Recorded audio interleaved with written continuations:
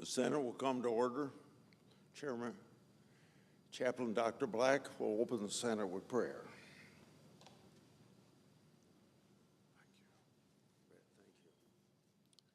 Let us pray. O Lord of our pilgrim years, the day returns and brings us the rounds of its concerns and duties.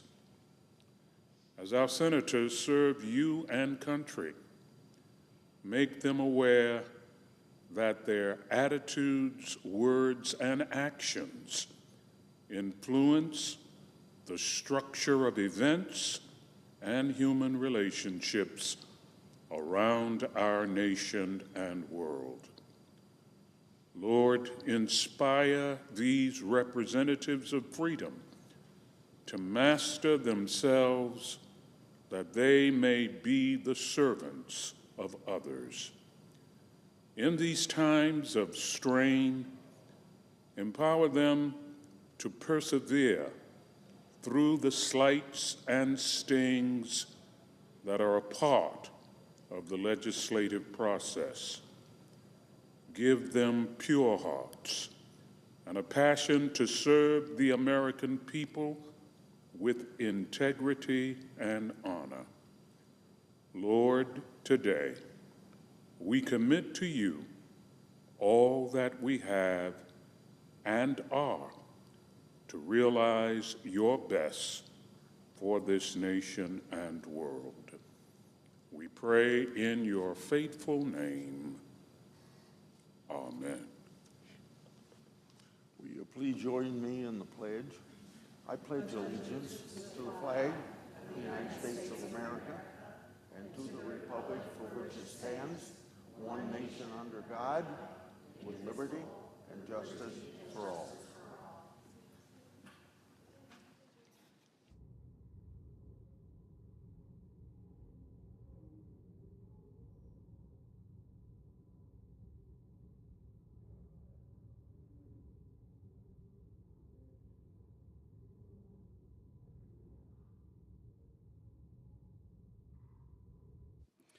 Under the previous order, leadership time is reserved. Morning business is closed. Under the previous order, the Senate will resume consideration of H.R. 4, which the clerk will report.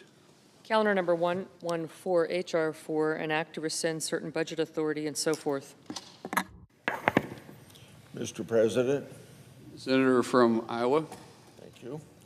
The one big, beautiful bill provides a much-needed boost to Main Street America and to the rural communities, all of this throughout America. It makes key business provisions from the 2017 tax law permanent to provide job creators the certainty that they need to plan and invest in their operations. A top priority of mine, the 20% small business deduction, is made permanent to benefit Main Street business owners and family farmers alike. Just as importantly, the bill permanently restores full expensing for machinery and equipment to boost domestic production. All of this, combined with a permanent extension of the across-the-board lower tax rates, the one big, beautiful bill is a recipe for economic success. I yield the floor. Suggest the absence of a quorum. Clerk, call the roll. Ms. Osterbrooks.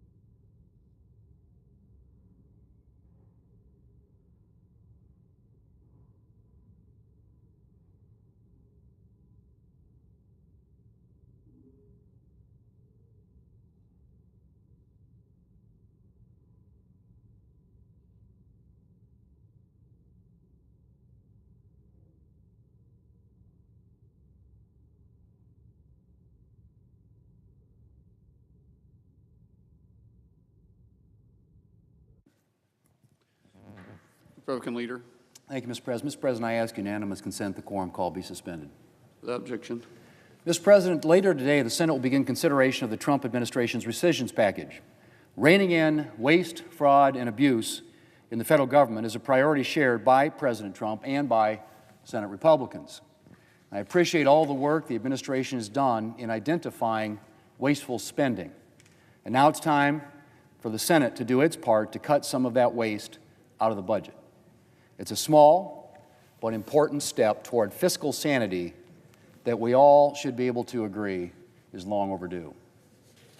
Mr. President, 2 weeks ago, Republicans passed a historic bill, and the centerpiece of that bill is permanent tax relief for the American people. In 2017, Republicans' Tax Cuts and Jobs Act cut taxes across the board and had our economy firing on all cylinders. Now, we've made those tax cuts permanent, and we're setting up our country for a more prosperous future. And that starts with the American people being able to keep more of their hard-earned money to spend, save, and invest as they see fit, and to pursue their American dream. Mr. President, I know my Democrat colleagues are pushing their usual lines about this bill, that it's about billionaires and big corporations and not everyday Americans. But nothing could be further from the truth. This bill delivers big for working families in every corner of this country. It's middle-income Americans who get the biggest benefits from the tax cuts. In fact, Mr. President, people making less than $50,000 a year get the biggest proportional benefit from this bill. Not billionaires, not the 1%, not Fortune 500 CEOs, everyday Americans. People like waitresses and police officers, nurses and Uber drivers, farmers and ranchers, senior citizens, parents trying to provide for their families. Those, Mr. President, are the people who are going to get the biggest benefits from this bill. Mr. President, before this bill passed, these Americans were facing a massive tax hike next year. Some $2,500 for people in my home state of South Dakota. Now they can be confident that their taxes won't go up, not next year and not in the future, because Republicans have made the 2017 tax relief we passed permanent. And that includes lower tax rates for every income level, a $16,000 standard deduction, something that's used by 90% of taxpayers in this country, and 46 million families who can claim a higher child tax credit, $2,200 per child, that's now linked to inflation so that it doesn't lose its value.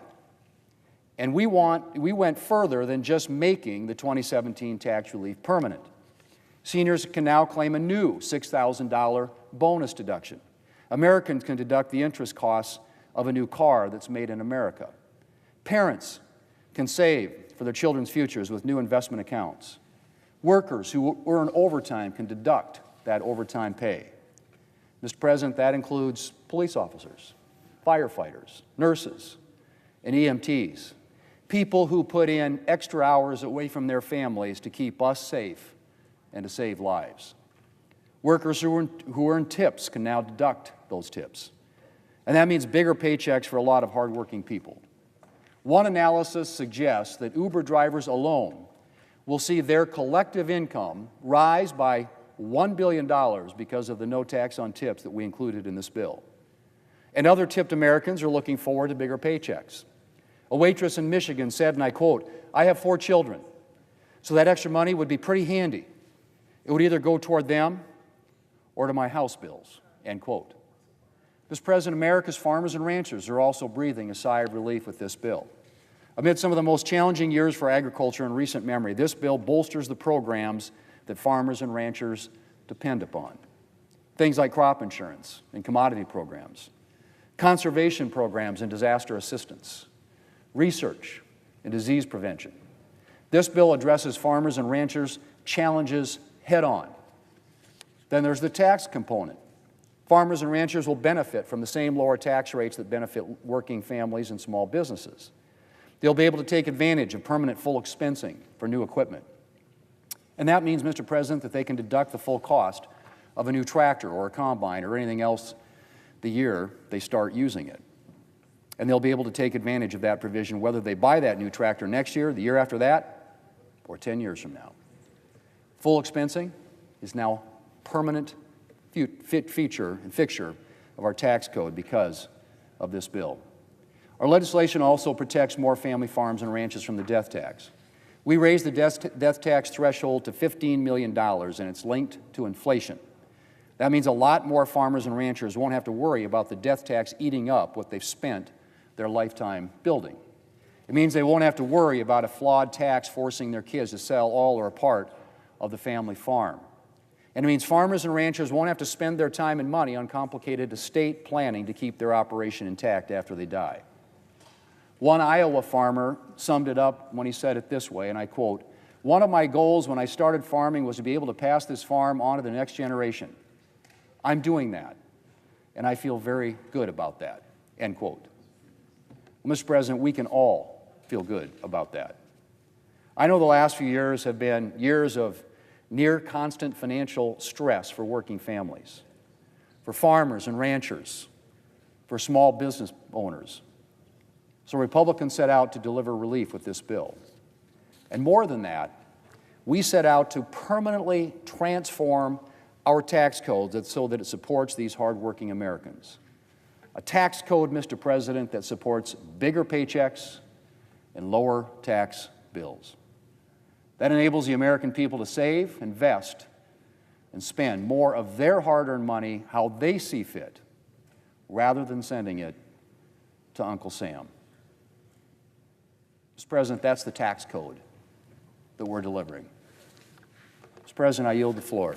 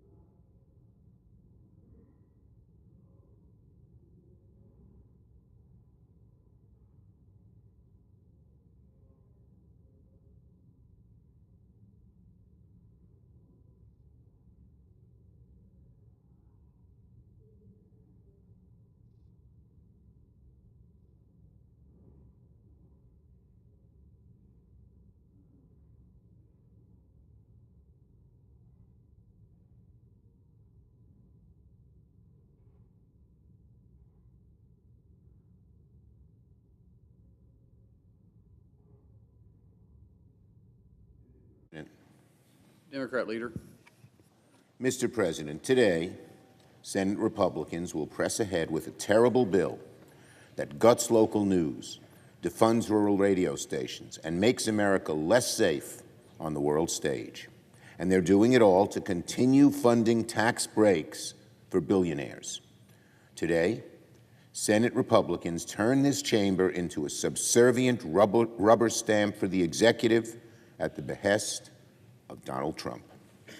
And do you want to know the most galling part of this whole bill that Republicans are hell-bent in dramming through? They have absolutely no idea how OMB plans to apply the cuts. Don't take my word for it. My colleague, the chairwoman of the Appropriations Committee, the senior senator, my colleague, the senior senator and former Republican leader from Kentucky, and my colleague from Mississippi, one who said he's voting for the bill, all say the bill is lacking specific information, and some claim they haven't even been told how the cuts will even be applied. How can we devastate programs, rip away bipartisan funding, and impact millions of Americans without even knowing how this bill will be implemented? Republicans embrace the credo of cut, cut, cut now and ask questions later. Cut health care for 17 million Americans. Cut food assistance to hungry kids. Cut good-paying energy jobs. Let the CCP, the Chinese Communist Party, get ahead of us.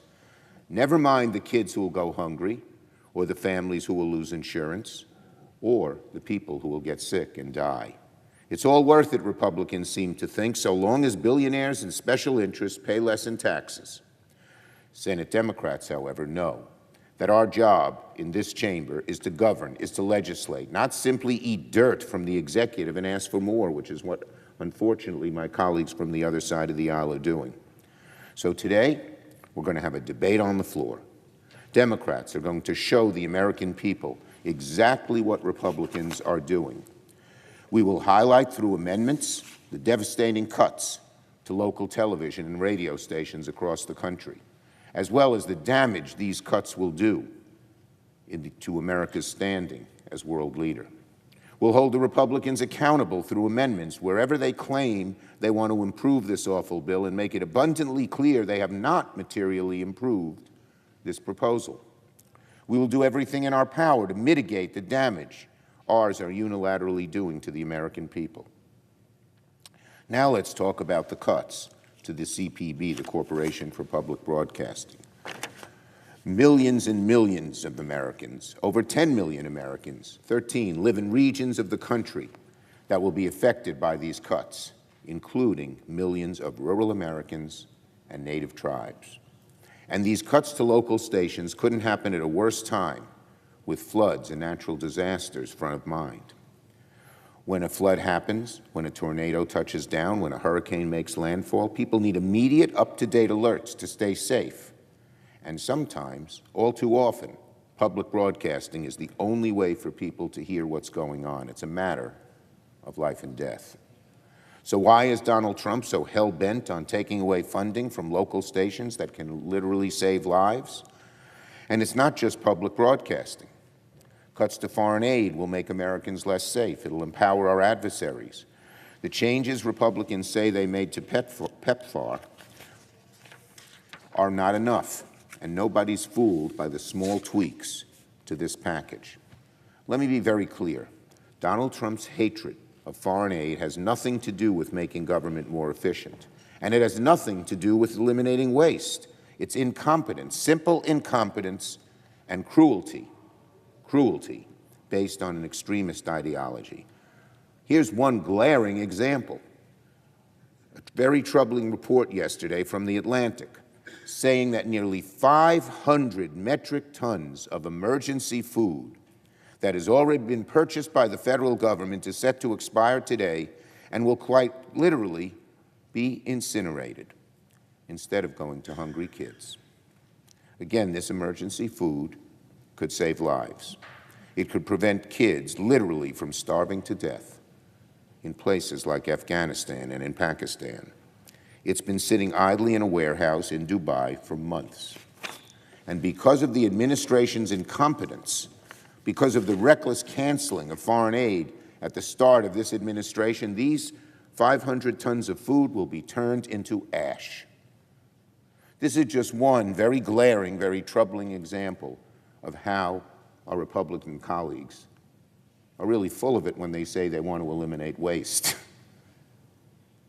They don't really care about that. They care about just cut, cut, cut, slash, slash, slash. Use the Doge chainsaw just again so the billionaires can get their tax breaks. What's happened with this food is a deep violation, not simply of common sense, but of the moral obligation to care for the hungry and care for those in need, which our scriptures teach us. It is disgusting, and it crystallizes the core issue. Republicans do not care about eliminating waste. They simply want to cut funding and damn the consequences, even if it means kids starve to death abroad. It's incomprehensibly mean-spirited. But foreign aid is not just about charity. It's strategic. It's about American security, and when Republicans cut foreign aid, they expose Americans to global health risks.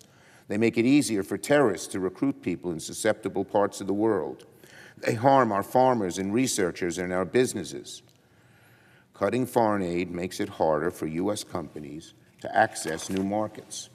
And when the Republicans cut American aid, they essentially tell China and Russia, the floor is yours. It creates a vacuum, which China and Russia are all too eager to step into. Now, Republicans know all of this. They know this rescission package is bad news, even though most of them still choose to support it. Listen, for example, to the words of our colleague from Nebraska. Quote, he says, "I am very concerned also about the emergency alerts that come to many places in Nebraska only through that rural radio," unquote. Or our colleague from South Dakota, quote, he says, "To me, it's a very serious concern, and there were just a number of these stations that would have lost over 90% of their funding," unquote. Consider also what our colleague from Alabama said with regard to foreign aid. Quote, "And I think that's important, not only being the right thing to do and the American way, but I also think it's important as we know that if we leave a void, it will be filled by our adversaries," unquote. Now, these are nice words, but every one of the Republicans, every single one of the Republicans I just quoted, voted yes yesterday. And actions speak louder than words. It does no good to express concern about legislation only to vote yes in the end. Again, we were not sent here by the voters to rubber stamp whatever Donald Trump wants. We were here to govern as a co-equal branch of government. This bill today represents the very opposite of that. It is enabling Donald Trump's lawlessness. At worst, this is just one piece of an evil puzzle. If Republicans get away with passing this bill now, we will likely be back here in the near future with other rescissions that cut things like health care, like housing, like food for kids.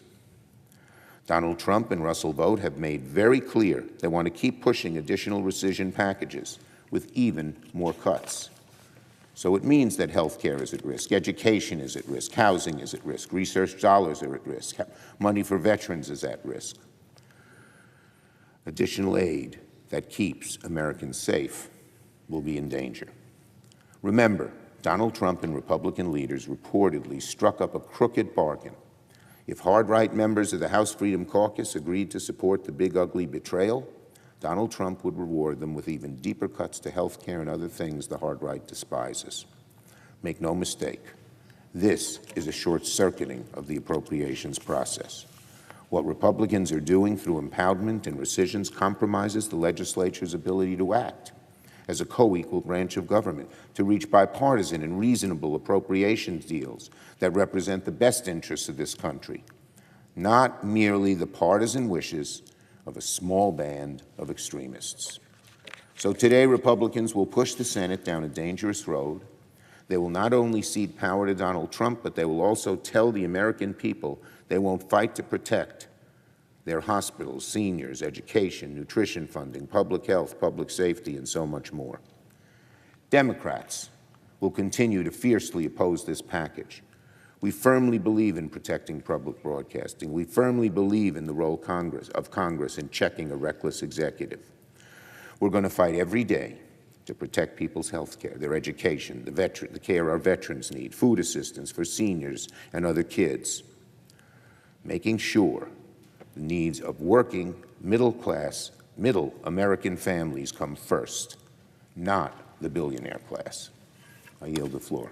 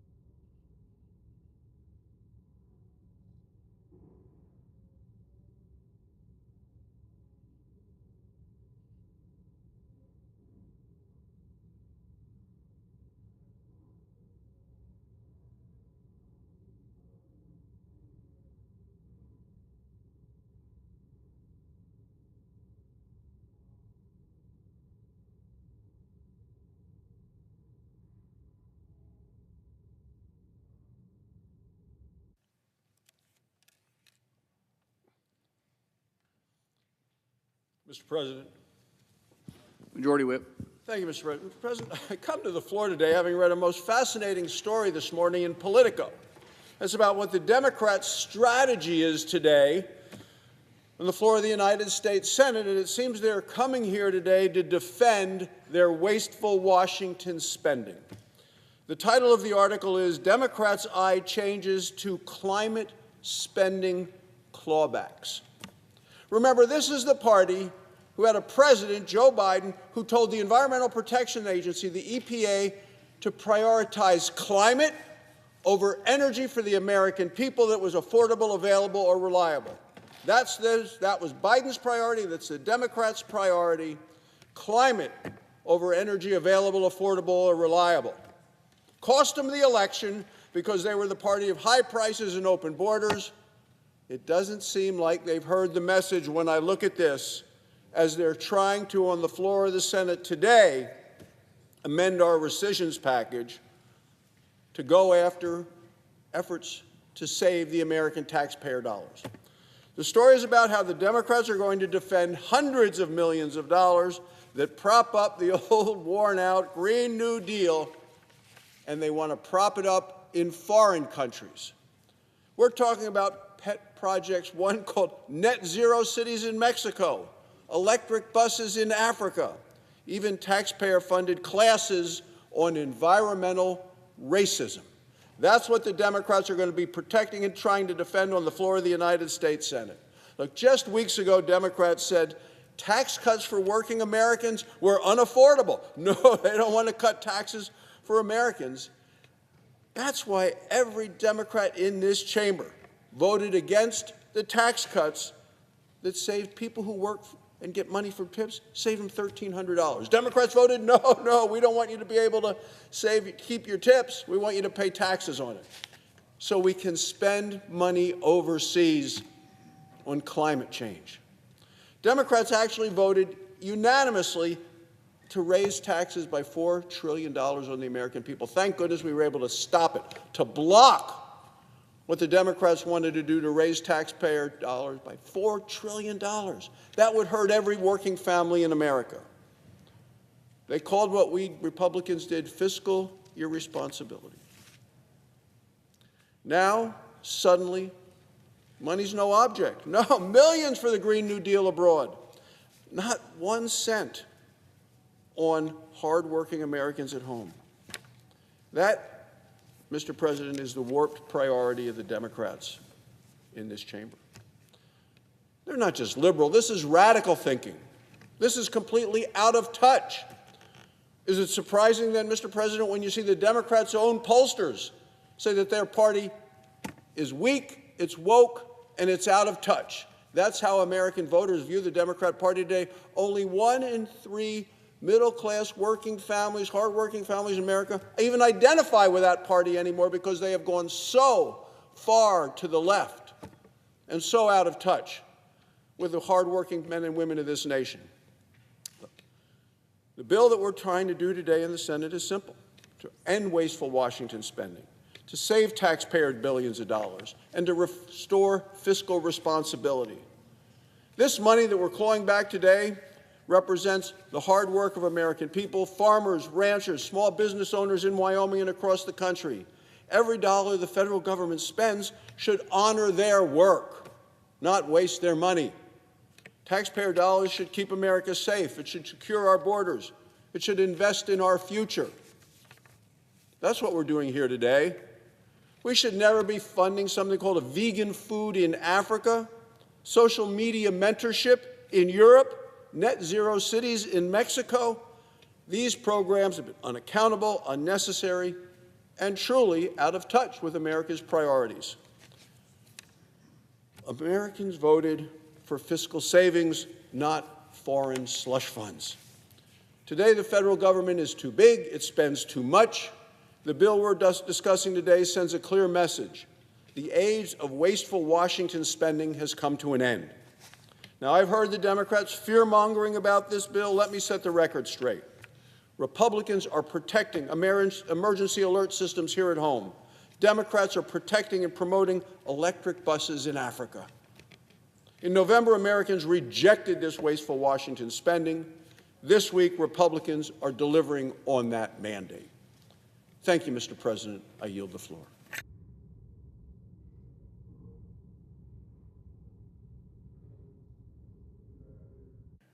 Whip. Mr. President, I wanted to check on the bill that we're considering today, H.R. 4. I just heard the senator from Wyoming, my colleague and friend, talk about a lot of programs that are part of the Democratic alternative. This bill contains no reference whatsoever to the projects that he's mentioning. I don't know where they came from. They certainly are news to me. But I do know what this bill does, and I know what it's going to mean to Wyoming and Illinois and Oklahoma and Washington, even the state of Hawaii. You see, national public radio and public broadcasting are opportunities for Americans to learn information that is critical to their lives and their futures and their businesses and their farms. And do you know what the Republicans believe? Well, I can tell you. They want to eliminate the federal assistance for this public broadcasting. That's what's in this bill. I have a basic premise. I believe the American people are entitled to information, and they're entitled to be making the choice of their source of that information. Public broadcasting is one choice. It's one I respect, and many of both political parties respect. And the notion that we're going to take what is a minuscule part of the federal budget and punish the people who are involved in public broadcasting particularly hurts rural areas that I represent in Illinois. Small towns and part of our state that is limited in population count on public broadcasting, not only for the news, not only for the entertainment, but also for critical information when it comes to terrible emergency weather conditions. Is this something that we want to walk away from?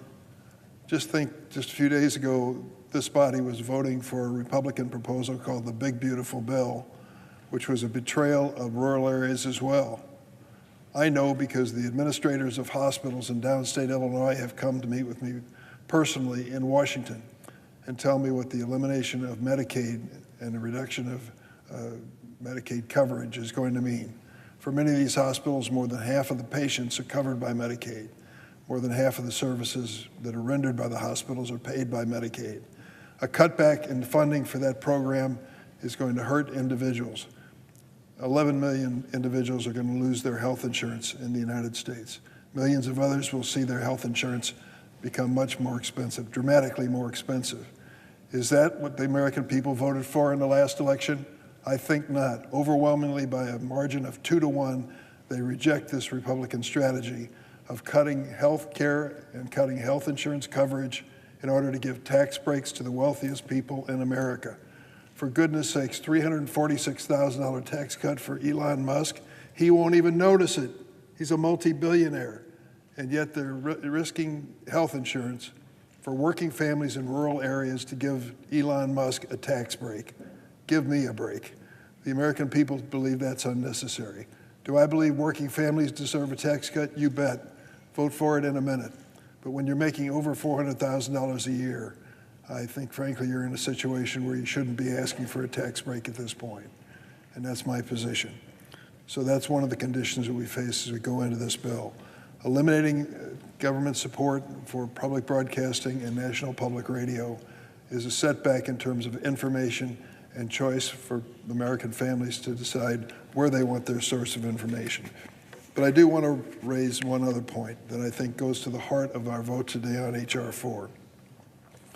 Senator from Wyoming, Republican senator, just called it wasteful Washington spending. Well, I don't believe this falls in the category of inefficiency, fraud, and abuse or waste. 2 weeks ago, when the Republicans used budget reconciliation to take health care away and raise its cost for 17 million Americans. This week, they're moving forward on H.R. 4 in an effort to eliminate programs that Elon Musk decided he wanted to take a chainsaw to. Let's talk about Trump and Elon's first target, U.S. foreign assistance to the world's most vulnerable people. They have virtually ended USAID which officially closed last week. What did they say about the program? Well, it was pretty explicit.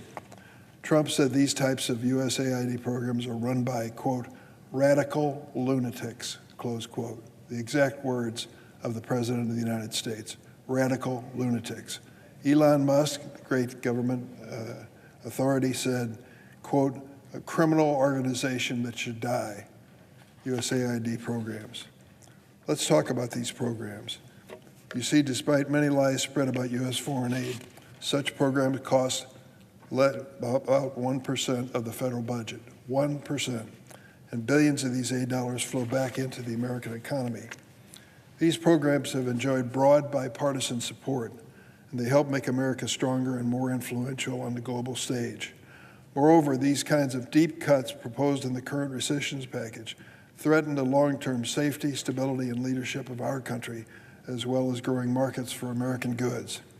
USAID programs stem threats that don't respect borders, pandemics, failed states, dictatorships, and displacements. The clean water and sanitation programs have provided more than 70 million people with first-time sustainable access to clean water in the last decade. Programs that have a 6-to-1 return in dollars saved in health, economic, and educational terms. My predecessor in the United States Senate and good friend was a man named Paul Simon from Illinois.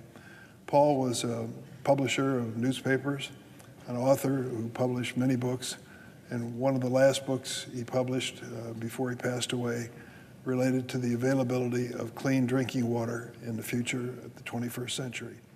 It was not a bestseller on the New York Times list, but it was certainly advice that should have been taken seriously by all.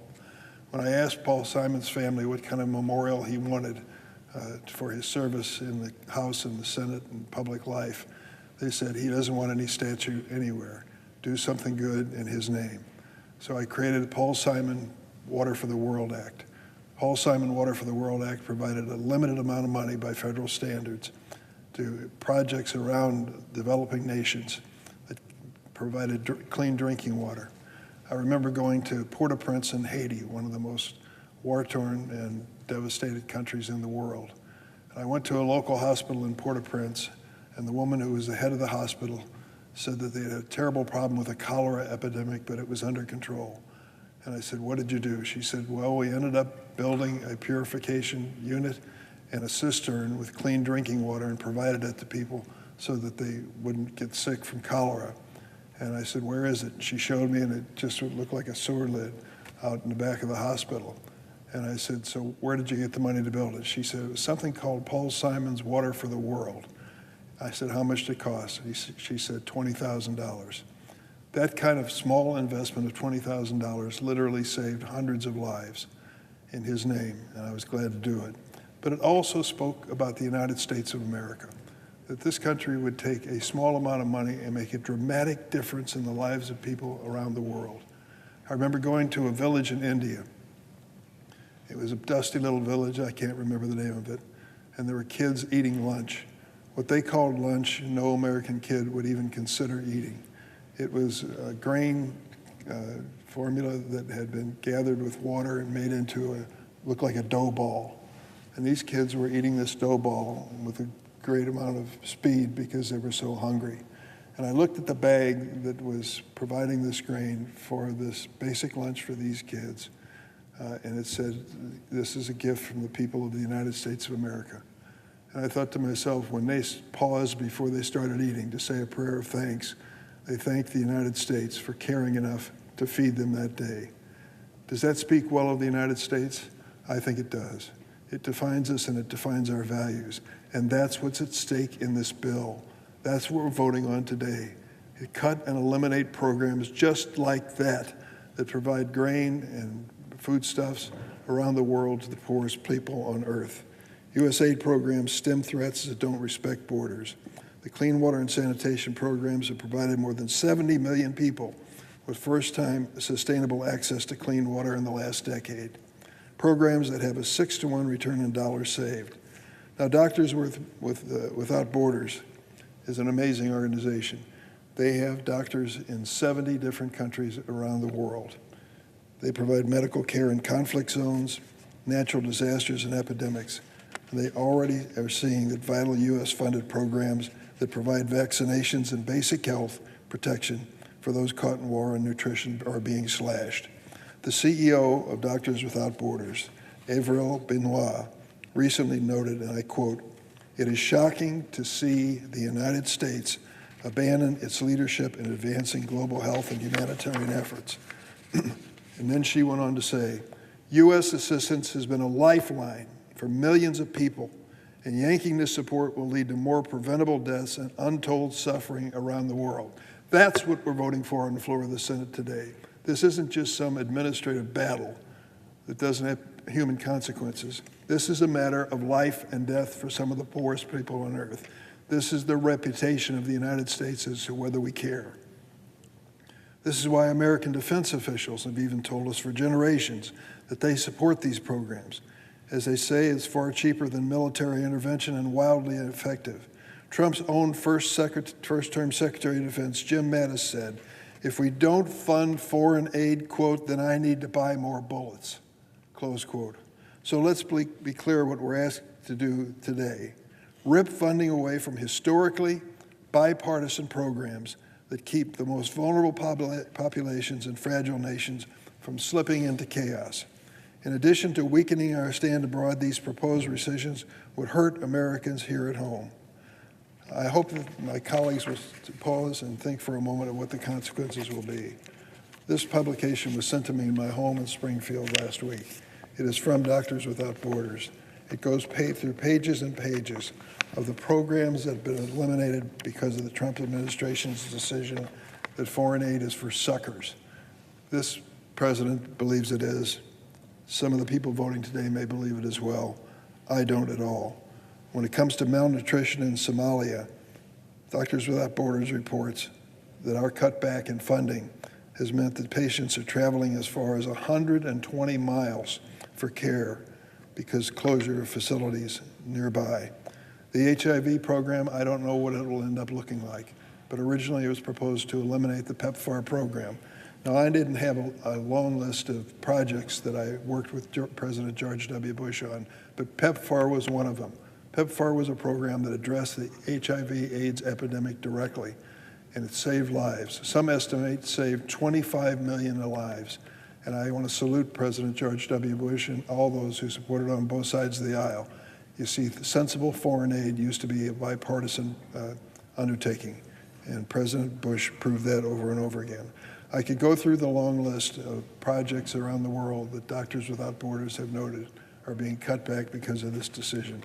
But I want to make this more direct and more personal. This morning, one of my colleagues, Chris Coons of Delaware, who has been a leader in this field of foreign assistance, spoke to the prayer breakfast in the United States Senate. I'm not going to quote him or try to, but I will tell you this. His message was clear that he believes that as a man of faith, he has a responsibility that even goes beyond his family, even beyond his country. He has a responsibility to his fellow man. And he believes that this decision by the Senate today will decide whether or not we as a nation share that sense of responsibility. I believe it speaks well of the United States that we come together and take 1% of our budget and spend it for the poorest people on earth. And that's why I believe it's critically important today that we defeat this effort to rescind the spending in SR4. The consequences of these recessions will prove to be devastating here and across the globe. I urge my colleagues to stand up against the mindless cuts. Predictably, President Trump said, quote, "It is important that all Republicans adhere to my rescissions bill." And then he said, "Any Republican that votes to allow this monstrosity to continue broadcasting," referring to PBS, "will not have my support or endorsement." It's a political threat. There's no doubt about it. There's a risk for the Republicans who stand up for principle. The President has turned this vote away from a discussion of the merits of the cut, or whether of which there are none, into a loyalty test personally. Because Donald Trump doesn't care about the impact of these cuts, he only cares about the bended knee, the craven congressman, the servile senator. We need 4 Republicans today, 4, to stand up and vote a matter of conscience. I hope they will join us to preserve these strategic bipartisan programs and vote no on this rescission bill. Please, today, to my colleagues on both sides, give a voice to the poorest children on earth who survive only because of the caring nation called America. Our reputation in the world is at stake. Let's do the right thing. I yield the floor.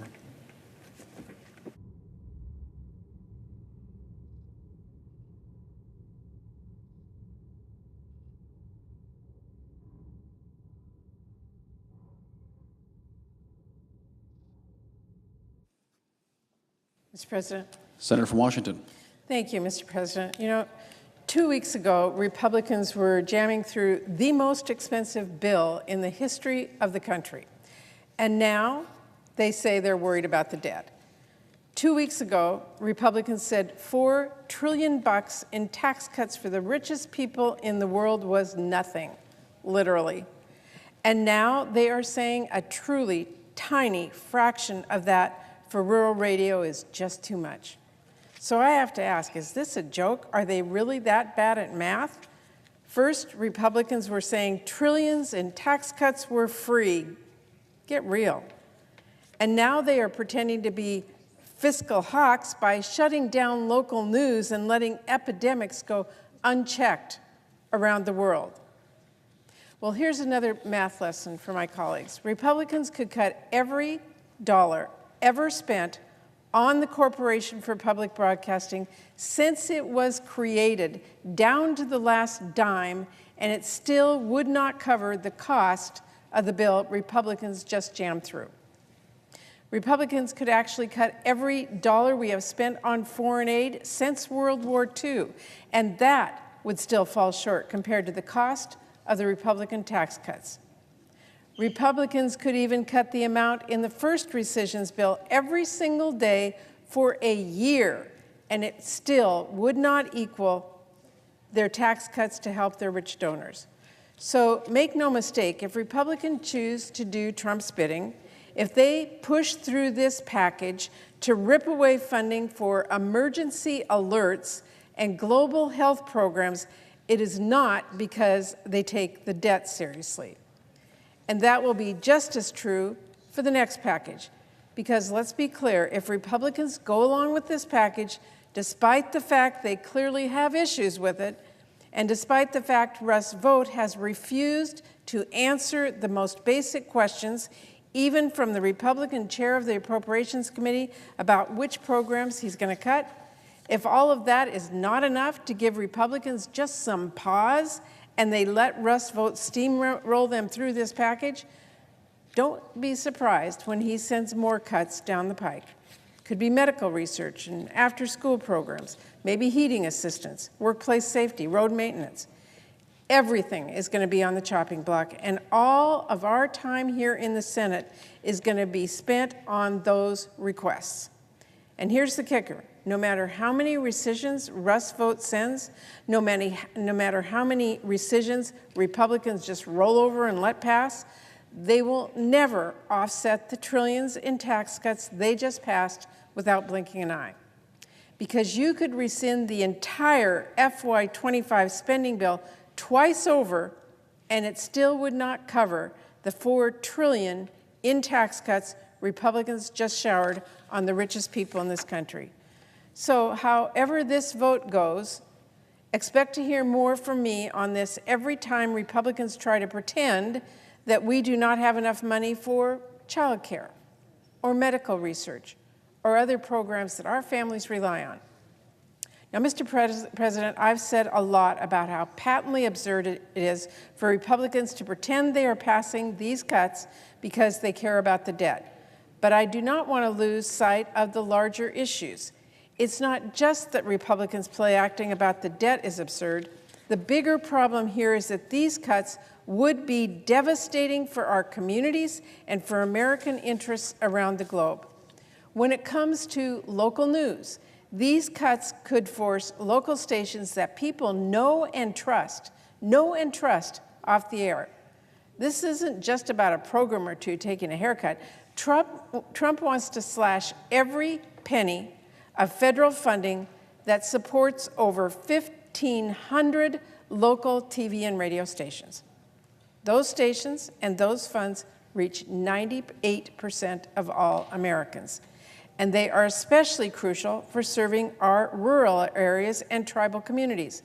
Dozens of these stations rely on these investments for half of their funding, and some rely on it for as much as 99%. If these cuts go through, those stations go dark. Weather forecasters communities have turned to for years, news anchors that are their trusted voices, local reporters who track down answers their communities need and hold their officials to account will be sent packing, and those stations will go silent. Do we want our farmers to have good local coverage of weather and market conditions? Do we want our tribal communities to know what is going on at their state capital? Do we want families to have updates about the local school board or community events? Because this package of cuts throws all of that in jeopardy.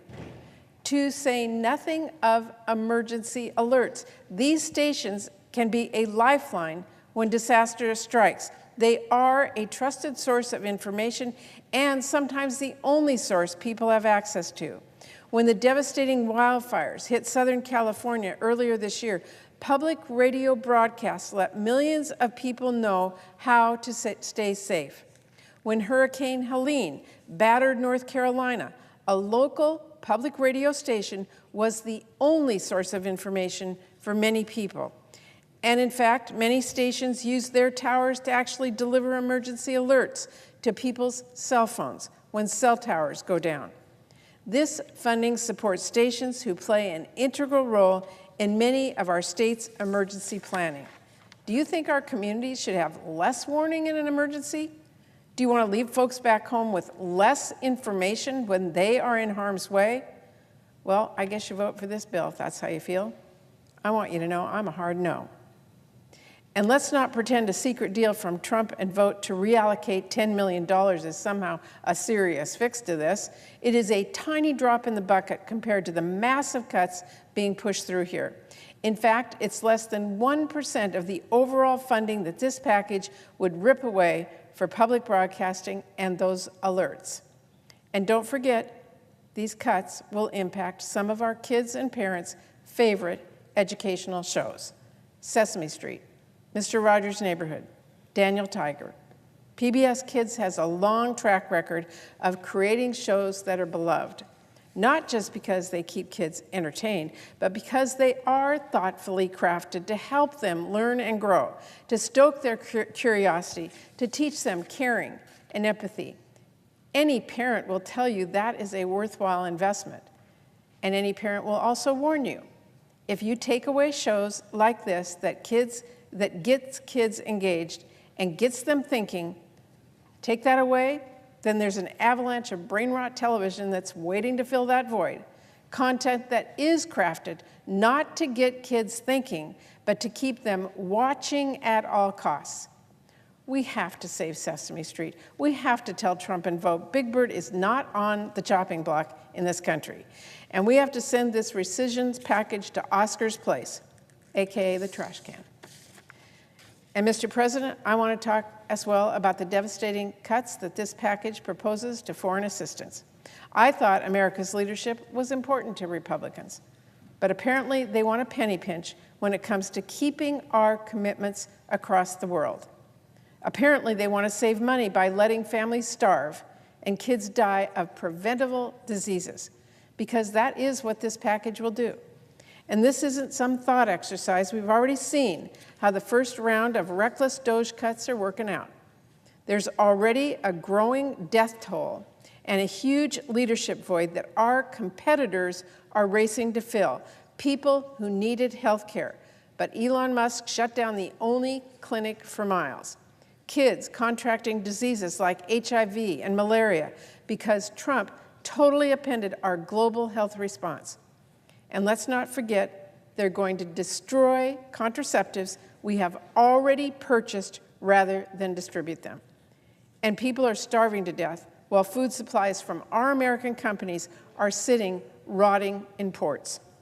That is another part of why America's farmers are coming out in opposition to this bill, by the way. This week, 500 tons of high-energy biscuits expired. Food that we already paid for, food that was meant to save lives. And because Trump and Elon Musk blasted USAID to smithereens and couldn't be bothered to fix the mess that they caused, this food is now going to be incinerated, even as people we promised to help watch their kids starve.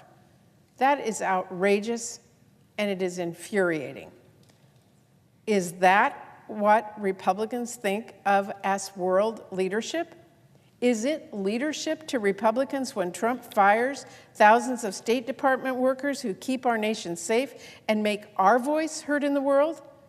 Is it leadership to Republicans when we pull investments out of international organizations and create a void that our adversaries like China will be all too happy to fill?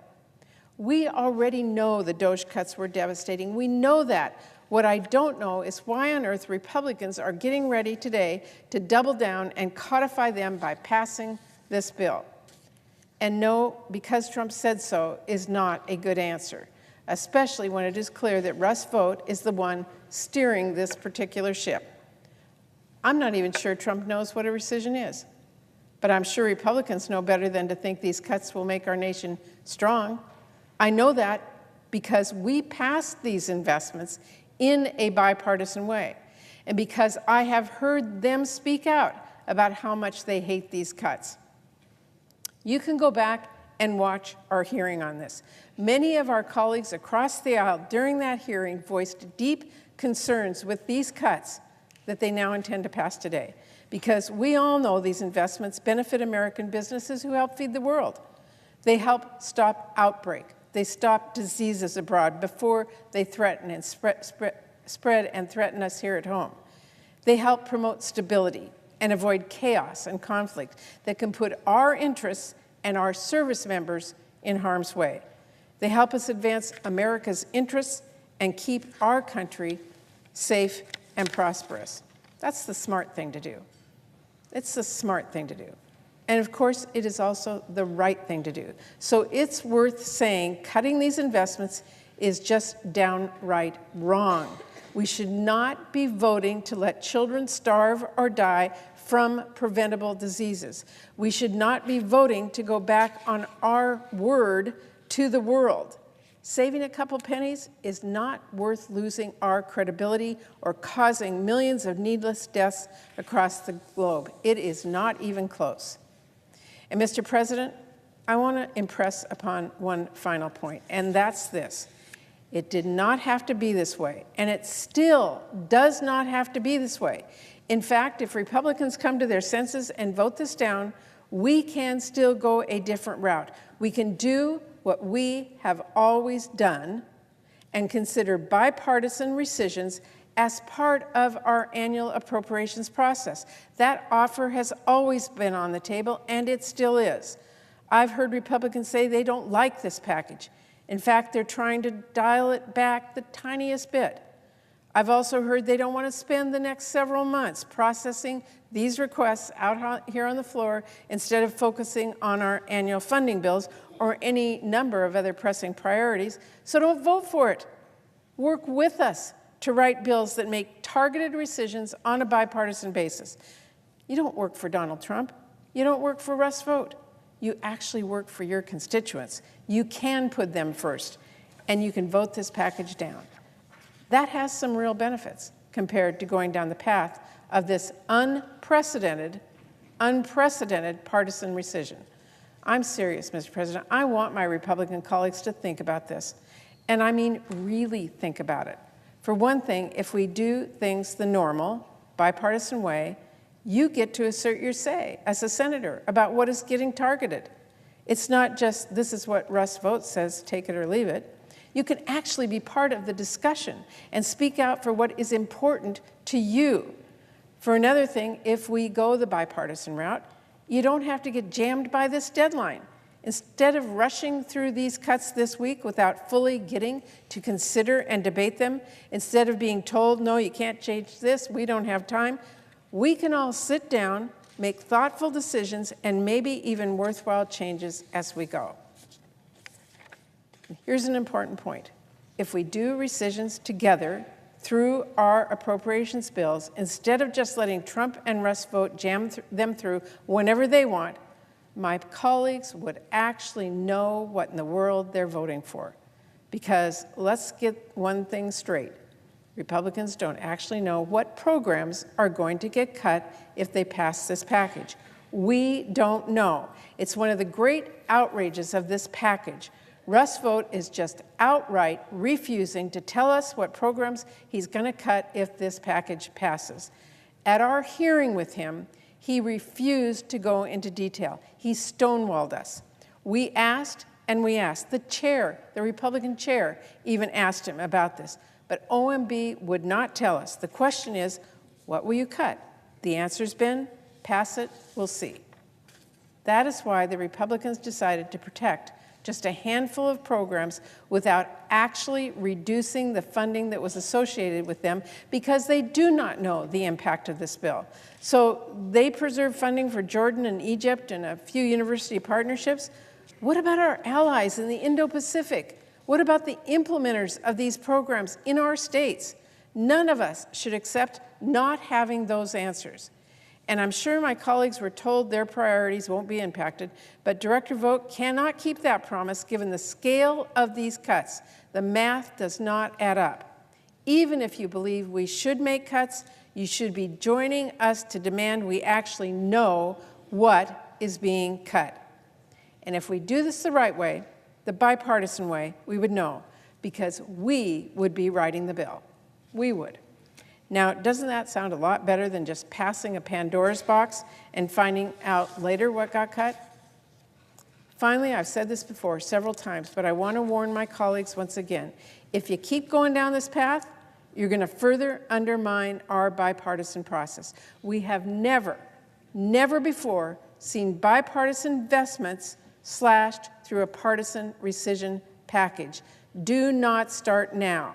Not when we are working at this very moment in a bipartisan way to pass our spending bills. As I said earlier, bipartisanship doesn't end with any one line being crossed. It erodes. It breaks down, bit by bit, until one day there is nothing left. Sure, a few members may be willing to stick it out and work as hard as they can to get a result, but this Senate doesn't work doesn't work off a few members. It works off consensus building. And the more bridges you burn, the fewer paths you leave to get things done. So, Mr. President, why go down this partisan path? Why vote to spend the next many weeks considering more and more of these packages? And why do it for a set of cuts that are so damaging, a set of cuts many of you have concerns with? We are at the table right now, the Appropriations Committee. Right now, we are writing bipartisan spending bills, and we absolutely can and will discuss bipartisan rescissions. Why don't you all join us? Make the work easier, instead of making that work harder by passing this bill and setting a very painful new precedent. I urge my colleagues to join me in voting no. Thank you, Mr. President. I yield the floor. Senator from Rhode Island. Thank you, Mr. President. I rise to oppose this partisan rescission bill because it represents a complete surrender of Congress's power of the purse, one of the singular responsibilities under the United States Constitution. It will hurt America's standing in the world also, and finally, and tragically, it will cost lives. We are considering this package at a time when the Trump administration has frozen congressionally enacted funds, illegally impounded funds, and threatened to cancel unspent funds at the end of the fiscal year. Now, the administration is back asking Congress to ratify even more cuts of programs that we agreed to on a bipartisan basis, and in many cases was signed into law by President Trump. I know that many of my Republican colleagues recognize the danger this proposal represents beyond its devastating cuts, yet few are willing to oppose it. The Trump administration claims it has found over $9 billion in wasteful spending at the State Department and the Corporation of Public Broadcasting. And it points to some seemingly egregious examples of frivolous spending. Now, I won't defend outrageous waste of taxpayers' dollars. No one should or could. And if we were just voting on the examples some of my Republican colleagues like to highlight, I suspect that kind of bill would get bipartisan support. But the longer the administration's examples of waste are scrutinized, the more it seems that they may be exaggerated or even fabricated. Indeed, according to a New York Times report yesterday, the Office of Management and Budget Director Russell Vogt, his testimony that $9.3 million was spent, quote, to advise Russian doctors on how to perform abortions and gender analysis, close quote, was patently false in almost every respect. Even if we accepted all the administration's examples of waste as gospel, they don't total up to anything close to $9 billion. But these cuts, if we approve them, will come from somewhere. As Senator Murkowski pointed out last night, we have been given big, broad categories where funding might be cut, but the administration won't tell us which specific spending they plan to terminate. That was evident in last month's Appropriations Committee hearing with Director Vogt, who simply evaded my colleague Senator Schatz's reasonable questions about what specific programs he would cut. The attitude he displayed was, don't worry, you pass this bill and we'll find the waste and get back to you later. That's not the way to run a government or a company or anything else. And make no mistake, the likely decisions by OMB and the Trump administration are likely to be as bad as they are ill-informed. We've seen this repeated and repeated. Doge, Elon Musk making statements of the billions he saved, et cetera, and discovering that those billions evaporated quickly under analysis. Discharging people, unnecessary people, then within days calling them back. That was the case with the National Nuclear Security Administration. Again, not thoughtful analysis and practical programs, just slash and burn. This bill will eliminate close to $1.1 billion in funding for the Corporation of Public Broadcasting. This would not simply affect funding for National Public Radio and National PBS. It would result in funding cuts for local stations like Rhode Island PBS and the Public's Radio, which lose about 10% of its funding if this bill passes. And the same story will play out in every state with independent local news and civic discourse taking the heat just because of the president's command to the majority party. And that is the flavor, really, of public radio because it is so decentralized. Stations in Kansas are carrying local news, local personalities, local issues the same way in Rhode Island. That'll be lost. But this bill is also likely to eliminate funding for educational tools. And the wake of the deadly flooding in Texas and elsewhere, do my colleagues really want to support a package that cuts funding for emergency alerts? The bill would also cut $7.9 billion from the kind of global assistance programs that are crucial to our national security and our efforts to compete with China economically and diplomatically. These programs are also the embodiment of American idealism and morality. As Catholic Relief Services wrote, and I quote, if passed, these recessions will directly impact the United States' ability to protect human life and promote human dignity, to advance U.S. and global peace and security, and to foster economic development that benefits U.S. taxpayers and people living in poverty around the world. And that's from the Catholic Relief Services. The cuts on the table also include $500 million from global health programs, which could affect efforts that have successfully slowed the spread of infectious diseases, along with cuts to life-saving humanitarian assistance.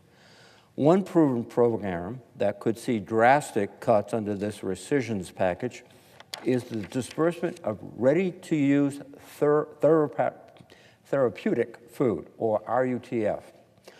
RUTF is a specialty product to treat severe malnutrition in children and could be impacted by the proposed cuts to UNICEF included in this package. Unfortunately, we have already seen this administration's disregard for the life-saving treatment provided by RUTF.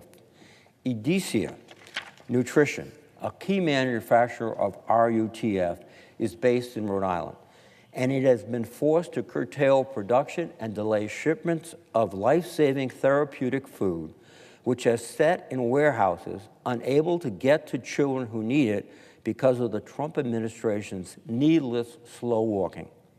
If OMB really cared about waste, it wouldn't have this food aid and millions of tons of wheat and other crops sitting and rotting rather than distributing it to children who need it to survive. These are products made by American workers using domestically produced food to prevent millions of children from starving to death. And funds for RUTF have been included in appropriations bills on a bipartisan basis under both Republican and Democratic majorities and administrations for years. Also included in this bill are $1 billion in cuts to UN contributions and $4.9 billion in cuts to international economic and developmental assistance, and it threatens funding for global democracy. These international assistance programs are not just helping people in developing nations, they also provide an outside value to the United States, building the soft power and credibility that makes us a leader on the international stage and helps us confront our major adversaries. If we eliminate these programs, we will be ceding that authority to China and Russia, who would like nothing more than to displace the United States' global leadership position. Indeed, if my colleagues truly want to improve the UN, they need to recognize that every time the U.S. steps back from an international organization, the Chinese swoop right in, gaining goodwill and advantage and leverage on critical problems. We are not part of the law of the sea because we have not ratified that treaty. China is, though. And we talk about precious, rare minerals that are in the ocean. Guess who's going to be deciding how those are allocated, what are the rules of extraction, et cetera? Not us, because we're not part of that international organization, but the Chinese certainly will have influence. These cuts are short-sighted. There's no other way to put it. And to paraphrase the former Secretary of Defense, an outstanding Marine, Secretary of Defense Mattis, if we don't fund these soft power and diplomatic programs, then we need to buy more ammunition. In fact, we need to buy more ammunition anyway, but if we don't fund these programs, we won't be able to afford to buy all the ammunition we need. I oppose this package on the basis of both its contents and what it would mean for the future of bipartisanship in this chamber and congressional power of the purse. Let me be clear. With this vote, we are surrendering our constitutional responsibilities and authorities to the executive. We are indeed close to violating our oath to preserve, protect, and defend the Constitution. Too close for comfort. And I would urge my colleagues to reject this. And I yield the floor.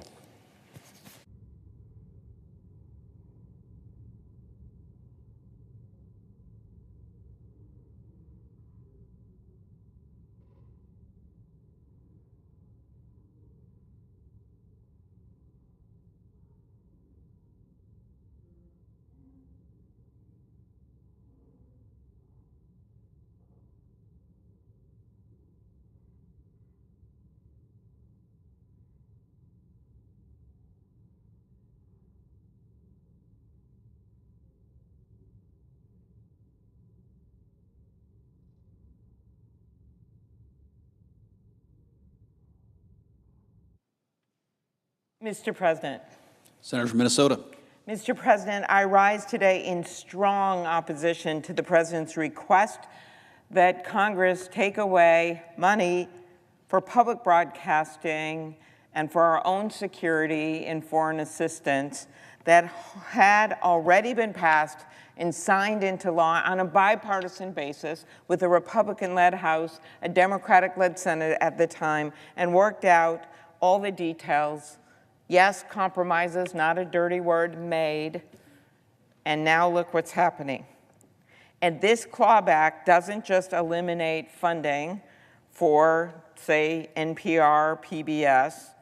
The primary impact of that part of the funding cuts is going to be on local radio and TV. 1,500 local public media stations across the country that receive 70% of this funding, jeopardizing these stations that provide local community services. Stripping this funding is an attack on these local stations, yes, but it is the communities. I know, because I know some of my communities that rely on these stations. Grand Marais, Minnesota, the very tip of our state, the tip of Minnesota. Do you think all these other stations are covering the Canadian wildfires hourly? They do, because of the smoke, and people need to know the air quality when they're making decisions about what they're going to do that day or the next day. Do you think people know when on Highway 61 there's a tree over the road, or there's been a deer that's been hit by a car and No, they hear it on WTIP. Or in Bemidji, Minnesota, which has had some really, really difficult storms lately that took down so many structures and houses. They are able to get the kind of news that they need on that station. Their newspaper is now, for the most part, online, and so they need these TV and radio stations that give them the information that they need. I've had several Republicans from my state write me, former state legislators who are on the boards of these TVs. They also view it as a way of the local TV station in Austin, Minnesota. The former Republican leader in the state Senate is on the board. I visited with him recently when I was down there, and this is the place in Austin, Albert Lee area near the Iowa border, where they're able to get their unique news that gathers people together, that brings them together. And then there's the emergency alerts. Earlier this month, we were tragically reminded of the importance of this. Texas, New Mexico, the fires in Arizona. We rely on this information in local communities to know what to do and what's safe. This isn't a partisan issue. 77% of Republicans and 78% of Democrats report relying on public radio for emergency alerts and news. That's part of the reason why for a half a century we have agreed on a bipartisan basis in the U.S. Senate to invest in public broadcasting. Yet now, congressional Republicans are using a partisan process to rubber stamp the president's unchecked power and rip away these resources, despite the fact that the American people support this on a 2-to-1 margin. I think about these stations in Duluth, in Granite Falls, in Austin, and every week 20 million people across the country actually listen to radio programs that were started out of our local Minnesota Public Radio, maybe Prairie Home Companion. They're listening to some of those former broadcasts, and they make them smile, and they make seniors feel happy when they're alone in the assisted living. Or maybe Marketplace, that also started in my state, and they're able to get the facts. They're able to get news about what's happening with the economy and interesting stories. I think a constituent of mine said it best. Public media serves us in many ways. We live in the middle of the country. We only watch PBS and listen to public radio, which provides local news coverage, arts programs, and thoughtful discussions on a wide variety of topics, in their words, without loud argument or obnoxious advertising. It provides information on local disasters, such as we recently experienced here in Bemidji. That's where Paul Bunyan is from, or that's where the statue is. Because of the reporting done on that devastating event, we were able to learn what was happening to the people and how we could help. We must support these vital resources that give voice to important local issues. In addition, the reckless cuts to foreign aid Foreign aid and development assistance play a critical role in promoting U.S. economic and national security by stabilizing volatile regions and decreasing the likelihood of U.S. troops being sent into battle. Helping our friends and allies, yes, it's the right thing to do, but it's also smart for us to do at home.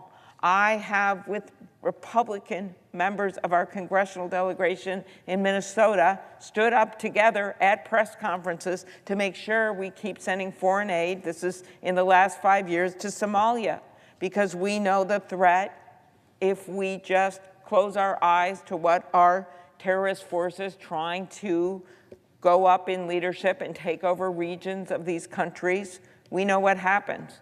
But if we just turn our back, you're going to find out what does happen. And it's not pretty, and it is not good for the United States of America. And it's certainly not good in our back and forth that we have with China and China's continuing investment in other parts of the world, whether it is infrastructure in Africa or sending food to countries in need. This rescission would also weaken our global health programs. These programs not only show humanitarian leadership, they also keep us safe. You can't just put your head in the sand and hope that Ebola doesn't come your way, which we were able to at least limit its horrific spread by the work that we did overseas. Or bird flu, we've seen what happened there. Or what's happening right now on the southern border with screwworm. We are having this debate as we are seeing the grave results of dismantling USAID. In the midst of an intensifying war in Ukraine, the rescission would also drastically cut funding from the account that provides economic assistance to our partners.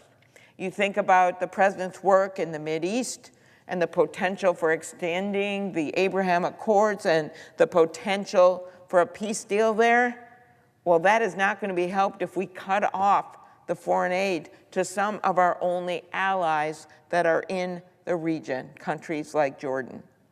Foreign aid is about demonstrating leadership and compassion, but it is also about security.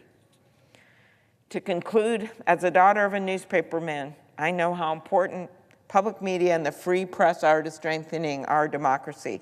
Hacking away at public broadcasting and international aid is not just short-sighted, it's dangerous. These investments are relatively small in cost, yet immense in impact. They strengthen our country and strengthen our leadership. And we ask our colleagues on the other side of the aisle to look at what this means for our role in the world. We have 3 independent branches of government. We have a process that, just as Senator Murray is here, that Senator Collins and Senator Murray showed just last week, can be bipartisan, where we agree on budget amounts going forward. We have the power of the purse. We're Article 1 in the Constitution, and we better show our power instead of just being rolled and being members over there who are rubber stamping this president. Stand up and do your job. Thank you, Mr. President. I yield the floor.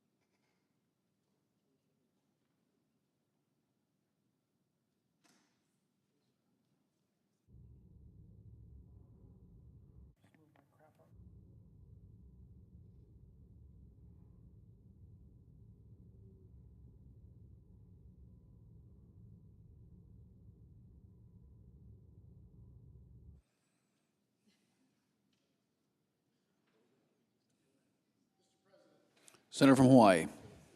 Mr. President, it all started with the stroke of a pen. Within hours of taking office in January, the president signed what can only be called a death sentence to millions of people all over the world. Executive Order 14169 simply read, quote, "It is the policy of the United States that no further United States foreign assistance shall be dispersed in a manner that is not fully aligned with the foreign policy of the President of the United States," end quote. The order directed a 90-day pause in payments while foreign assistance was reviewed. But it became clear that this was not a process for reviewing or reforming programs. It was the beginning of the end. A wholesale destruction of the enterprise from top to bottom, in defiance of the law and of logic. Presidents can save lives. They can also cost lives. And while almost every president has chosen to do the former, Donald Trump, aided by a band of loyalists and ideologues, has chosen instead to inflict death and disease and starvation on the world's most vulnerable. We used to be the indispensable nation that people around the world counted on for help. People would see the American flag, whether on the side of a truck or a sticker on a food parcel, and think, the good guys are here. Help is coming. But not anymore. We are causing death now. We are spreading disease now. We are deepening starvation now. And it's not because it's saving us huge sums of money or because saving lives somehow stopped being in our national interest. All of this suffering and misery is because a few people were hell-bent on ransacking the government and tearing down whatever it is that they didn't like or they didn't understand. To hell with the consequences. To them, the lives lost are just the cost of doing business. Move fast and break things is the ethos of Silicon Valley entrepreneurs. But when you move fast and you break things in the United States Agency for International Development, tens of thousands of people perish. So let's start with how we got here. Following Trump's executive order, Secretary Rubio and Peter Marocco, the new director of the State Department's Office of Foreign Assistance, issued a stop work order on all 6,200 grants and contracts worldwide. They also ordered an immediate pause on new foreign assistance spending. That meant that partners who had already completed work were not getting paid. Contracts that had already been signed couldn't be executed. Days later, Morocco, along with a bunch of DOGE staffers, including a 19-year-old and a 23-year-old, physically barged into USAID and forced dozens of senior career officials to be put on leave over so-called insubordination. These people were just doing their jobs. His issue seemingly was with payments that had been approved before the executive order and were then making their way through the USAID payment system. Nevertheless, the career civil servants were escorted out of the building and locked out of their emails. Anyone who dared to push back or speak up was sidelined, including the acting administrator, who was pushed out to make way for Morocco to become deputy administrator. As he and his team looked for not just savings or efficiencies, but, quote, what they called viral abuse that would be easy to mock out of context, Fox News stepped into the breach to help. For days on end, their chyrons blared, "Viper's Nest," USAID accused of corruption long before Trump administration took aim. More ridiculous USAID spending repealed. Elon purged DC's slush fund. As the smear campaign kicked into overdrive, DOGE locked out all of the agency's employees, including those working in conflict zones, from their phones and emails. And in early February, Musk tweeted, quote, "USAID is a criminal organization. Time for it to die." Days later, after carrying out the destruction, he wrote, "We spent the weekend feeding USAID into the wood chipper." And just like that, one of the United States' primary instruments of soft power over the last 60 years which has done everything from curing diseases to thwarting terrorism, was decapitated overnight. USAID's success in moral, political, economic, and security terms was made possible by scores of public servants who felt a responsibility to alleviate suffering, even if that meant putting themselves in harm's way. But in the end, it was torn down by a bunch of crazed ideologues who saw foreign assistance as an easy target to test drive their project of crippling the government. Perhaps abolishing the health department or the VA in the first few weeks was a bridge too far, but here was money going to help people in, as Madeleine Albright used to say, faraway places with hard-to-pronounce names. And no matter how much good that it was doing for the people whose lives were saved and communities were built, but also for our national security, none of that mattered when all you had to do was make up some lies to justify the vandalism. It's been only a few months and already the loss of USAID and its critical work around the world has been catastrophic. More than 360,000 people have died as a result of the cuts. 360,000 deaths. And so I will be damned if I let a pundit or a Democratic strategist or a Republican strategist tell me that the American people signed up for allowing 360,000 people to die on purpose. For what? Deficit reduction? And to Patty Murray's point, 2 weeks ago they just blew up the deficit by trillions of dollars. The amount of money that it takes to save a starving child or to prevent the transmission of HIV/AIDS from mother to child is minuscule. And we do this because we're the good guys. And we do this because it's cheap.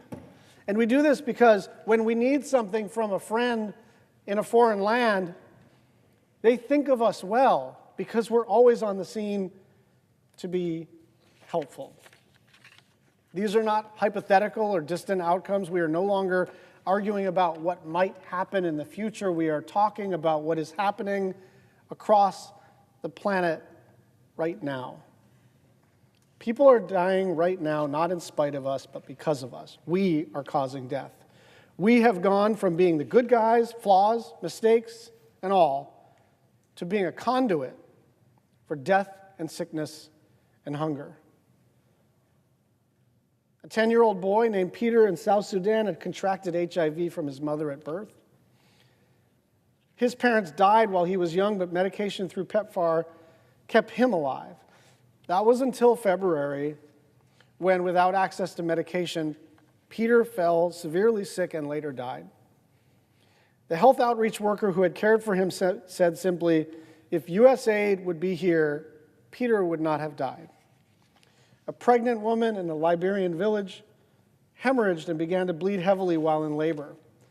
But without gas, because of funding cuts, USAID ambulances stood idle, unable to help.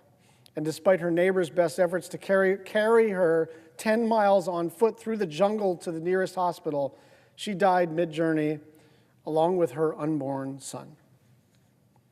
Dorcas, a 10-year-old in Zambia, had gotten so used to her routine of taking HIV medication every night with her mom that she was confused when it ran out a few months ago. Her mom recounted, quote, in the past week she'll open up the tin and find that it's empty.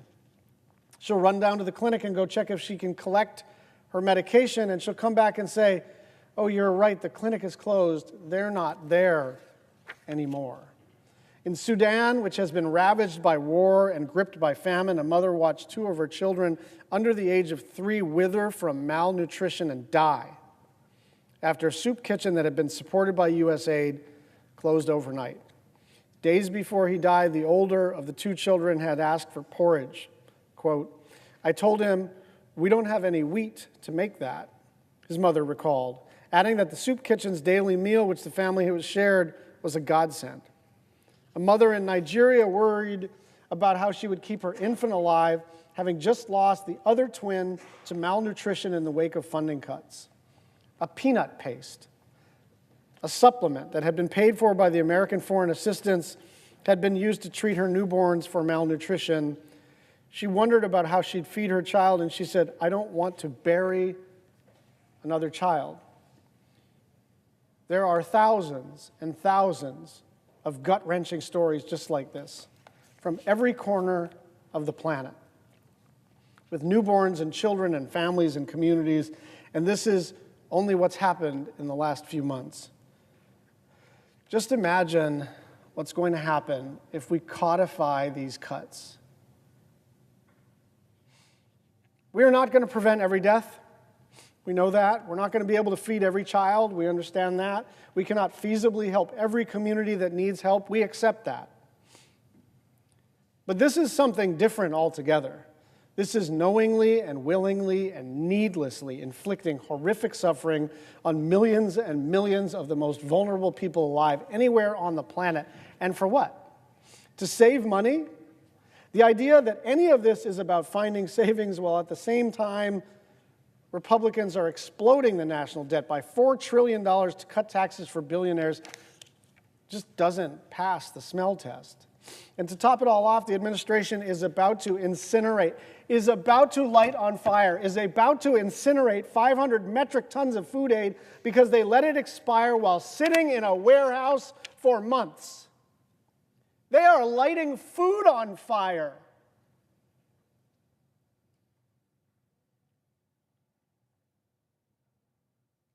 They lit food on fire. Food grown in the United States, manufactured in the United States, to be sent out to the most vulnerable people on the planet with a sticker with the United States emblem on it. And making America great again apparently is doing all of that and then letting it rot in a warehouse and then incinerating it. What the hell are we doing here? You want to have a conversation about debt and deficits. You want to have a conversation about aligning our foreign policy better. You want to have a conversation about whether or not the State Department, not the USAID agency, should have been funding operas and cultural enterprises in foreign countries. Fine, we can have that conversation. But I dare you to justify lighting food on fire. It wasn't so long ago that a Republican senator stood on this very floor talking about those in his party who claimed that cutting foreign aid was an easy way to save money. Quote, a lot of times people will say, well, cut foreign aid. But foreign aid is less than 1% of our budget. Foreign aid can make a difference when properly used. And if you ever have a chance, travel to the African continent and you will meet people who are alive today because the American taxpayer-funded antiviral HIV medications kept them alive. It is not easy to radicalize people who are alive because of the American taxpayer. That was Secretary Rubio as Senator Rubio. Why is this happening at all? I worry that there is a very specific and rather dark view about what the United States is capable of. It's a view of our military, it's a view of our economic power, it's a view of our cultural power, and it's a view of our moral authority, which is the best path forward as we decline is to lock it down, is to not engage with the world, is to not project power militarily, culturally, economically, morally. We are going from the indispensable nation. And by the way, this is a real thing. If you ever do foreign policy trips, people hang on the words of United States senators who sit on the Foreign Relations Committee. First among equals. People want to know, what's the United States doing? What's the United States doing? It doesn't matter what the issue is. It could be fighting malnutrition, it could be economics and trade, it could be military strategy. Everyone wants to know, what's the United States doing? You know what has changed in the last 6 months? They're moving on from us. They're not waiting to hear what the United States is doing. They've seen what the United States is doing. In Trump 1.0, we could basically be reassuring and say, we'll be back, don't worry, we're going through a rocky time. Now, China is in the breach. China has stepped up.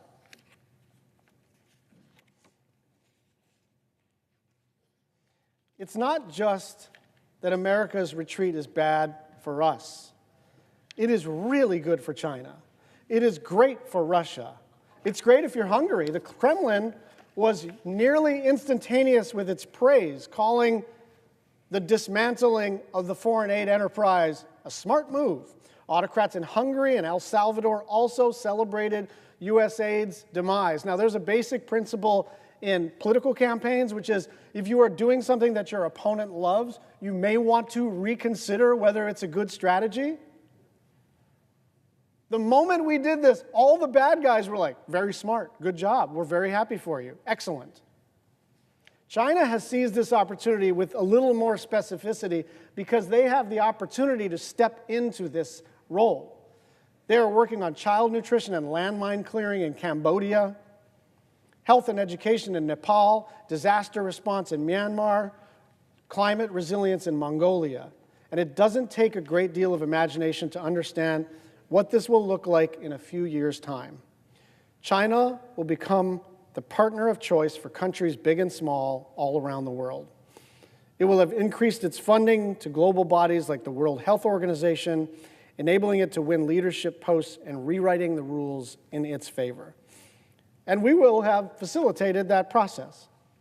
So that's the background. Now let's talk about the specifics of what's in this package.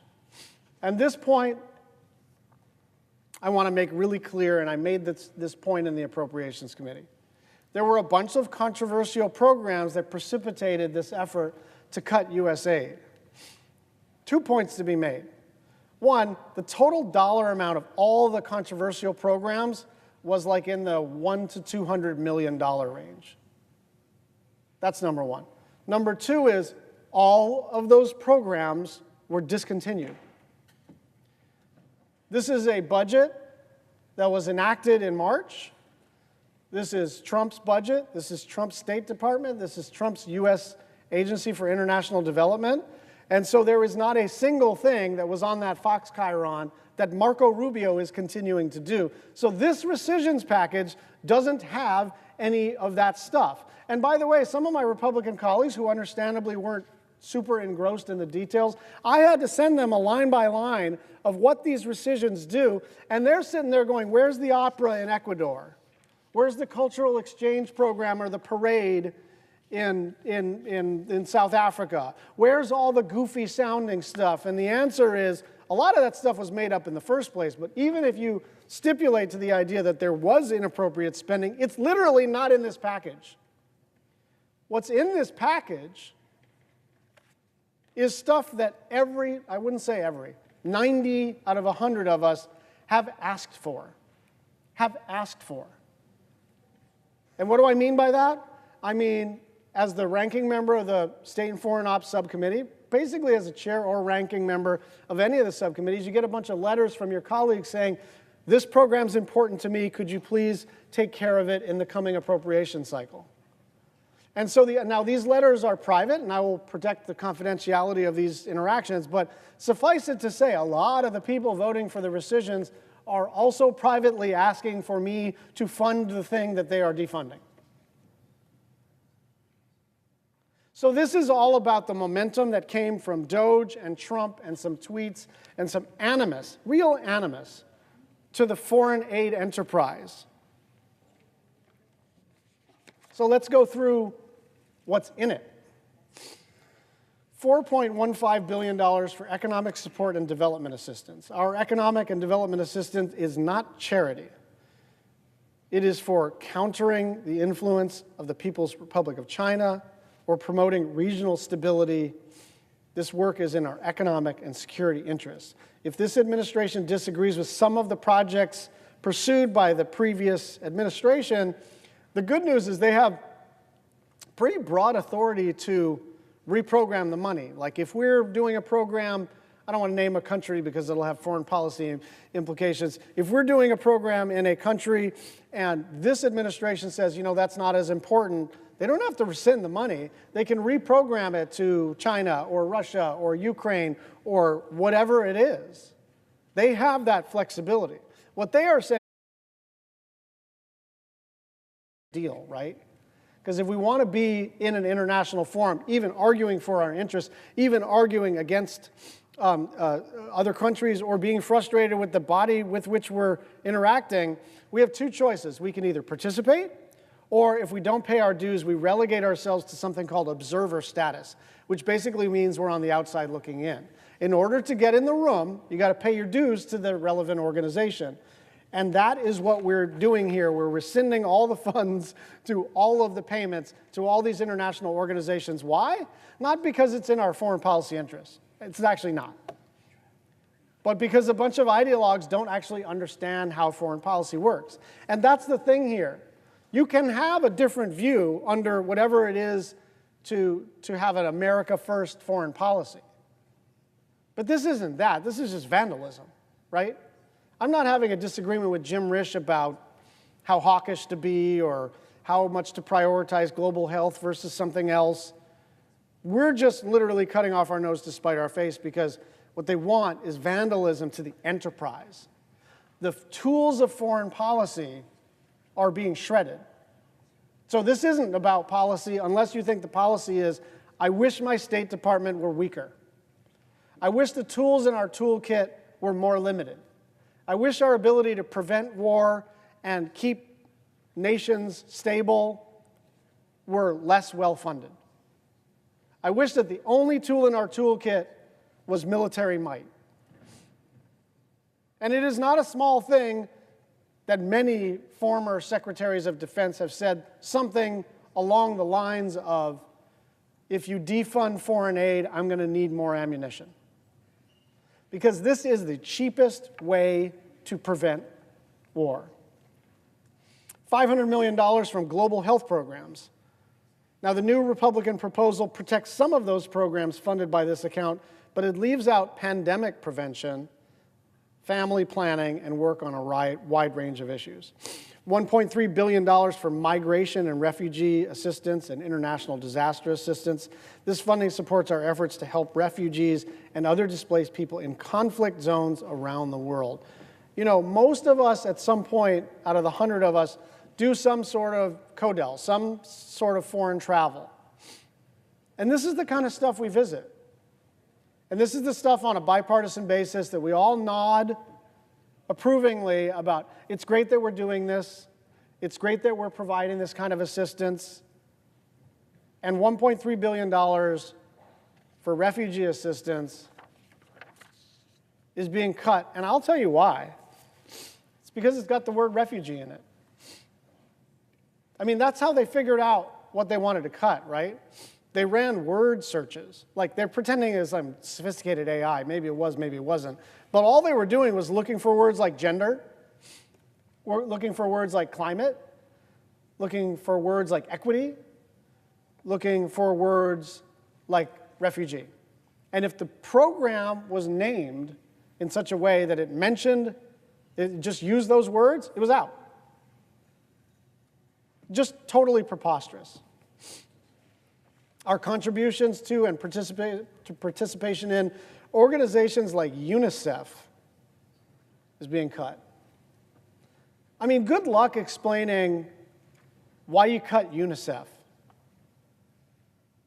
Because I can't, I'm pretty good at imagining what my political competitors on the other side of the aisle would say.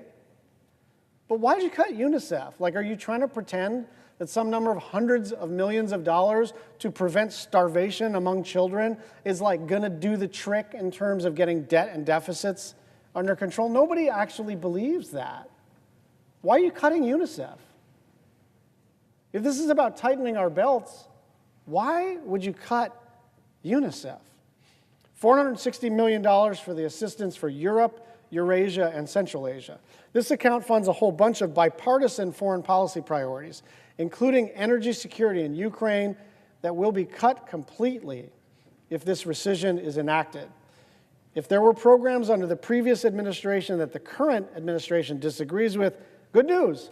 They literally have the authority to reprogram those dollars. This is 2-year money. It doesn't actually have to be spent by the end of the federal fiscal year. They have pretty good authority to reprogram it, but they don't want to reprogram it to something that they consider important. They want to shred the enterprise.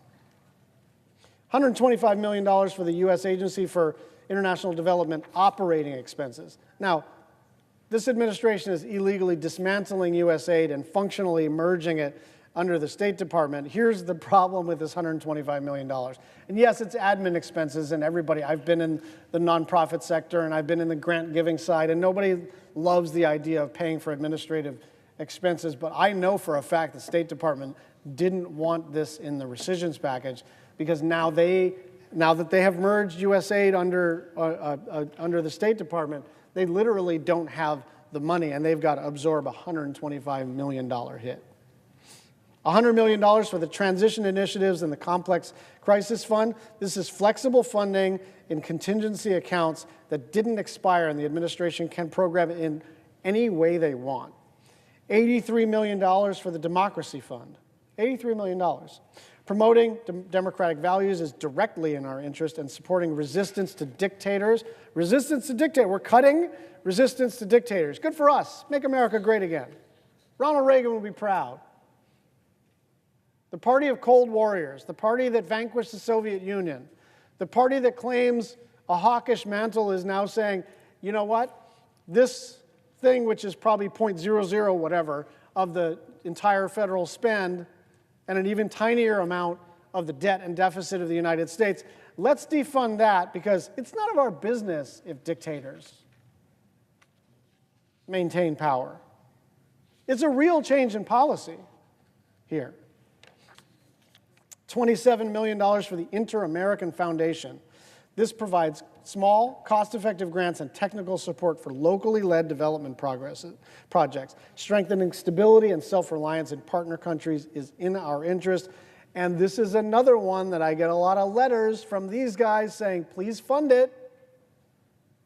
Dear Chairman Graham and Ranking Member Schatz, this program is super important, and would you please fund it in the next appropriation cycle? That's the private letter that we get. The public action is to rescind the money. $22 million for the African Development Foundation. The administration says the African Development Foundation's work is duplicative of the State Department's work. But the kind of grants and technical support that the African Development Foundation provides is not available through the State Department. $15 million for the United States Institute of Peace, a creature of statute, a creature of one of the first senators from the great state of Hawaii, Mr. Sparky Matsunaga. The through line between all of this is that there's no correlation between the rationale provided by the administration for these cuts and what's actually in the package. And I've talked to Eric Schmidt, with whom I have a reasonable, functional working relationship, but we're like talking past each other, because every time I talk about what's actually in this package, he pivots back to what's actually not in this package and starts naming line items of things that are not in the 8-page rescissions bill. This is not the BBB, which took, I forgot how, 11 and a half hours to read. This thing is 8 pages. You can go and see there is no line item for $1.8 billion for operas and festivals and underwater basket weaving and whatever else nonsense people wanted to characterize as the U.S. foreign aid enterprise. This is economic support funds. This is global public health. This is humanitarian assistance. This is helping our friends in Jordan and elsewhere to maintain the basic stability so that there is not a conflagration in a region. That's what's in this package. That is what's being rescinded from this package.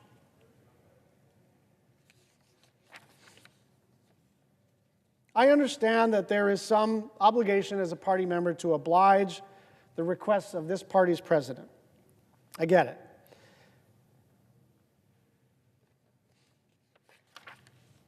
But we are still a system with separate and co-equal independent branches of government. The problem is, if you don't assert your authority, you don't functionally have it. So it's true that we hold the purse strings. It's true that we're the Article I branch. It's true that we're in charge of whether a bill passes or not. But I will tell you, the thing that is most alarming to me is not the bad policy outcomes. And there are terrible policy outcomes. The thing that is most alarming to me in this final term of Donald Trump, what I saw in the first term of Donald Trump, which is quietly, not rudely, not provocatively, but occasionally, this branch of government on a bipartisan basis stood up for itself. And those guys would say, look, we love you, Mr. Trump, we love you, Mr. President, but on this one, I can't be with you. And on BBB, I understand, like, it's very hard to reject the president's signature policy accomplishment. But this seemed like one where we could have gotten 4 no votes. This really did, to me, seem like one where it'd be a good opportunity to stand up to the president and just say, like, we're going to do the appropriating over here. Like, let me show you what Article 1 says and what Article 2 says, and we're going to defer to you on lots of matters, but not 100% of matters. And so my question is, if they're going to have the votes to enact this rescission package, when is it that Republicans are going to stand up for their own prerogatives? And why would you run for office? Would you put your family through all of that? Would you go through the difficulty of a campaign? Would you go through the difficulty of being a public figure and subject to scrutiny and criticism and all of the late nights and the kind of uncomfortable interactions and all that? It really is a sacrifice. It's certainly an honor, but it's also a sacrifice. Why would you do that if you don't get to make up your own mind? I don't pretend to be able to get into the mind or the position of a Republican colleague of mine. I'm from Hawaii. It's different.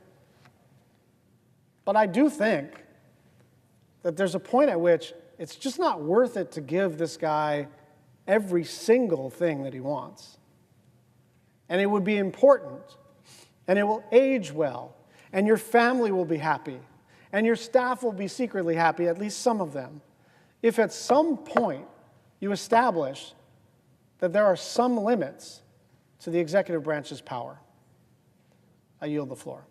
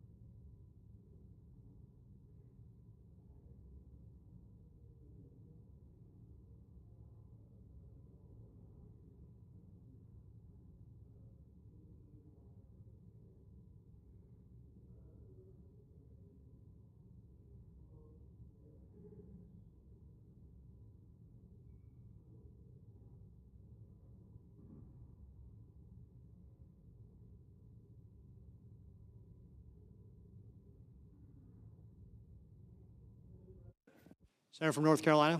Thank you, Mr. President. I rise today to talk about 2 subjects, the first of which is the vote that will begin here in about an hour and a half, and that's on this rescissions bill. I've indicated, and I voted for the discharge petition and the motion to proceed last night. For those who may not know that process, voting for the discharge petition simply means that we took it out of committee.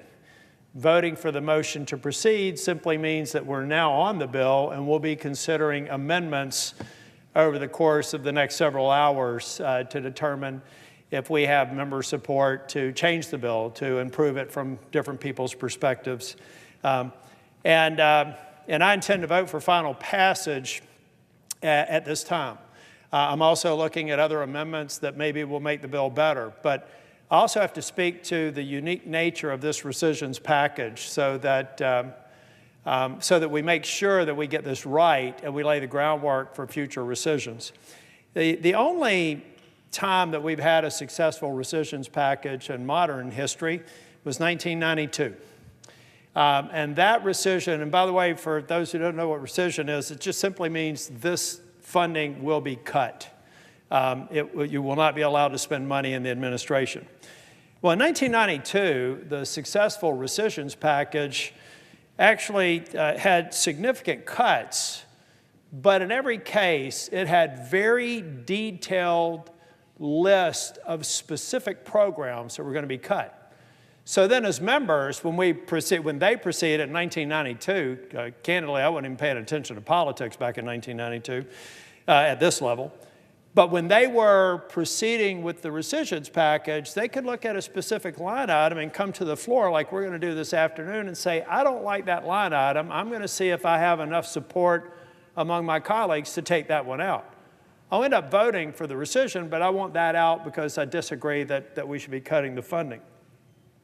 In an ideal world, that success in 1992 would have instructed the rescissions package we have before us today.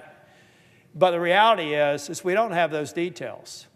I'm prepared to vote for this rescission package with the hope that I can trust those who are going to make the detailed decisions for about $7 billion of the total $9 billion rescission.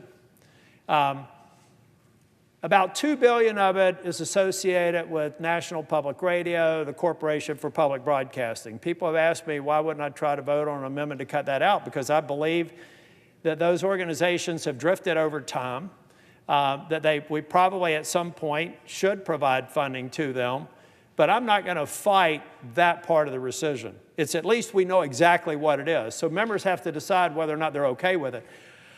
I suspect we're going to find out there are some things that we're going to regret, some second and third order effects, and I suspect that when we do, we'll have to come back and fix it. Similar to what I'm trying to do with the bill I voted against a couple of weeks ago, the so-called Big Beautiful Bill, that I think we're going to have to go back and work on.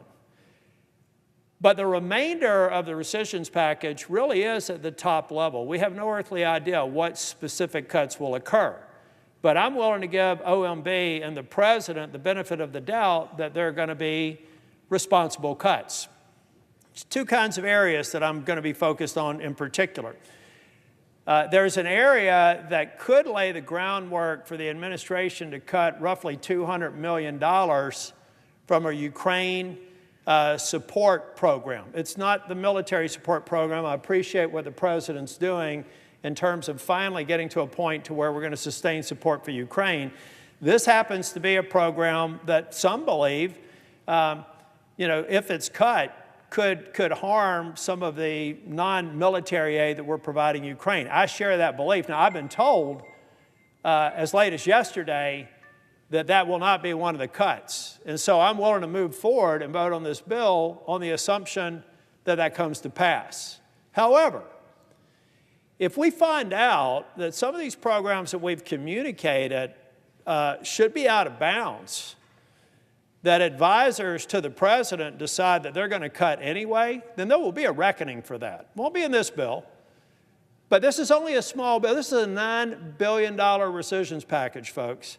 We've been told that through DOGE, there should be $1 trillion or $2 trillion in savings. The reason why it's so important to get this rescissions bill right is because if confidences are betrayed with a $9 billion bill, do you really think you're going to have the support for wide open, trust us decision for future larger rescissions? In other words, if my confidence is betrayed here, then I won't vote for another rescissions bill unless we have that line item programming. But I'm willing to go through this exercise, and hopefully we can trust the administration to not go down the path that we've been assured that they won't, when they're given this broad ability to make up to about $7 billion in cuts. Now, some of them are obvious. People are going to say, well, tell us you're worried about, pick some sort of liberal program in some part of the world. Obviously, we're not. There's a lot of things that we can cut where scope creep or fraud or abuse exists. But ladies and gentlemen, some of these programs will have life impacts. I was in Kenya, in Nairobi, outside of Kenya. I was at a Sudanese refugee camp a couple of months ago. And what struck me in this refugee camp were these American signs in a maternal ward with children that had distended bellies. They had flies crawling all over them, expectant mothers sick. And they were thankful that they had that condition to bring their children to and to potentially get support for expectant mothers. They were thankful for those conditions that we would find abominable in this country. And they were willing to give the United States credit to give them those conditions. Those are the kinds of programs that I am imploring the administration to not touch when given the broad authority that they'll get with this bill.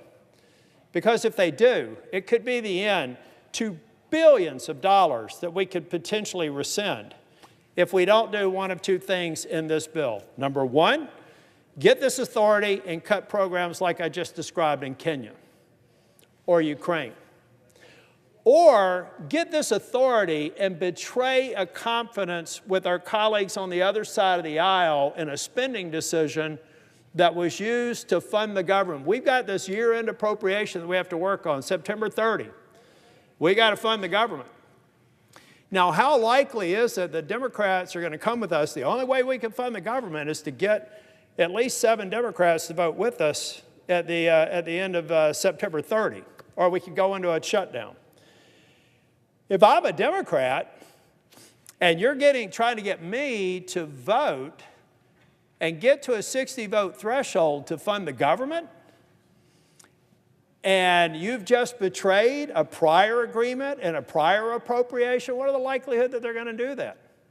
So if we don't get agreement, if I see any rescissions that are betraying a confidence that we as U.S. senators made to get the government funded, that's going to be a problem for me in the next rescissions bill. Now, somebody may say I'm showboating or doing something else by coming to the floor and doing this, but folks, I'm trying to protect this administration from itself in terms of future decisions that will make our job more difficult to govern here. I want the president to be successful with these rescissions packages. I want the people advising him to know how they execute will determine whether or not President Trump is ultimately successful. So, Mr. President, that's all I have to say about that, but I do have a brief comment before I relinquish the floor, and I apologize to my friend and colleague from New Hampshire. There's been some talk about potentially firing the Fed chair. And I think probably people need to be educated on how the Fed really only has 2 things that they need to do. They need to keep unemployment low, and they need to manage inflation. It's called the dual mandate. Now, some people may actually think that Chair Powell just has broad authority to set policies around that, and that by firing him or replacing him, then everything's good. That person can make good decisions that a given administration likes. Folks, there's something called the FOMC, which has 12 voting members and 7 members that come into the discussion when we're talking about policies around rates. 12 of them have to vote for a rate increase to occur. No one person, including the chair, can influence that unless there's a consensus. So if anybody thinks that firing Chair Powell is going to change their focus and their method on the dual mandate, simply they don't know what they're talking about. They don't know how this whole process works. And I hope they do. Because the consequence of firing a Fed chair just because political people don't agree with that economic decision will be to undermine the credibility of the United States going forward. And I would argue if it happens, you're going to see a pretty immediate response. And we've got to avoid that. Look, I've had problems with Chair Powell, but at the end of the day, I respect him and I respect the independence of the Fed. And if anybody thinks that it'd be a good idea for the Fed to become another agency within the administration subject to whatever the president's advisors want them to do, they're making a huge mistake, and they really need to study how that process works. Thank you, Mr. Chair. No.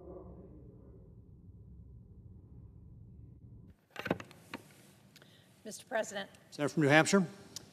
Thank you, Mr. President. I come to the floor today as we consider a rescission package that would cancel billions of dollars in foreign assistance. It would make permanent the cuts that were carried out by DOGE earlier this year. That was when this administration gave Elon Musk the authority to put American foreign aid programs through the wood chipper. They justified those cuts by saying they would save money.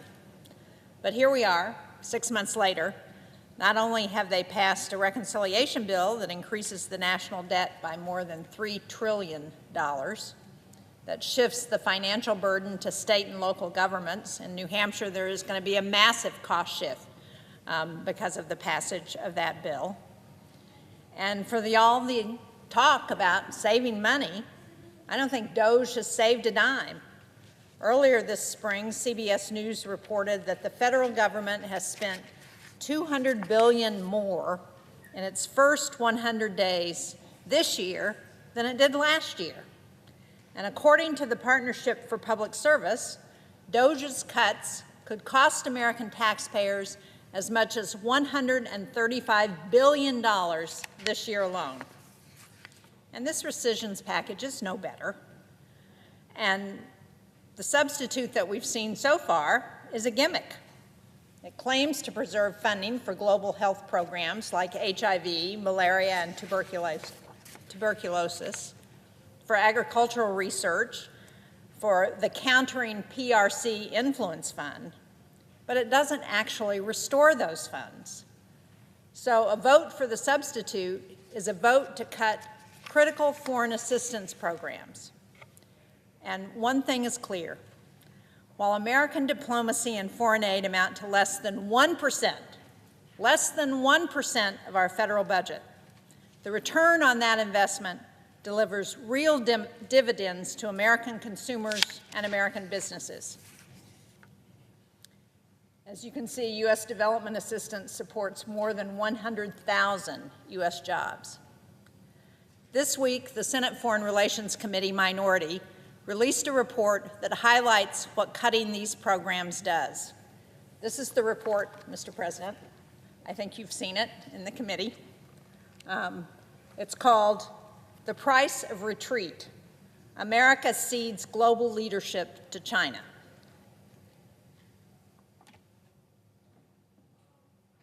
What has been done in these foreign assistance programs helps China expand its influence. Through research and staff travel and meetings with NGOs and foreign officials, the report shows that the Trump administration's cuts to the State Department, to foreign assistance, and to other programs directly threaten our national security and our prosperity. They severely undermine our ability to compete with our main adversary, China, and they do that both in the national security space and in the economic space. You know, Secretary Rubio said at his confirmation hearing that, and I quote, "the most potent and dangerous near-peer adversary this nation has ever confronted is China." It's true. The People's Republic of China presents the United States with a strategic challenge that is distinct from any in our nation's history. While our competition with China often seems distant from the United States, the reality is the outcome of this competition is deeply tied to our economy, to our security, and to our lives here at home. Because whether we're combating unfair trade practices and the theft of intellectual property, or we're stopping the flow of fentanyl into our communities, or protecting Americans from spying and cyber attacks, or helping U.S. companies stay ahead in developing batteries, electric vehicles, and AI, the stakes are very high, and the threat to our prosperity and our security is real. I don't think most Americans want to live in a world where the Chinese Communist Party is driving the agenda. But instead of strength and focus, what we've seen from this administration is a chaotic, haphazard retreat from the global stage. Excuse me. Oh, they talk a good game on the danger that China poses, but actions speak louder than words. And when it comes to confronting Beijing, this administration has no consistent message and no coherent strategy, and they are eliminating critical programs: disease surveillance and prevention, scientific research, disaster response, and now we just had a hearing in the Foreign Relations Committee, and we talked about this. The Trump administration is preparing to incinerate 500 tons of emergency food. 500 tons. And the cost of that food was $800,000. It's already been paid for by taxpayers. And it's going to cost another $130,000 to incinerate it. So talk about waste. That's enough food to feed 1.5 million children for a week.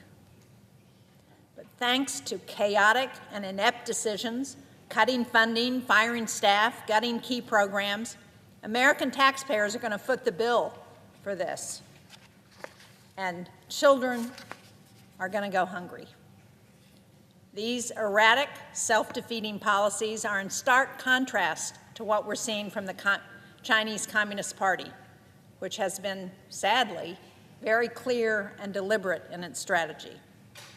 Because the PRC is playing the long game. It's using tactics like disinformation, political interference, cyber attacks, and economic coercion. Within days of cuts to foreign aid programs, China was already labeling the United States as an unreliable partner. And within months, Beijing was replacing programs that we had cut. So look where we are today. We can look at the number of cuts to American embassies and consulates around the world. And while the administration proposes slashing America's international affairs budget by 84%, China is boosting its diplomatic budget by 8%. As we cut diplomatic staff and consider embassy closures, China operates one of the world's largest diplomatic missions with 278 missions. And while the U.S. shuts down networks like Radio Free Asia, China is spending billions on propaganda, expanding into 80 new frequencies and more languages. Our first hearing in the Foreign Relations Committee at the beginning of this year was on China. And what we heard at that hearing was that the PRC in China is spending more than $1 billion a year on misinformation and disinformation campaigns. And what have we done in response? We've cut Radio Free Asia. We've cut those networks that provide information to the people who China is trying to manipulate. So while we're cutting counter-narcotics programs, China's working with Latin American countries to build law enforcement capacity. And as the administration moves to defund international bodies like the UN, China's pledged more than $500 million to the World Health Organization. And, you know, it's so crazy. The administration has been attacking universities like Harvard and saying that they are not going to allow them to include any international students. And what's Hong Kong doing on behalf of the PRC? They're offering places to talented STEM students who are looking to leave the United States. And while we threaten allies with tariffs, China's courting them across Europe, Asia, and the Western Hemisphere. In May, Xi Jinping hosted Brazil's president and other Latin American leaders and pledged more than $9 billion in investments. I was with a group of senators at the Paris Air Show earlier this year. It's an exhibition that highlights the latest in aircraft and aerospace and military aircraft. And when we met with our embassy officials, they told us that they saw the biggest presence ever from China at that exhibition. and that China has opened 3 new consulates in France, nearly over 20 Confucius Institutes in France. So China's not just looking at Africa, at the Indo-Pacific. They're looking at countries that have been our traditional allies. And what's the administration doing? It's suggesting that it's going to close U.S. diplomatic posts in these same regions.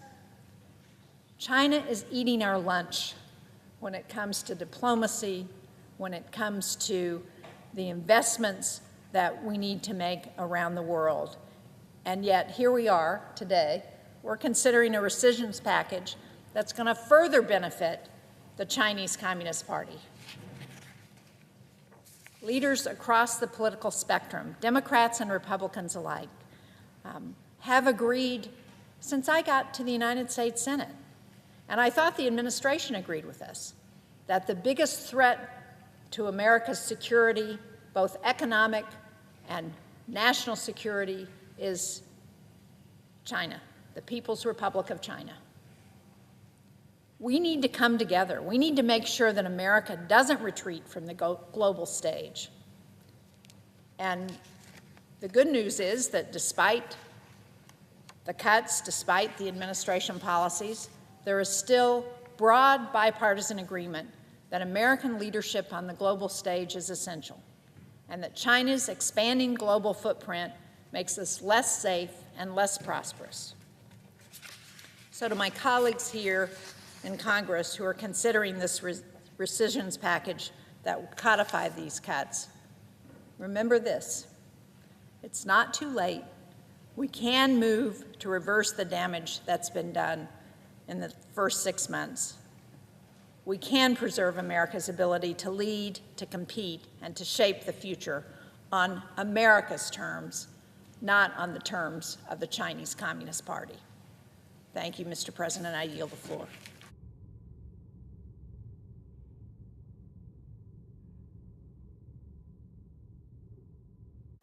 Mr. President. Senator Knaggett. Thank you, Mr. President. Mr. President, 8 times since 1974, when Congress created the rescissions process, one party has controlled the White House, the Senate, and the House of Representatives. 8 times. It's actually 4 times Democratic control and 4 times Republican control. 8 times one party had total control over the elements of the federal government necessary to pass legislation. And never before has either party done what Republicans are doing today: pass a partisan rescissions bill, double-crossing the minority party and canceling spending that just months before both parties shook hands on. Why? Why has this never happened before? Well, because this is just an old-fashioned double cross. It's a con job. Republicans and Democrats agreed on spending levels. First, in a bipartisan appropriations bill passed in March of 2023, and then again in multiple bipartisan continuing resolutions. When a party controls the White House and both houses of Congress, it always has the power to use the rescissions process to pull a fast one, to agree with the minority party on a budget, because the rules say that you need 60 votes to pass a budget, to get majority party priorities funded in exchange for funding minority party priorities, and then to use the rescissions process to just double-cross the minority by using that process, which only requires 50 votes, to just then cancel the minority party's priorities. That's immoral. It's unethical. Suckering your partner into a deal in which you get something and they get something, and then using the back door to cancel the part of the deal that you don't like. That's bad faith. It's why no party has done it since 1972. The power has always existed. 8 different times, either the Democratic Party or the Republican Party could have cut a bipartisan spending deal and then used the rescissions power to just cancel the parts of the deal they don't like, but it's never happened because it's bad faith, because it destroys the ability of the Senate to function in a bipartisan way. It's kind of like if you traded baseball cards as a kid and you made a trade with your best friend, and then in the middle of the night you snuck into his house and you took your cards back so that you had his cards and now you had your cards as well. Nobody would think that's right. But that's exactly what's happening here.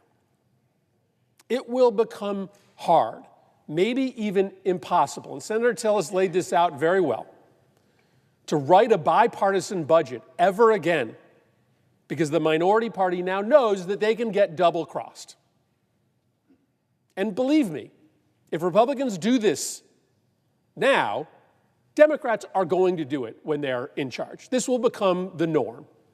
Sit down, do a bipartisan deal, wink, wink, and then a couple months later, just cancel the agreement through a partisan rescissions process.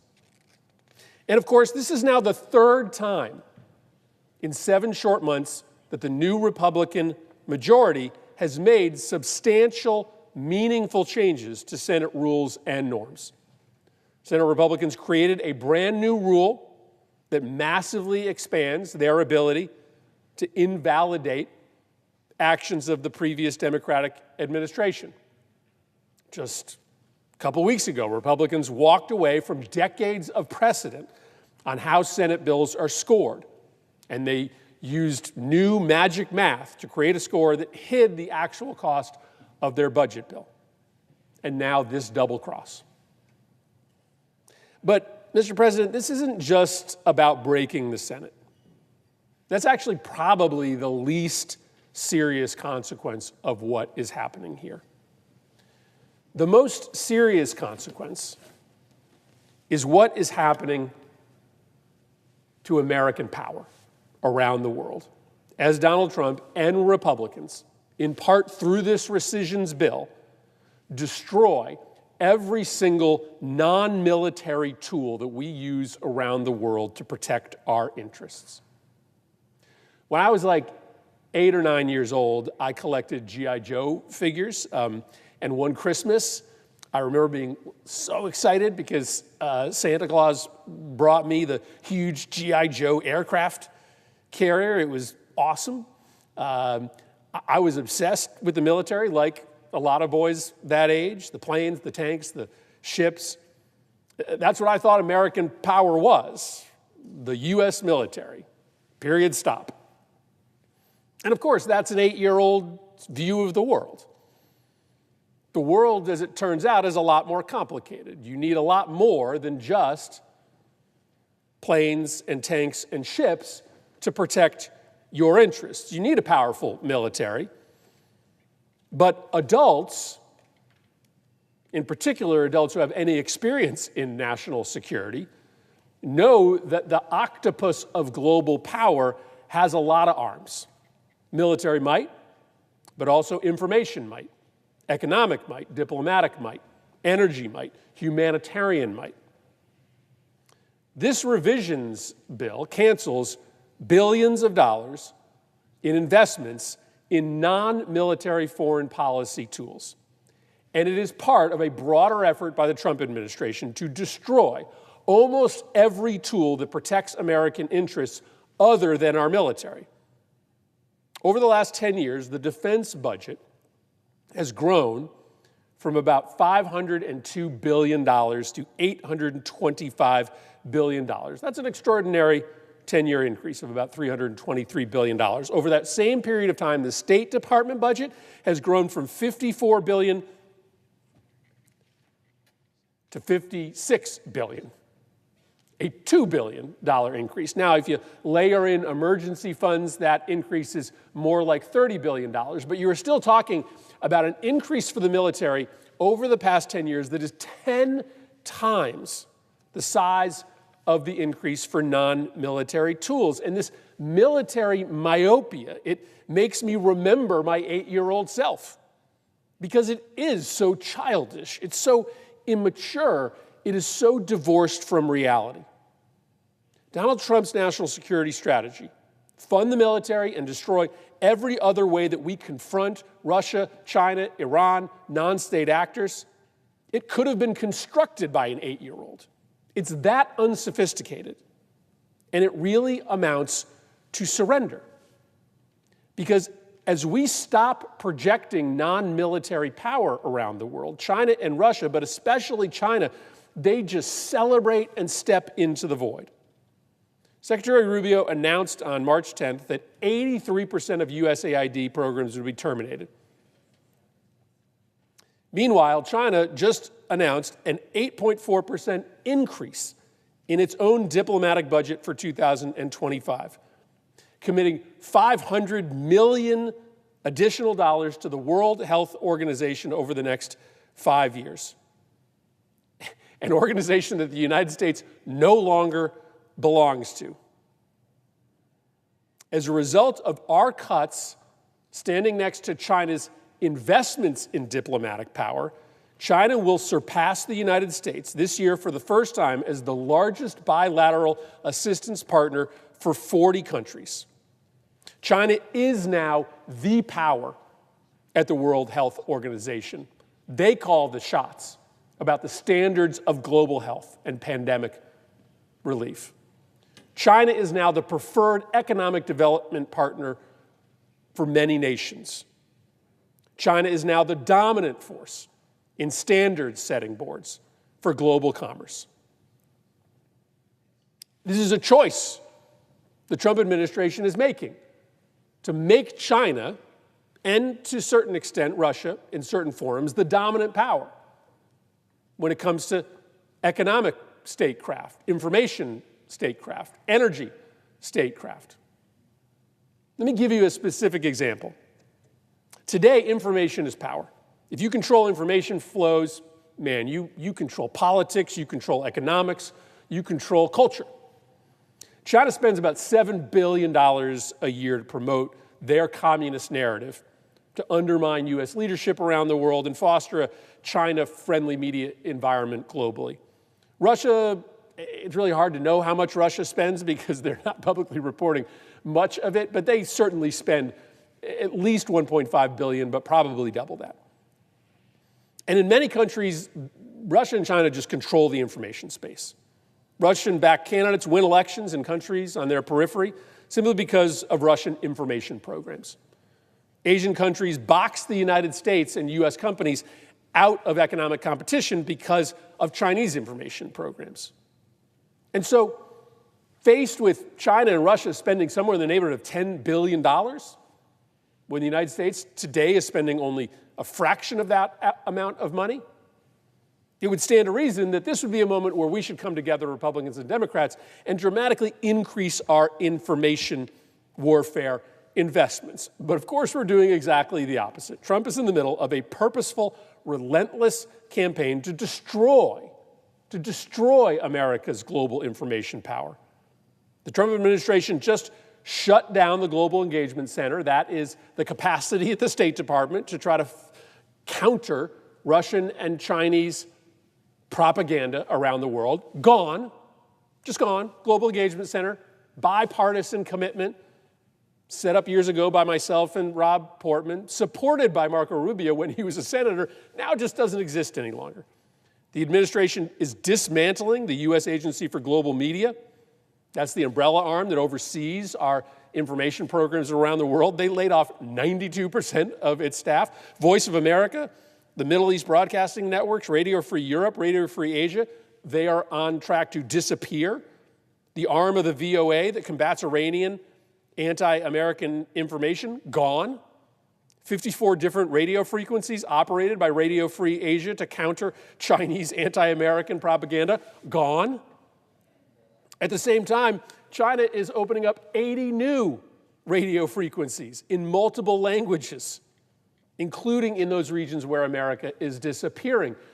We are handing the world to China and Russia by deciding to view American power only through a military lens. And this rescissions bill makes it worse by enacting billions of dollars of cuts to diplomacy, to economic development programs, likely to information programs, because we actually can't see the impact of all of these cuts.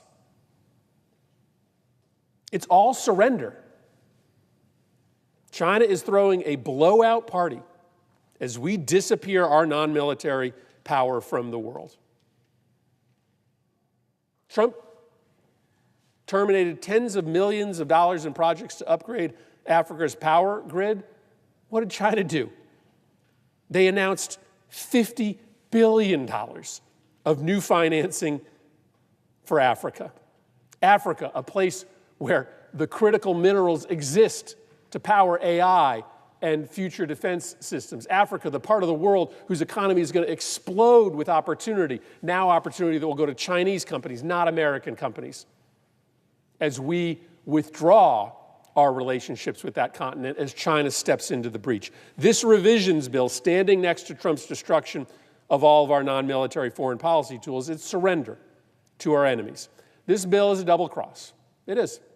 It's a double cross. It's going to harm our ability to ever be able to do a bipartisan budget process in the future. But even worse, this bill is surrender to our adversaries who are chomping at the bit to fill the void that we are creating by adopting the national security strategy of an 8-year-old boy.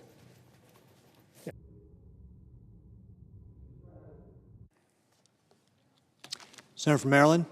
Thank you, Mr. President. You know, it was just a few weeks ago right here on this Senate floor that our Republican colleagues on a straight party line vote cut millions and millions of dollars, billions of dollars back from investments in health care like Medicaid. And as a result, millions and millions of Americans are going to lose access to health care. And for what? All for a giant giveaway, tax giveaway that disproportionately benefits the very wealthiest in America. They called it the big, beautiful bill. It was beautiful if you're a billionaire. For everybody else, it came at your expense in one form or another. Now, here today on the floor of the Senate, we have Republicans bringing a partisan bill once again. This time to cut $9 billion in important investments, including from public radio and public television. And as my colleague, Senator Murphy, just indicated, from very important foreign assistance programs that are essential to American diplomacy and ultimately to American power and interests around the world. This is not America first. This is America in retreat, or President Trump surrendering. So, to add insult to injury, these cuts are coming after Republicans in this very body and the House of Representatives passed and President Trump signed into law provisions that included the very programs that we're talking about cutting today. In other words, this is a total switcheroo where one day Republicans vote for a package that includes essential investments, and the next day they turn around on a party line vote and erase the investments that were just signed into law. That will undermine the entire appropriations process. Now, I've been listening to comments from some of my Republican colleagues, and they say this is about reducing the national debt. Well, I am all for reducing our deficits and our debt. But I asked my Republican colleagues, if you really cared about fiscal responsibility and deficits in the debt, what happened 2 weeks ago on the floor of the Senate? Because Republican senators pulled all-nighters in order to pass legislation that resulted in the largest debt increase in American history. throwing away trillions of dollars to in part pay for tax cuts for billionaires. That bill that passed the Senate just 2 weeks ago will add $4 trillion to our national debt. Why is that? Because even after they made cuts to Medicaid, which will throw millions of Americans off their health care, even after that, the tax cuts that disproportionately benefit wealthy people were so big that it's still going to explode the deficit by $4 trillion. And now here they come 2 weeks later to pass this rescissions bill that cuts very important services and very important components of our foreign policy for $9 billion. Mr. President, that is 0.23 of 1% of the debt that the Republican senators voted to increase just 2 weeks ago. So nobody's fooling anybody when senators come down to the floor and say, we've got to do this because of our national debt, having exploded the national debt by $4 trillion just 2 weeks ago. And so what does this package include? Well, it includes cuts to public radio. That includes NPR, includes PBS, also public television is cut. So we explode the debt by $4 trillion 2 weeks ago, and this week we're coming after Big Bird. That is their solution to dealing with the national debt. If you look at the cuts to public radio, they can have very harmful impacts around the country. Because in many rural areas especially, people do use access to public radio to get alerts about natural disasters. So this would put those communities at risk, and this is part of a pattern. It's part of a pattern we're seeing in the funds being withheld by this Trump White House that we've already passed. Here we're talking about cutting funds through this partisan process, but the Trump White House is also unilaterally withholding important funds for disaster relief. We learned after the tragic flooding in Texas that claimed so many lives that FEMA failed to answer nearly 2/3 of the calls on its disaster assistance line because the Trump administration had cut so much of the FEMA staff. In my state of Maryland, a number of months ago, we witnessed terrible flooding in the western part of our state. In fact, some of you may have seen the images of elementary school students being evacuated from their school on boats. Fortunately, no one died in that flood, but the damage was extensive. And we're still waiting on the Trump administration to answer our state request for some help for those families and small businesses that were hit. Now, this is a pattern that goes beyond just disaster relief. In Maryland, we've also seen cuts to FEMA programs designed to protect communities and let them have the resources to put in place protections like higher walls so that they are not victims of natural disasters. Those funds were cut. So we see those cuts to those essential programs. We're also seeing this across the board when it comes to global health. And I'm not going to go through all of those cuts. Some of my colleagues have identified those. I will just say that our foreign assistance is not charity. Our foreign assistance, as colleagues have said, has been an essential element of our overall foreign policy. And if you talk to wise generals at the Defense Department, they will tell you that our national security and foreign policy strategy rests on 3 pillars. Yes, of course, defense and military power, but also diplomacy and development. And when you make these deep cuts that are impacting diplomacy and development, including, by the way, the 1,300 patriotic State Department employees who were just fired last week. When you do that, it's our adversaries who benefit, and it's the American people who lose, along with our allies. Because those are not giveaways, those investments. You know, if your neighbor's house is on fire, you don't just sit in your house and let your neighbor's house burn. You go help them out because they're your neighbor and it's the right thing to do, but it's also the smart thing to do because that fire may be heading to your house next. And when it comes to issues like global health and the spread of disease around the world, it's the same story.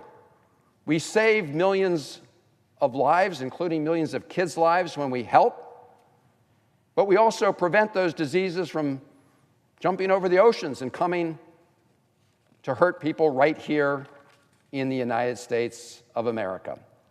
But this administration doesn't care.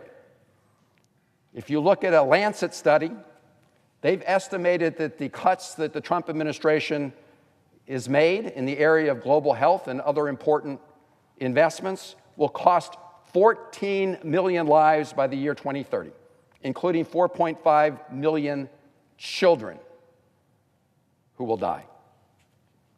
We just saw a story in Atlantic that revealed that the Trump administration is paying to incinerate, to light on fire, 500 tons of emergency nutritional biscuits that could go to feed hungry kids. So, Mr. President, I really urge my colleagues to take a step back and not move forward with these cuts. As I said, the notion that this is somehow their contribution to reducing our national debt when they exploded our national debt by $4 trillion over 10 years just 2 weeks ago is ludicrous. But I will close, since I see the Vice Chair of the Appropriations Committee on the floor, with just a final point that does deserve repeating, which is we've had a bipartisan appropriations process. We've done our very best to preserve that tradition. But when you take an action on one day and we vote on a bipartisan basis for important American priorities, whether in public radio or addressing global health issues, when we do that one day and the President of the United States signs that into law, and then we run down here a few months later and said, you know what, we didn't mean it with respect to these programs, and we, on a partisan basis, are going to yank them away, that undermines trust and confidence in this entire system. So both for the American people and the important investments that we did make and which they will now lose, but also for the future of this institution and the power of the purse, I urge my colleagues to vote against this bill. And I yield the floor.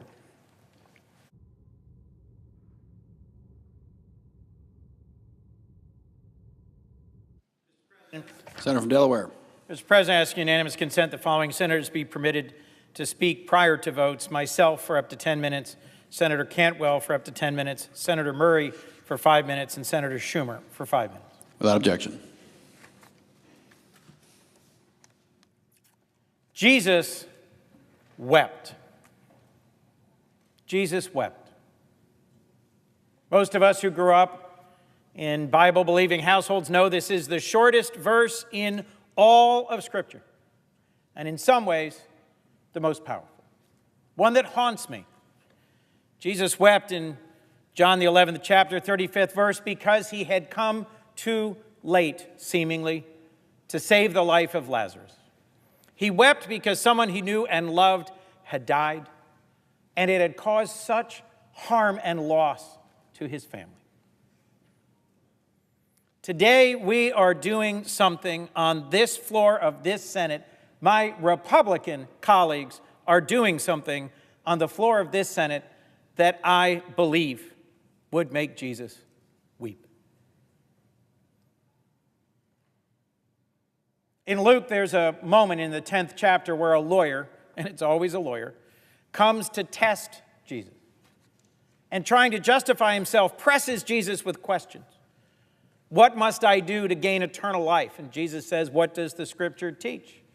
And he says, you should love the Lord your God with all your heart and all your soul and all your mind. And the second commandment is like unto it, you should love your neighbor as yourself. Jesus says, you have read well. Do this and you will gain eternal life. But the lawyer, hoping to be justified, says, but wait, who is my neighbor? And what follows is the well-known parable of the Good Samaritan, where the righteous, the priestly, the respected, the powerful walk on the other side of the road when they encounter someone who's been set upon by robbers. Not my problem, not my neighbor. But in the parable of the Good Samaritan, it's this person, a Samaritan, from a disfavored ethnicity, someone outside the circle of concern to the ancient Israelites who does the right thing. This parable would have been shocking at the time that it was preached by Jesus. The idea that the good neighbor was the outcast, the unexpected, would be something that frankly would have been a surprise. So although today being a good Samaritan is a common term, it's important to know the history. We are taught as children that we are to see all as our neighbors, not just those who live next door, not just those who look like us or speak like us or pray like us, but the widest possible definition of neighbor is what we are called through righteousness to see in the world. And what a difference it has made. Because our nation has for decades embraced the cause of being present, of caring, of making life-saving differences to young mothers and children, to widows and orphans, to the imprisoned, to the hungry, to the refugee, to those fleeing oppression, to those seeking relief from authoritarian governments, for those seeking a better way. We are all God's children, and from childhood we are taught that the golden rule, which appears in virtually every religion, do unto others as you would have them do unto you, is the very foundation of the goodness of America. That we care for each other as neighbors, and we care for the world as neighbors. Yes, we are the most charitable, giving, philanthropic, engaged nation on earth. And yet all that we do in foreign aid is 1%, less than 1% of our total federal budget. Months ago, when Elon Musk and Doge began roaming about the federal agencies of our government, their first target was that delivers disaster relief, that helps feed the hungry, that helps welcome the refugee, that helps stabilize countries going through turmoil. They laid off thousands, they shut down programs, they canceled billions. And yet here today, we are at it again. Republicans are proposing even deeper cuts. I want to talk about one area of the many that will be cut, I fear, later today. Disaster assistance. Our nation's been riveted as we've watched the tragedy that unfolded in the Texas Hill Country, where a raging river killed dozens and dozens of innocent children. And you know, around the world, when disaster strikes, it is the Americans who show up first. It is Americans who show up with relief, with assistance, with skill and talent and ability. It's been this way for decades, and it should be this way still. I was on a bipartisan trip to the Philippines just a few months ago with Senator Ricketts. And I was struck to learn that the Philippines, of all the nations on earth, is the most prone to natural disasters.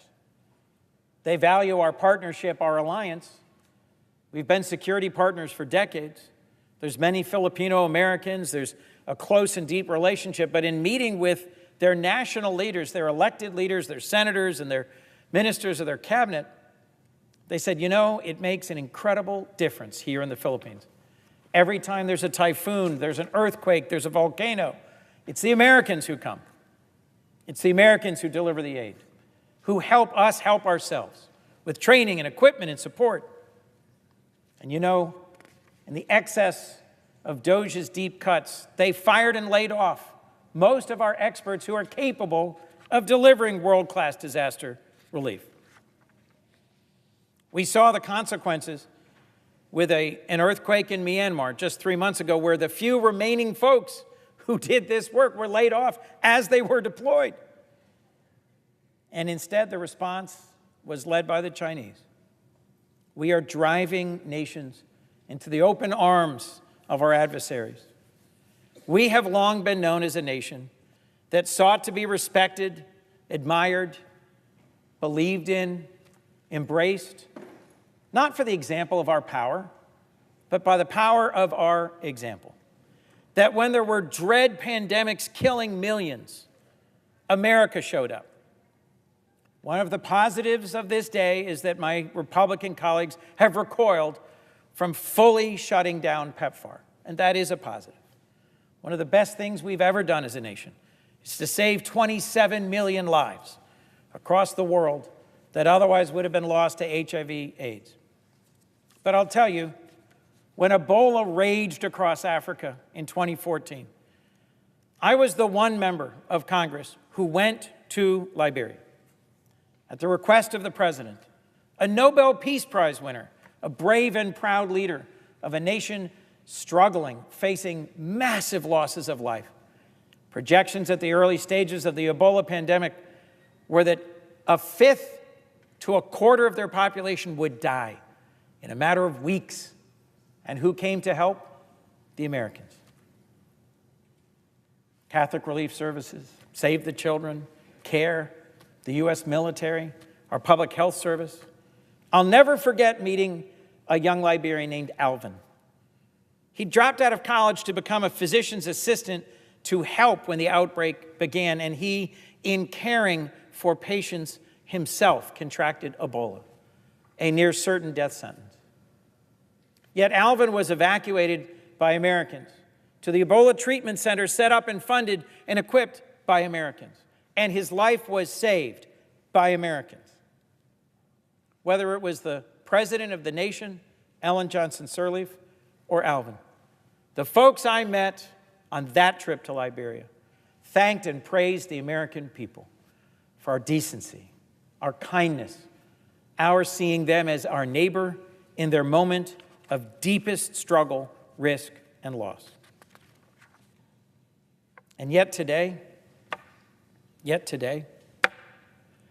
my colleagues would rather trim 0.1% of the budget, $9 billion, to cut deeper into food aid and disaster assistance and fighting pandemics, all to justify a tax cut. I can think of few more despicable acts on this floor in my 15 years. I can speak to process. We have a bipartisan appropriations process where we can and should debate and consider these further cuts and put them on the floor and vote them up. But this is an odd thing. It's a rescission. It's a cutting back further of money we've already appropriated. Just a few minutes later today, I will be trying to get votes to end $465 million of further cuts in disaster assistance that'll be on the floor today. Taking money from the World Food Program and UNICEF, from Red Cross and Save the Children, from Catholic Relief Services and World Vision. Folks may think at home that this money that goes out to the world is money better spent here. But for the pennies on the federal dollar that we spend responding to disasters around the world, organizations we all know and a majority of us believe in and support, like the Red Cross, World Vision, or Catholic Relief Services, are able to appear in time and deliver life-saving aid. Think about what we are doing. Think about the example we are setting. Think about what we are teaching our children. Open your hearts and eyes and realize what we are about to do. This is a nation of which I am so proud. And yet at times it does things of which I am so ashamed. I cannot imagine the faces in the refugee camps, in the villages, in the clinics, in the schools, in the towns, in the cities around the world who for years have been used to the idea that when there's a pandemic, the Americans come. That when there's an earthquake, the Americans come. That when there is starvation, the Americans come. Today we will vote, no, we won't. We are more interested in ourselves and in a bigger tax cut than we are in saving starving children. People laid low by the devastation of an earthquake. Families separated by a typhoon. The best part of this nation, what truly makes us great, is our selfless giving to others. We will be judged by how we act today. For God's justice is swift and sure. And I tremble when I think about the answer this chamber will give today to the question, who is my neighbor? Ladies and gentlemen of the Senate, we should turn aside. We should not, with this act and this vote today, make Jesus weep. Thank you, Mr. President. With that, I yield the floor.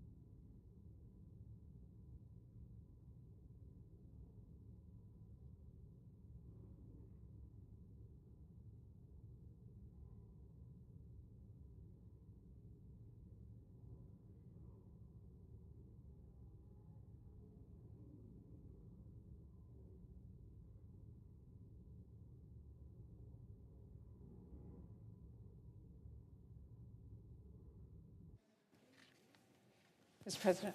Senator from Washington. Thank you, Mr. President. Mr. President, we are about to vote on this package, but I wanted to first make sure my colleagues understood that we are not just voting on whether local news stations shut down, or whether communities can get information in an emergency, or whether or not America retreats on the world stage and breaks its word, or whether or not we let children die of hunger and preventable diseases just to save a few pennies. All of that is at stake here, but there is a lot more at stake as well, like whether we allow partisan rescissions to cut bipartisan funds for the first time ever. Colleagues, to understand that, for the first time ever. Or whether Russ Vote can steamroll this body, and whether Republicans will pass a bill of cuts when they don't even know what is in it. I mean, really, I have heard members complain to high heaven about not having time to read a bill before voting on it. Well, this is even worse. The administration has outright refused to tell us what will get cut if Republicans pass this bill. Even the Republican leader admits that. This is a Pandora's box of cuts. So what I want to leave my colleagues with is this. We are not just voting on the devastating cuts in this package. We are also voting on how the Senate is going to spend the rest of the year. Are we just going to do rescission after rescission? Because we know Russ Vote is just itching to send us more. And if, as you have all seen throughout this process, and as we have seen at every hearing we have had with him, he doesn't care if you feel steamrolled. He doesn't care if you want more details. He doesn't care whether you want different cuts. So the vote before us right now is really about, do we, our elected representatives, all of us, want to write the laws and even consider targeted rescissions in those bills? Do we want to have time to move them on the floor, or do we want to spend every day, every week, here debating how much of the last spending bill to unravel and whose communities get robbed? This will not be a hard vote for me, and it really should not be a hard vote for any one of us. Mr. President, I am a strong no, and I hope all of our colleagues will join us. Thank you, Mr. President. I yield the floor.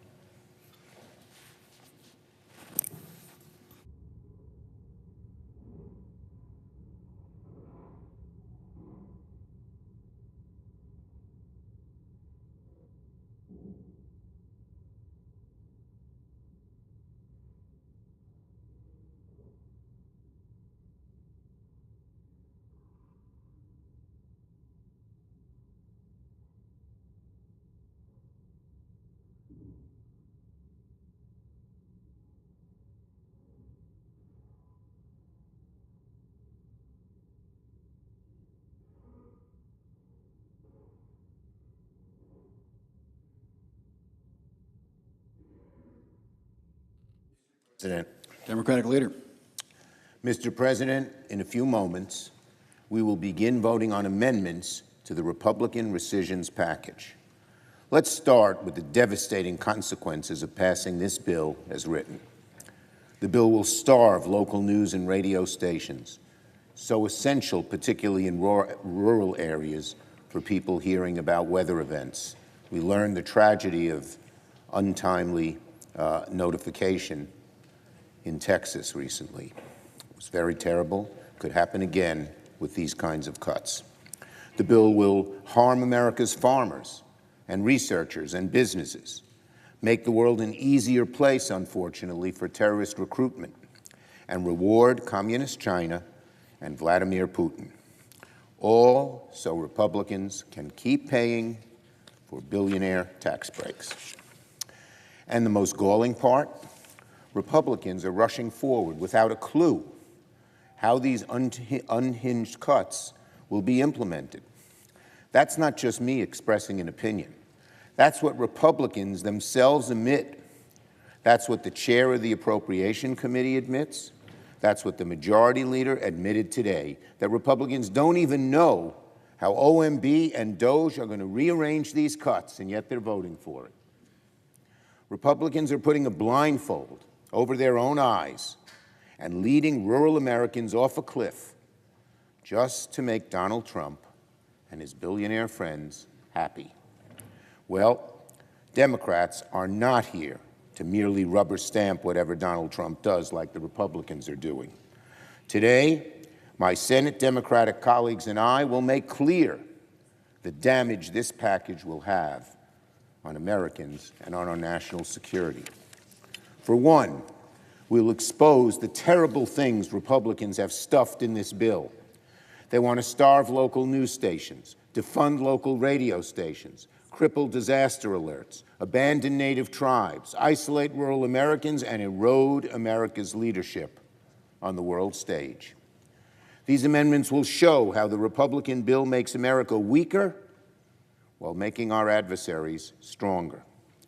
I, for one, will push an amendment on the floor stopping Republicans from cutting funds necessary to resist the Chinese Communist Party, beat them in the race for precious minerals vital to our new technologies, and prevent them from spreading their nefarious cyber attacks around the world.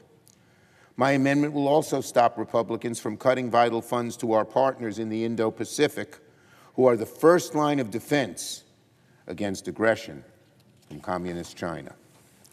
We'll also be ready to offer amendments that take Republicans to task when they claim they want to improve this bill, but only offer tweaks that look good on paper without solving the issues they claim to care about.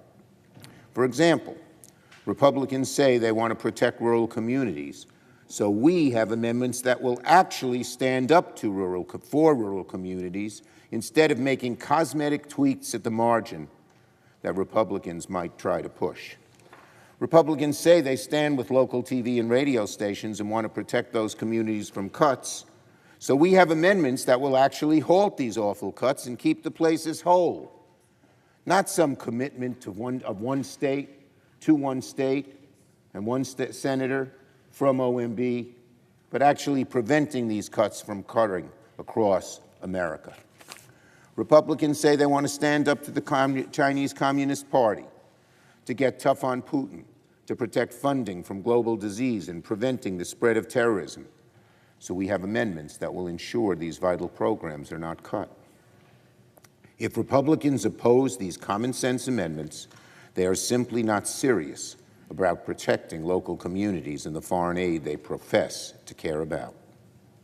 Democrats will also push amendments to mitigate its harms on local communities and prevent Republicans from unilaterally eviscerating funds that benefit tens of millions of people. The matter is very simple. Republicans themselves have admitted that this bill, as written right now, is a black box of cuts, and they have no idea how these cuts will be implemented. So if they're serious, really serious, about standing up for local TV and radio, if they truly care about national security, if they say they want to protect communities from harmful cuts, they should prove it. Prove it today by supporting our amendments. Actions speak a heck of a lot louder than words. I yield the floor.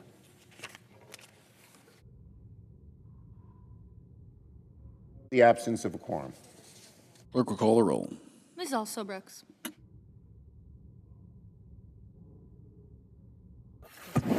Mr. President. Senator from I Washington. ask that the quorum call be vitiated. Without objection. Mr. President, while we're waiting for our colleague to come, if I could, remarks, my colleague, I so appreciate Senator Murray and Leader Schumer out here speaking on these important issues. But as a committee who's thought a lot about storms lately, we're not just putting PBS at risk here, we're putting millions of Americans who depend on local media for life-saving information. And what's in this rescission request is really making sure that public broadcasters don't have that ability, at least in 20 states where they have emergency plans. So what happens is that NPR manages public radio satellite systems. They receive emergency alerts. They tell us to get out of the way. PBS operates those warning, alert, and response networks, which then transmits over 11,000 emergency alerts alone last year, a 30% increase from the previous year. So why are we talking about cutting off emergency alerts? That's 1,000 times these stations were warned to tell people that their lives were in danger. Let me explain what PBS's warning system means for American families in plain English. When emergency managers, such as someone at FEMA or the National Weather Service or local officials, hit send on a life-saving alert, it normally travels through wireless carriers' infrastructure to reach cell towers. But what happens when those cyber attacks or those infrastructures are crippled? When the fiber lines don't work or they're cut in a storm? When disaster like fire or flood or hurricane knocks them out? What happens to the communication infrastructure then? Well, that's what PBS Warn does. It fills in. PBS stations also on the radio through the airwaves, because they don't have to rely on physical infrastructure, they basically communicate to more than 340 PBS stations nationwide. These stations, running on backup generators, are built to broadcast through disasters. I mean, I think if anybody's got any history to them, they realize that there has been lots of life-saving information over the airwaves. So local infrastructure like TV receivers, local regional facilities grab that alert signal from the PBS broadcast, no internet required, and they get the information out to us. This system and these critical alerts are the primary thing that we use in the nation when everything else goes dark. That means that every PBS transmitter becomes a backup lifetime line for emergency alerts, ensuring that warnings about tornadoes, fires, floods, and evacuations reach your cell phone in seconds. Just think about that. If you have this flood we had in Kerrville and you don't have a communication system, the PBS system is the one that sends the alerts because they've gotten it through the airwaves. This administration and my colleagues now want to pull the plug on this. Just look at yesterday's alerts alone on flash flooding in North Carolina, in Central Texas, in Arizona, a statewide missing person alert in Kentucky, a tornado warning across Nebraska, South Dakota, and Wisconsin, and double and dozens more. Why would we want anybody to miss a disaster alert? It could even be about boiling water and making sure that you have the right water. These are all important communication systems, and they're important when cell phones and the internet don't work. On November 30th, 2018, a magnitude 7.1 earthquake shook south central Alaska. In Anchorage, roads split apart, buildings crumbled, power lines snapped, cell towers went down within seconds, and people panicked as they tried to reach loved ones. The internet failed. But Alaska public media never stopped broadcasting. Operating on backup power, they immediately activated their emergency protocols. As the aftershocks, including a 5.7 tremor, continued to rock the region, APM provided real-time updates on road closures, school evacuations, and tsunami warnings. They broadcast which bridges had been damaged, where emergency shelters had opened, most critically assured isolated communities that the help was on the way. For thousands of Alaskans, that familiar voice on radio was their only connection to vital information during the most terrifying memories that they have had. In a letter to the editor of the Anchorage Daily News, one person wrote, quote, "Commercial radio may be helpful down south, but rural Alaska is different. Pick any rural Alaskan community with exposure to these dangers, and you will find probably that they don't have a commercial radio station. They probably do receive the NPR station." In rural Alaska, they continued, there is no market-driven solution to ensure emergency broadcasts are available in a disaster. That reoccurs on a 100-year scale time, end quote. So it's not just Alaska that has this problem. Consider what happened in Kentucky during the historic tornadoes in December of 2021, when the devastating EF4 tornado carved a 160-mile path of destruction on one of the longest tornado tracks in our nation's history. WKMS Public Radio became the sole source of news for thousands of Kentuckians. As the tornado ripped through Mayfield, At 9:30, destroying the town's candle factory with 110 people stuck inside. Commercial power failed across western Kentucky. And those cell towers toppled, the internet connections vanished. And WKMS kept broadcasting on a backup power, guiding search and rescue teams through darkness. It is time that my colleagues understand that, in the words of station managers, quote, in these kinds of moments, your emergency radio or your car radio is literally the only thing to have to get you life, to get you any news or a lifeline, end quote. I ask my colleagues, please do not cut off emergency broadcast funding. How could you possibly think that's a wise idea in the events that we are facing in our nation? I thank the President. I yield the floor. I suggest the absence of a quorum. Clerk will call the roll. Ms. Alsobrooks.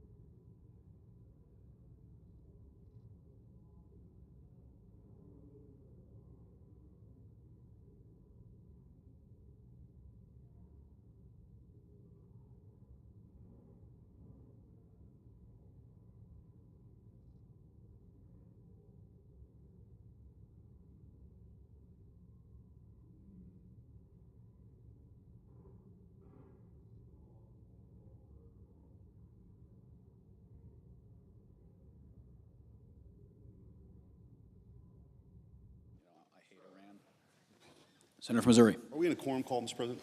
Yes, we are. I would ask for unanimous consent to suspend the quorum call. Without objection. Thank you, Mr. President. We are here today and we're about to begin vote-a-rama.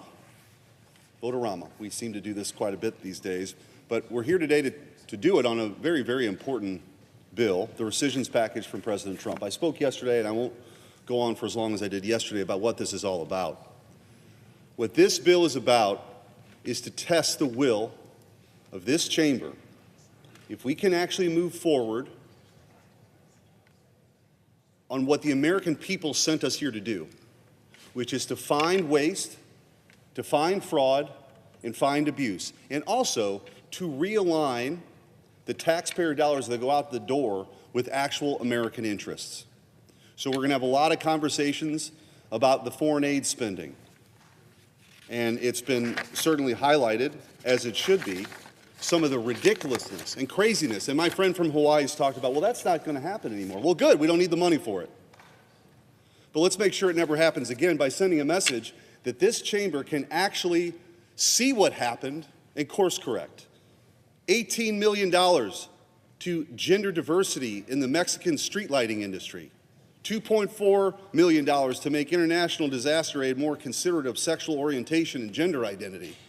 $2.2 million to reduce xenophobia towards Venezuelan migrants. $3 million for Iraqi Sesame Street, and $33 million for UN programs like funding for transgender tampons in Bangladesh, LGBTQ campaigns in Rio, and third gender community centers in Southeast Asia. If you're listening to this, if you're watching this, that is offensive.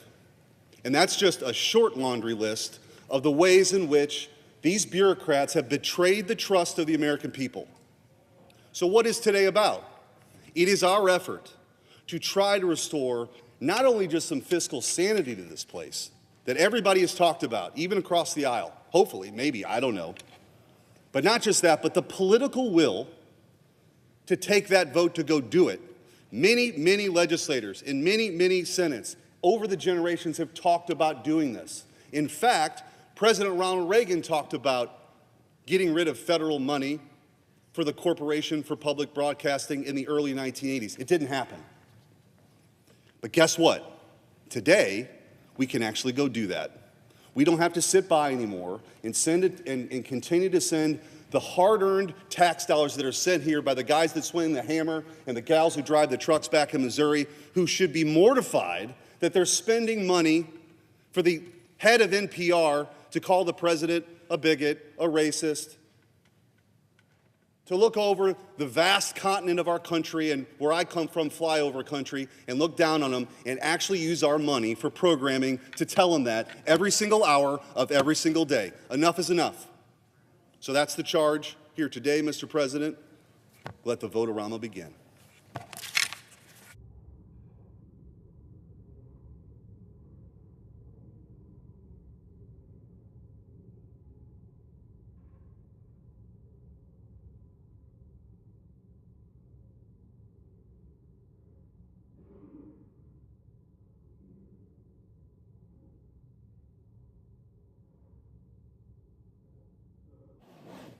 Senator from Missouri. Mr. President, I ask unanimous consent that there be 2 minutes of debate equally divided prior to each vote in relation to Calendar 114 and of H.R. 4.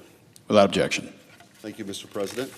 Mr. President, I ask unanimous consent that it be in order for the following senators to be recognized to offer amendments, motions, or points of order, that the amendments be reported by number with no amendments in order prior to a vote in relation to the amendments on motions. 1, Coons 2856. 2, Cortez Mastro, motion to recommit regarding CPV impacting public safety. 3, Gallego, motion to recommit re-CPB rural tribal. 4, Hirono, motion to recommit re-CPB emergency alert system. And 5, Baldwin 2855. Without objection.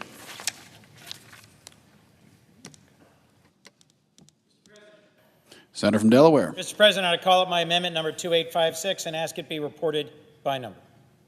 Clerk will report. Senator from Delaware, Mr. Coons, proposes amendment number 2856 to amendment number 2853.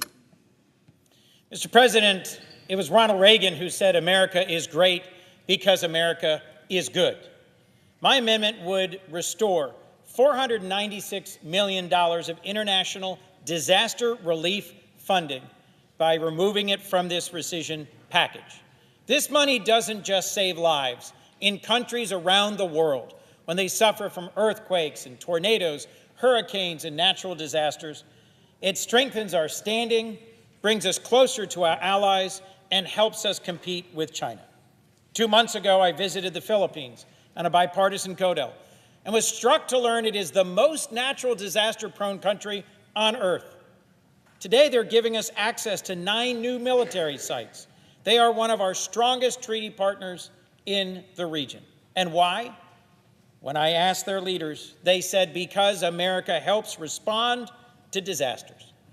$496 million, 0.01% of the debt Republicans have just added to our nation in the last 2 weeks. And this money is implemented by Catholic Relief Services, World Vision, the World Senator's Food time has Program. expired. I ask my colleagues to support it. Senator from Missouri. Thank you, Mr. President. I rise in opposition to this amendment from Senator Coons that strikes the rescission for international disaster assistance, IDA. I urge my colleagues to oppose this amendment. Many foreign governments and UN agencies have become reliant on U.S. emergency funding, using it to avoid investing in their own disaster preparedness. IDA is intended to aid in response to emergencies around the world, but instead, it has gone to things like $3 million for sexual reproductive health in Venezuela, $2.1 million for climate resilience in Southeast Asia, Latin America, and East Africa, and $2.4 million to make aid more considerate of sexual orientation and gender identity. IDA will still have unobligated funds, more than $6 billion, that the administration may use as they see fit. With that, Mr. President, I urge my colleagues to vote no on Amendment 2856. Mr. President. Is there a sufficient second? There appears to be. Clerk will call the roll. Ms. Alsobrooks, Ms. Baldwin.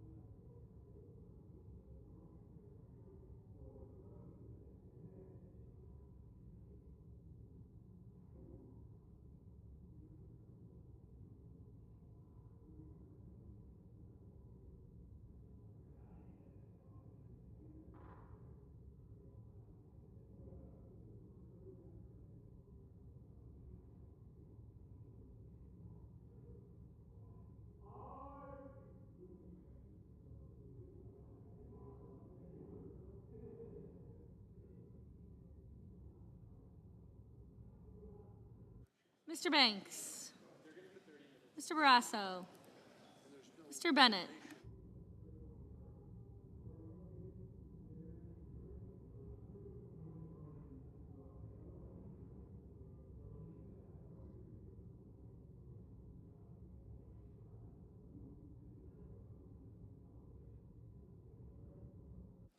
Mrs. Blackburn. Mr. Blumenthal. Ms. Blunt Rochester.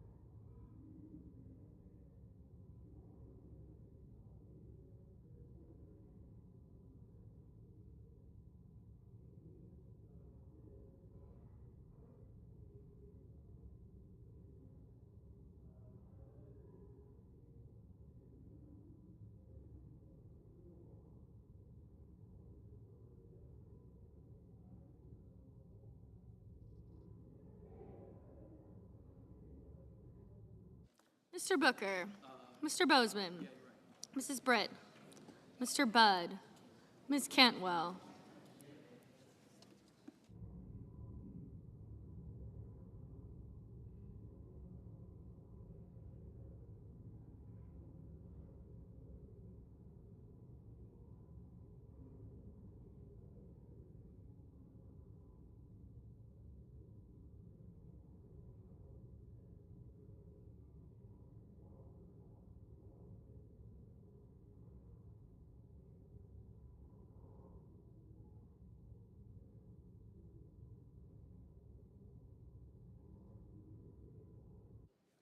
Mrs. Capito, Mr. Cassidy, Ms. Collins, Mr. Coons, Mr. Cornyn, Ms. Cortez Masto, Mr. Cotton, Mr. Kramer, Mr. Crapo, Mr. Cruz, Mr. Curtis, Mr. Daines, Ms. Duckworth, Mr. Durbin, Ms. Ernst, Mr. Fetterman, Mrs. Fisher, Mr. Gallego, Mrs. Gillibrand, Mr. Graham, Mr. Grassley, Mr. Haggerty, Ms. Hassan, Mr. Hawley, Mr. Heinrich, Mr. Hickenlooper, Ms. Hirono, Mr. Hoven, Mr. Husted.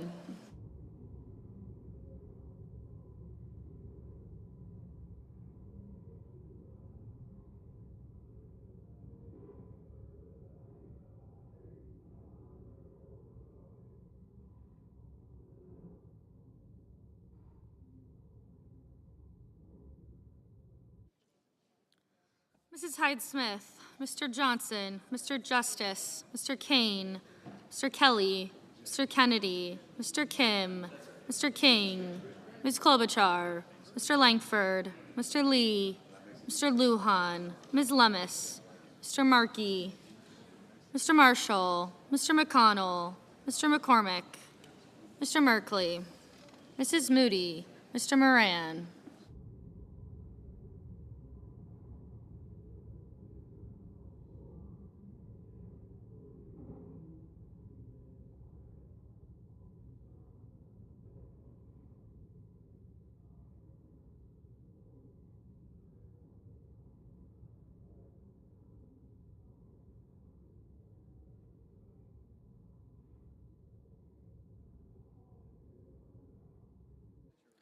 Mr. Marino, Mr. Mullen, Ms. Murkowski, Mr. Murphy, Mrs. Murray, Mr. Ossoff, Mr. Padilla, Mr. Paul, Mr. Peters, Mr. Reed, Mr. Ricketts, Mr. Risch, Ms. Rosen, Mr. Rounds, Mr. Sanders, Mr. Schatz, Mr. Schiff, Mr. Schmidt,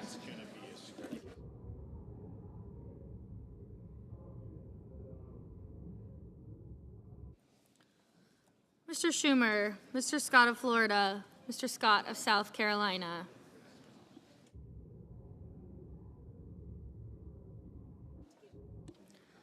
Mrs. Shaheen, Mr. Sheehy, Ms. Slotkin, Ms. Smith, Mr. Sullivan, Mr. Thune, Mr. Tillis, Mr. Tuberville, Mr. Van Hollen, Mr. Warner, Mr. Warnock, Ms. Warren, Mr. Welch, Mr. Whitehouse, Mr. Wicker, Mr. Wyden, Mr. Young.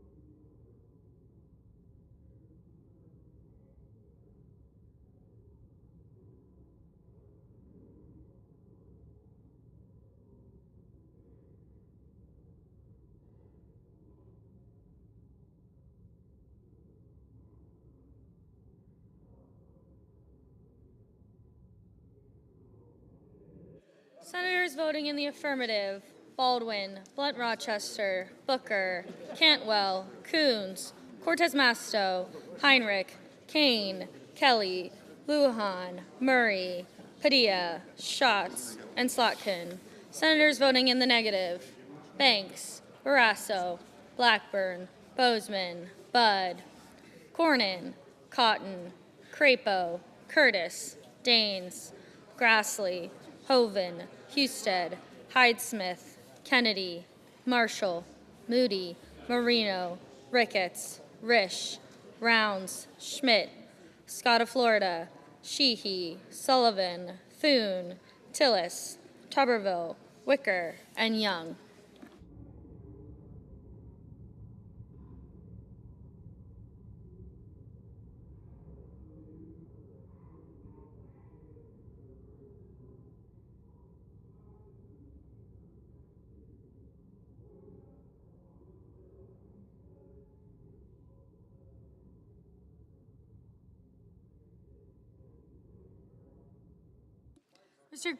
Mr. Cruz, no.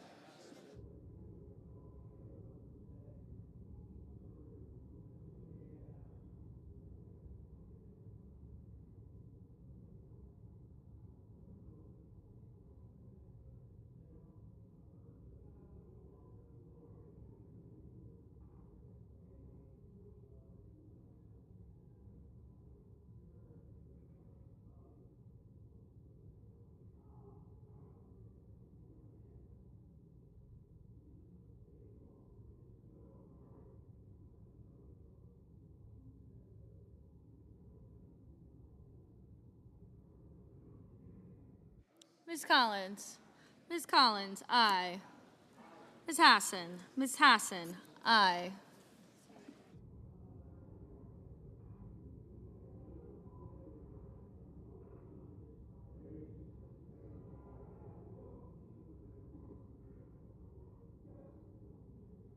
Mrs. Gillibrand, aye. Mr. Mullen, no.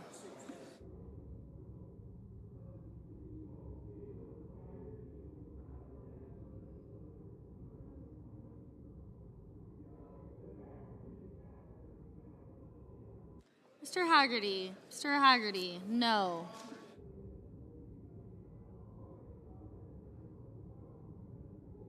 Mr. Lee, no.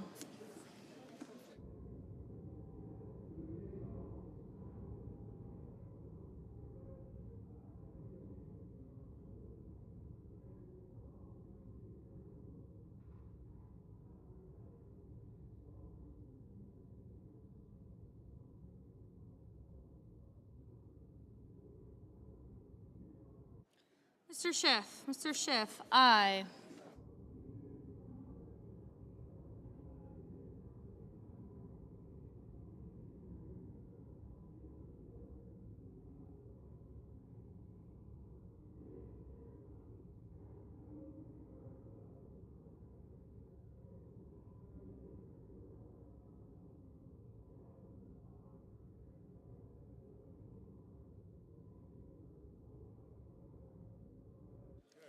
Mr. Justice, no.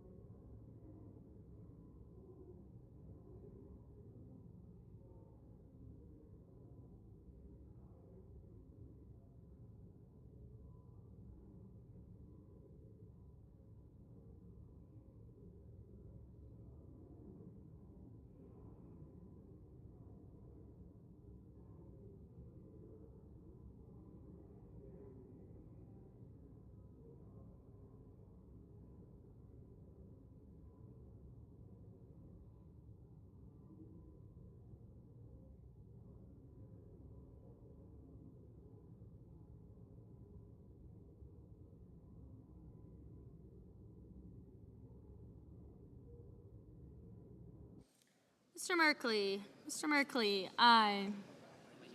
Mr. Kim, aye.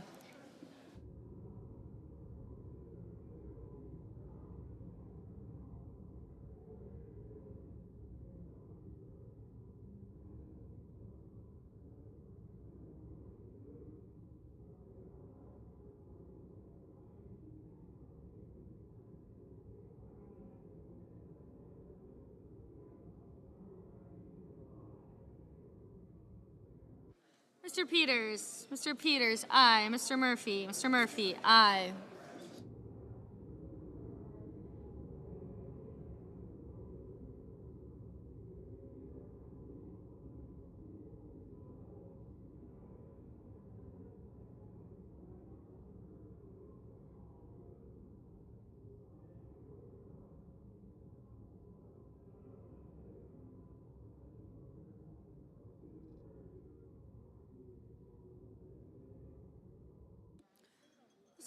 Mr. Schumer, aye.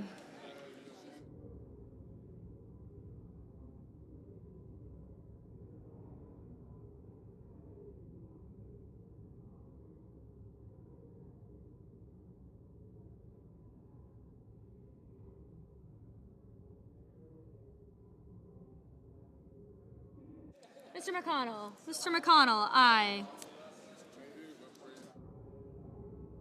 Ms. Hirono, aye. Mr. Blumenthal, aye. Mr. Wyden.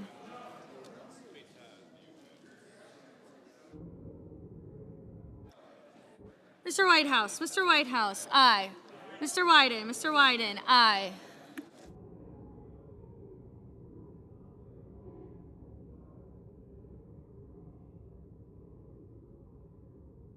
Mr. Graham, no.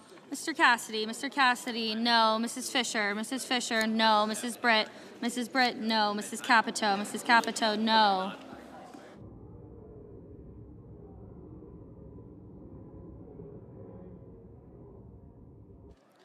Mr. Markey, aye.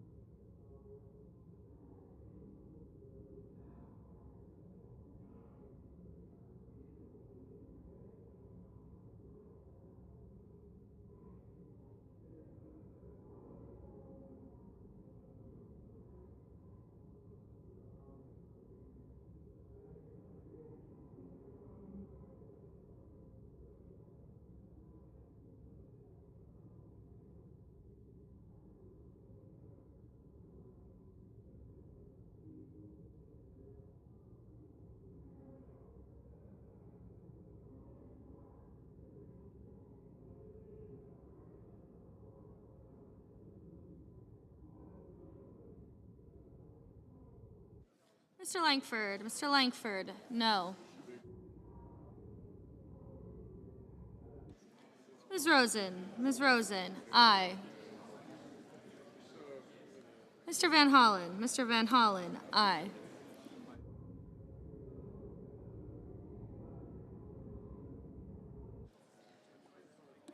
Mr. McCormick, no.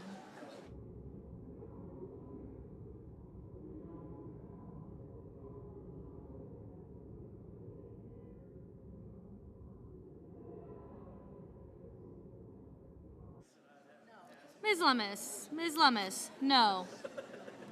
Mr. Scott of South Carolina, no.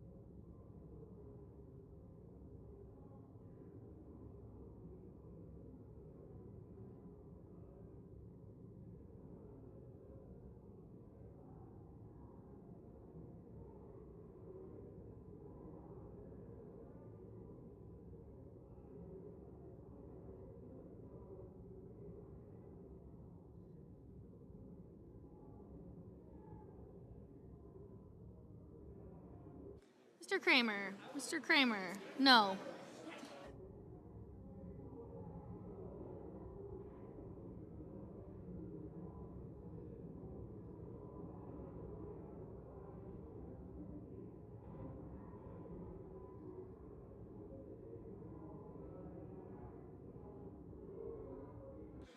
Mr. Reed. Mr. Reed, aye.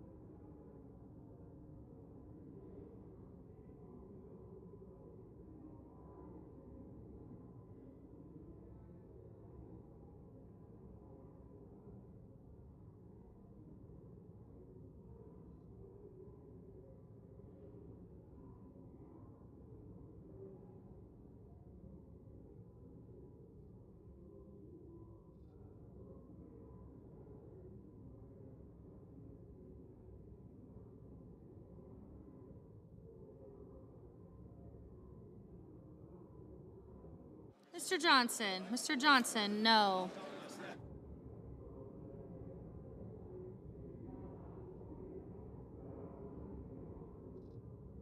Mr. Fetterman. Mr. Fetterman, aye.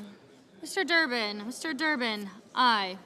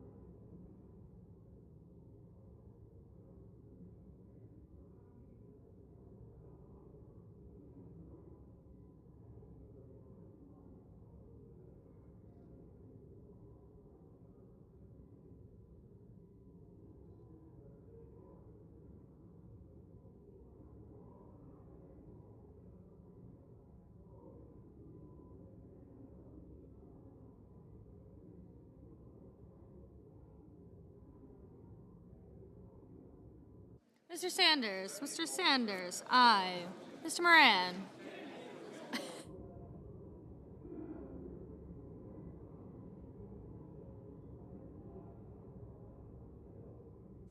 Mr. Bennett. Mr. Bennett, aye.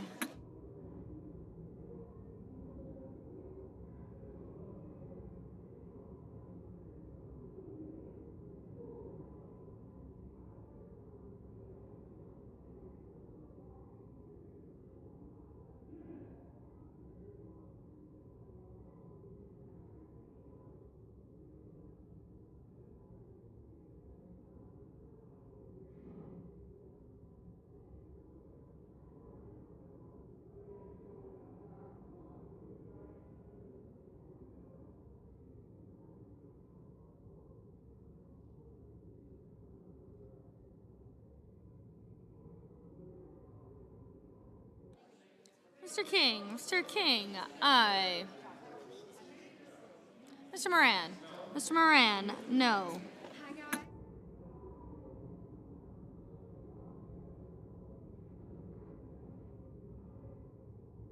Ms. Warren. Ms. Warren, aye.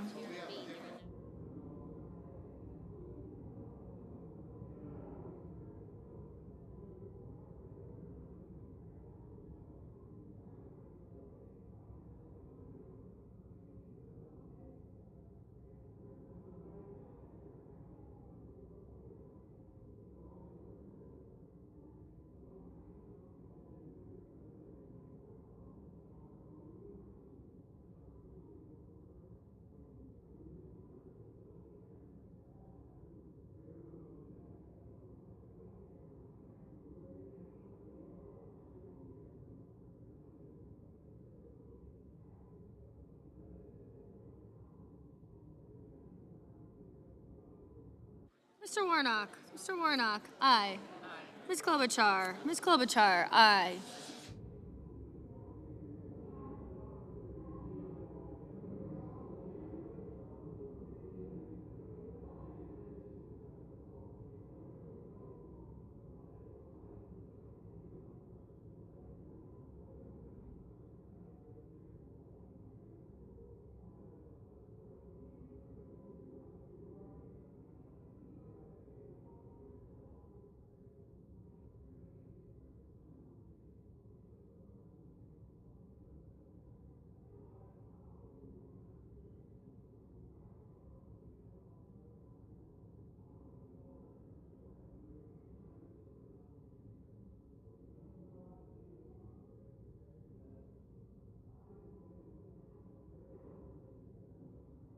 Ms. Alsobrooks. Ms. Alsobrooks, aye.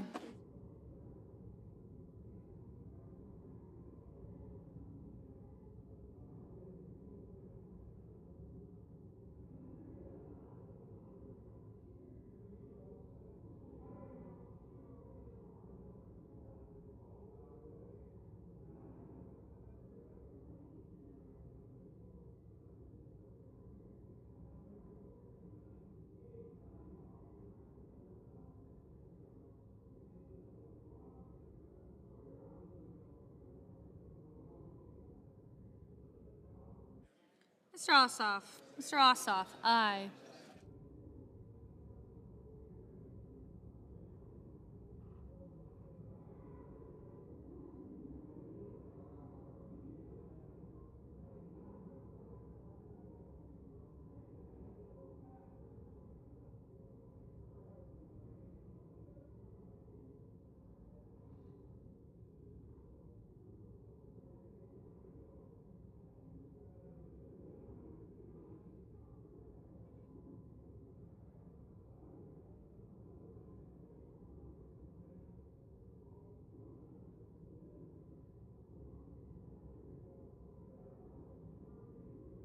Mr. Warner. Mr. Warner, aye.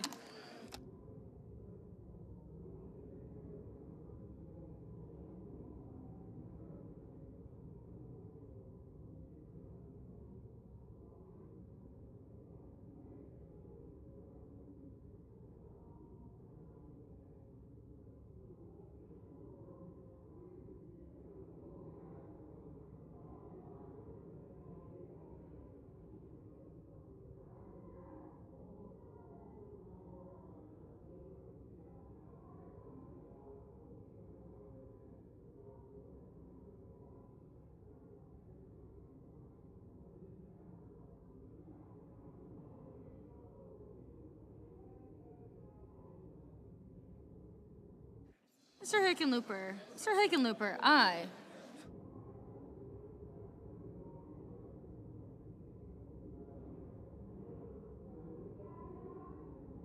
Ms. Duckworth. Ms. Duckworth, aye.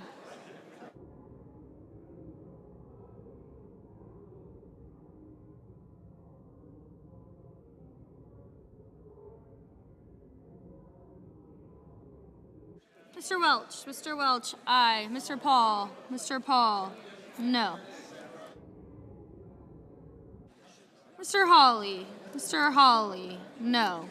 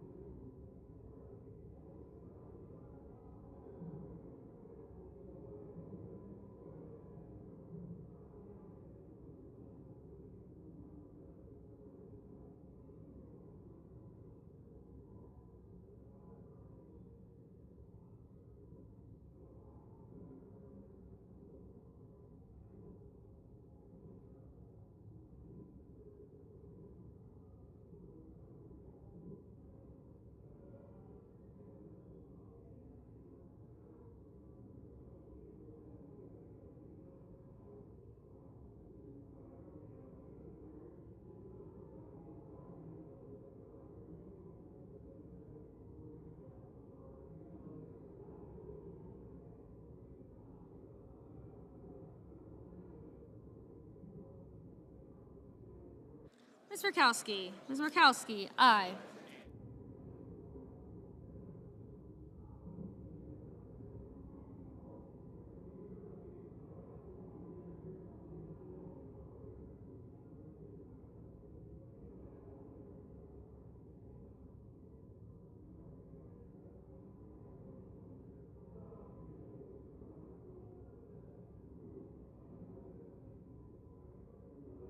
Mr. Gallego. Mr. Gallego, aye.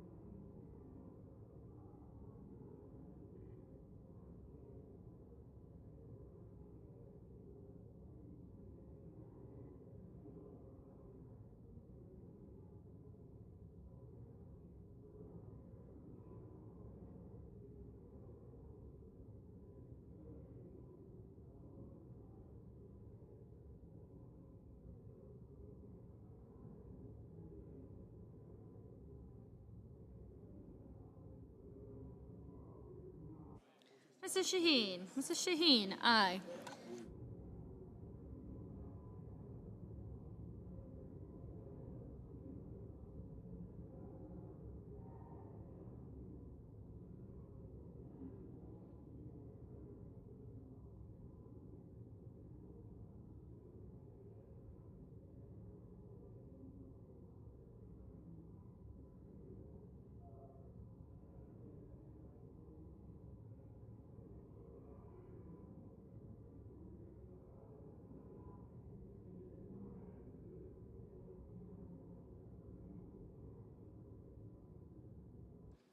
Ms. Ernst. Ms. Ernst, no.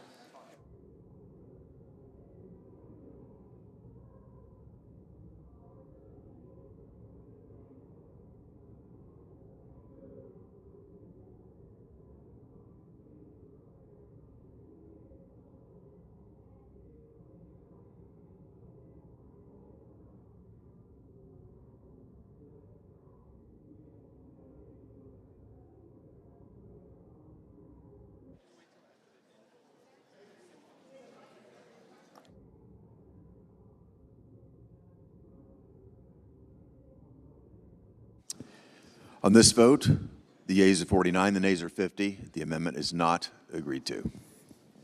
Mr. President. Senator from Nevada is recognized. Mr. President, I have a motion to recommit at the desk. The clerk will report.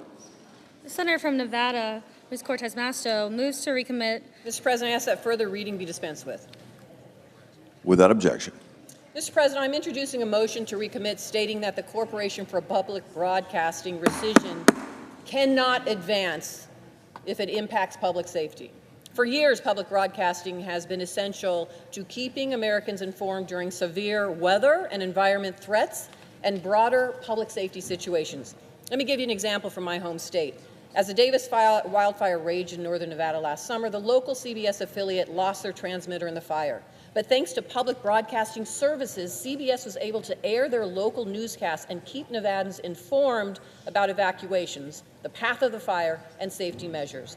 Public broadcasting stations also work with law enforcement to get information out related to abducted children, missing seniors, and major acts of violence. Now is not the time to claw back funding that this body has already approved for public broadcasting's emergency alert system. I urge my colleagues who care about keeping Americans safe to support this motion. Mr. President. Senator from Missouri is recognized. Thank you, Mr. President. I rise in opposition to the amendment offered from my colleague, Senator Cortez Masto. Let's be clear about this. The funding rescinded in this package has zero impact on emergency alert systems. The Integrated Public Alert and Warning System, IPAWS, or Next Generation Warning System Grant Program are funded and operated by FEMA, not the Corporation for Public Broadcasting. Those alerts do not rely on CPB, and they certainly don't depend on taxpayer subsidies for partisan media outlets. Any entity could administer these programs without funneling money through a politically biased intermediary. If adopted, this motion would kill the bill by delaying its consideration by the July 18th deadline and stand in the way of Republican efforts to eliminate wasteful spending and deliver on the President's agenda to the American people. I urge my colleagues to vote no. Mr. President, Senator from Nevada. I ask for the yeas and nays. Is there a sufficient second? There appears to be. The clerk will call the roll. Ms. Alsobrooks, Ms. Baldwin, Mr. Banks, Mr. Barrasso, Mr. Bennett, Mrs. Blackburn, Mr. Blumenthal, Ms. Blunt-Rochester, Mr. Booker, Mr. Bozeman, Mrs. Britt, Mr. Budd. Thank you. Gotcha.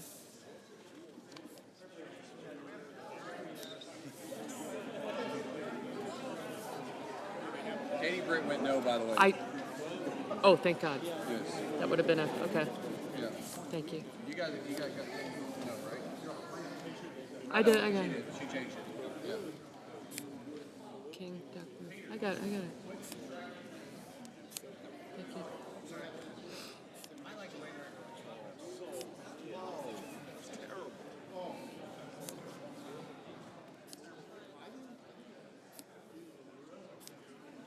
Thank you. Ms. Cantwell.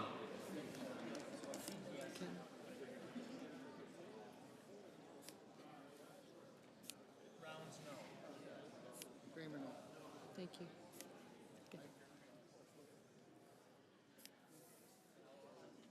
Mrs. Capito.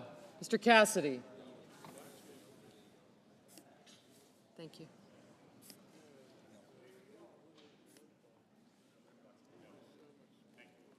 Thank you.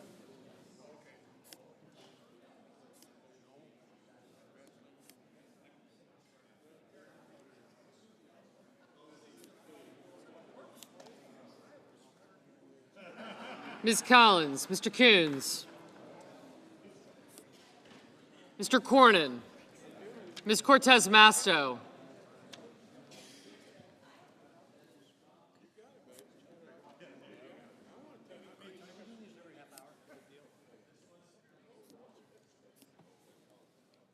Mr. Cotton, Mr. Kramer, Mr. Crapo, Mr. Cruz. Thank you. Mr. Curtis, Mr. Daines, Ms. Duckworth, Mr. Durbin. Thank you. Ms. Ernst, Mr. Fetterman, Mrs. Fisher, Mr. Gallego, Mrs. Gillibrand, Mr. Graham, Mr. Grassley, Mr. Haggerty,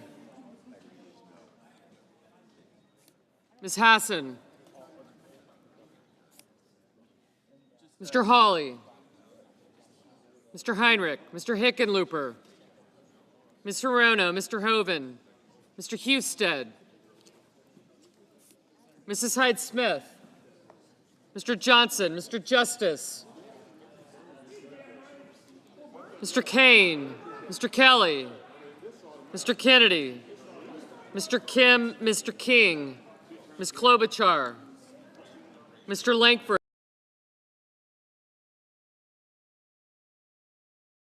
Mr. Markey,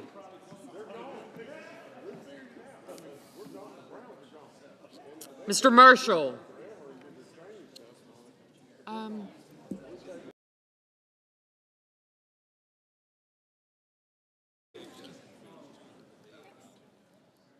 Mr. McCormick, Mr. Merkley, Mrs. Moody,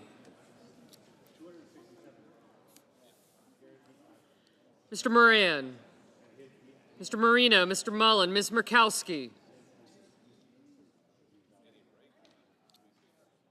Mr. Murphy, Mrs. Murray, Mr. Ossoff, Mr. Padilla, Mr. Paul,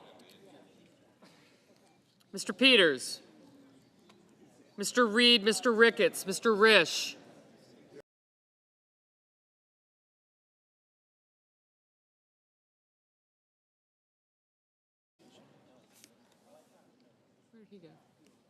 Mr. Schiff, Mr. Schmidt, Mr. Schumer, Mr. Scott of Florida, Mr. Scott of South Carolina, Mrs. Shaheen, Mr. Sheehy, Ms. Slotkin, Ms. Smith, Mr. Sullivan, Mr. Thune, Mr. Tillis, Mr. Tuberville,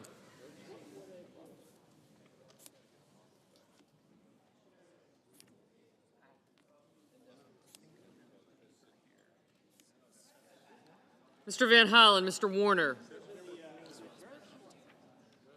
Mr. Warnock, Ms. Warren, Mr. Welch, Mr. Whitehouse,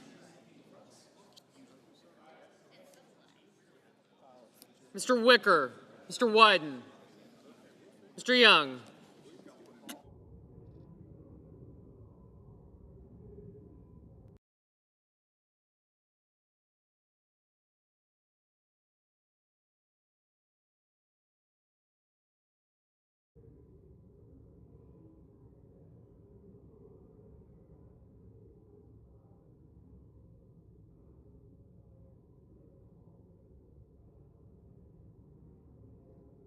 Senators voting in the affirmative: Alsobrooks, Baldwin, Blunt Rochester, Booker, Cantwell, Coons, Cortez Masto, Duckworth, Durbin, Gallego, Hassan, Heinrich, Hickenlooper, Hirono, Murkowski, Murray, Ossoff, Padilla, Peters, Reed, Rosen, Sanders, Schiff, Schumer, Shaheen, Van Hollen, Warner, Welch, and Whitehouse. Senators voting in the negative: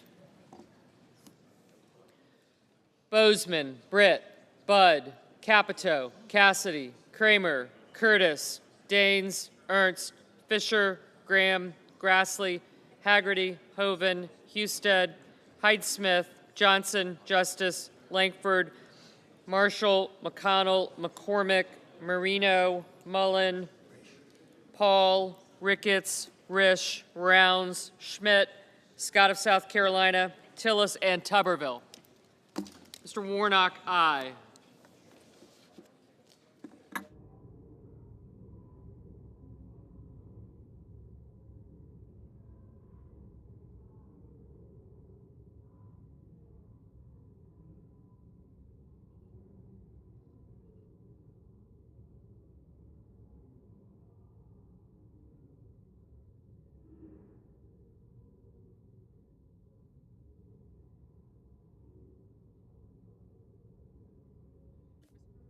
Mr. Bennett, aye.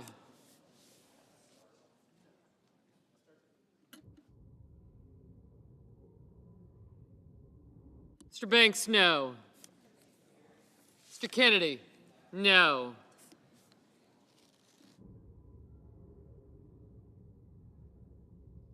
Mr. Cornyn, no.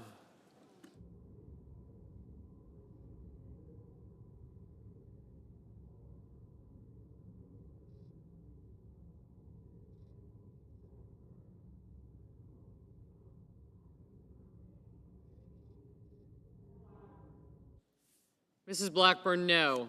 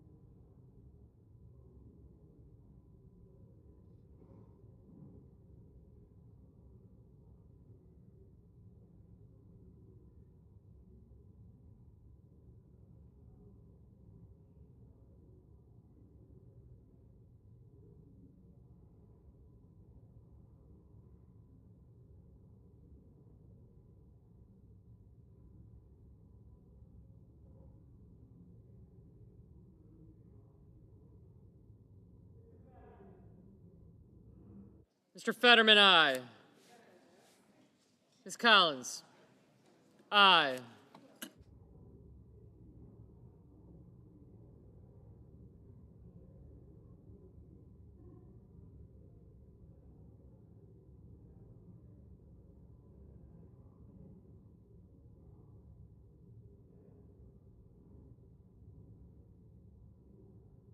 Mr. Blumenthal, aye.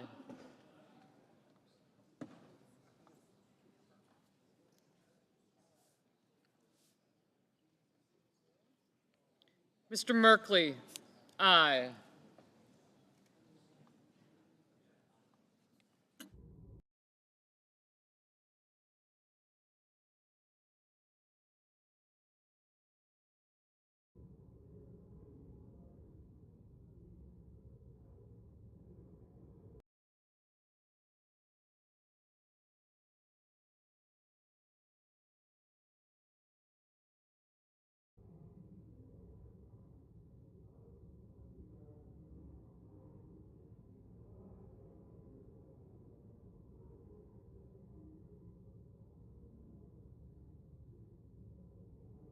Mr. Kane, aye.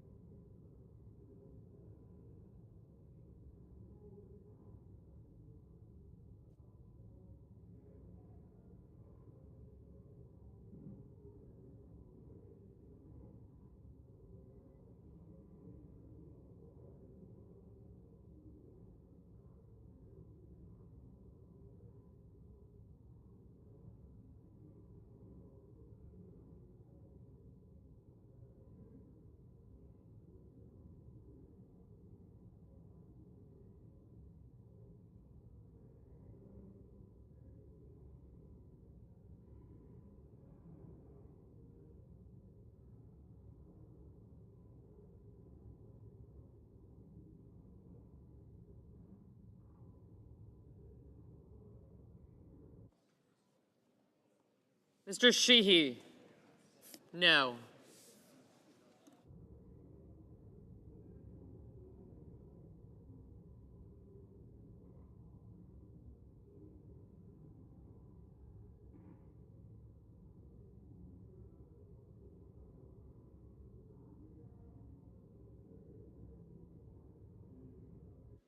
Mr. Moran, no. Mr. Wyden, aye.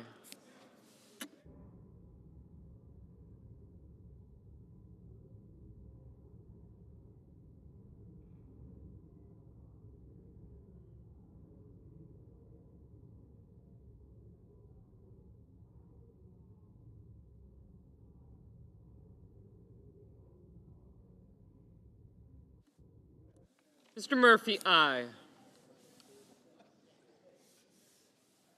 Ms. Warren, aye.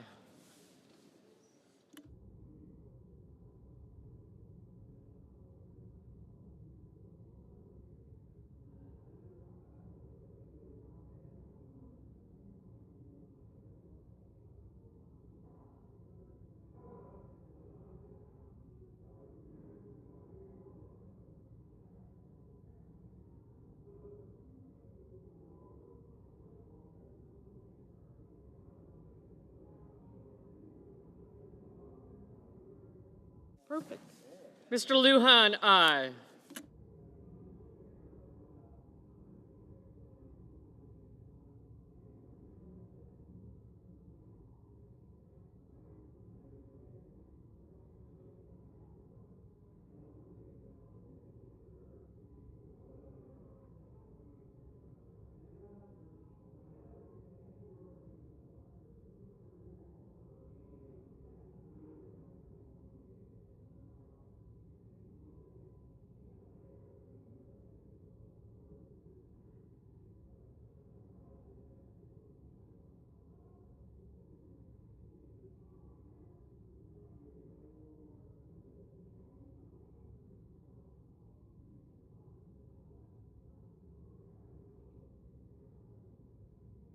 Mr. Hawley? No. Ms. Slotkin, aye.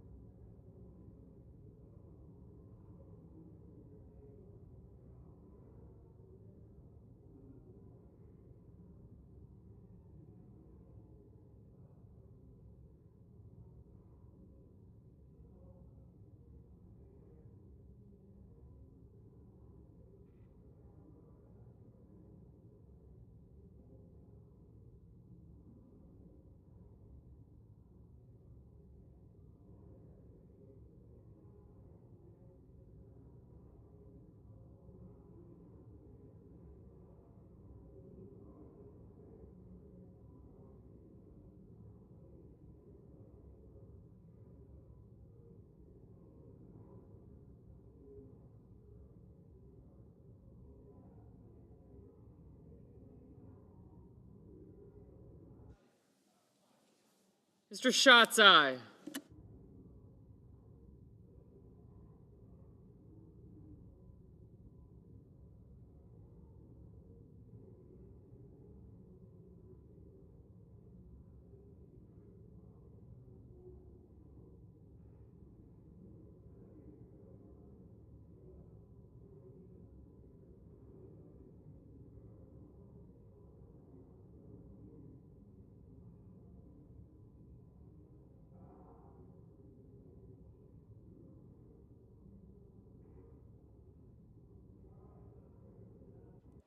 Mr. Cotton, no.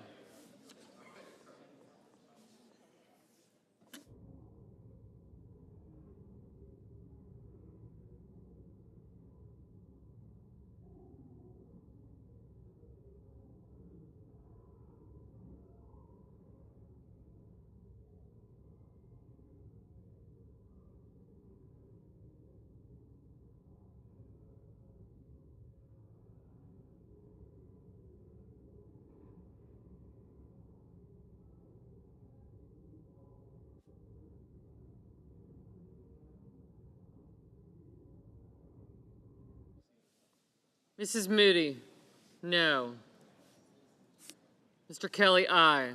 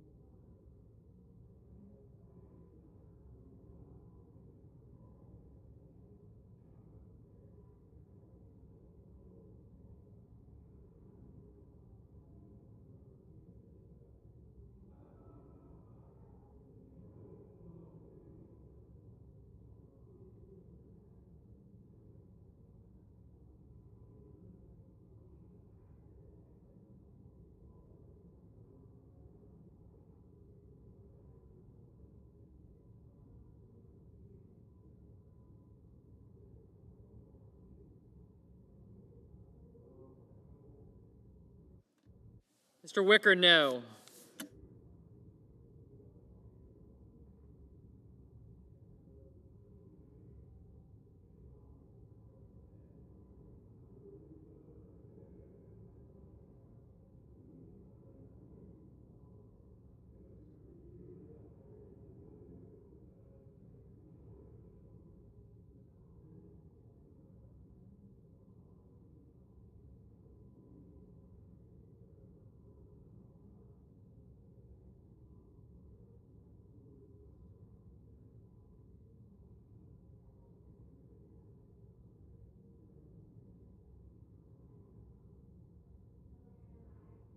Mrs. Gillibrand, aye.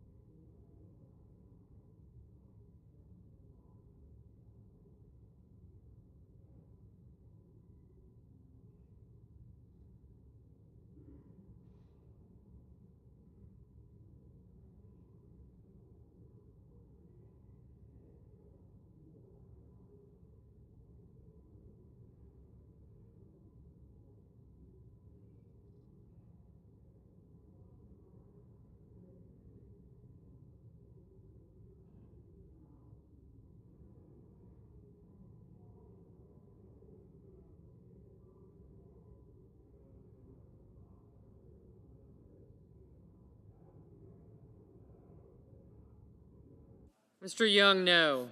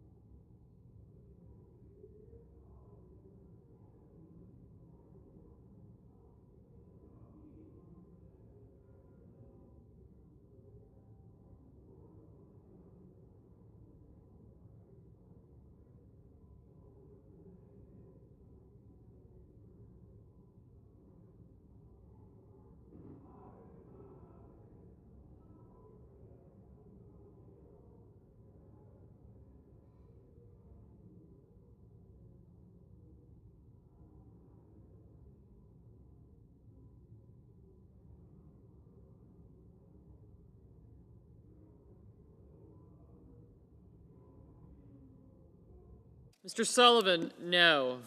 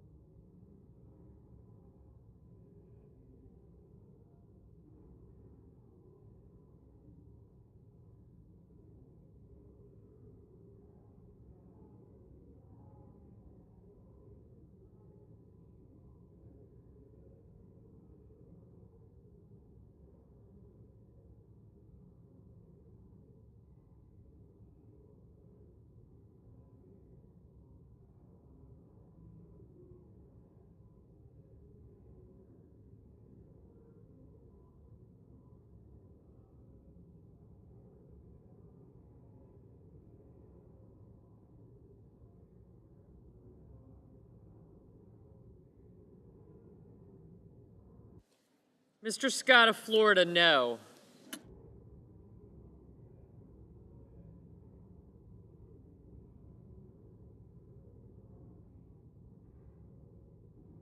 Ms. Lummis? No. Mr. Barrasso? No.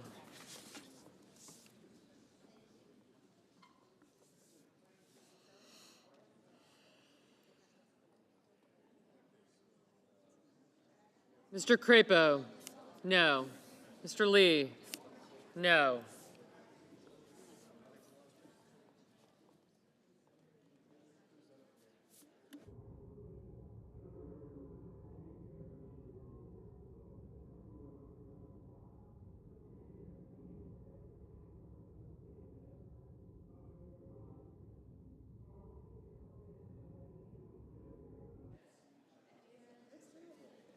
Mr. Thune, no.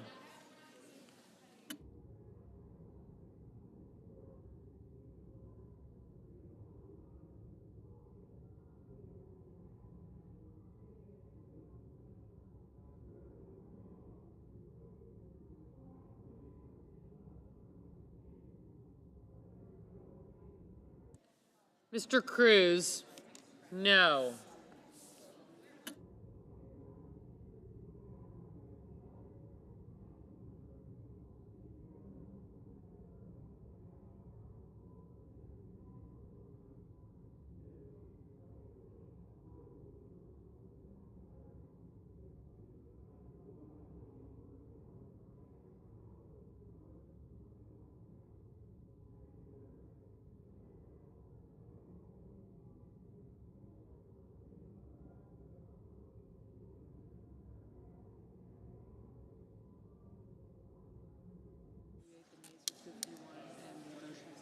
Got it. On this vote, the yeas are 48, the nays are 51, and the motion is not agreed to.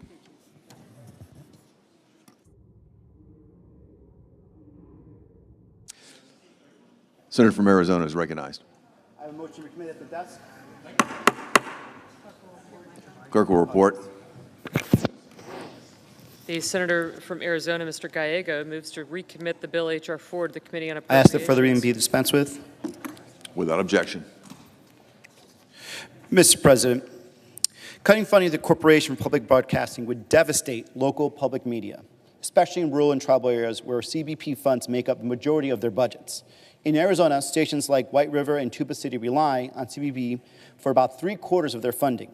That's especially important since nearly 80% of children in Arizona don't have access to formal preschool, meaning that for many families, public television is one of their only early childhood education tools. We shouldn't be pulling the rug out of these children, especially from these communities that are desperately in need. At the same time, Republicans are proposing these cuts. They're handing out tax breaks for billionaires and other corporations. They're sending a clear message that tribal and rural communities matter less than the filthy rich that do not need more and more tax cuts. That's why I move to limit the damage of cutting funds for corporations for public broadcasting and protect stations in rural and tribal communities.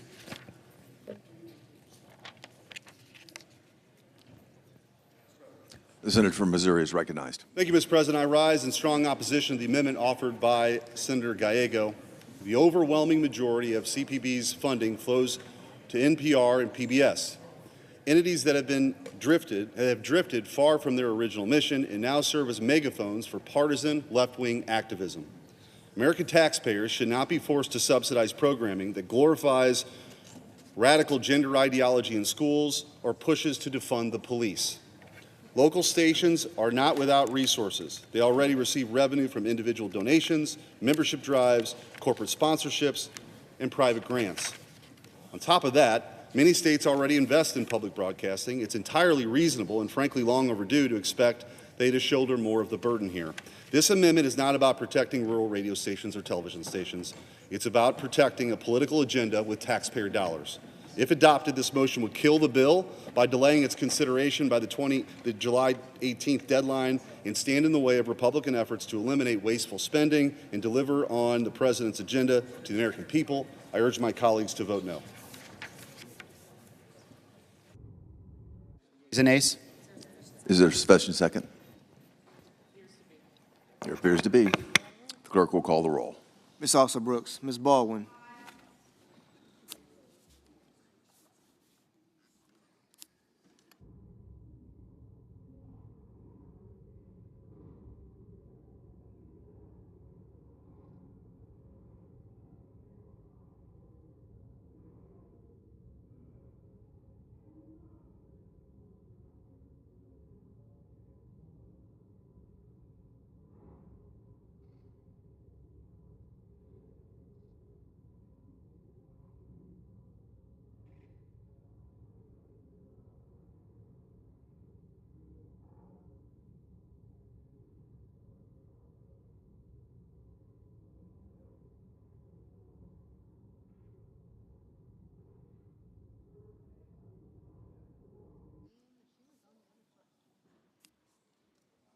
Mr. Banks,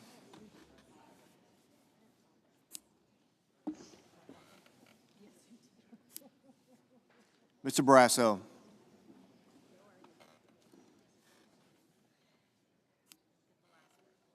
Mr. Bennett, Mrs. Blackburn,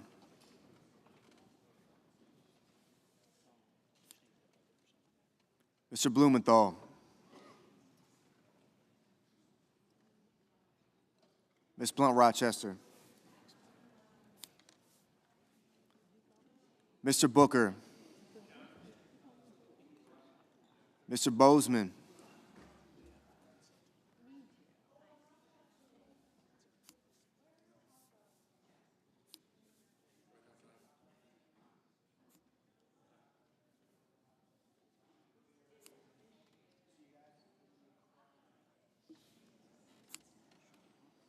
Mrs. Britt, Mr. Budd,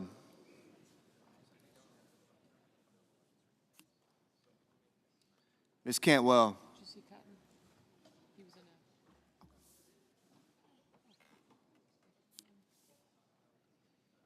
Mrs. Capito, Mr. Cassidy,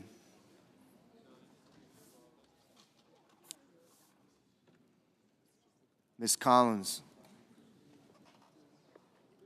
Mr. Coons, Mr. Cornyn, Ms. Cortez Masto,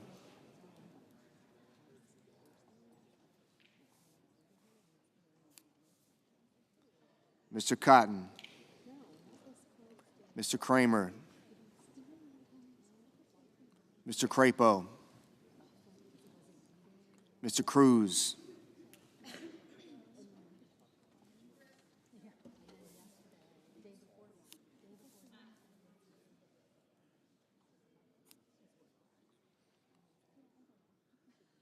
Mr. Daines, Ms. Duckworth, Mr. Durbin, Ms. Ernst, Mr. Fetterman, Mrs. Fisher,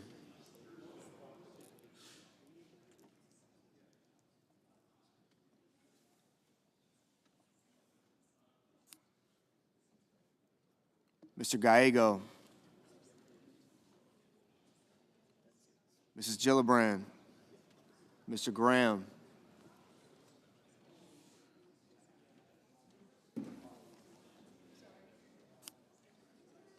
Mr. Grassley,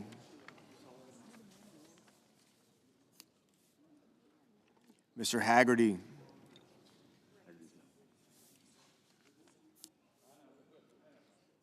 Ms. Hassan, Mr. Hawley, Mr. Heinrich, Mr. Hickenlooper, Ms. Hirono, Mr. Hoven, Mr. Husted, Mrs. Hyde-Smith, Mr. Johnson, Mr. Justice, Mr. Kane,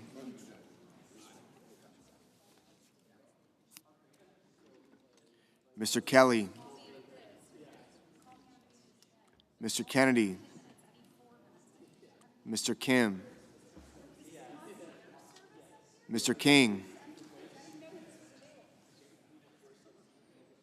Ms. Klobuchar, Mr. Langford, Mr. Lee,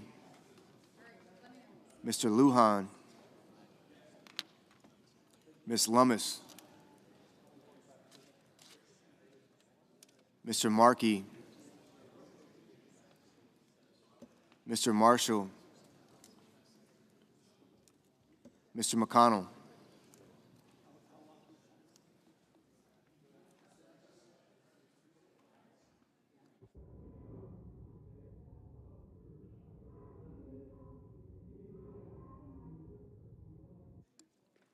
Mr. McCormick,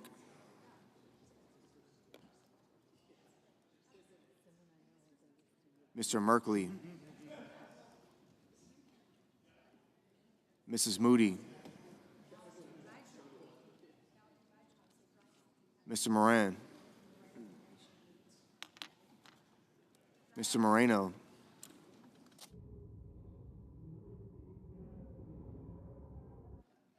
Mr. Mullen, Ms. Murkowski,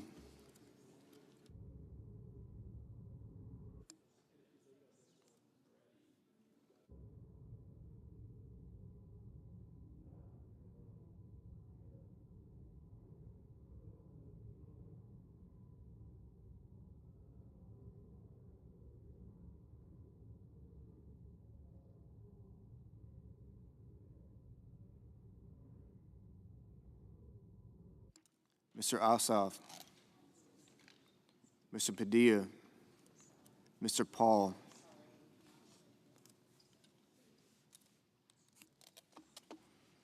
Mr. Peters, Mr. Reed, Mr. Ricketts,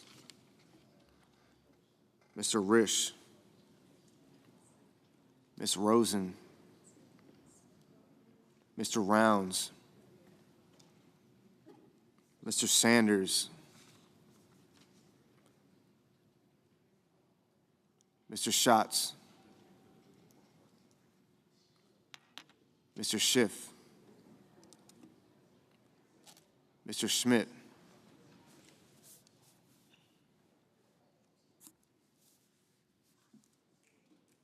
Mr. Schumer,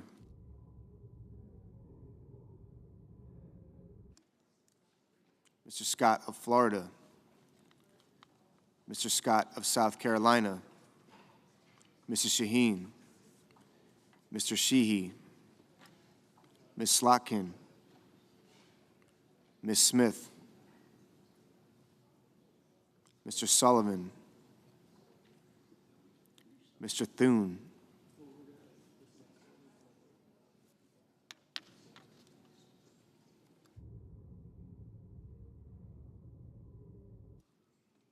Mr. Tillis, Mr. Tuberville, Mr. Van Hollen, Mr. Warner, Mr. Warnock,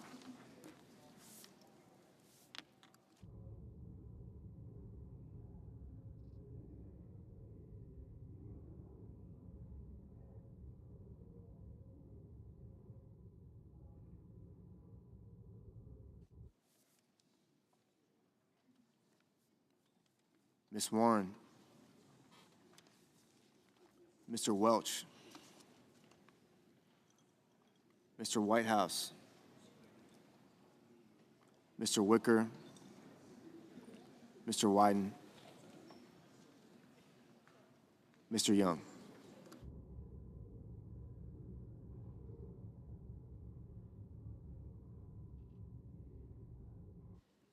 Senators voting the affirmative: Baldwin, Blumenthal, Cortez Masto, Durbin, Hassan, Hirono, Kane, Kim, King, Klobuchar, Lujan, Merkley, Murkowski, Murphy, Murray, Ossoff, Padilla, Peters, Reed, Rosen, Sanders, Schiff, Shaheen, Slotkin, Van Hollen, Warren, Whitehouse. Mrs. Murray, aye. Senators voting the negative. Mr. Heinrich, aye. Senators voting in the negative. Barrasso, Britt, Cornyn, Cotton, Crapo, Cruz, Ernst, Haggerty, Hawley, Hyde-Smith, Lee, Schmidt, Scott of Florida, Scott of South Carolina, Sullivan, Thune, Wicker, and Young.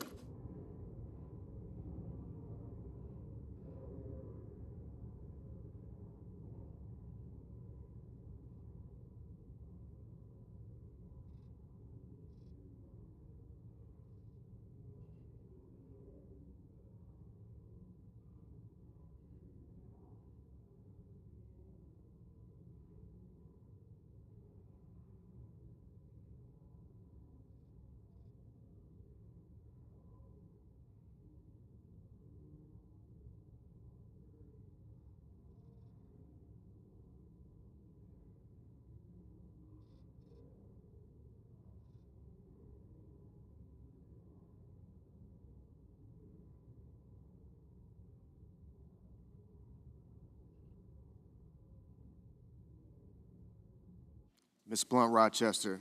Ms. Blunt Rochester. Aye.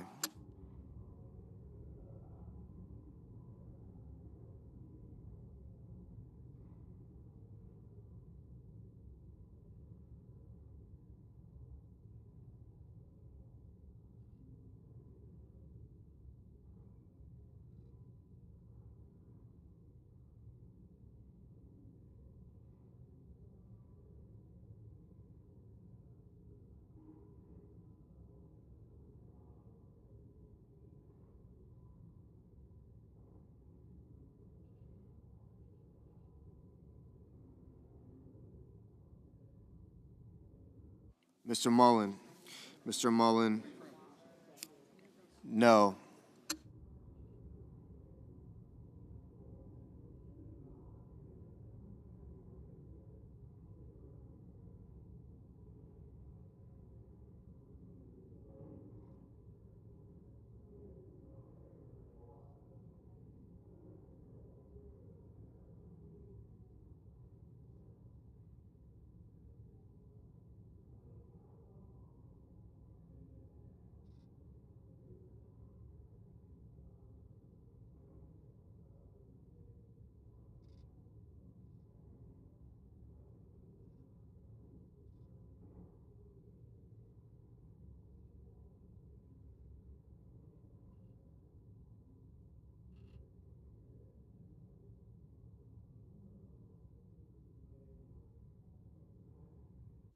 Mr. Hoven. Mr. Hoven. No.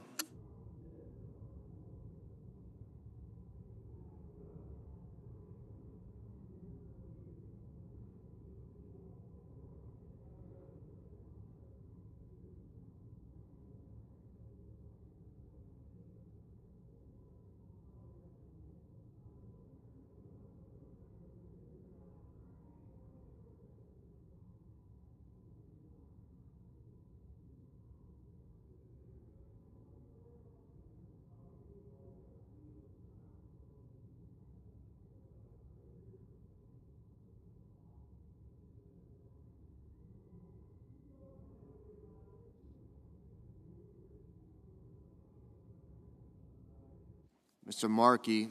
Mr. Markey. Aye. Mr. Bozeman. Mr. Bozeman. No. Mr. Gallego. Mr. Gallego. Aye. Mr. Langford. Mr. Langford. No.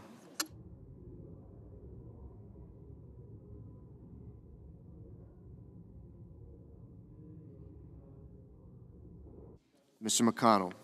Mr. McConnell. No.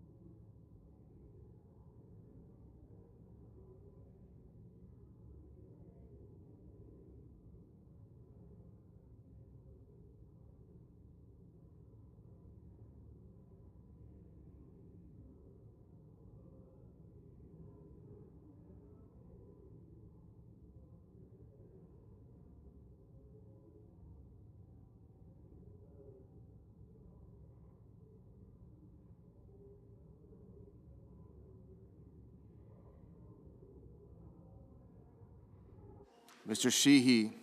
Mr. Sheehy, no.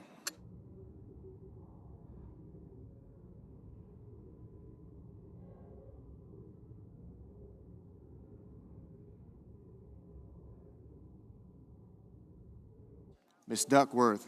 Ms. Duckworth, aye.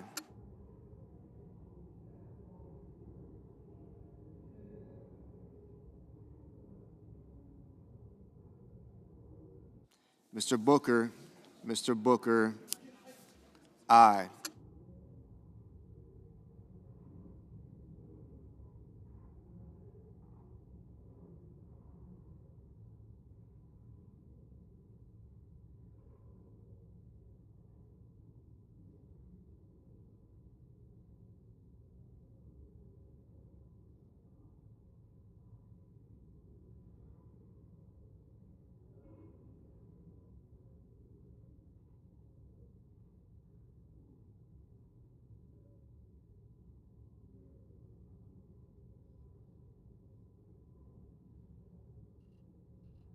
Mr. McCormick.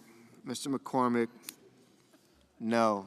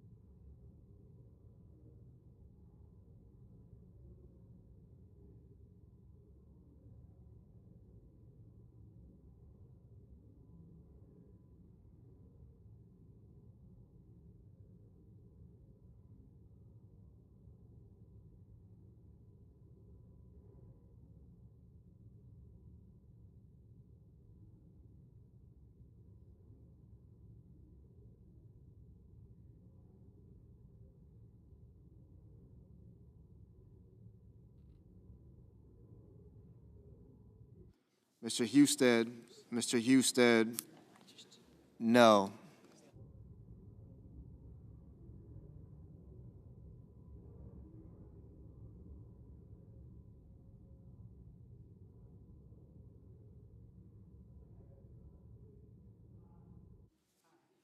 Ms. Collins. Ms. Collins, aye. Mr. Wyden. Mr. Wyden, aye.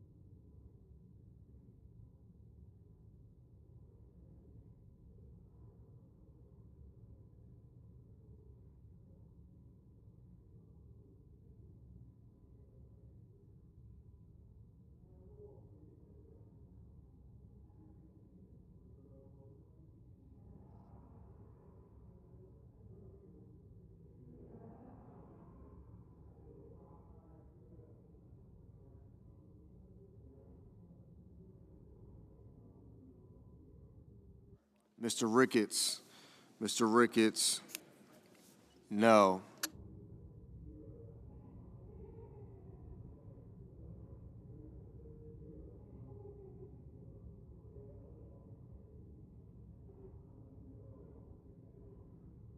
Mr. Sanders. Mr. Sanders, aye.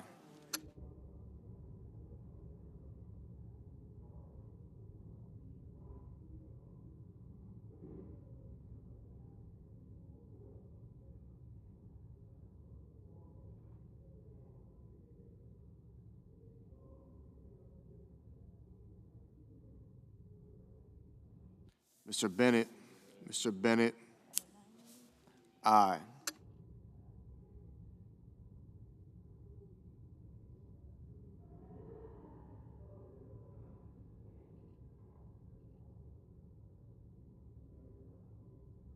Ms. Cantwell. Ms. Cantwell. Aye.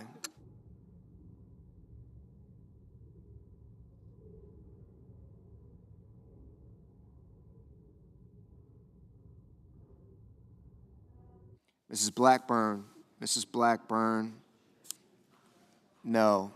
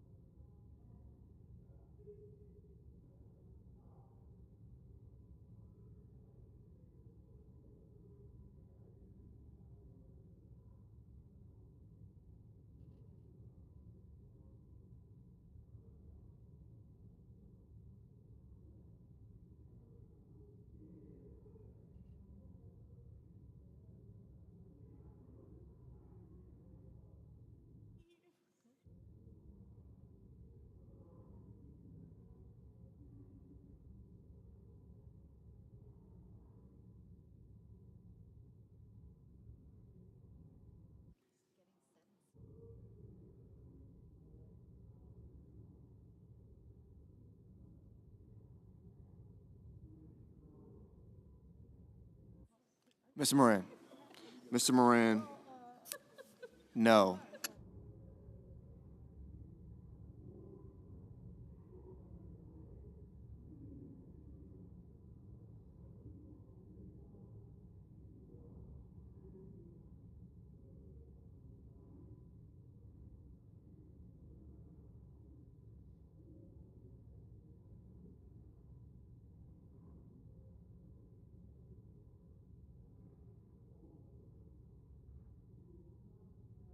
Ms. Lummis. Ms. Lummis. No.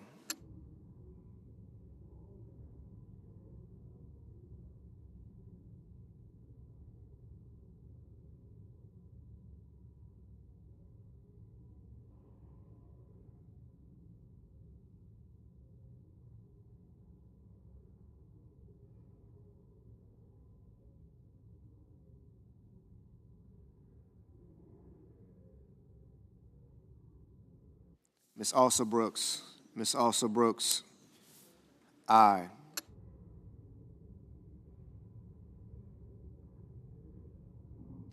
Mr. Graham. Mr. Graham. No.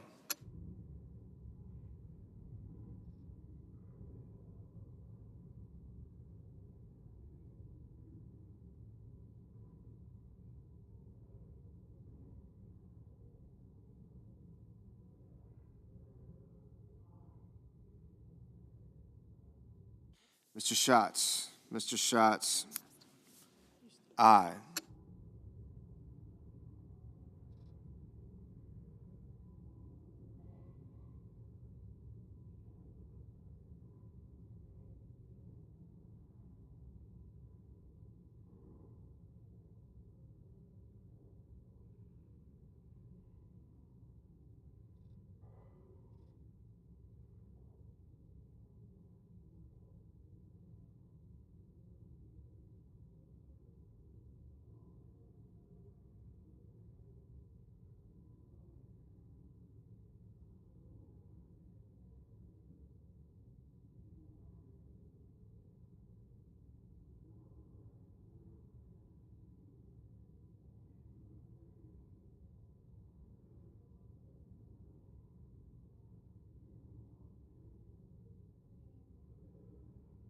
Mr. Fetterman. Mr. Fetterman. Aye.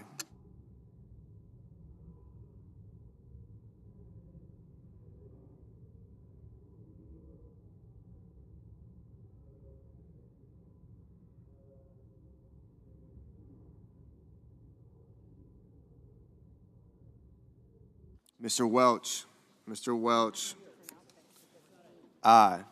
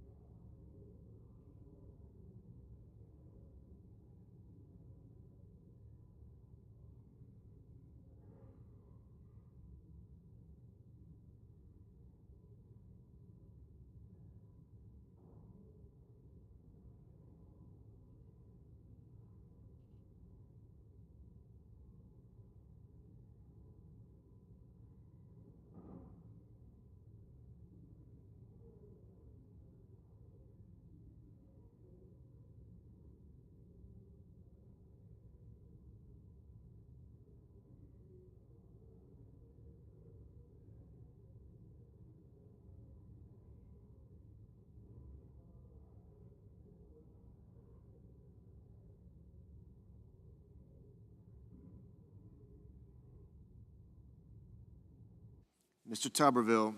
Mr. Tuberville. No.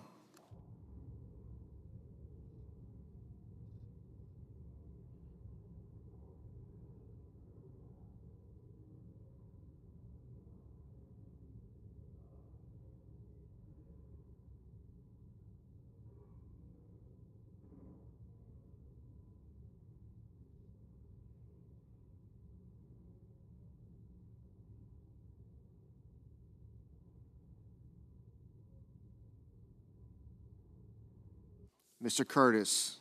Mr. Curtis. No.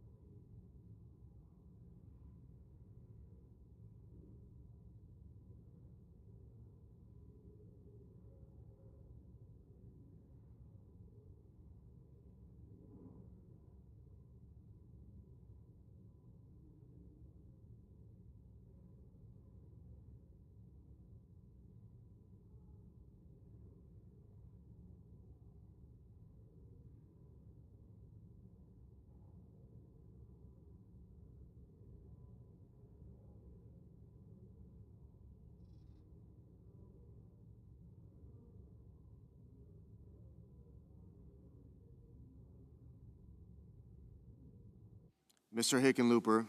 Mr. Hickenlooper. Aye.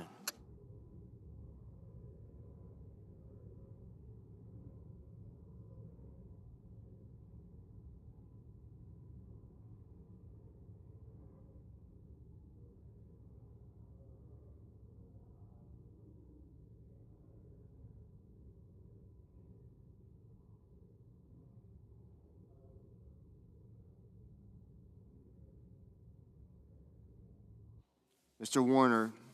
Mr. Warner. Aye.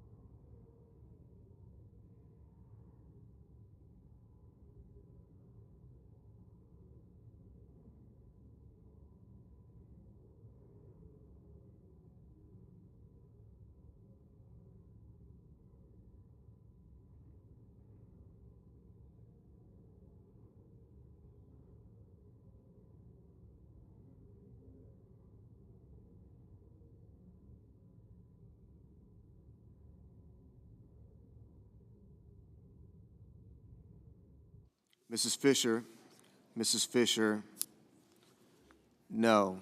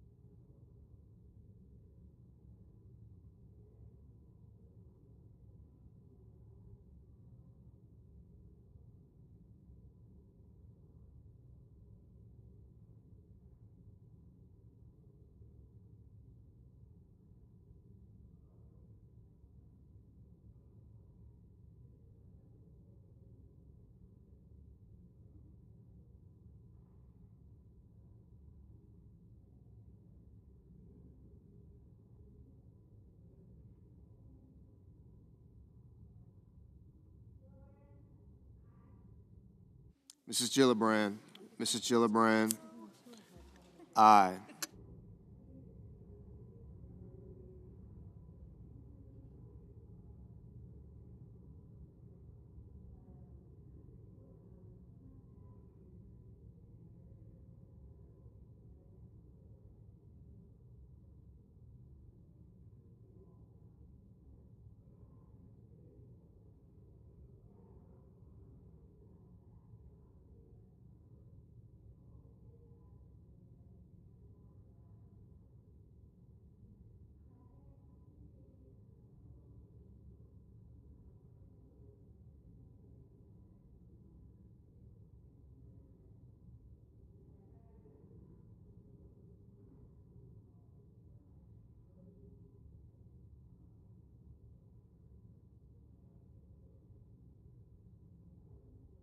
Mr. Coons, Mr. Coons, aye.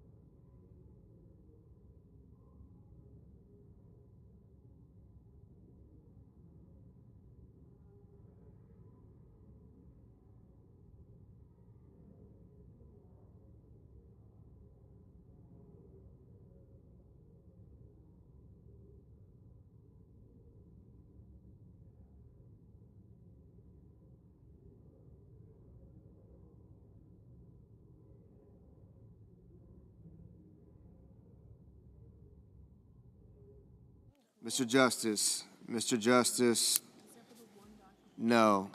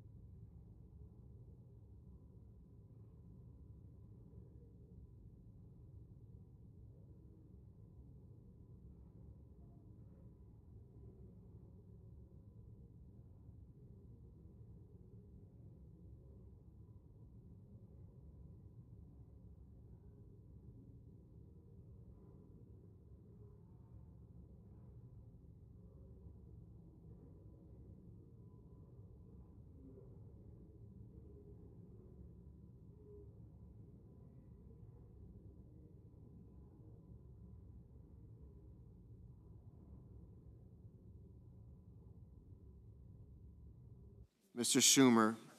Mr. Schumer, aye.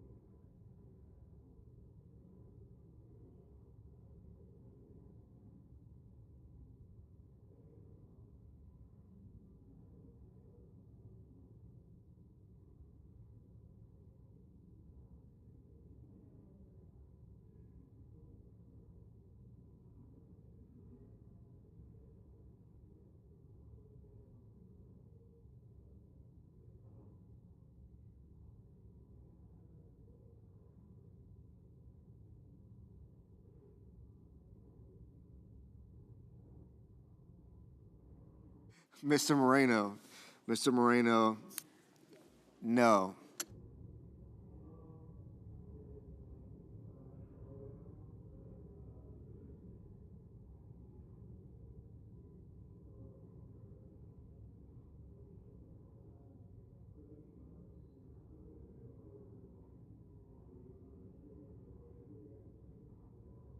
Mr. Paul. Mr. Paul, no.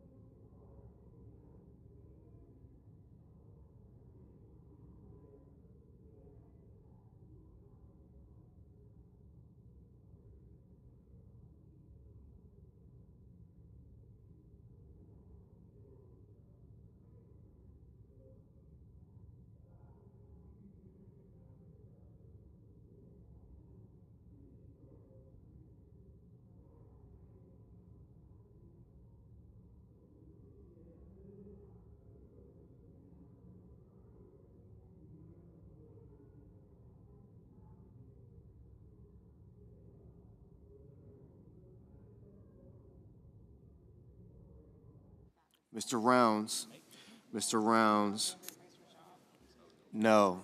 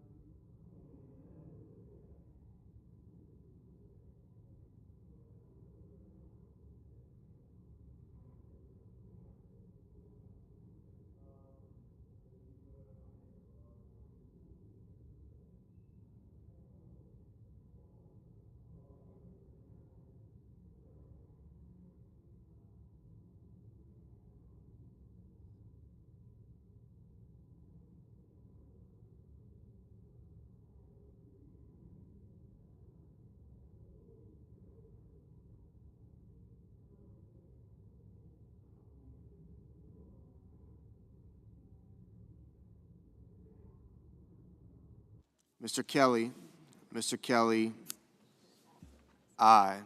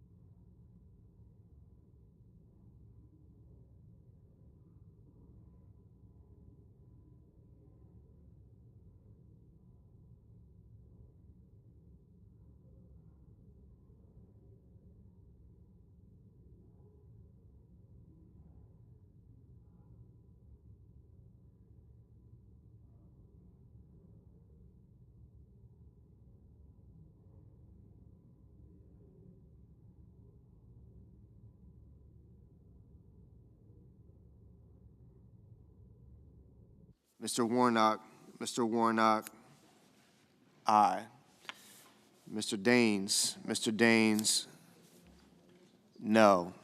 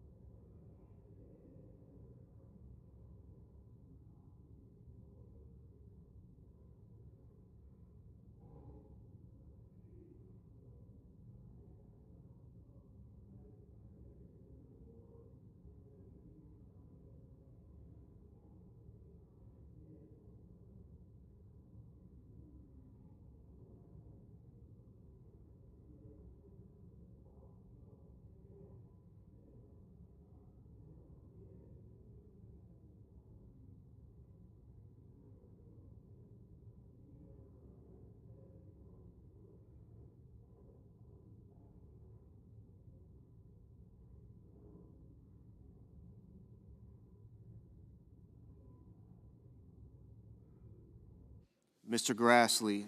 Mr. Grassley, no.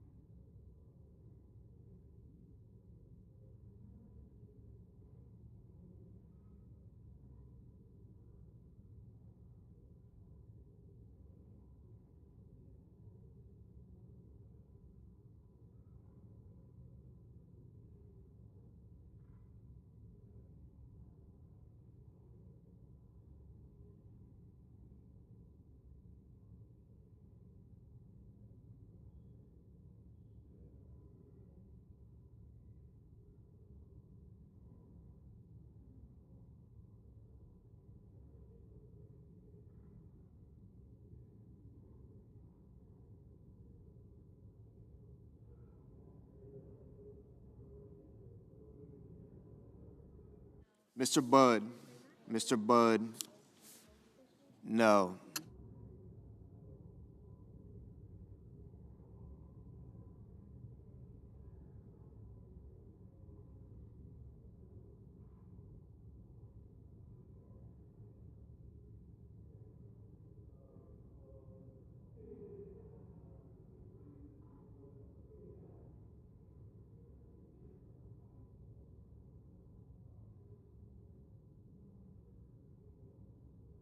Mr. Marshall, no. Mrs. Capito, no. Mr. Banks, no.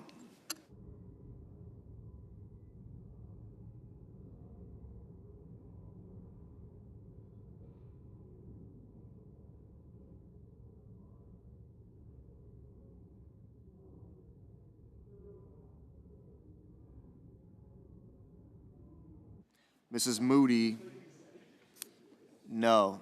Mr. Risch, no. Mr. Johnson, no. Mr. Cassidy, no.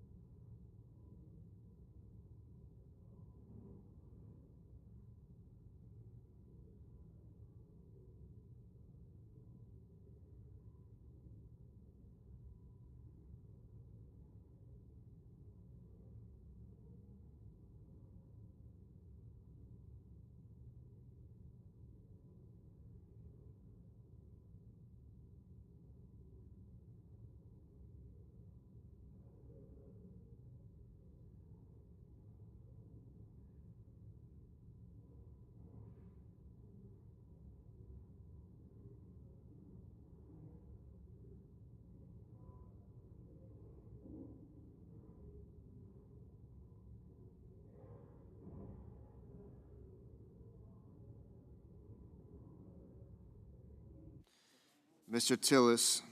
Tillis, no.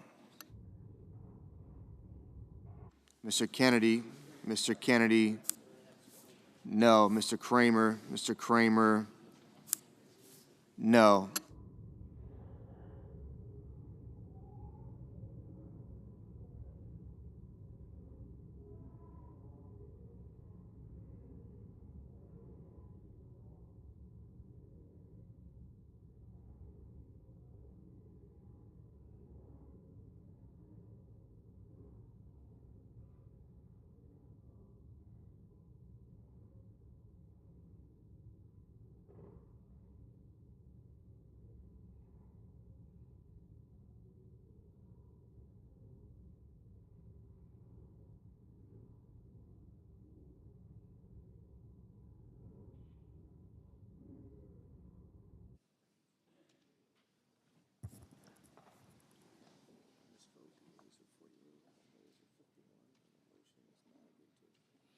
On this vote, the yeas are 48, the nays are 51. The motion is not agreed to.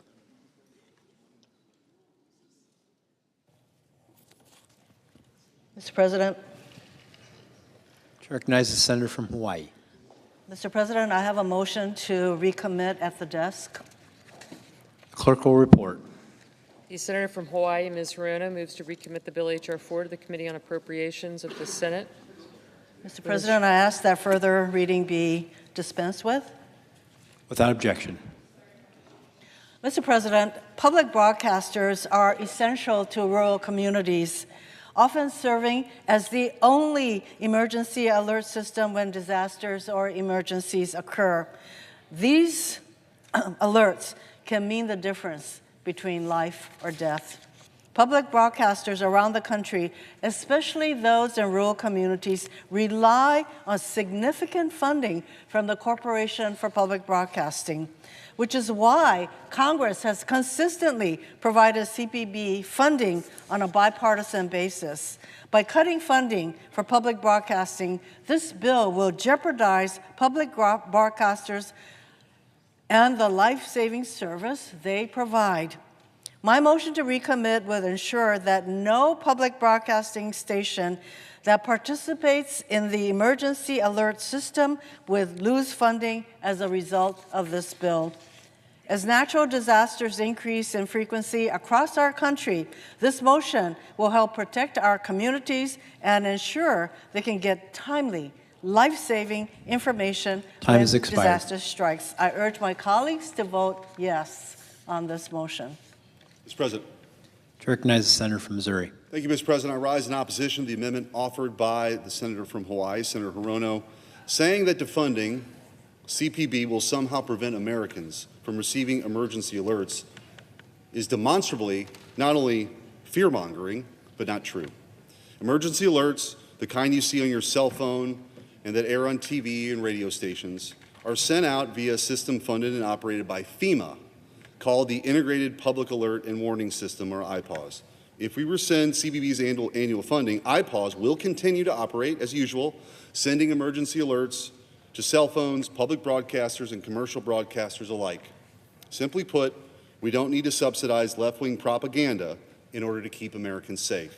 If adopted, this motion will kill the bill by delaying its consideration by the July 18th deadline and stand in the way of Republican efforts to provide accountability and course correct from wasteful spending and deliver on President Trump's agenda for the American people. I urge my colleagues to vote no. Mr. President, this bill endangers the public. I ask for the yeas and nays. Is there a sufficient second? Appears to be. Clerk will call the roll. Ms. Alston-Brooks, Ms. Baldwin. Thank you.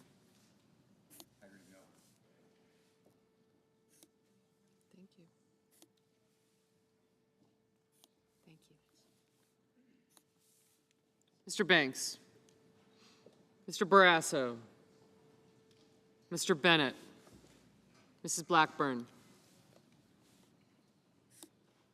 Mr. Blumenthal, Ms. Blunt-Rochester, Mr. Booker, Mr. Bozeman, Mrs. Britt, Mr. Budd.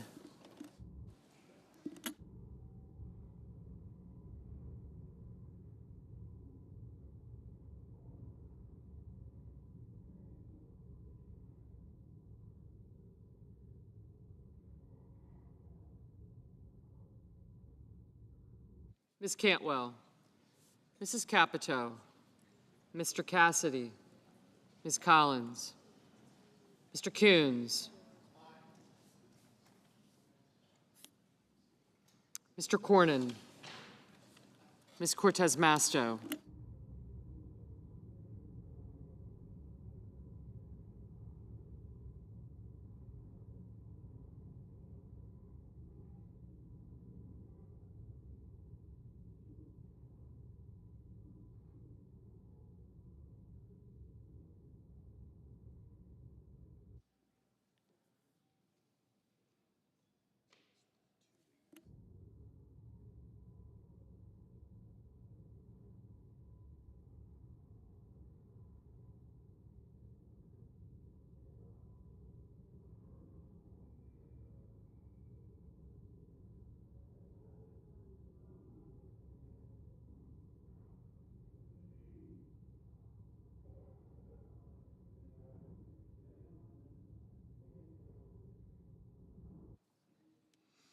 Mr. Crapo, Mr. Cruz, Mr. Curtis, Mr. Daines, Ms. Duckworth, Mr. Durbin, Ms. Ernst, Mr. Fetterman, Mrs. Fisher, Mr. Gallego, Mrs. Gillibrand, Mr. Graham, Mr. Grassley, Mr. Haggerty, Ms. Hassan.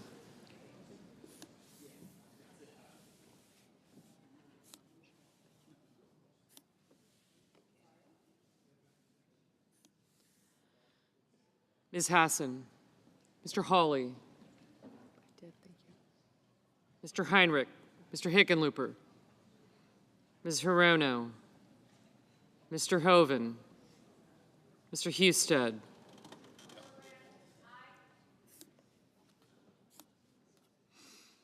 Mrs. Hyde-Smith, Mr. Johnson, Mr. Justice, Mr. Kane, Mr. Kelly, Mr. Kennedy, Mr. Kim, Mr. King, Ms. Klobuchar, Mr. Langford, Mr. Lee, Mr. Lujan, Ms. Lemus, Mr. Markey, Mr. Marshall, Mr. McConnell, Mr. McCormick, Mr. Merkley, Mrs. Moody, Mr. Moran, Mr. Marino, Mr. Mullen, Ms. Murkowski, Mr. Murphy, Mrs. Murray, Mr. Ossoff, Mr. Padilla, Mr. Paul, Mr. Peters, Mr. Reed, Mr. Ricketts, Mr. Risch, Ms. Rosen, Mr. Rounds, Mr. Sanders, Mr. Schatz, Mr. Schiff, Mr. Schmidt, Mr. Schumer, Mr. Scott of Florida, Mr. Scott of South Carolina, Mrs. Shaheen, Mr. Sheehy, Ms. Slotkin, Ms. Smith, Mr. Sullivan, Mr. Thune, Mr. Tillis, Mr. Tuberville, Mr. Van Hollen, Mr. Warner, Mr. Warnock, Ms. Warren, Mr. Welch, Mr. Whitehouse, Mr. Wicker, Mr. Wyden, Mr. Young.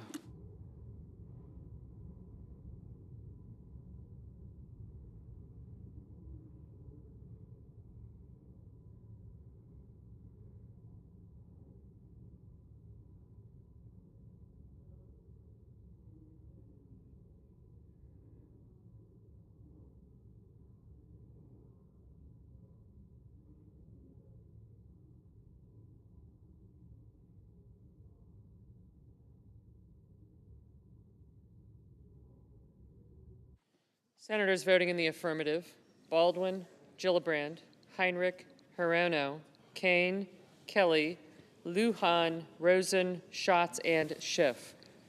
Senators voting in the negative: Barrasso, Bozeman, Budd, Capito, Cotton, Kramer, Curtis, Graham, Haggerty, Husted, Kennedy, Langford, Moody, Risch, Schmidt, Sheehy, and Thune. Mr. Cassidy?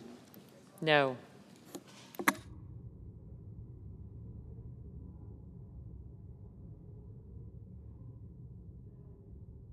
Ms. Blunt Rochester, aye. Mr. Markey? Aye. Mr. Cornyn? No.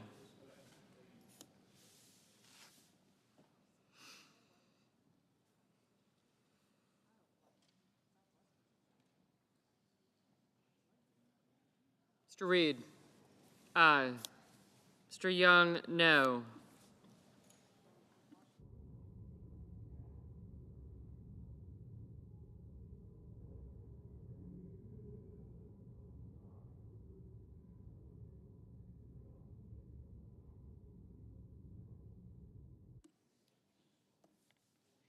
Mr. Marshall? No.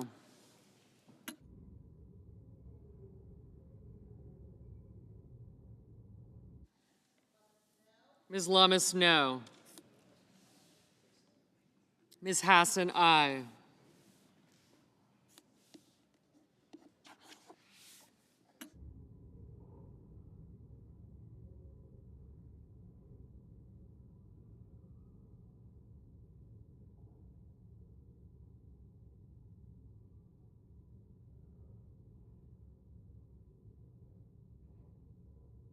Ms. Collins?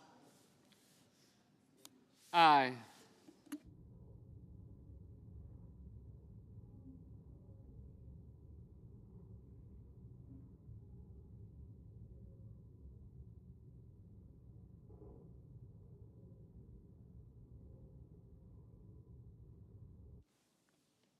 Mr. Scott of Florida? No. Ms. Cortez Masto? Aye.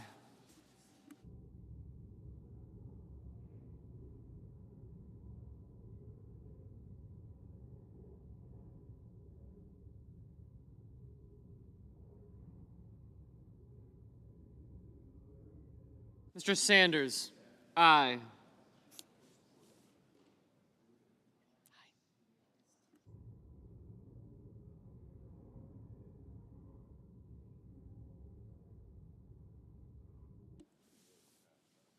Mr. Tuberville? No.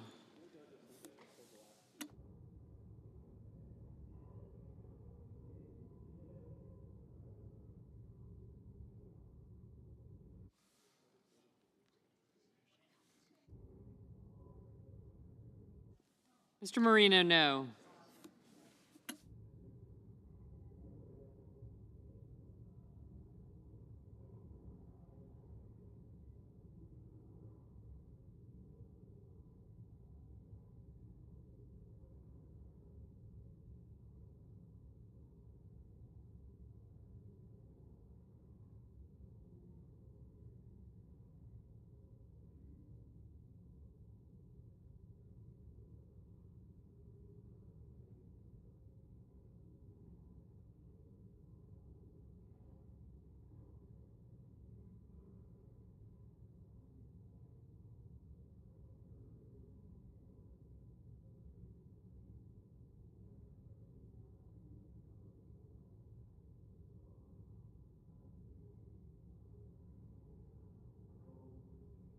Mr. Wicker? No.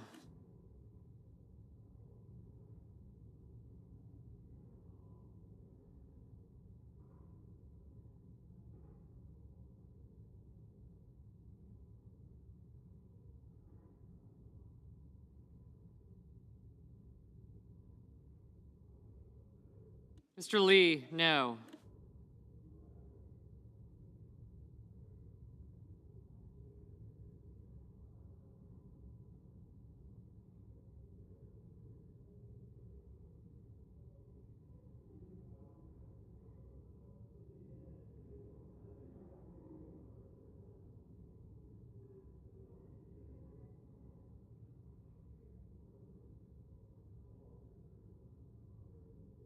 Mr. Blumenthal, aye.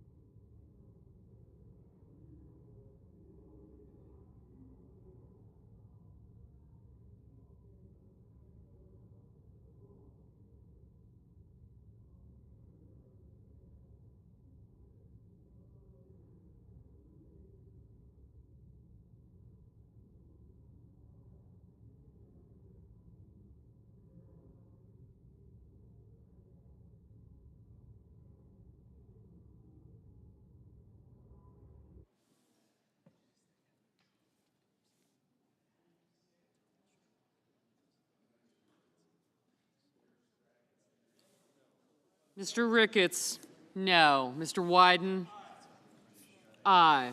Mr. Banks, no. Mr. Padilla, aye. Mr. Cruz, no.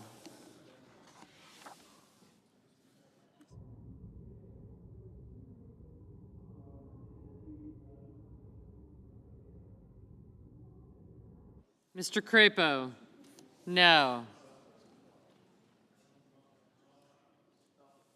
Ms. Slotkin, aye. Mr. King, aye.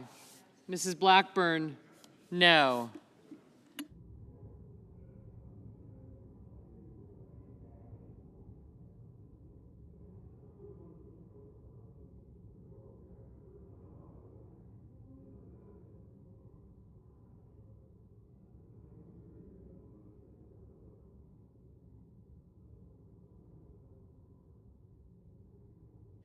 Ms. Cantwell, aye.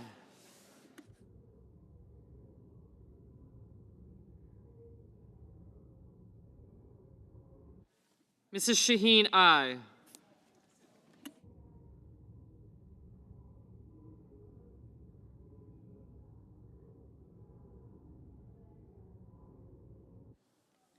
Mr. Murphy, aye.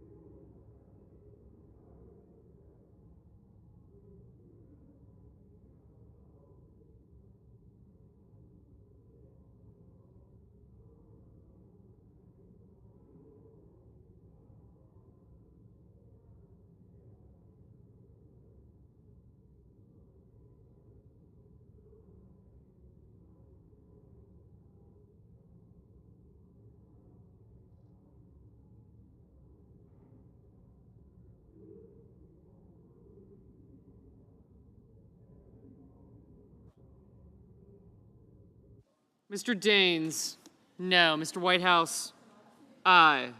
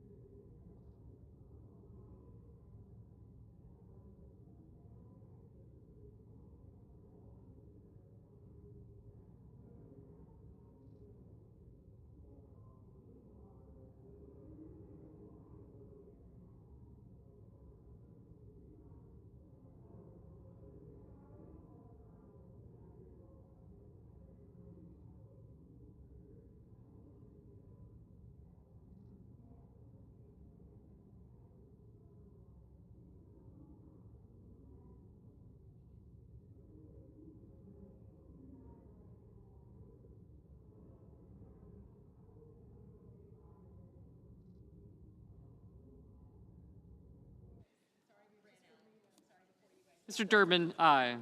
Mr. McConnell, no.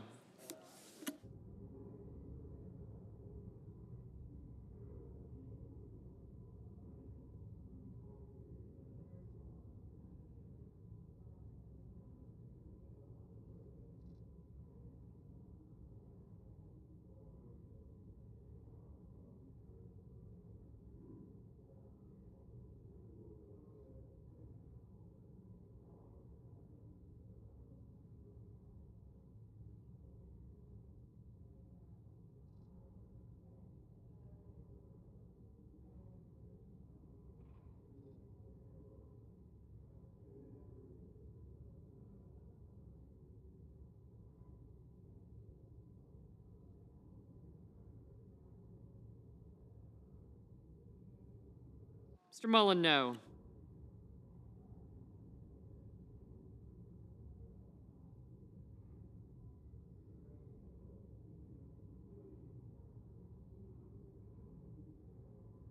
Ms. Warren, aye.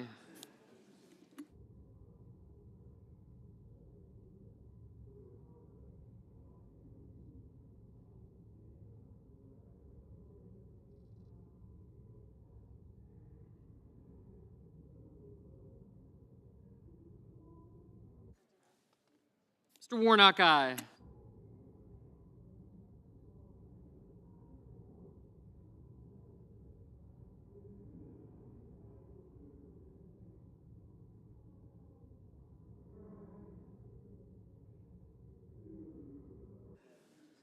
Mr. Paul, no.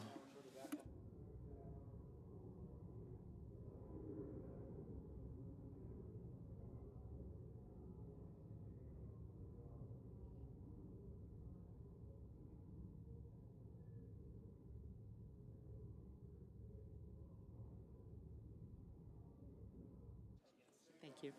Mr. Kim, aye.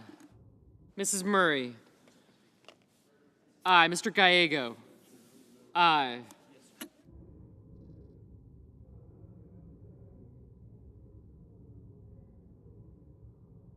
Mr. Justice, no.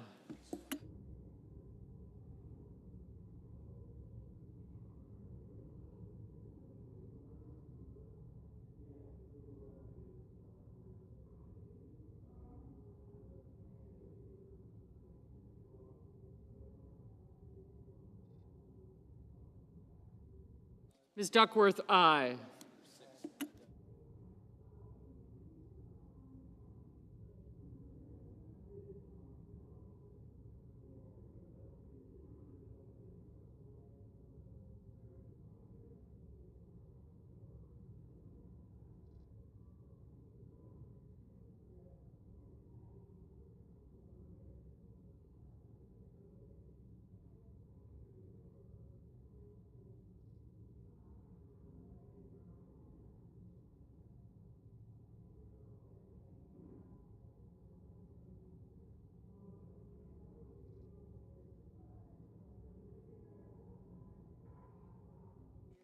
Mr. Welch, aye.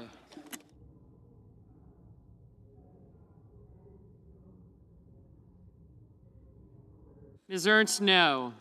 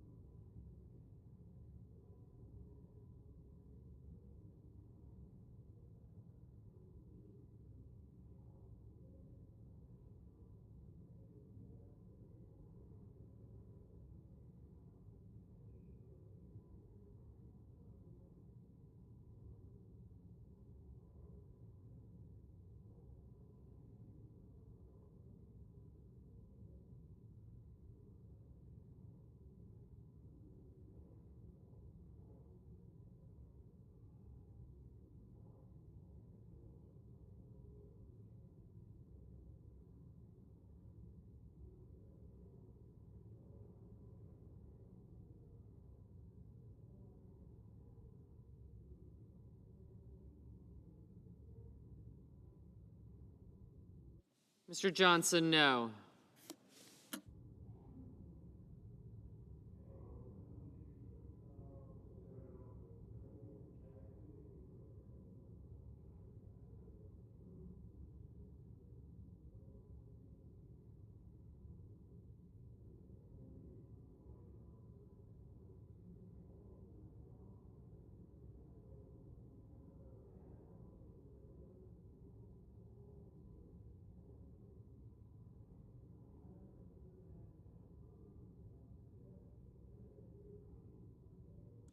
Mr. Ossoff, aye.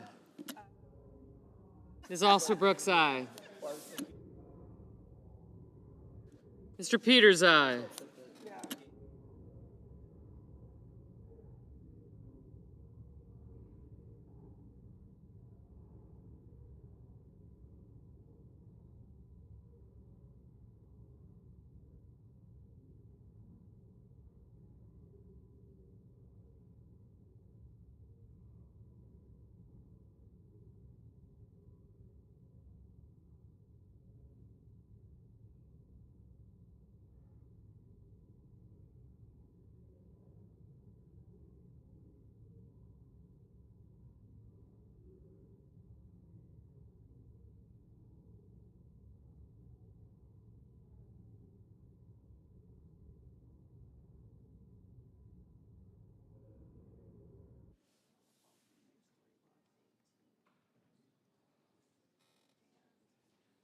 Ms. Klobuchar, aye.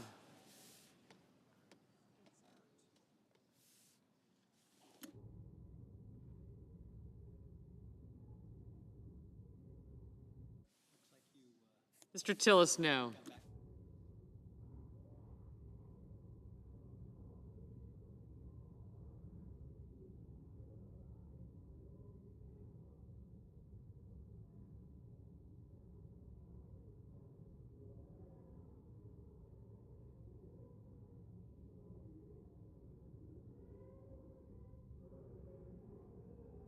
Mr. McCormick, no.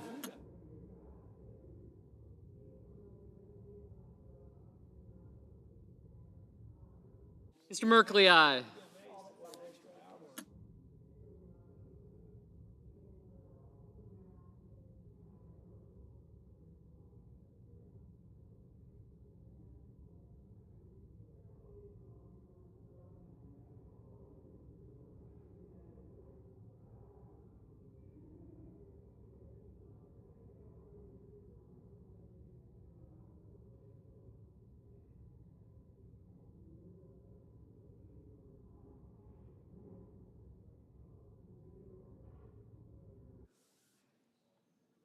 Mr. Rounds, no.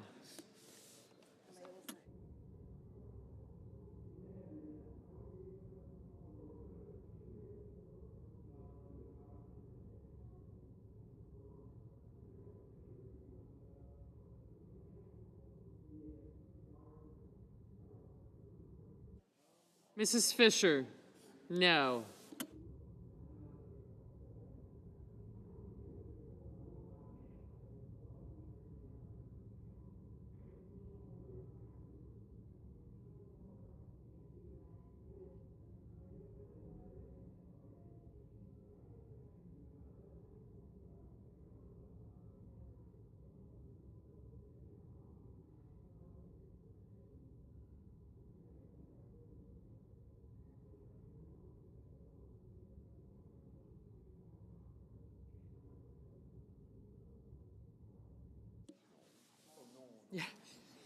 Mr. Grassley, no.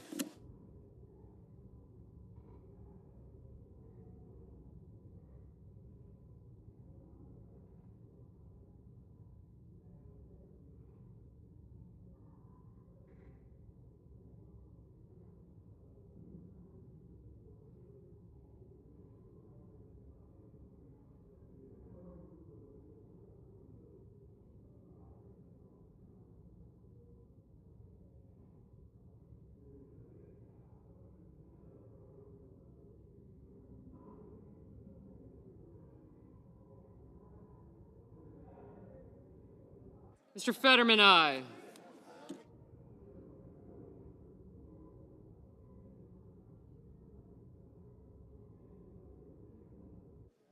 Mr. Scott of South Carolina, no.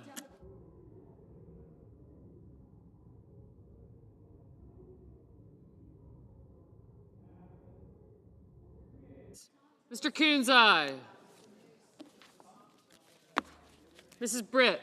Oh. Mrs. Britt, no.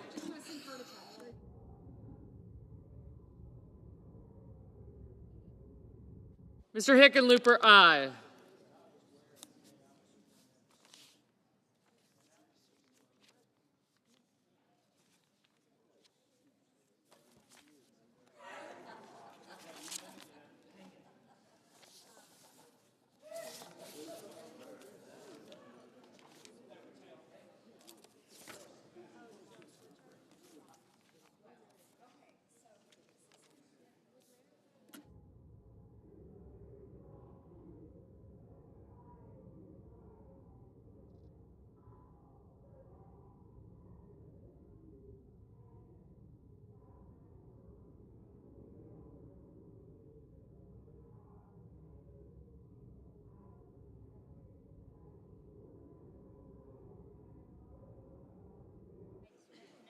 Mrs. Hyde-Smith, no.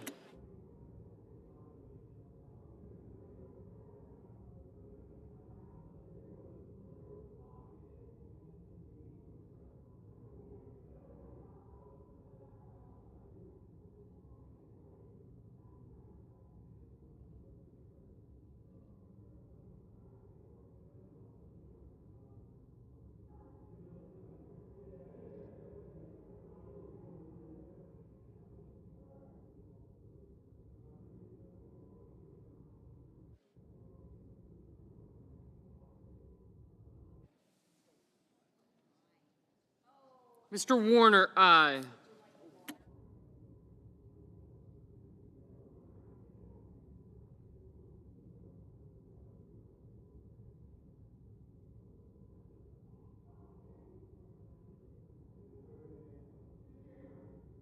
Mr. Schumer, aye.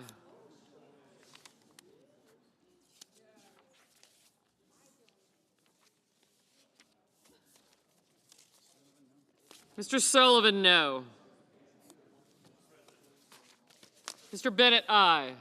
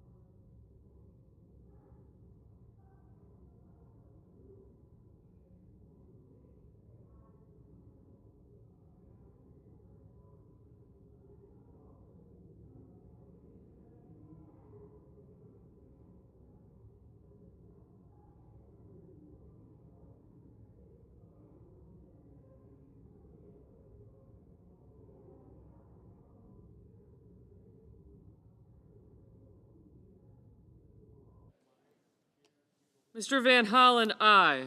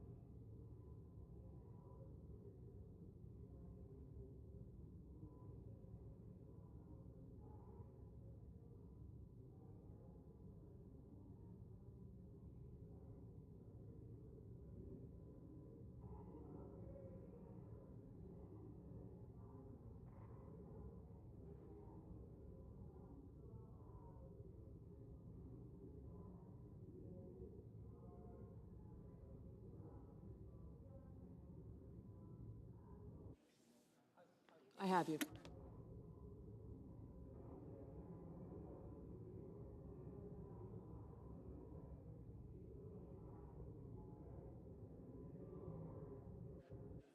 Mr. Moran? No.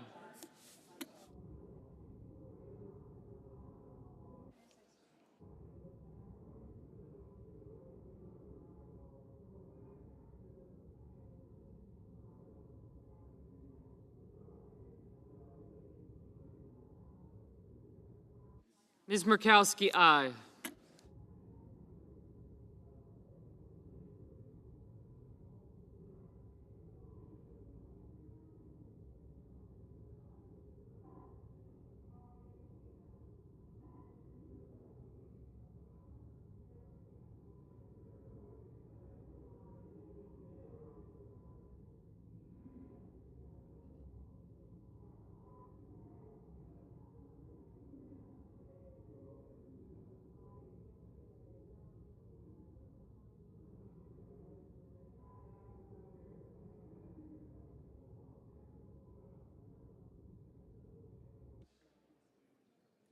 Mr. Hoven, no.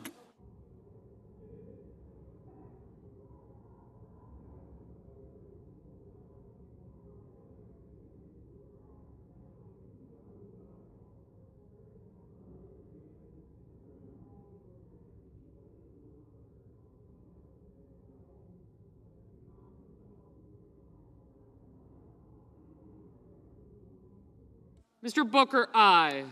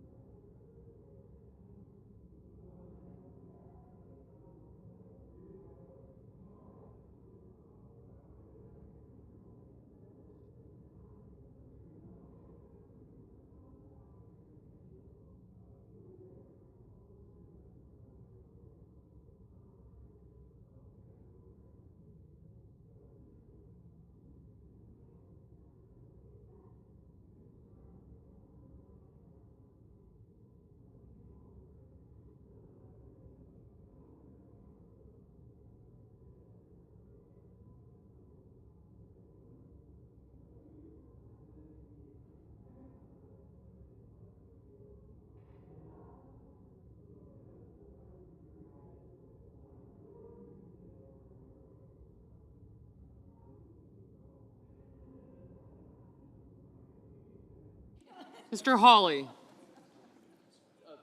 No.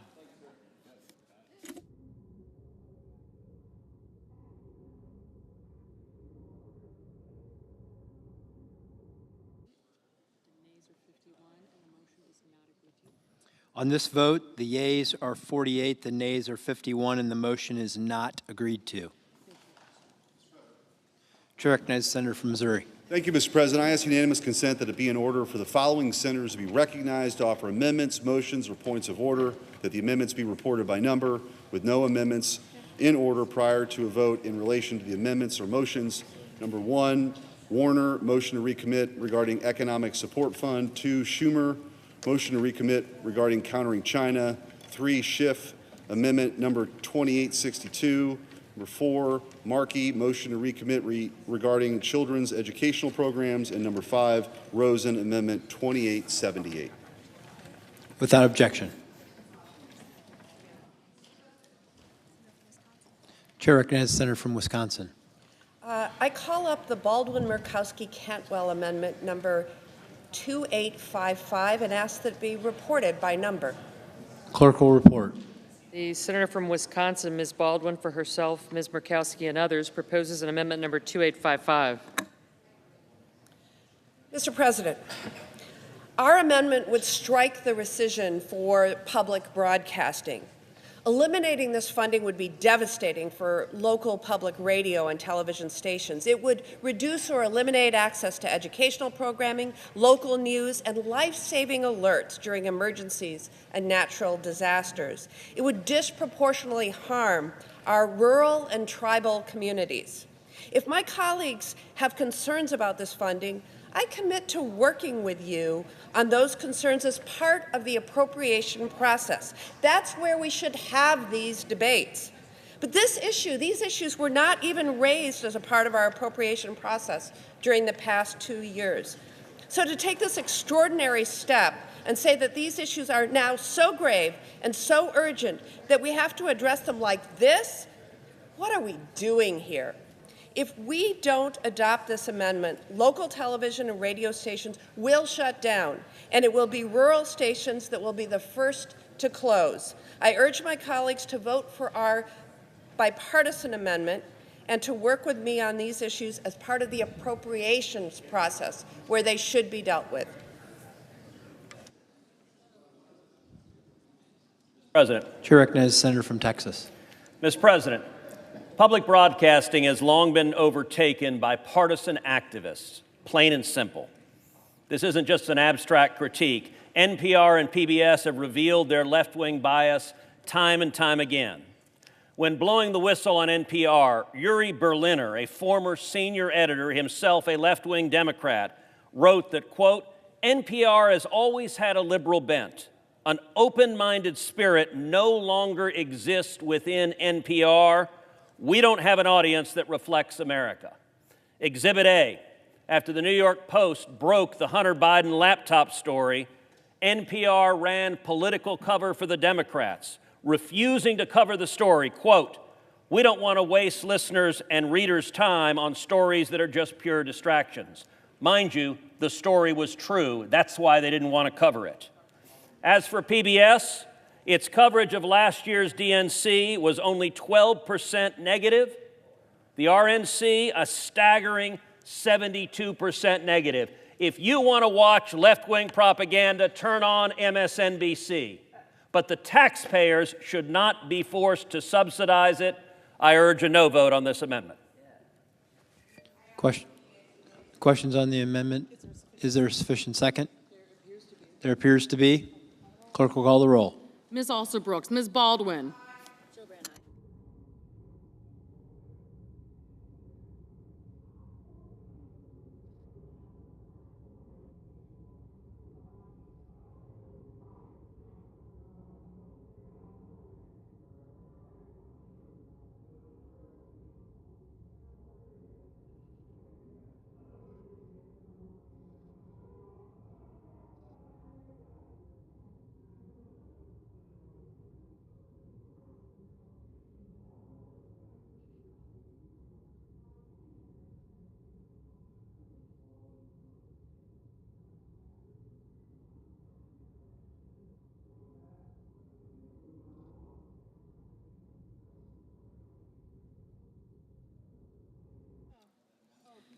Mr. Banks, Mr. Barrasso, Mr. Bennett, Mrs. Blackburn, Mr. Blumenthal, Ms. Blunt-Rochester, Mr. Booker, Mr. Bozeman,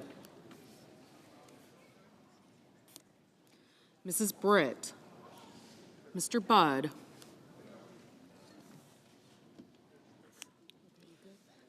Ms. Cantwell, Mrs. Capito, Mr. Cassidy, Ms. Collins,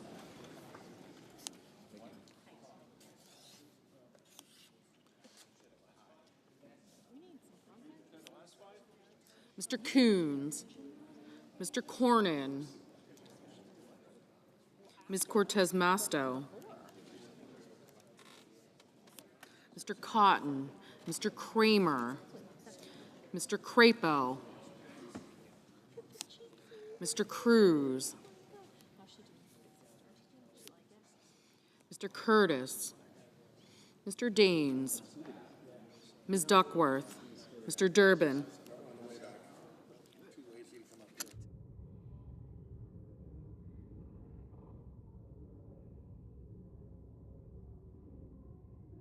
Mr. Durbin, Ms. Ernst,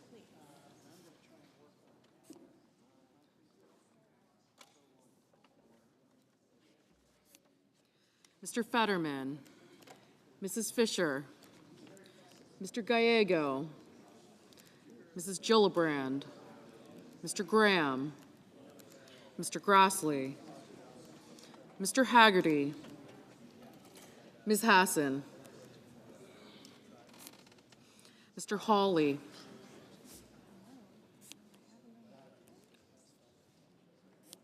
Mr. Heinrich, Mr. Hickenlooper,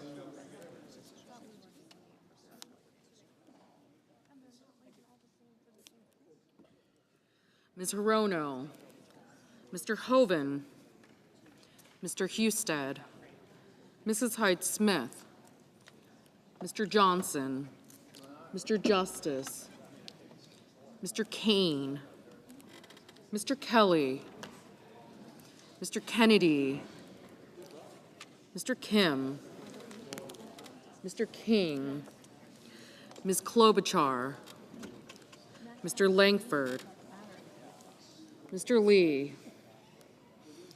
Mr. Lujan, Ms. Lummis, Mr. Markey, Mr. Marshall, Mr. McConnell, Mr. McCormick, Mr. Merkley, Mrs. Moody, Mr. Moran, Mr. Marino, Mr. Mullen, Ms. Murkowski, Mr. Murphy, Mrs. Murray, Mr. Ossoff, Mr. Padilla, Mr. Paul, Mr. Peters, Mr. Reed,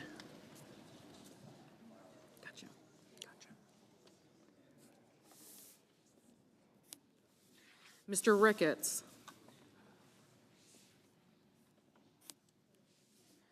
Mr. Risch, Ms. Rosen, Mr. Rounds, Mr. Sanders, Mr. Schatz,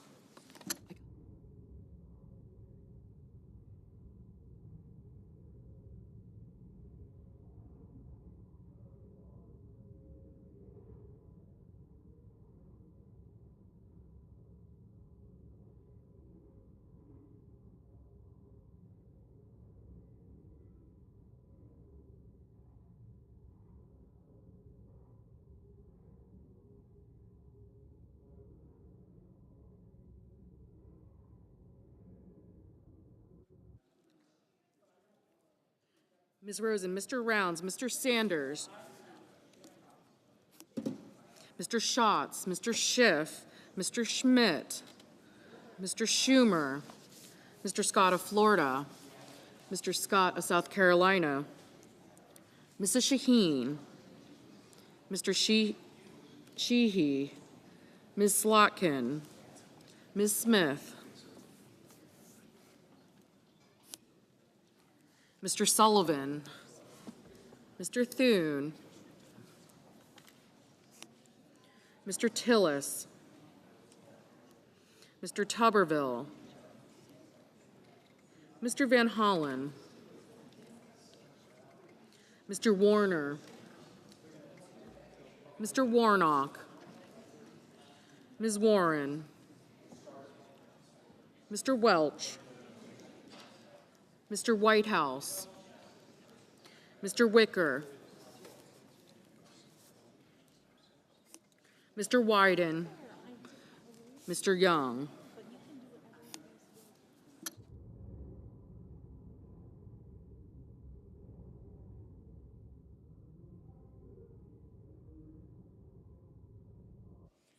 Senators voting in the affirmative: Alsobrooks, Baldwin, Coons, Cortez Masto, Duckworth, Gallego, Gillibrand, Hassan, Heinrich, Hirono, Kim, Klobuchar, Merkley, Murphy, Murray, Ossoff, Reed, Schatz, Schiff, Van Hollen, Warner, Warren, Welch, Whitehouse, and Wyden. Senators voting in the negative: Banks, Blackburn, Bozeman, Cassidy, Collins, Cotton, Kramer, Crapo, Cruz, Daines, Ernst, Graham, Hawley, Husted, Hyde-Smith, Langford, Moran, Marino, Mullen, Ricketts, Browns, Sheehy, Sullivan, and Wicker. Mr. Scott of Florida, no. Mr. Schmidt, no. Mr. Kennedy, no.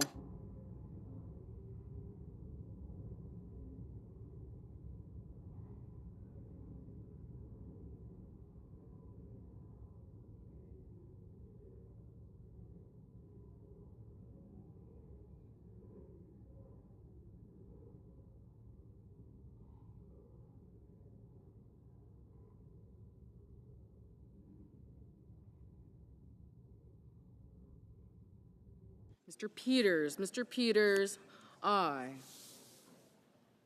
Mr. Blumenthal, aye.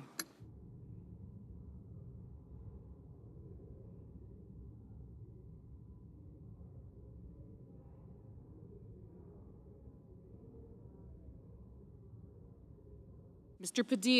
Padilla, aye.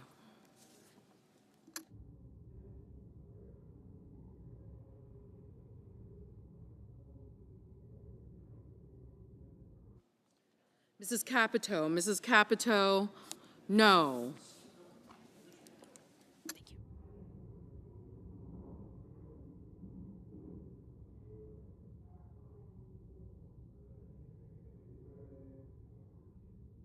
Mr. Schumer, aye.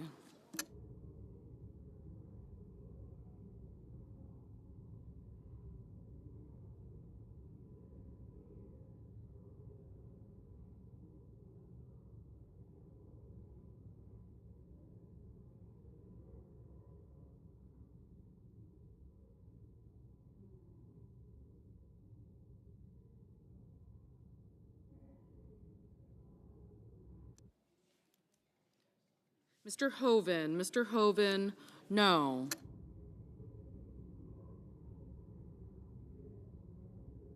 Mr. Tillis, no.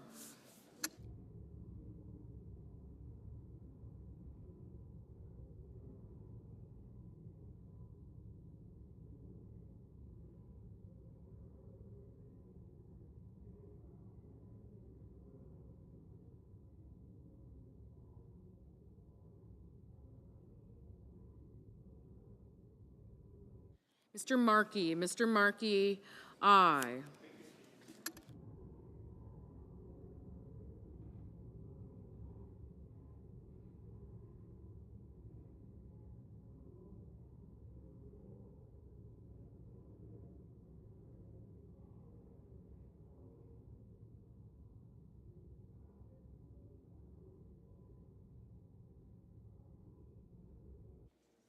Mr. Thune.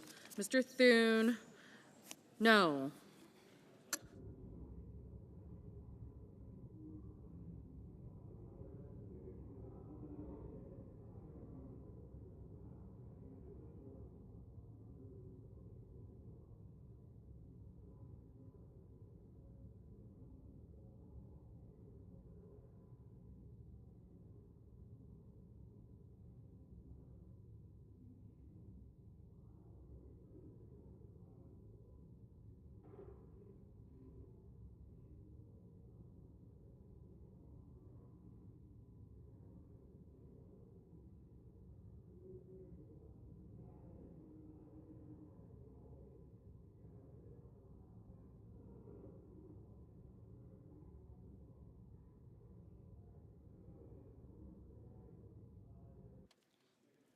Mr. Young, no.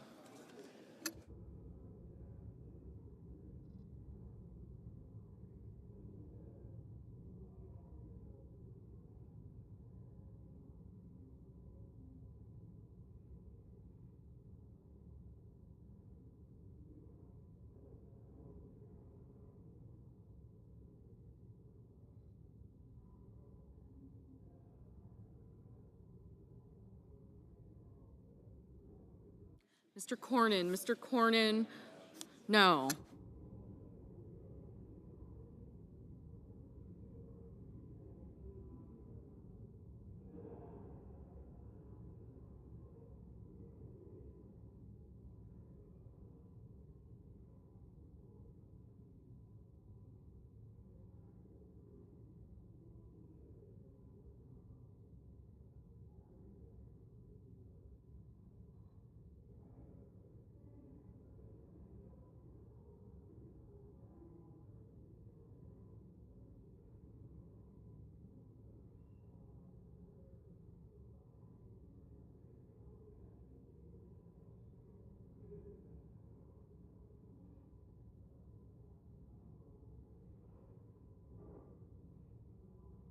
Ms. Murkowski, aye.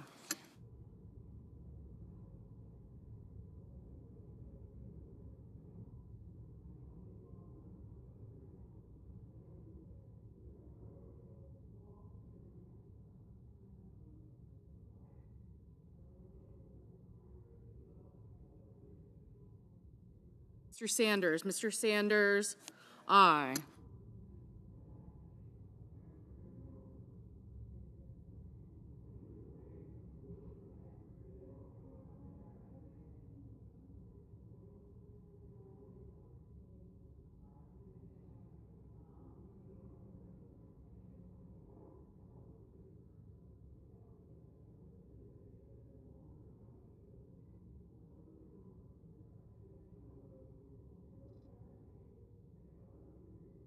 Mr. Durbin, aye. Ms. Cantwell, aye.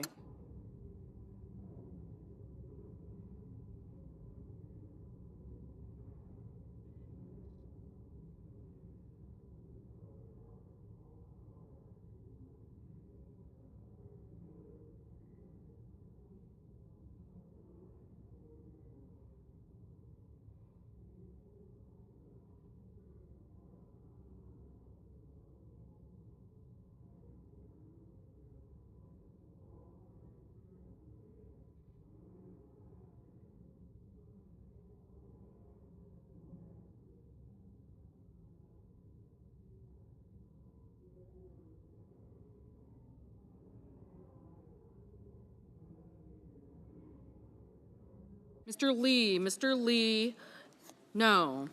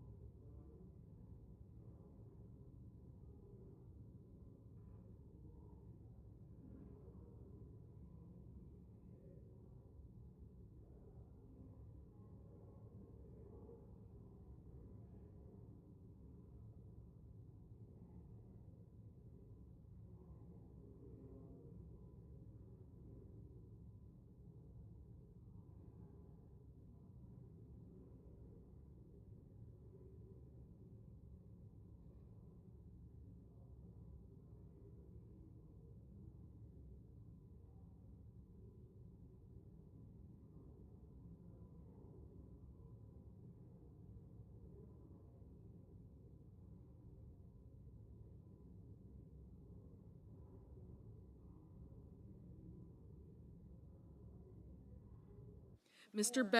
Bennett, aye. Ms. Rosen, aye.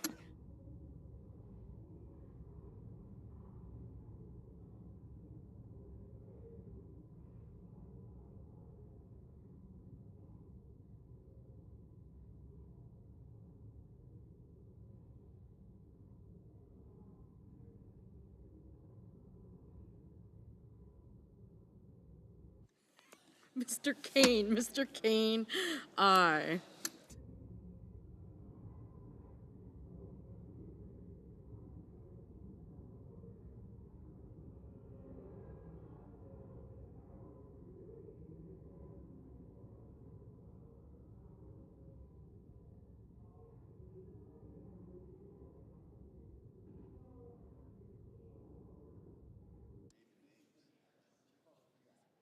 Mr. Paul, no. Mr. Marshall, no. Ms. Slotkin, aye.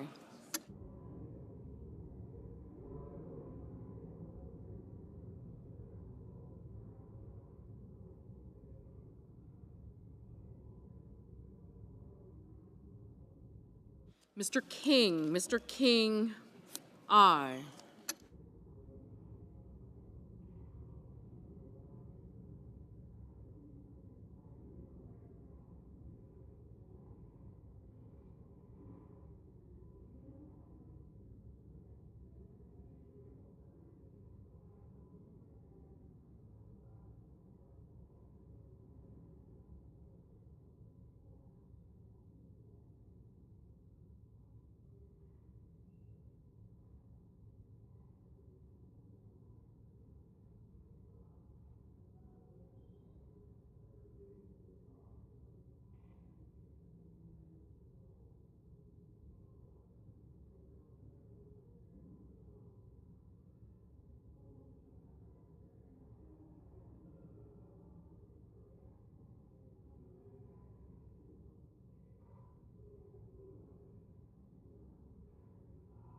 Mr. Tuberville, no. Mrs. Britt, no.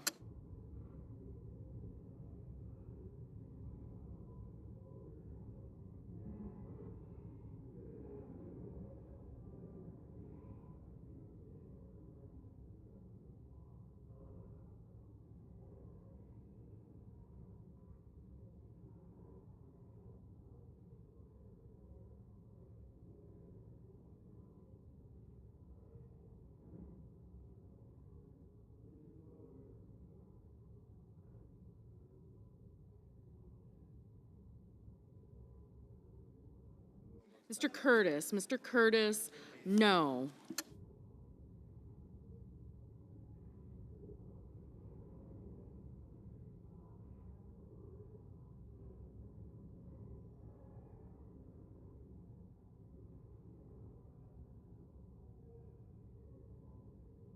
Mr. Booker, aye.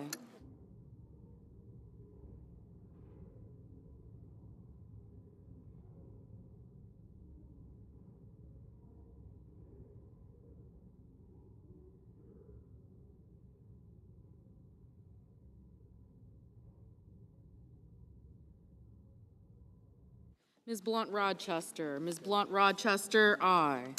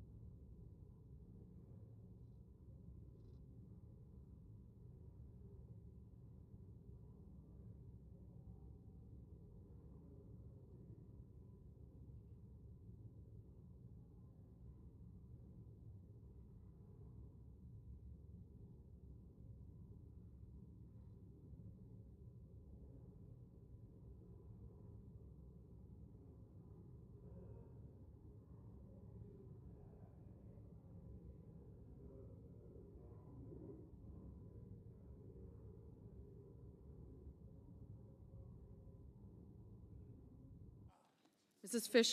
Fisher, no.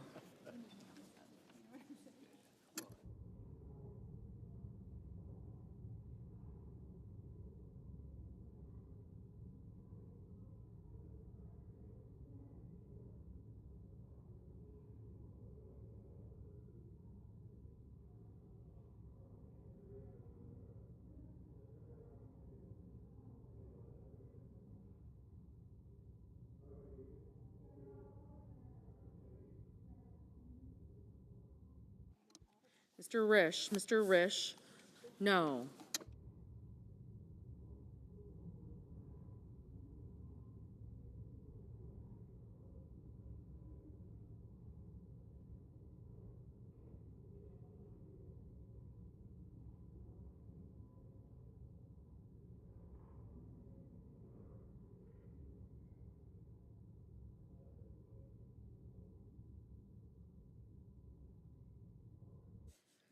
Mr. Fetterman, aye.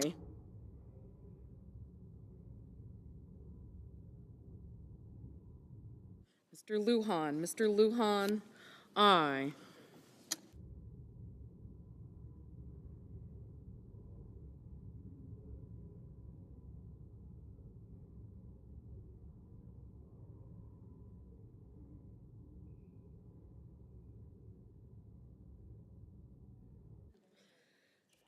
Mr. Johnson, Mr. Johnson, no.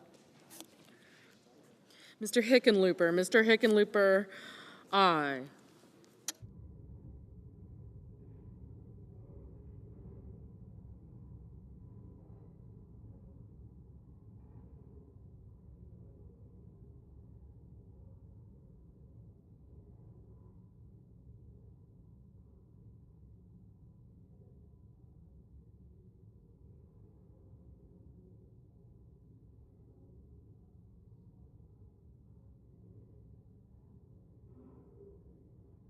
Mr.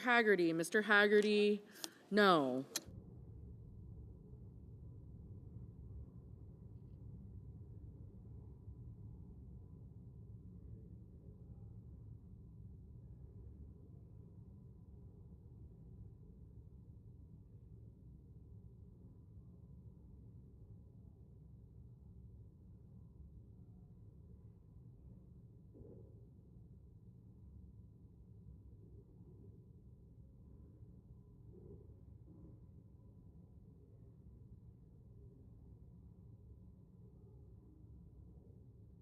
Mr. Grassley, no.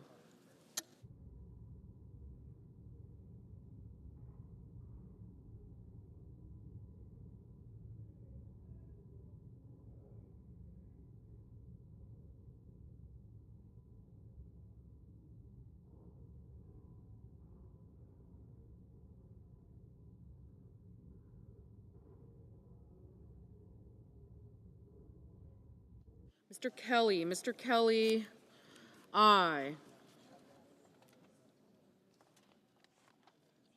Mr. Budd, no. Mr. Warnock, aye.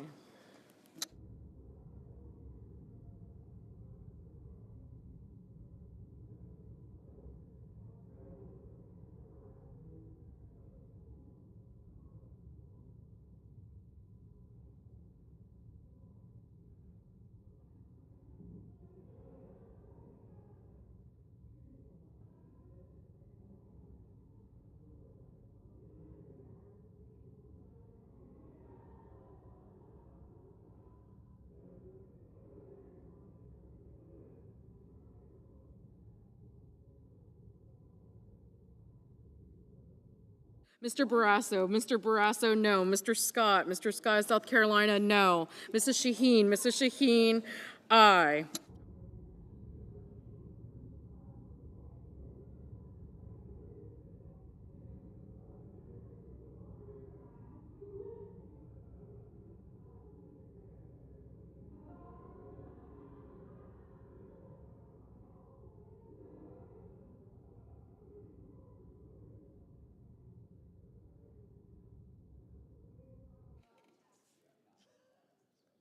Mr. McCormick, Mr. McCormick, no.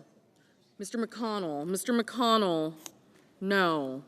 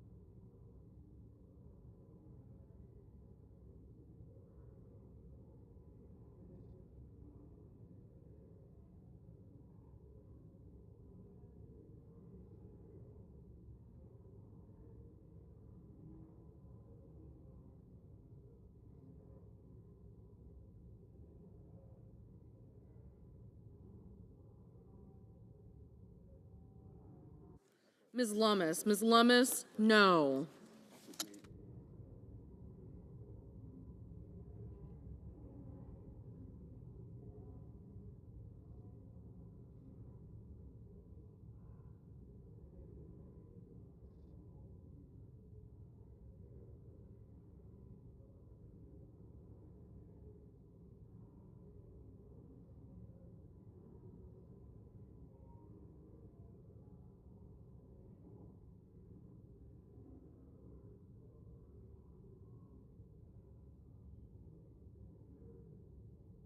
Mr. Justice, no.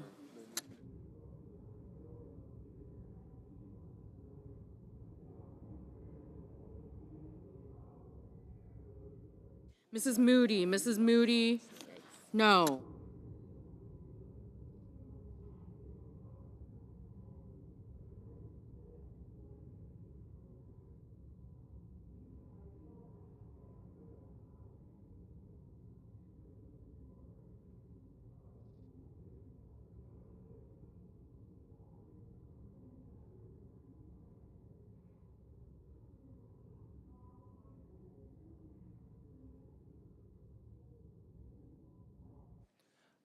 The yeas are 47, the nays are 52. The amendment is not agreed to. I recognize the senator from Virginia. Mr. President, I have a motion to recommit at the desk. The clerk will report. Senator from Virginia, Mr. Warner, moves to recommit the bill, H.R. 4, to the Committee on Appropriations with Ask that instructions. further reading be dispensed with. Without objection. Mr. President, I rise today, as I know many of us do have, with deep concern about the administration's shuttering of USAID, firing thousands of State Department personnel, and retreating from America's place in the world. These actions threaten our national security and our economic interests. Africa has the world's fastest growing population, projected to be home for 25% of the global population by 2050, and has enormous reserves in strategic minerals. I can tell you, back in Virginia, we benefit greatly from the vibrant and diverse African diaspora populations. U.S. engagement with African nations is essential. It makes us safer and develops opportunities for economic partnership. This is in America's strategic interest. Our adversaries get this too, and China has been jumping at the opportunity to make inroads as we retreat from Africa. This administration's haphazard retreat from our commitments in Africa make us all less safe. Rescinding these economic support and development funds is harmful today, but it is in the long run a clear and avoidable catastrophe, one that mortgages our strategic interests, our credibility, and our security. I urge my colleagues to support my motion. I recognize the senator from Missouri. Thank you, Mr. President. I rise in opposition to the motion to recommit offered by Senator Warner that would effectively kill this bill. Let me be clear. The funding we're sending in this package will have no bearing on the safety, security, or prosperity of the American people. So much of our money for too long has been misaligned with any idea of a core American interest. This bill seeks to rectify that. Rather, the economic support funding we're rescinding has been used to do things like support sedentary migrants in Colombia, hold a pride parade in foreign countries, to teach children how to make environmentally friendly reproductive health decisions overseas. It's long past time to recoup the funds for asinine programs like these and work to regain the trust of the American people once again. As I mentioned, if adopted, this amendment would kill the bill by delaying its consideration until after the July 18th deadline and stand in the way of our efforts to eliminate wasteful spending and deliver on President Trump's agenda for the American people. I urge my colleagues to vote no. President, I ask for the yeas and nays. The question, is there a sufficient second? There appears to be. The clerk will call the roll. Ms. Alsobrooks, Ms. Baldwin.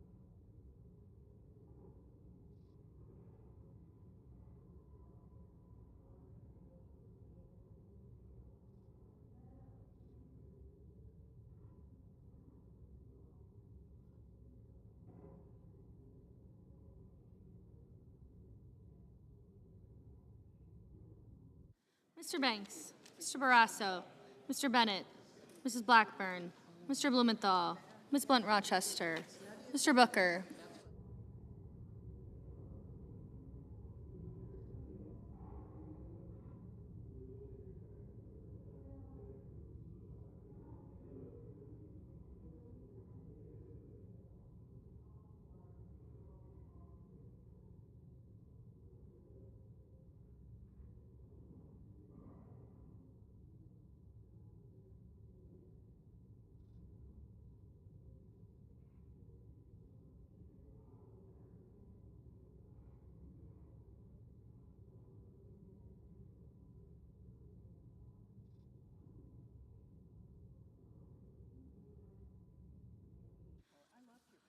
Mr. Bozeman, Mrs. Britt, Mr. Budd,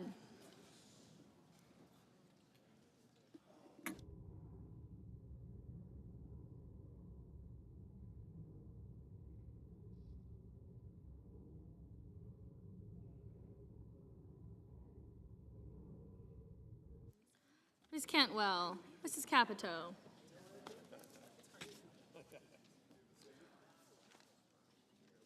Mr. Cassidy, Ms. Collins, Mr. Coons, Mr. Cornyn, Ms. Cortez Masto, Mr. Cotton, Mr. Kramer, Mr. Crapo, Mr. Cruz, Mr. Curtis, Mr. Daines, Ms. Duckworth, Mr. Durbin, Ms. Ernst, Mr. Fetterman,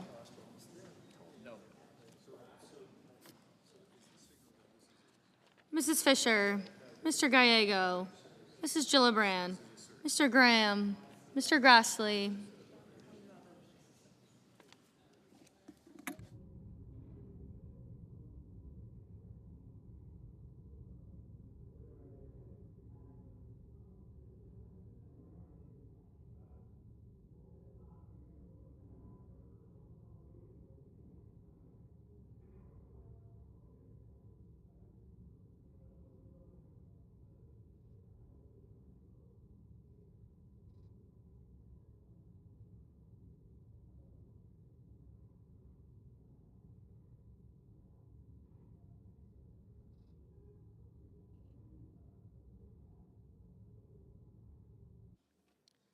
Mr. Haggerty, Ms. Hassan, Mr. Hawley, Mr. Heinrich, Mr. Hickenlooper, Mr. Ono, Mr. Hoven, Mr. Husted, Mrs. Hyde-Smith. Mr. Johnson, Mr. Justice, Mr. Kane, Mr. Kelly, Mr. Kennedy, Mr. Kim, Mr. King,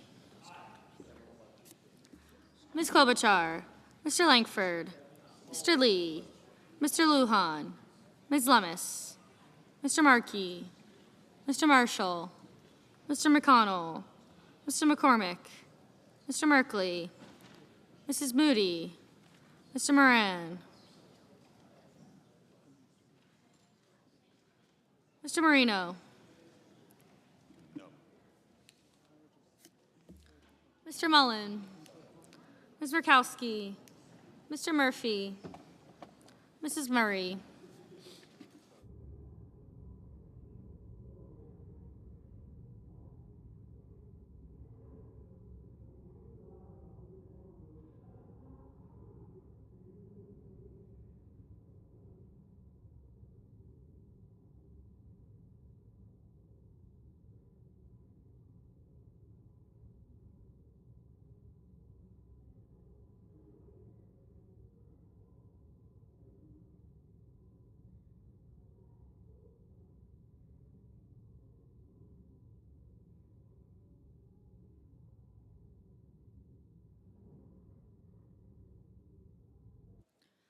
Mr. Ossoff, Mr. Padilla, Mr. Paul, Mr. Peters, Mr. Reed, Mr. Ricketts, Mr. Risch, Ms. Rosen, Mr. Rounds, Mr. Sanders, Mr. Schatz, Mr. Schiff, Mr. Schmidt, Mr. Schumer, Mr. Scott of Florida, Mr. Scott of South Carolina, Mrs. Shaheen, Mr. Sheehy, Ms. Slotkin, Ms. Smith,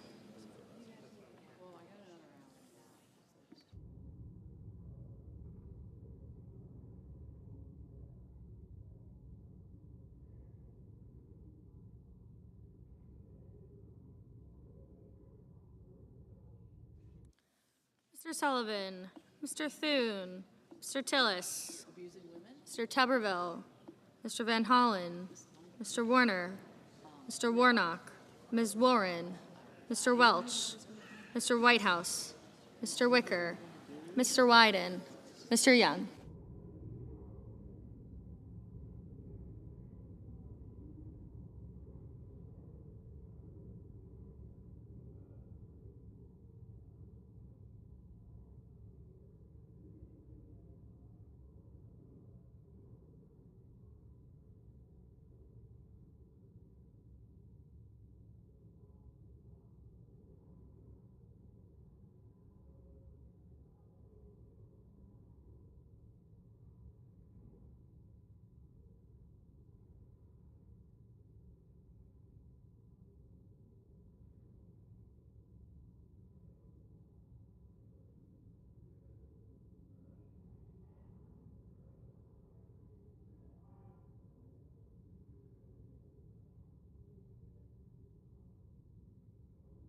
Senators voting in the affirmative: Baldwin, Gallego, Hassan, Heinrich, Hirono, Kim, King, Markey, Merkley, Murray, Ossoff, Peters, Reed, Rosen, Sanders, Schatz, Schiff, Warner, Warnock, Warren, and Wyden. Senators voting in the negative: Barrasso, Blackburn, Bozeman, Britt, Capito, Cotton, Crapo, Curtis, Daines, Fisher, Graham, Hyde-Smith, Johnson, Lummis, Marshall, McConnell, Moody, Marino, Risch, Rounds, Schmidt, Tillis, Tuberville, Wicker, and Young. Mr. Sheehy. Mr. Sheehy, no.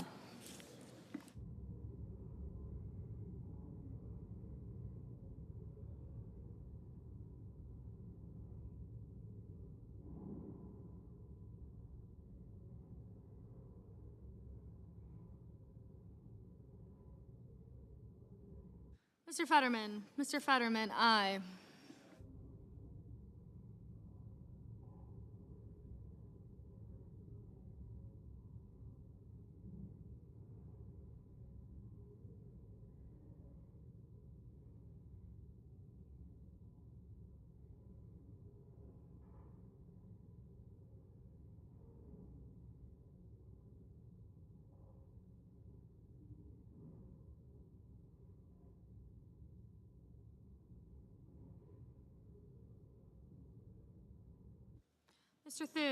Mr. Thune, no.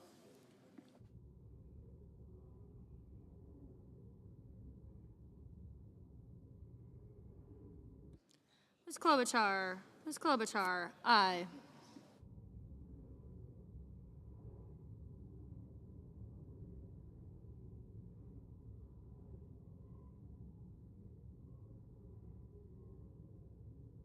Ms. Cortez Masto, aye. Mr. Mullen, no. Mr. Padilla, aye. Mr. Durbin, aye.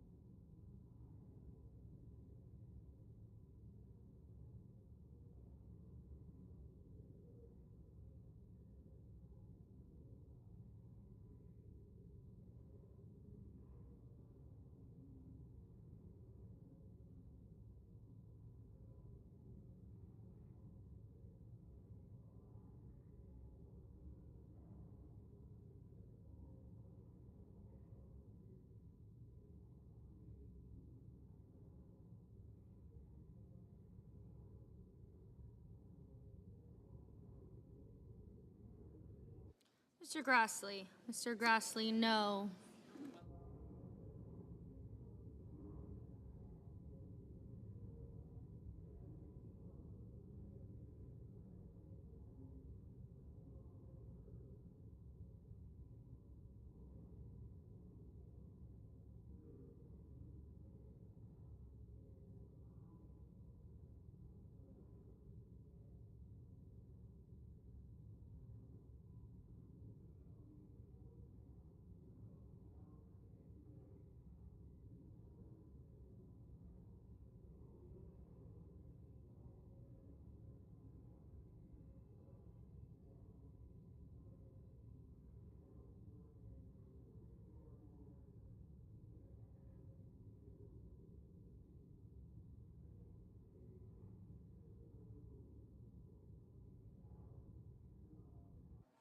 Mrs. Shaheen, aye.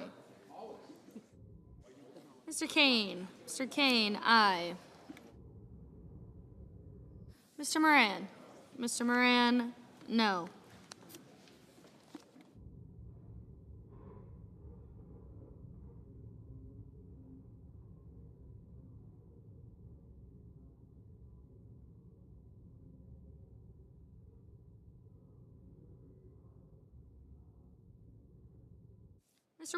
Mr. Welch, aye. Mr. Langford, no. Mr. Murphy, aye.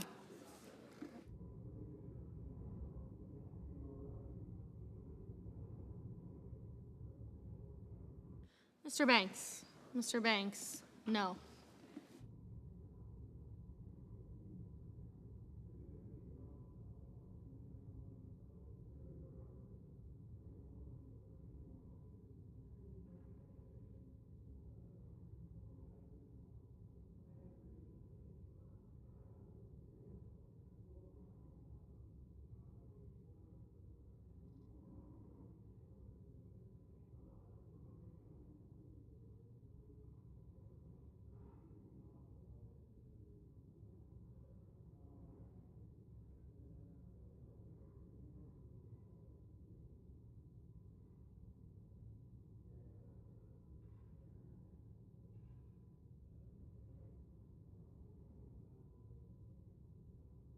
Mr. Paul, no.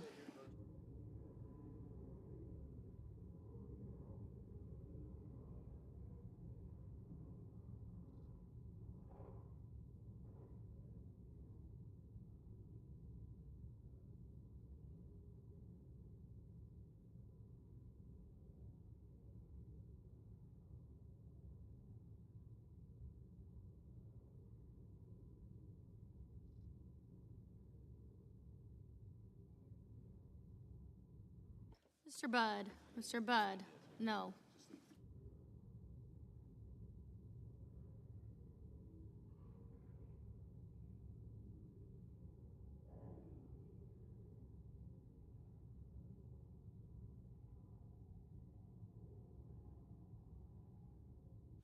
Ms. Duckworth, aye.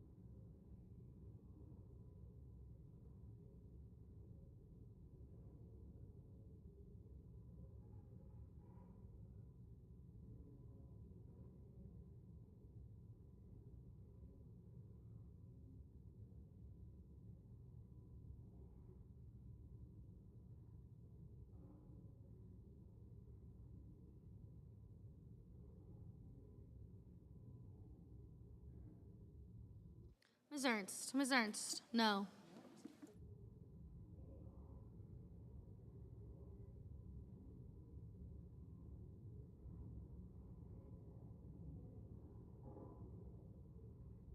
Ms. Cantwell, aye.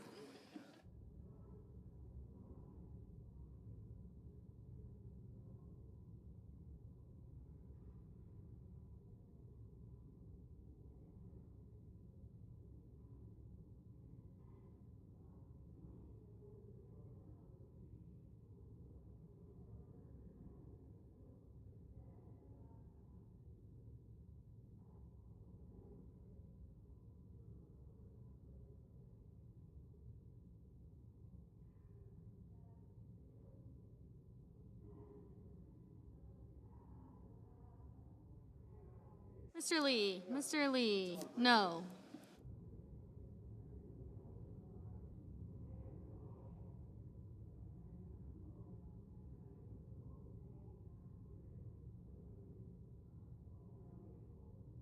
Mr. Scott of South Carolina, no.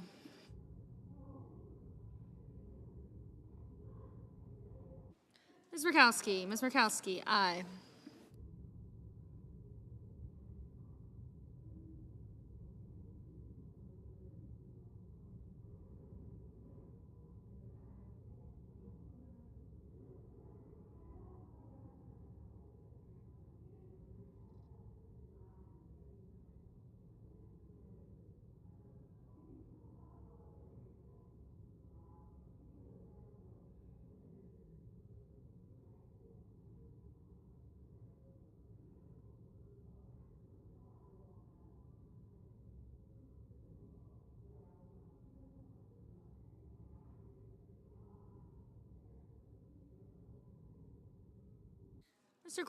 Mr. Cornyn, no.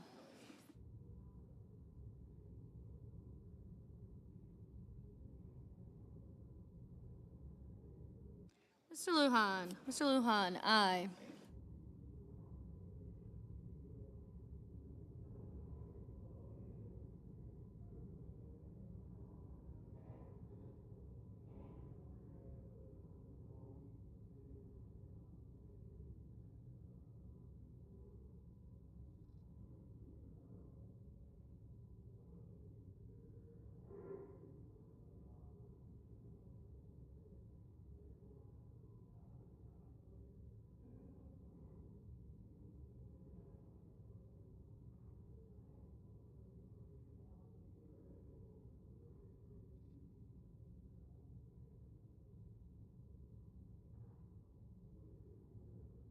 Mr. Bennett. Mr. Bennett, aye.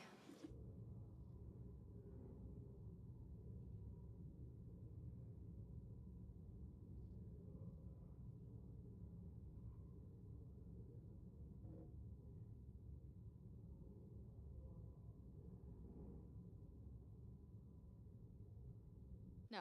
Mr. McCormick. Mr. McCormick, no.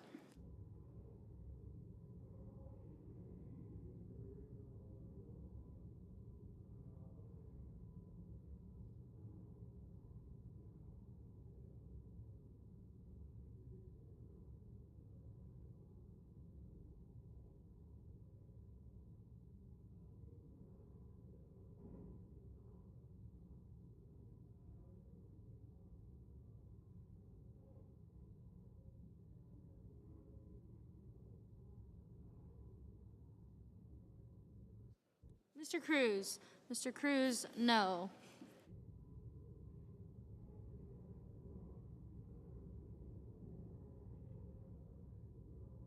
Mr. Husted. Mr. Husted, no.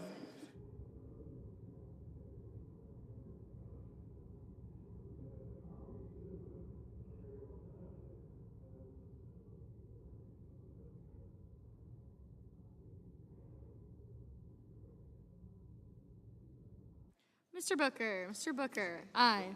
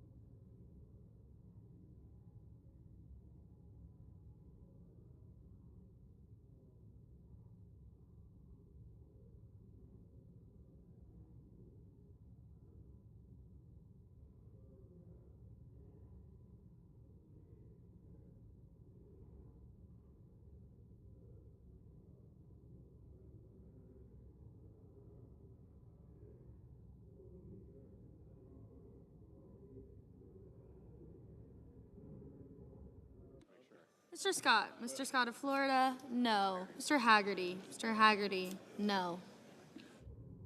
Mr. Whitehouse. Mr. Whitehouse, aye. Mr. Blumenthal. Mr. Blumenthal, aye.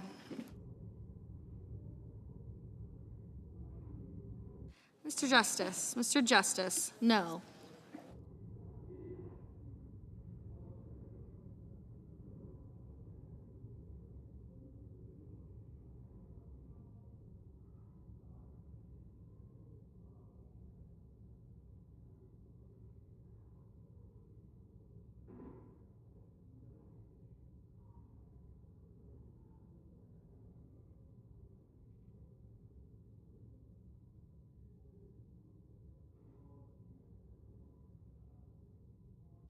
Ms. Slotkin. Ms. Slotkin, aye.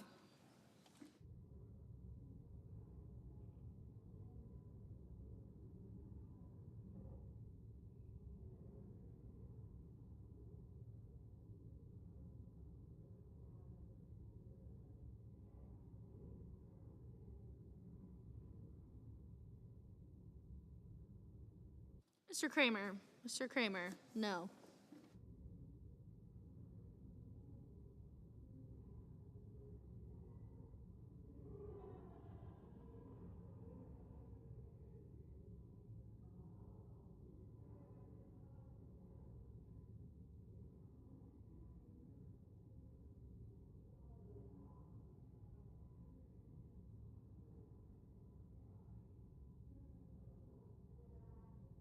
Mrs. Gillibrand, aye.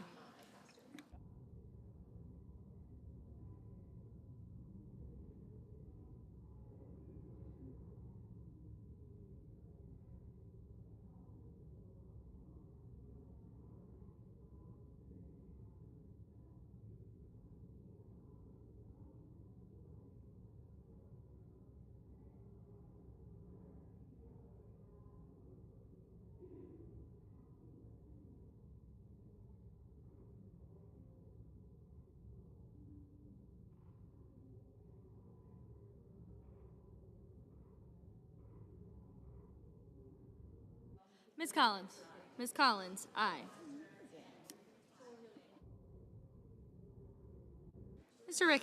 Mr. Ricketts, no. Mr. Hoven, no.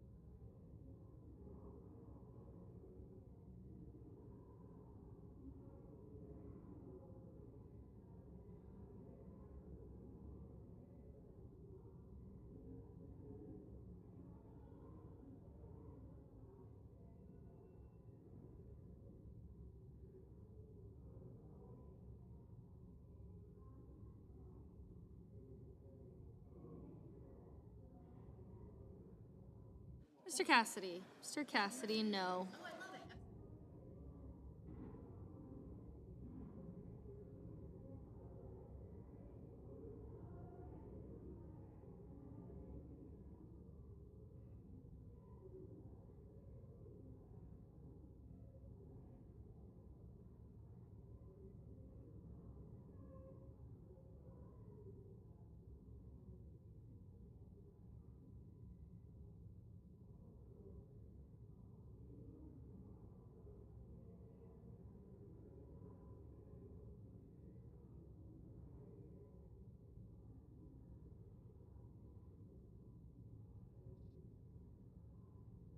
Ms. Alsobrooks, aye. Mr. Hawley, no.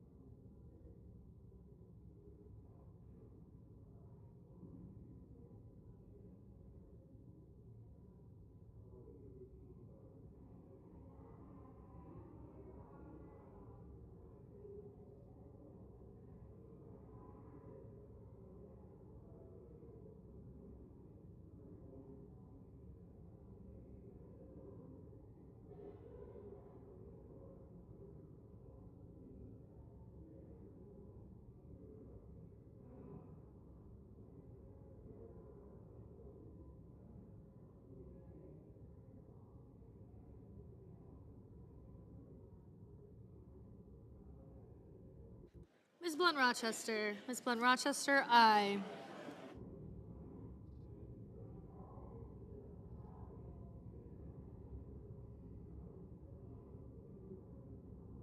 Mr. Sullivan, no. Mr. Kelly, aye.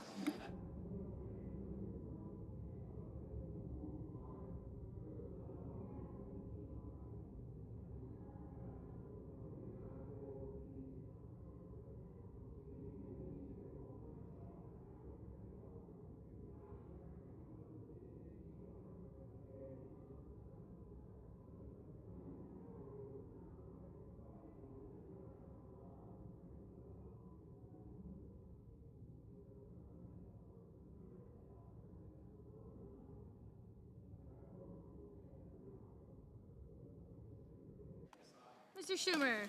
Mr. Schumer, aye.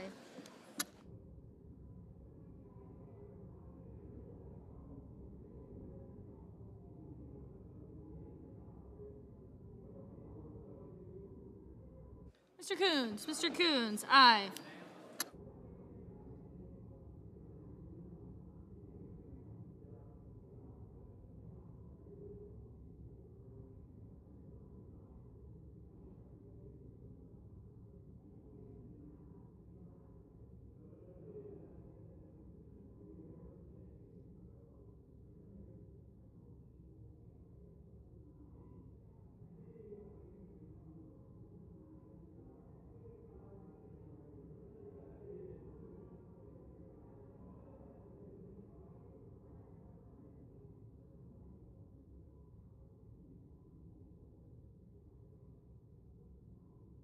Mr. Hickenlooper. Mr. Hickenlooper, aye.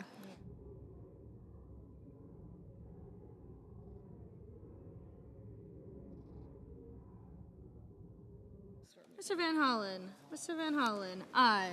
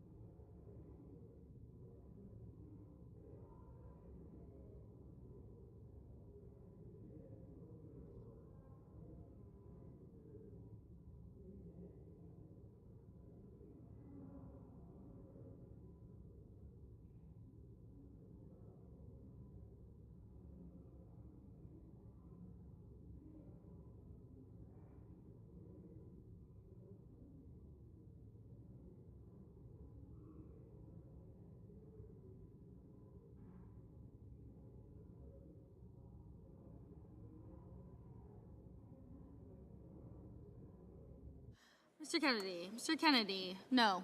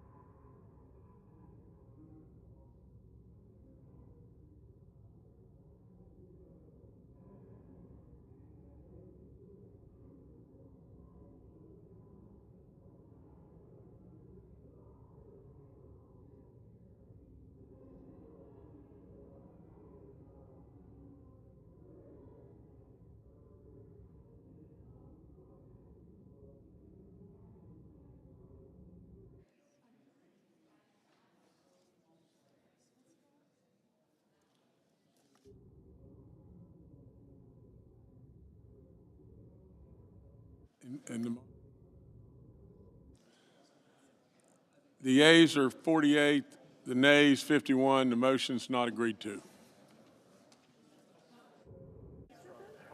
Am I ready? Yeah.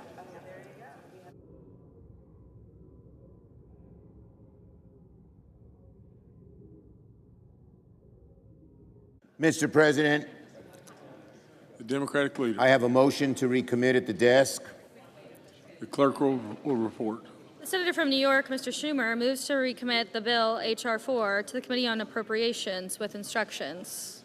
I ask that further reading be dispensed with. Without objection. Mr. President, Donald Trump and Republicans, could we have some order, please?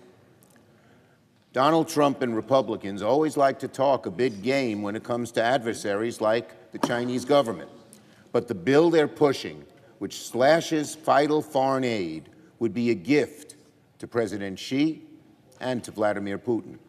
My amendment is simple. It stops Republicans from cutting funds to outcompete the Chinese government party. It helps us beat the Chinese government in the race for precious critical minerals, and it fights back against the Chinese government's cyber attacks and influence campaigns.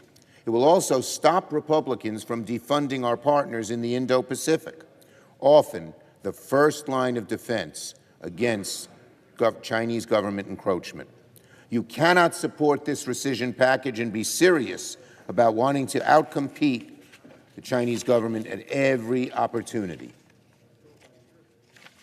Right now, for instance, the U.S. and CCP are racing for access to critical minerals that power the most important technologies.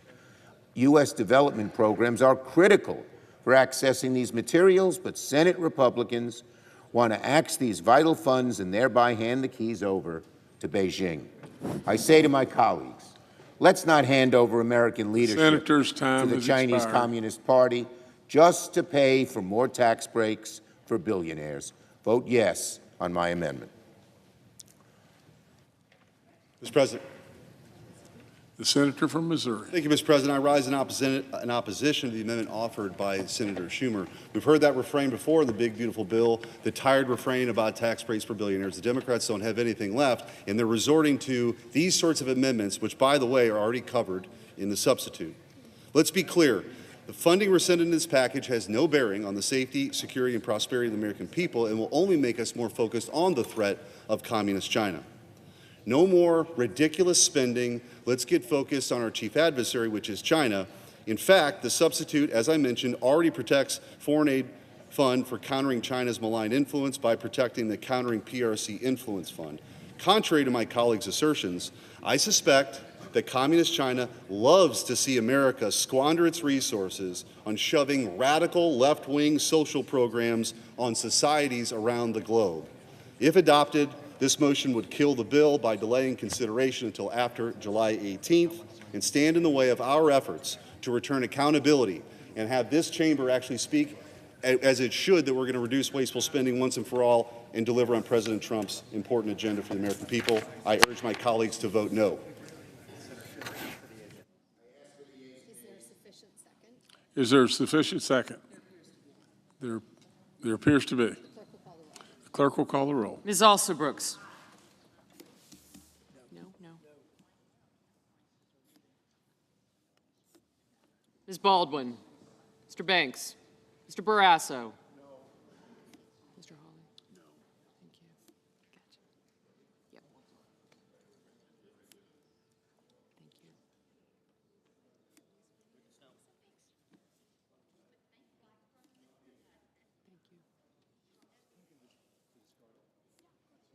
Marino, Cornyn.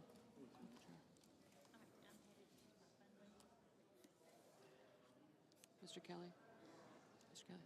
Thank you. Thank you. Dufford.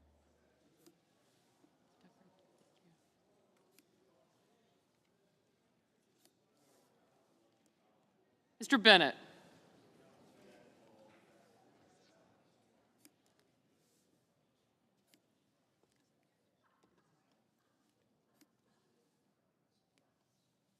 Mrs. Blackburn, Mr. Blumenthal.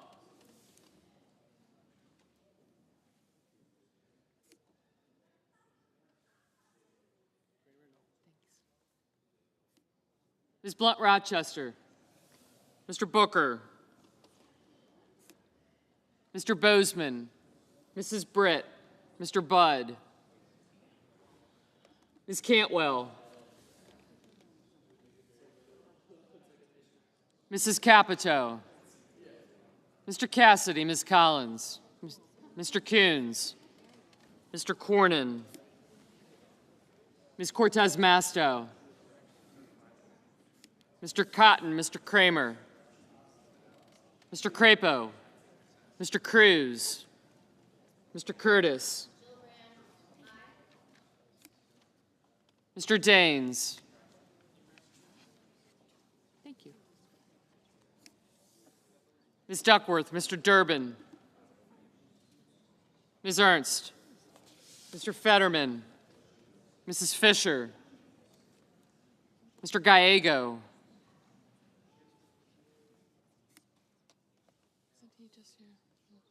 Mrs. Gillibrand. Mr. Graham. Mr. Grassley.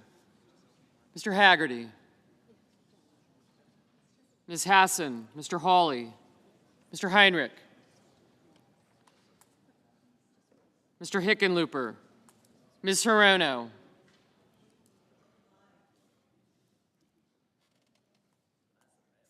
Mr. Hoven. Gotcha. Mr. Husted. Mrs. Hyde-Smith. Mr. Johnson. Mr. Justice.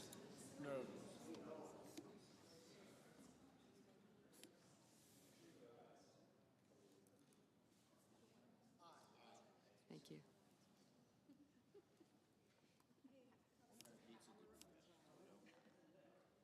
Mr. Kane, Mr. Kelly, Mr. Kennedy, Mr. Kim, Mr. King, Ms. Klobuchar, Mr. Langford, Mr. Lee, Mr. Lujan, Ms. Lummis, Mr. Markey, Mr. Marshall,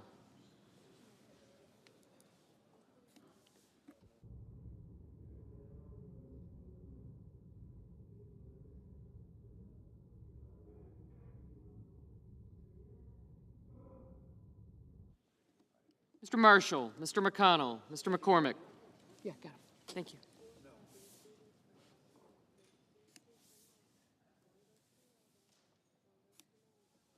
Mr. McCormick, Mr. Merkley, Mrs. Moody, Mr. Moran, Mr. Marino, Mr. Mullen, Ms. Murkowski, Mr. Murphy, Mrs. Murray, Mr. Ossoff, Mr. Padilla, Mr. Paul,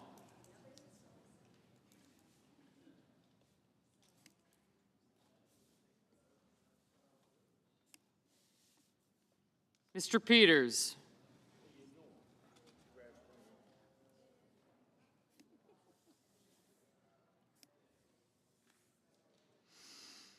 Mr. Reed, Mr. Ricketts, Mr. Risch, Ms. Rosen, Mr. Rounds, Mr. Sanders, Mr. Schatz, Mr. Schiff, Mr. Schmidt, Mr. Schumer, Mr. Scott of Florida, Mr. Scott of South Carolina, Mrs. Shaheen, Mr. Sheehy, Ms. Slotkin, Ms. Smith, Mr. Sullivan,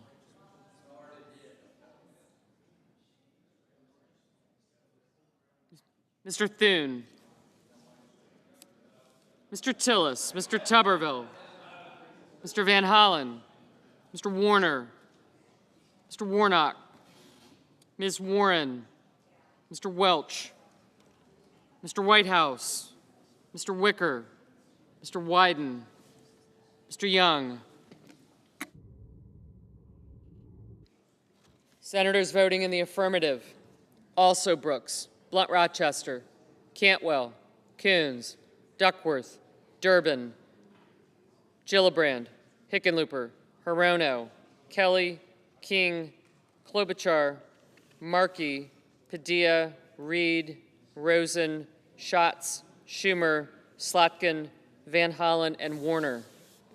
Senators voting in the negative: Barrasso, Blackburn, Bozeman, Britt, Cassidy, Cornyn, Cotton, Kramer, Cruz, Ernst, Graham, Grassley, Hawley, Husted, Hyde-Smith, Justice, Langford, Moran, Marino, Paul, Ricketts, Scott of Florida, Scott of South Carolina, Sheehy, Thune, Tillis, and Wicker.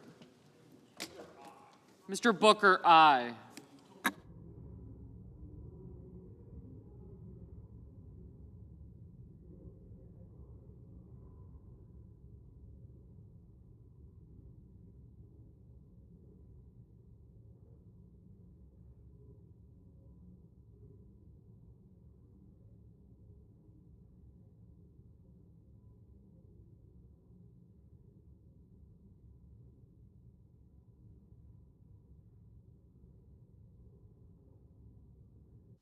Mr. Banks, no.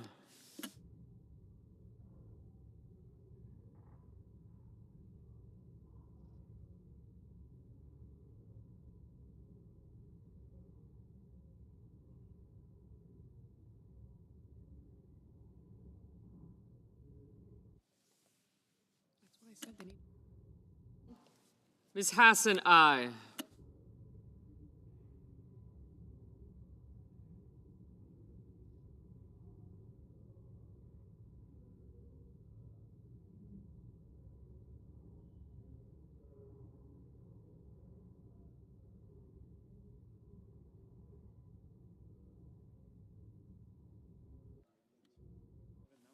Mr. Sullivan, no.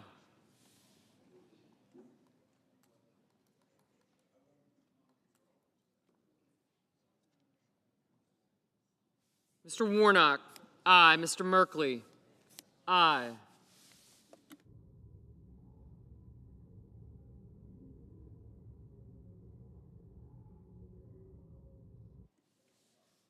Mrs. Capito, no. Mr. Kane, aye. Mr. Gallego, aye.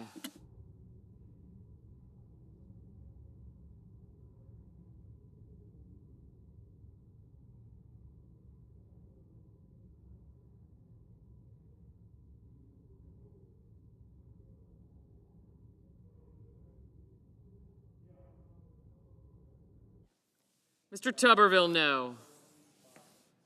Mr. Peters, aye. Mr. Warner, aye. Ms. Baldwin, aye. Mr. Heinrich, aye. Mr. Kim, aye.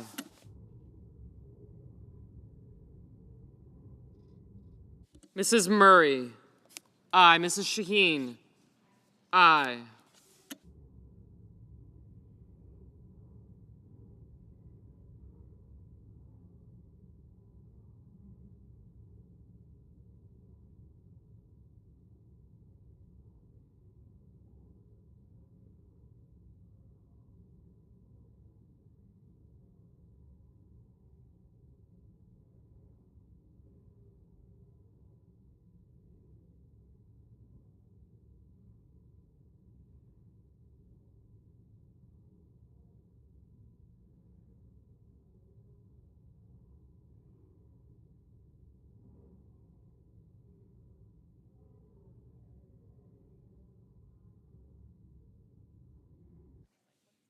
Mr. Murphy, aye.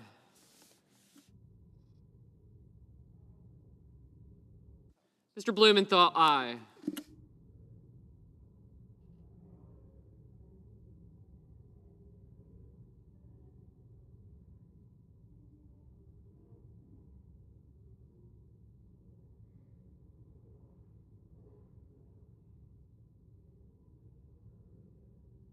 Mr. Whitehouse, aye.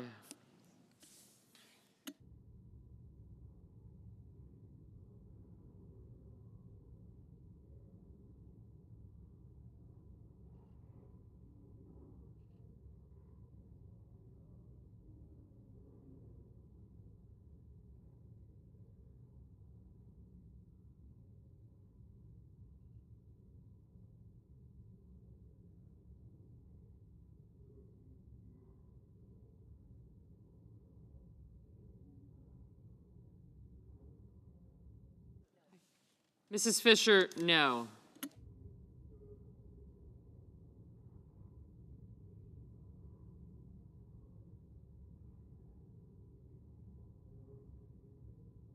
Mr. Welch, aye.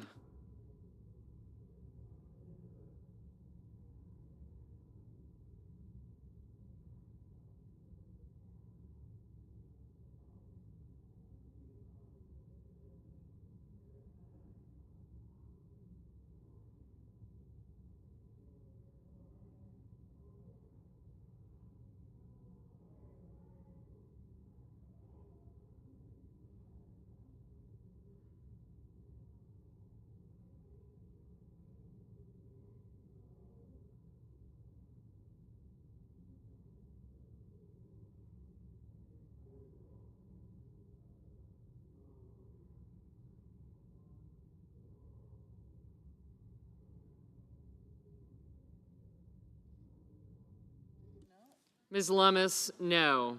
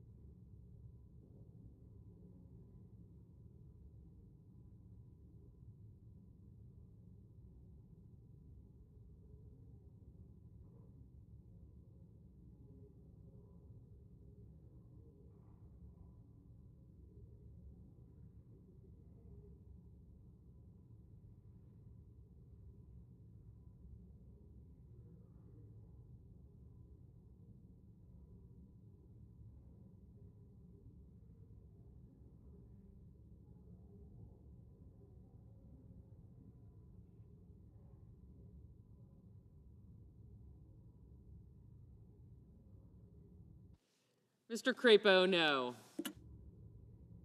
Ms. Cortez Masto, aye.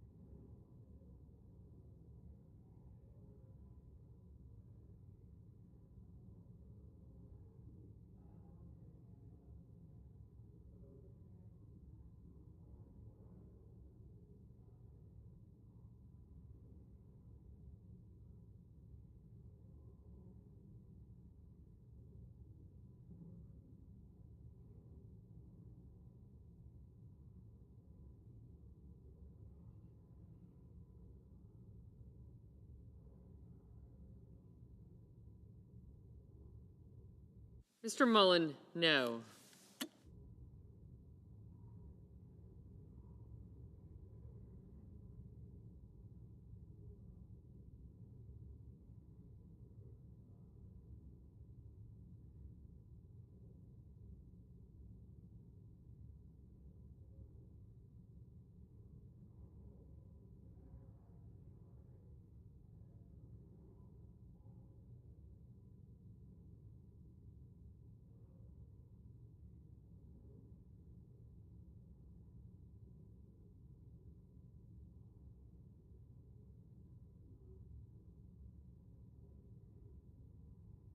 Mr. Wyden, aye.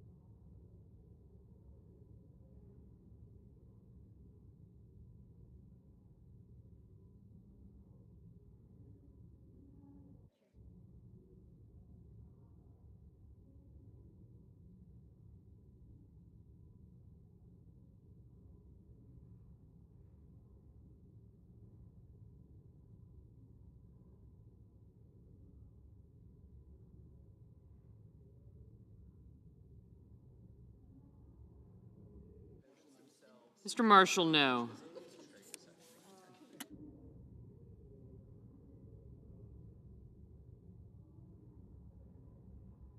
Ms. Murkowski, aye.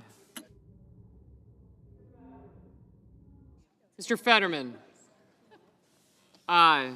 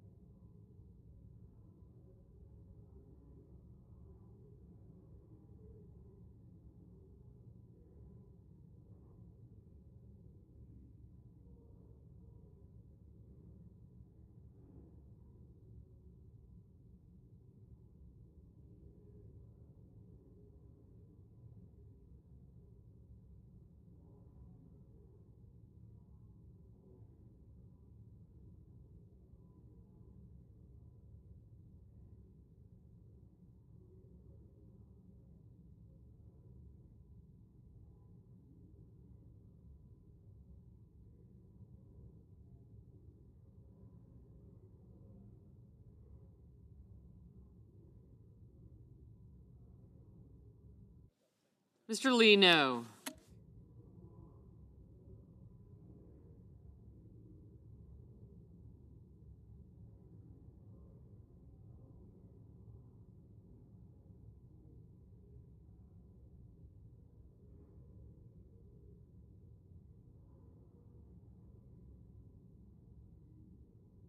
Mr. Hoven, no.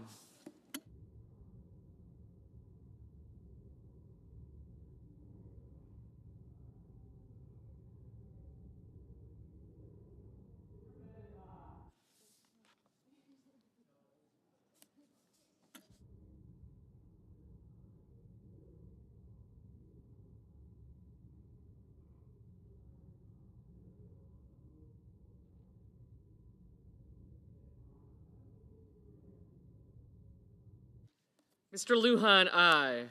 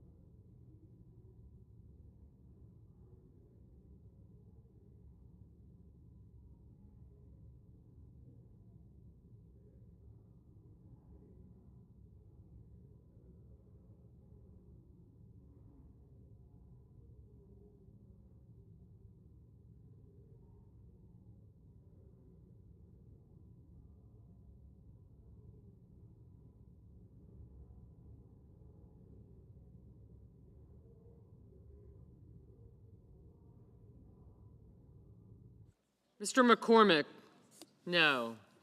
Mr. Curtis, no.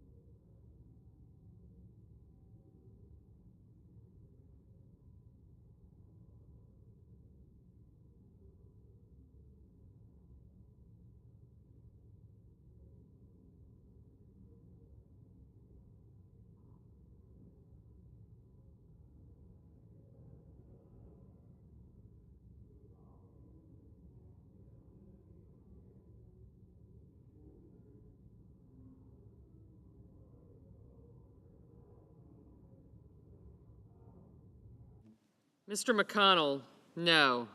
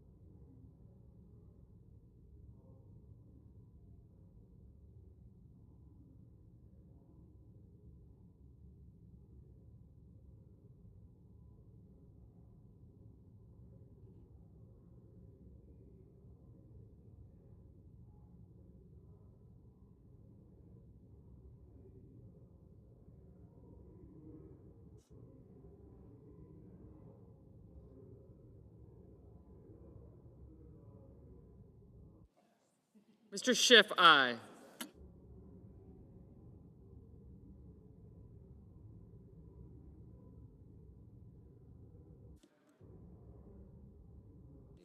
Mr. Young, no.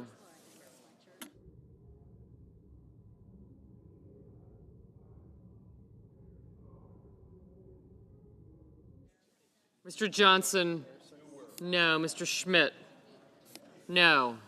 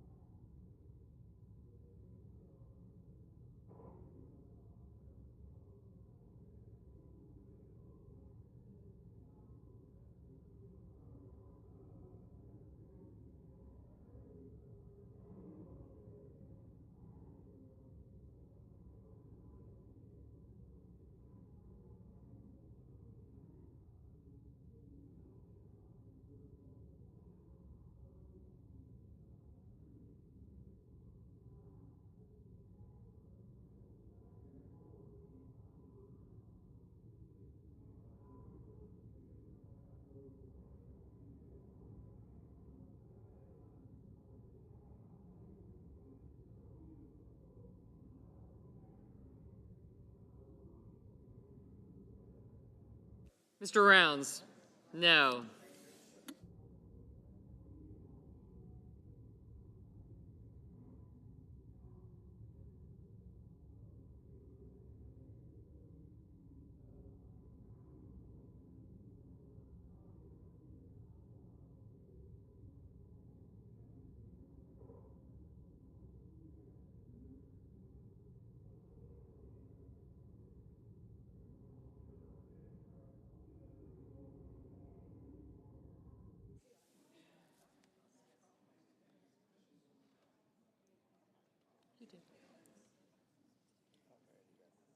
Mr. Risch, no.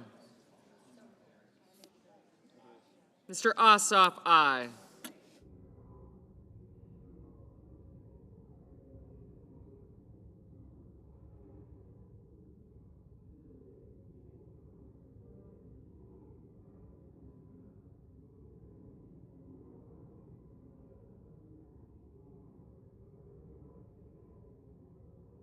Mr. Daines, no.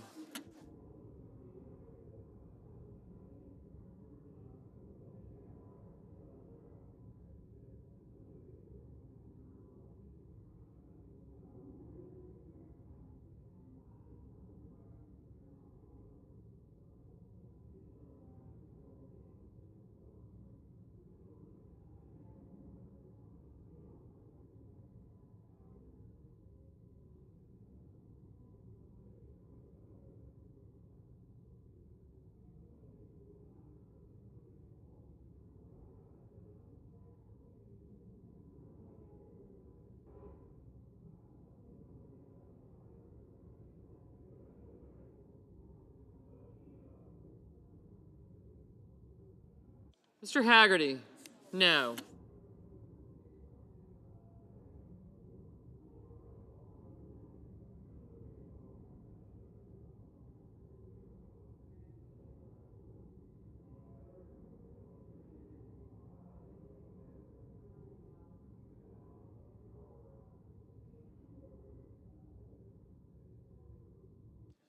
Mr. Budd, no. Mrs. Moody, no.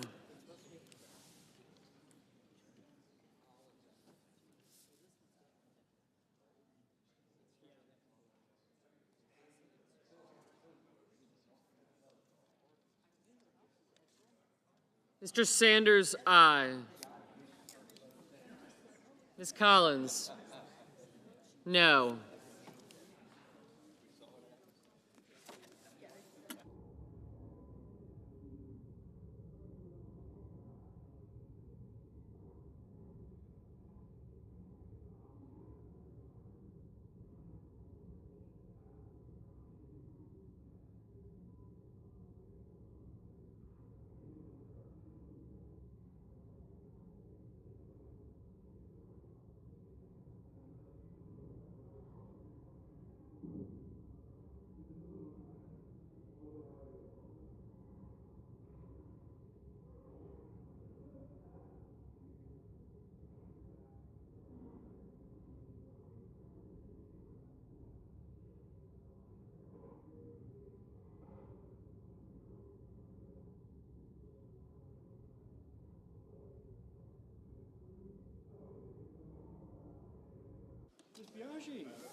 Oh, how are you?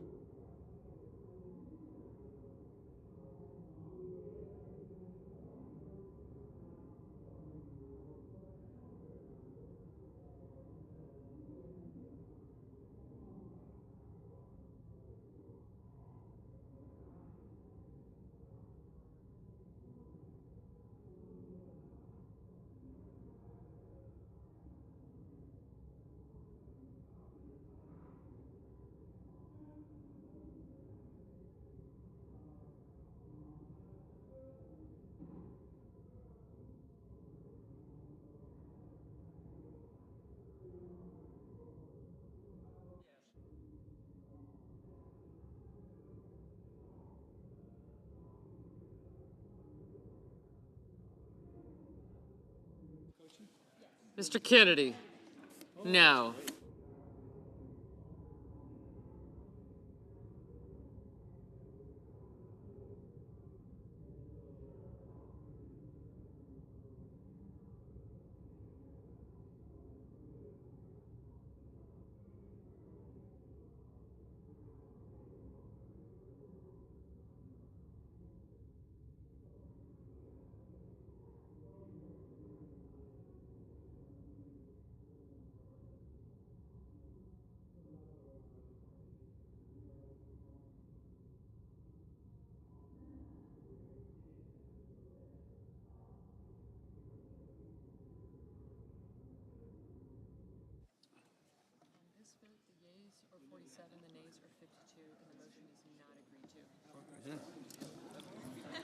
On this vote, the yeas are 47, the nays 52. The motion is not agreed to.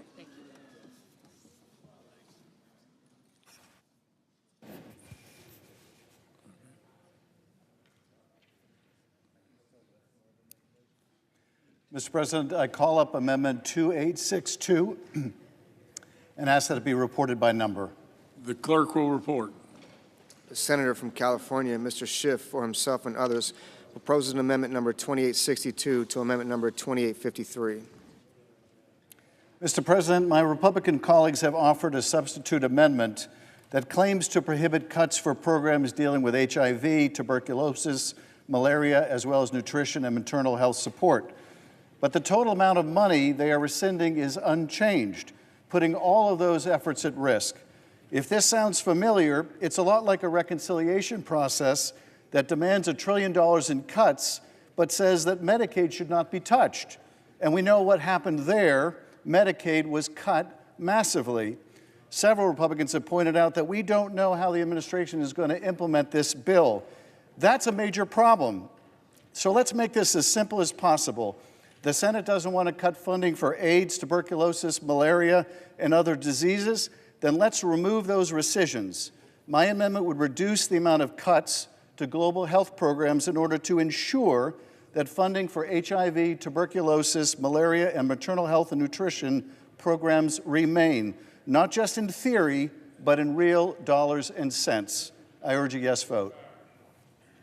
Mr. President. Senator from Missouri. Thank you, Mr. President. I rise in opposition to this amendment from Senator Schiff that reduces the global health precision from $500 million to $66 million to fence off unobligated balances for HIV, AIDS, tuberculosis, malaria, and other diseases. We already do that in the substitute. What we're also doing in the substitute, though, I would point out, is targeting egregious waste, like $7.4 million for a curriculum that teaches practitioners about environmental racism and DEI. Remember, that $7.4 million could have been used to save lives. By slashing the amount rescinded from the global health funding, we would be allowing this inexcusable use of taxpayer dollars to continue. With that, I urge my colleagues to vote no on Amendment 2862. I ask for the yeas and nays. Is there sufficient second? Appears to be. Clerk will call a roll. Ms. Alston-Brooks, Ms. Baldwin, Mr. Bank.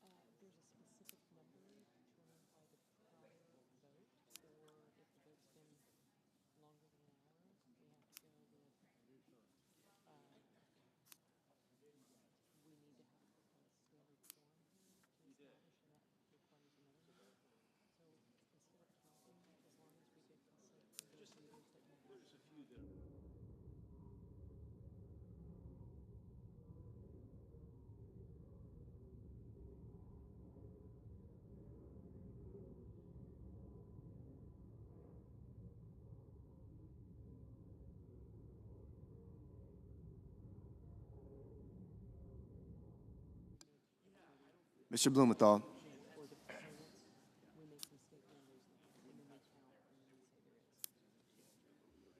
Ms. Blunt-Rochester. Mr. Booker. Mr. Bozeman.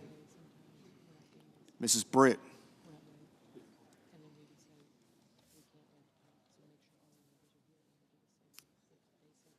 Mr. Budd.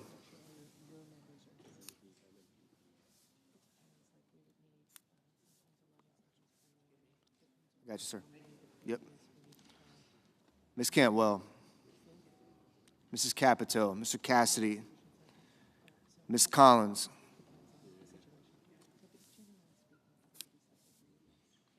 Mr. Coons.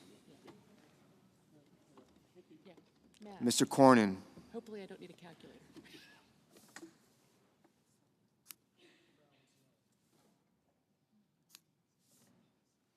Ms. Cortez Masto. Mr. Cotton. Mr. Kramer. Mr. Crapo, Mr. Cruz, Mr. Curtis, Mr. Daines, Ms. Duckworth,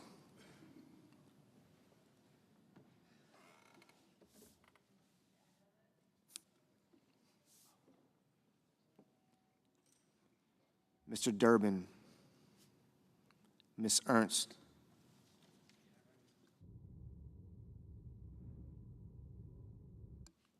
Mr. Fetterman, Mrs. Fisher,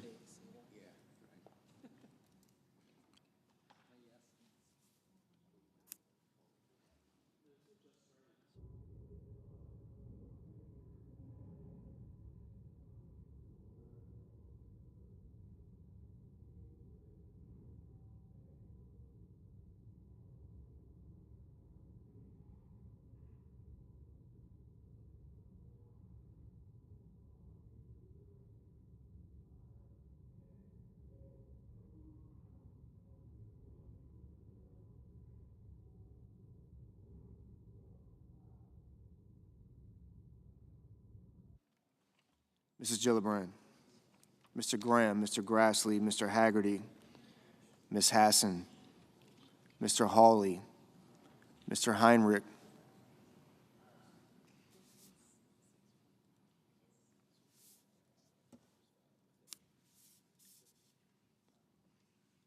Mr. Hickenlooper, Ms. Hirono, Mr. Hoven,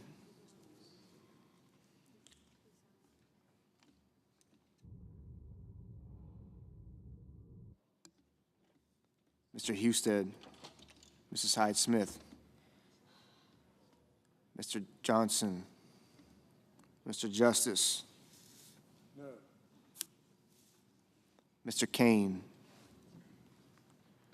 Mr. Kelly, Mr. Kennedy, Mr. Kim,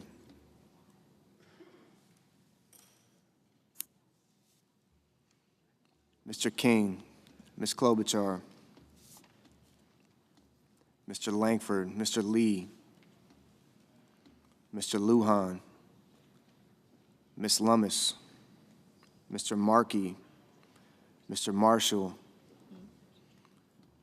Mr. McConnell, Mr. McCormick, Mr. Merkley, Mrs. Moody, Mr. Moran,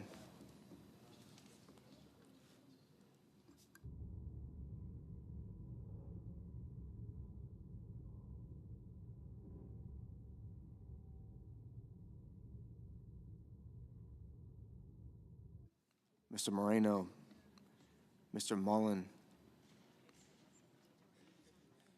Ms. Murkowski,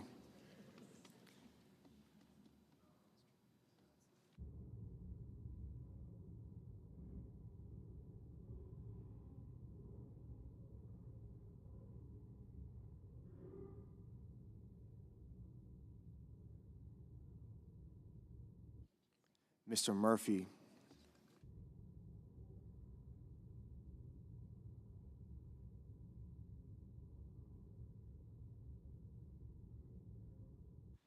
Mrs. Murray, Mr. Ossoff, Mr. Padilla, Mr. Paul, Mr. Peters, Mr. Reed, Mr. Ricketts, Mr. Risch, Ms. Rosen, Mr. Rounds, Mr. Sanders, Mr. Schatz, Mr. Schiff, Mr. Schmidt, Mr. Schumer, Mr. Scott of Florida, Mr. Scott of South Carolina, Mrs. Shaheen, Mr. Sheehy, Ms. Slotkin,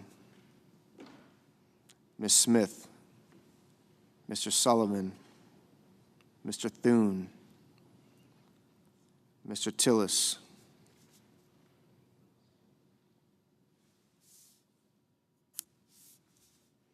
Mr. Tuberville, Mr. Van Hollen, Mr. Warner, Mr. Warnock, Ms. Warren,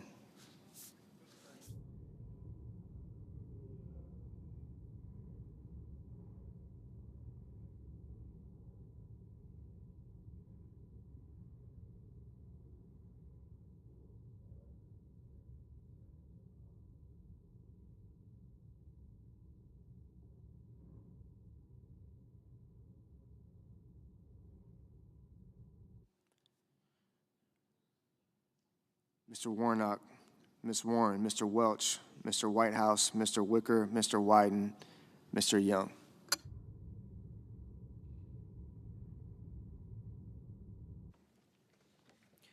Senators voting in the affirmative: Baldwin, Blumenthal, Blunt Rochester, Booker, Cantwell, Durbin, Heinrich, Kim, King, Klobuchar, Lujan, Merkley, Murkowski, Murphy, Murray, Ossoff, Peters, Reed, Sanders, Schiff, Schumer, Warnock, Warren, Welch, and Wyden.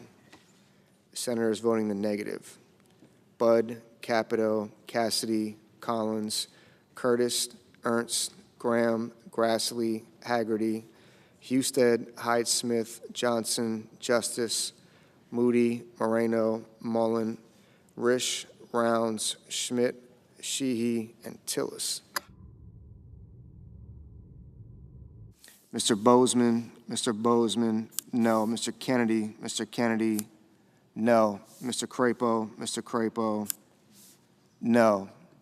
Mr. Scott of Florida, no.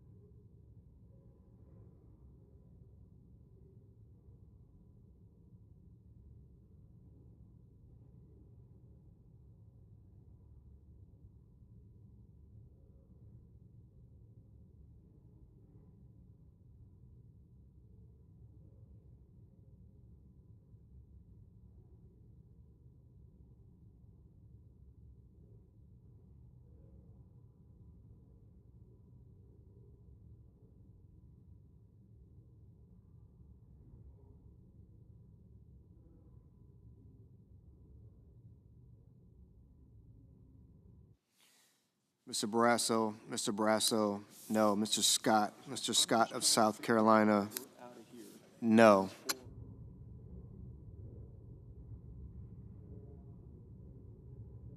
Mr. Lee, no.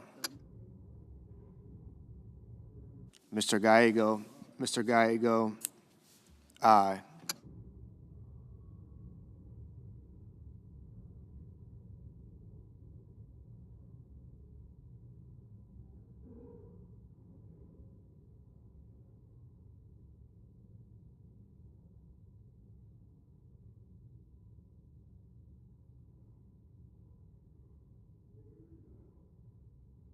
Mr.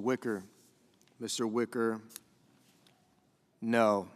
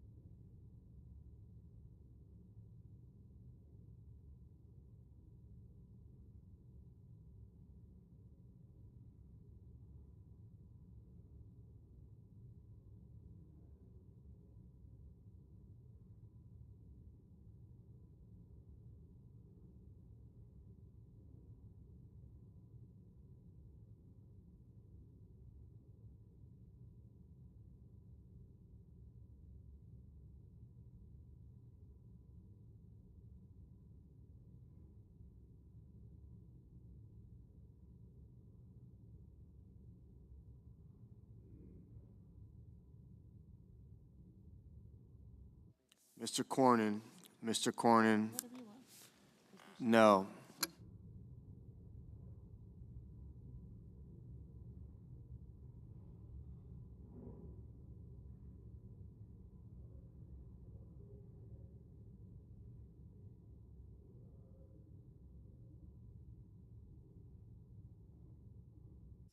Mr. Kane. Mr. Kane.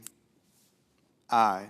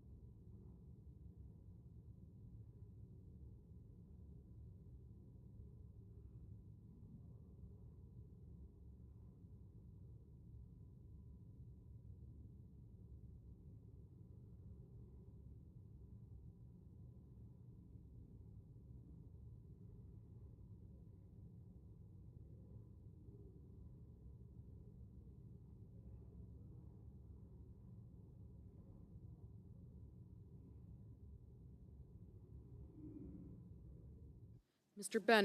Bennett, aye. Ms. Alsobrooks, Ms. Alsobrooks, aye.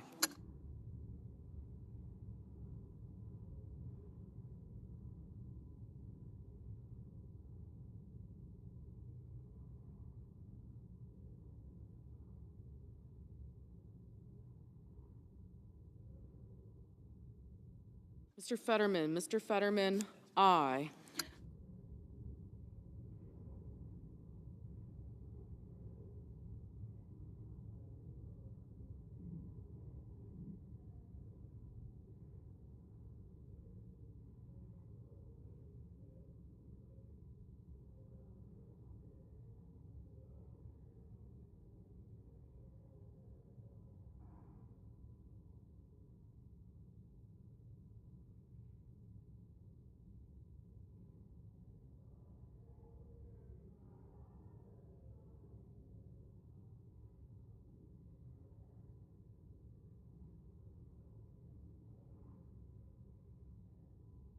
Ms. Rosen, aye. Ms. Cortez Masto, Ms. Cortez Masto, aye. Ms. Hassan, aye. Mr. Deans, no.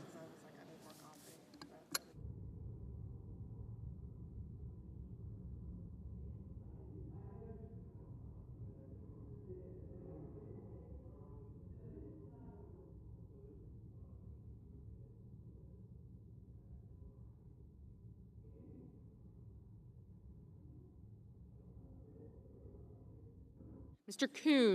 Coons, aye. Mr. Banks, no. Mr. Tuberville, no. Mrs. Blackburn, no.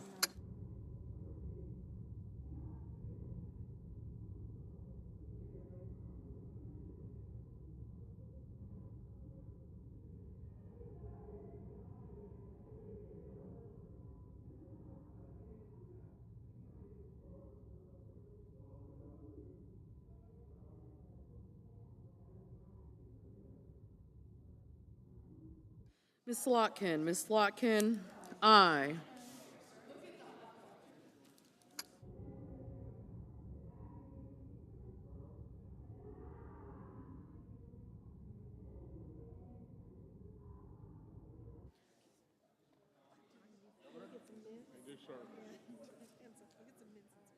Mr. Thune, no.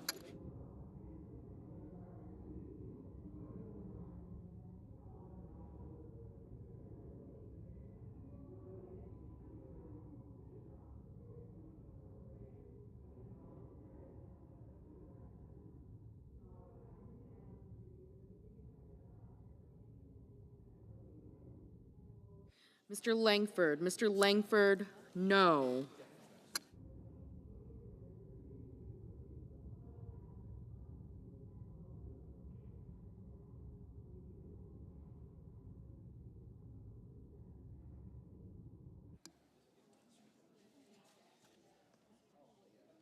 Mr. Heinrich. Mr. Heinrich.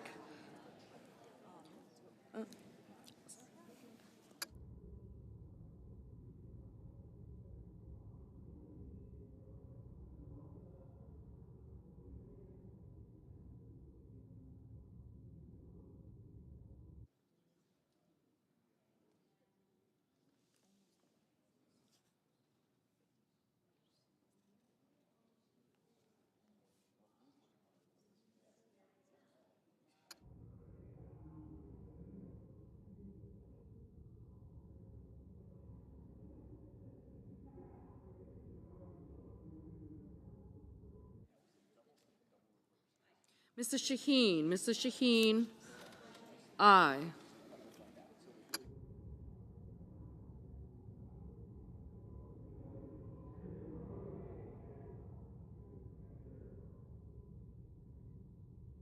Mr. Cotton. Mr. Cotton, no.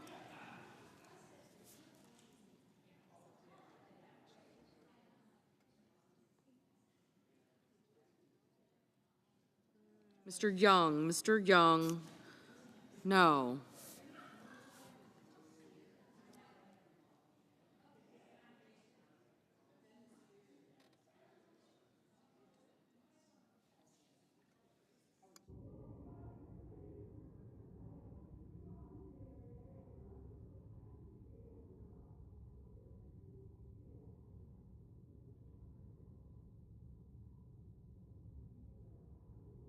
Mr. Markey. Mr. Markey, aye.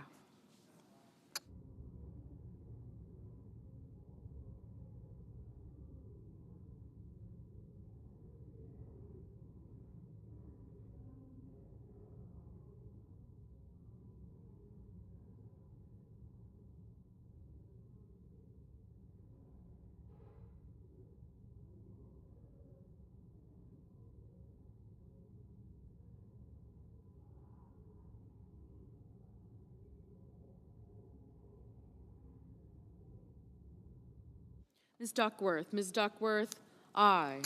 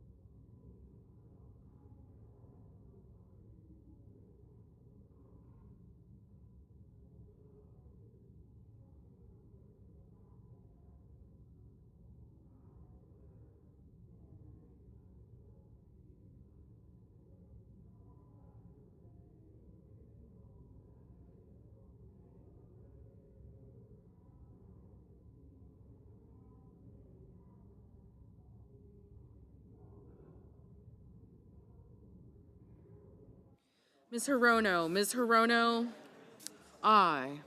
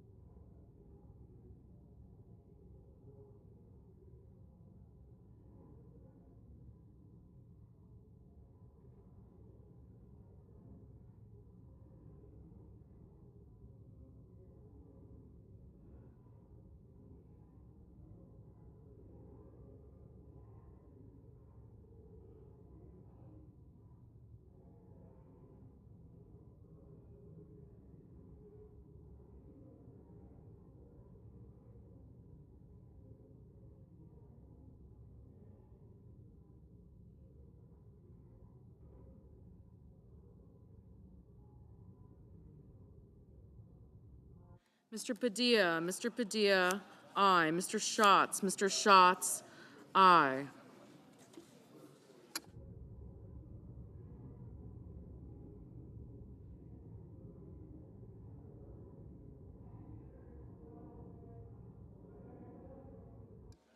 Mrs. Gillibrand, aye. Mr. Hawley, no.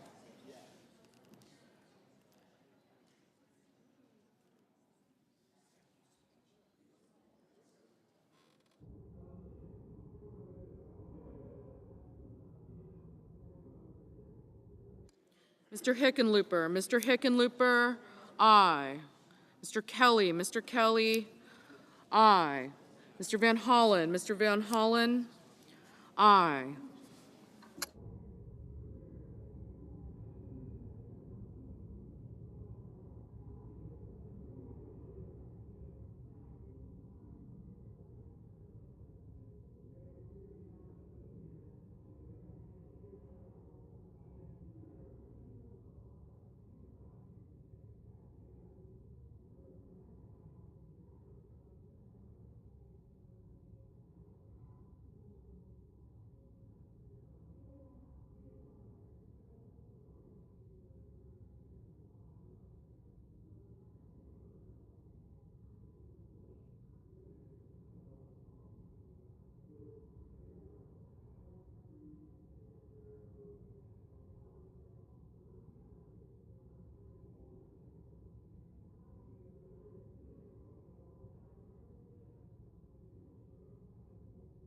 Mrs. Britt, no.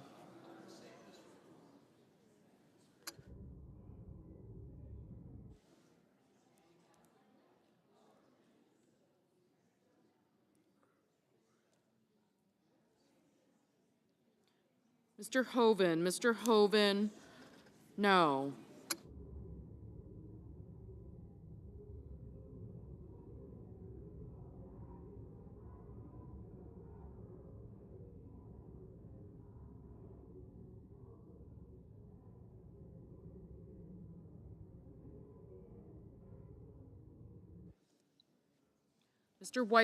Mr. Whitehouse, aye.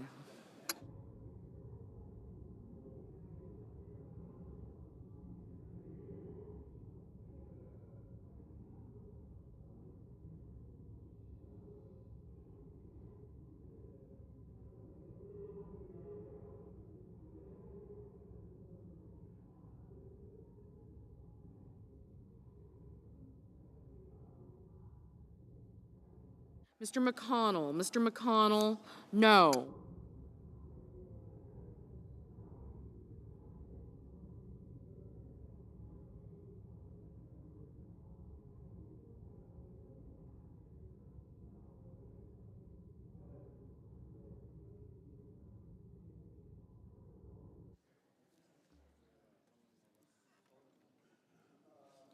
Mr. Sullivan, no.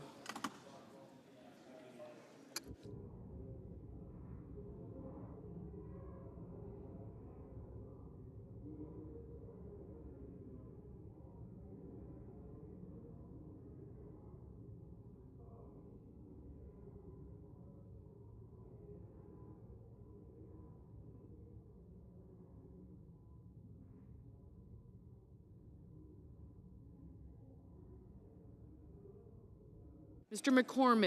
McCormick, no.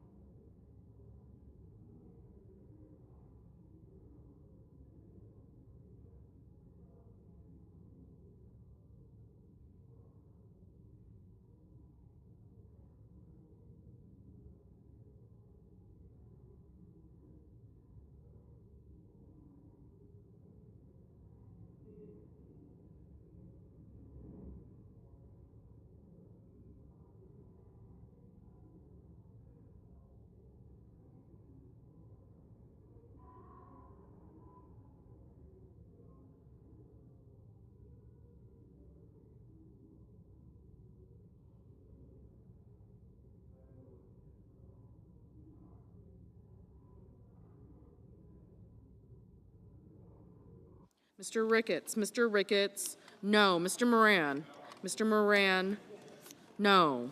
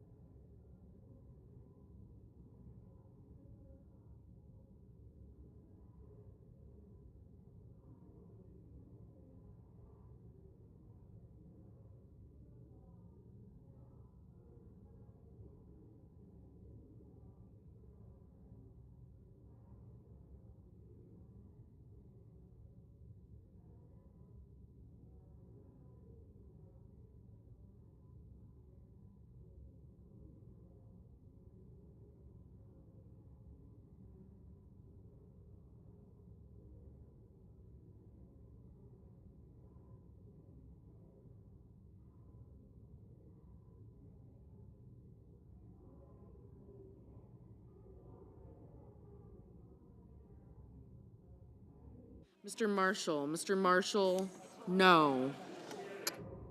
Mr. Kramer, no.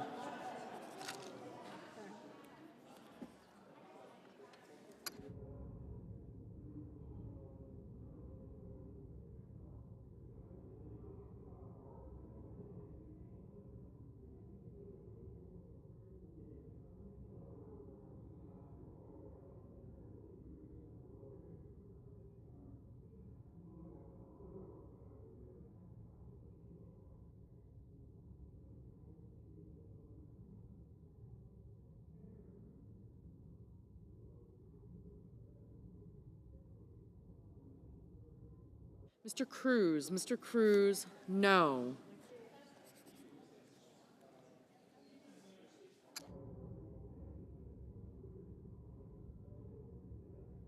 Mrs. Fisher, no.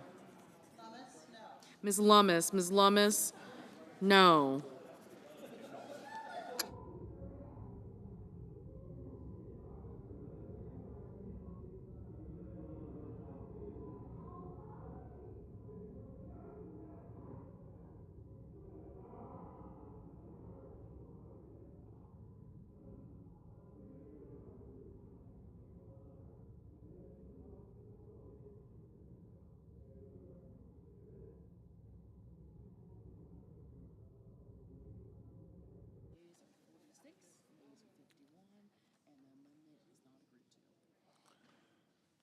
On this vote, the yeas are 46, the nays 51. The amendment is not agreed to.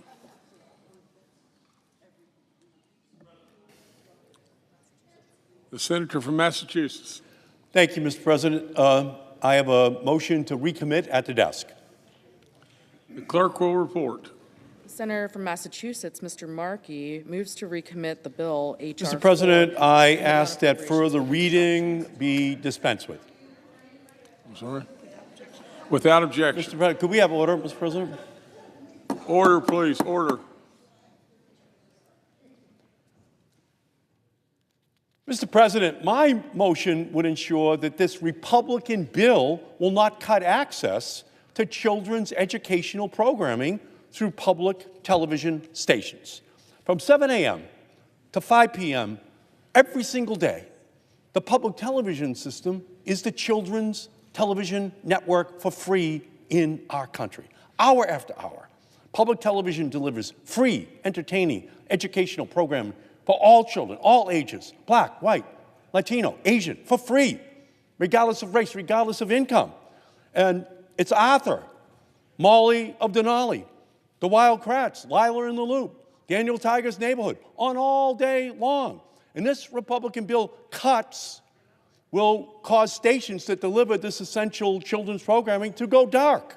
These cuts will be especially devastating to millions of children and families in rural and underserved and low-income communities that don't have access to high-speed network.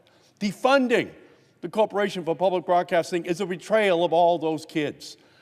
The Markey Amendment says, and I ask for an aye, keep the children's television network on PBS on all day, all across our country, for free, for every child that has educated generations of children in our country.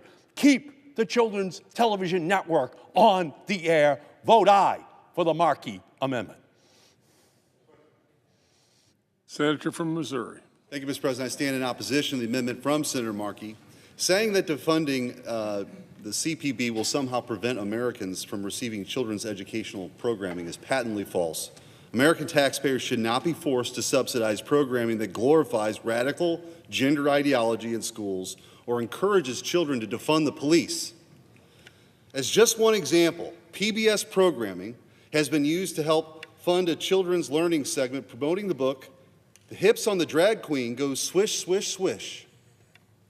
This is not any sane person's definition of an appropriate use of taxpayer dollars. Eliminating this funding doesn't ban public stations from airing kids programming, it just ends the federal subsidy. Taxpayers across this country should not be funding that nonsense. This amendment isn't about protecting children's education, it's about protecting a political agenda with taxpayer dollars. I urge my colleagues to vote no. The Questions on the motion? Is there a sufficient second? Appears to be. Clerk will call the roll. Ms. Alsobrooks, Ms. Baldwin,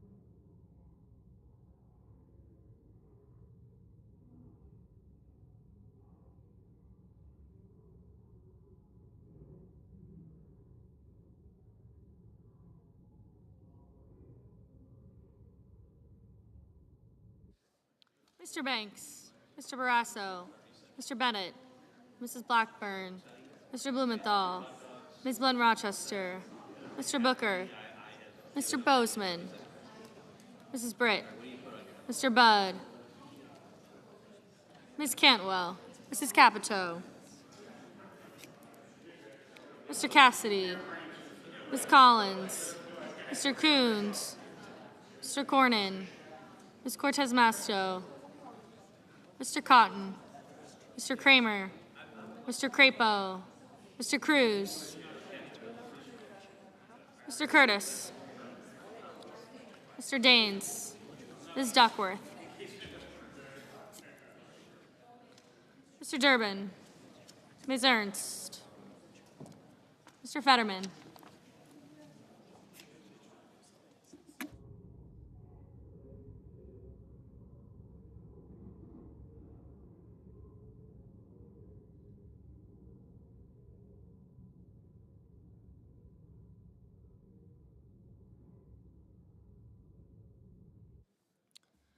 Mrs. Fisher, Mr. Gallego, Mrs. Gillibrand, Mr. Graham, Mr. Grassley, Mr. Haggerty, Ms. Hassan, Mr. Hawley, Mr. Heinrich, Mr. Hickenlooper, Ms. Hirono, Mr. Hoven, Mr. Husted, Mrs. Hyde-Smith, Mr. Johnson, Mr. Justice, Mr. Kane, Mr. Kelly, Mr. Kennedy, Mr. Kim, Mr. King, Ms. Klobuchar, Mr. Langford, Mr. Lee, Mr. Lujan, Ms. Lummis, Mr. Markey, Mr. Marshall, Mr. McConnell, Mr. McCormick, Mr. Merkley, Mrs. Moody, Mr. Moran, Mr. Marino, Mr. Mullen.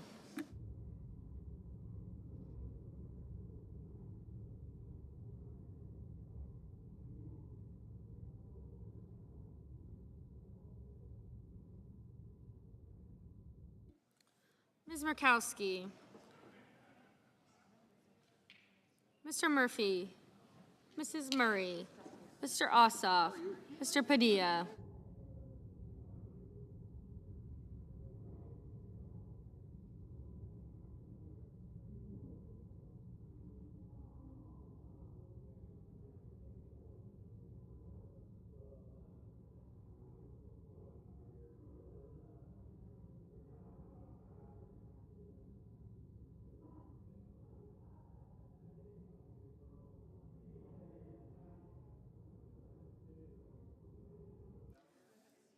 Mr. Paul, Mr. Peters, Mr. Reed, Mr. Ricketts, Mr. Risch, Ms. Rosen, Mr. Rounds, Mr. Sanders, Mr. Schatz, Mr. Schiff, Mr. Schmidt, Mr. Schumer.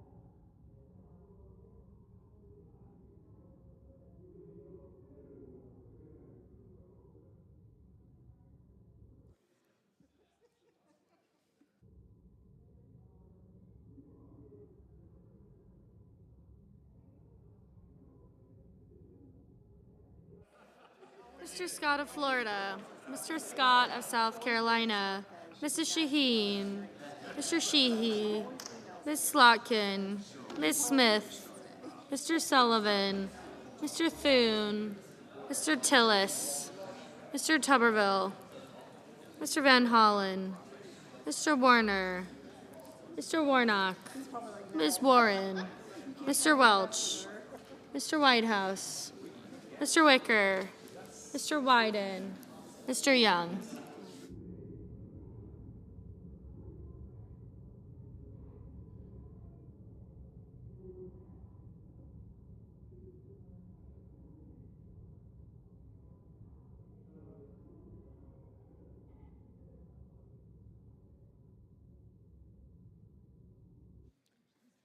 Senators voting in the affirmative: Also Brooks, Baldwin, Bennett, Blunt Rochester, Cantwell, Collins, Duckworth, Durbin, Gillibrand, Hassan, Heinrich, Kane, Kim, King, Markey, Reed, Rosen, Schiff, Shaheen, Slotkin, Warren, and Wyden.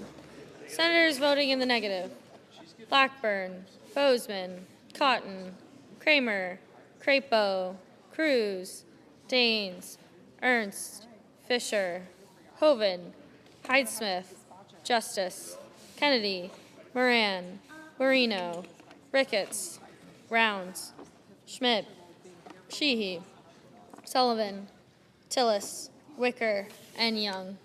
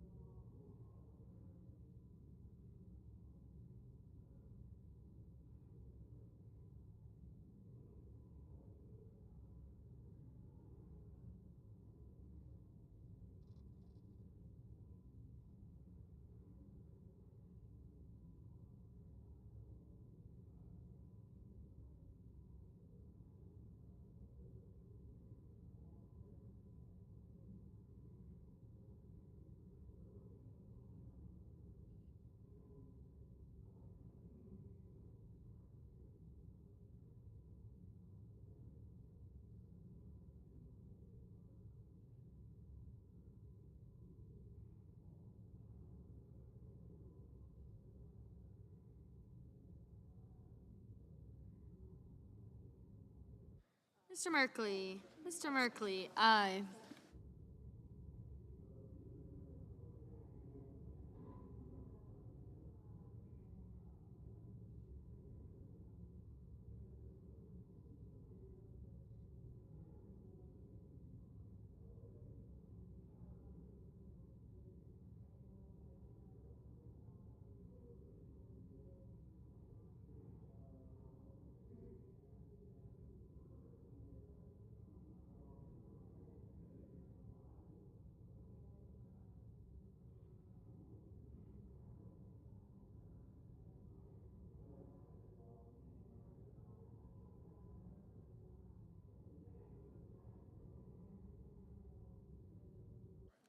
Mr. Peters. Mr. Peters, aye.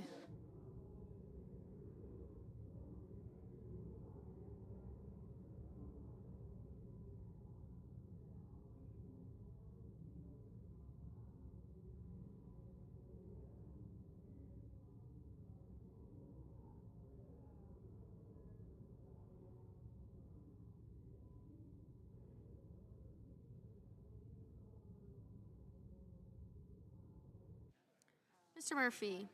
Mr. Murphy, aye.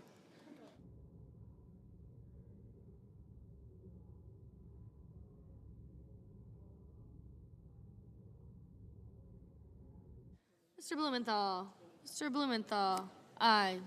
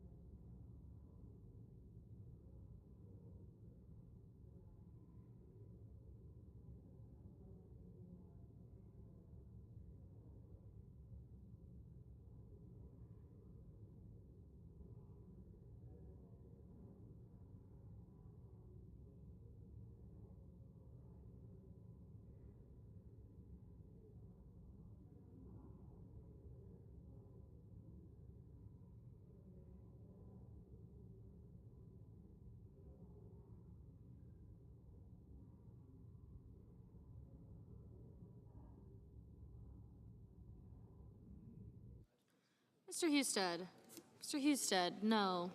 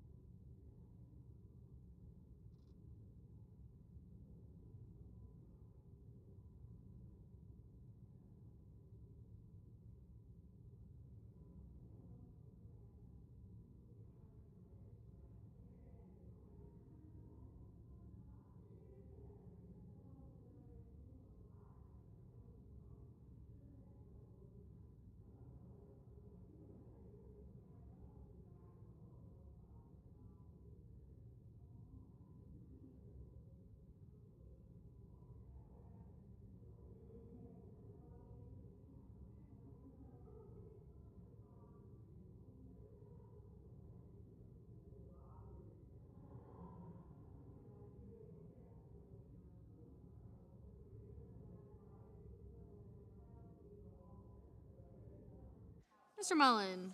Mr. Mullen, no. Mr. Barrasso. Mr. Barrasso, no. Mr. Schatz. Mr. Schatz, aye.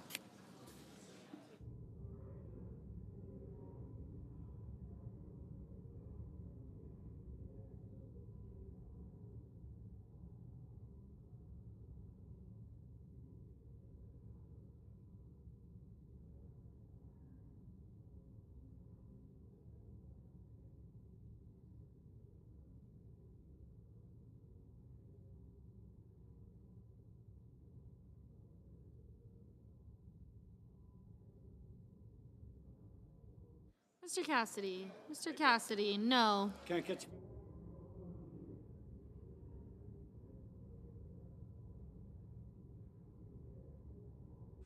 Mr. Marshall. Mr. Marshall, no.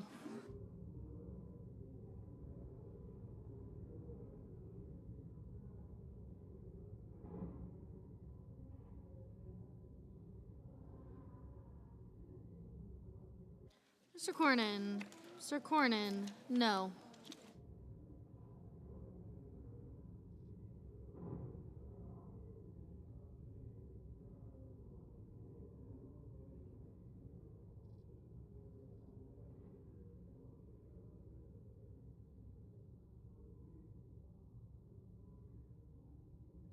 Mr. Tuberville. Mr. Tuberville, no.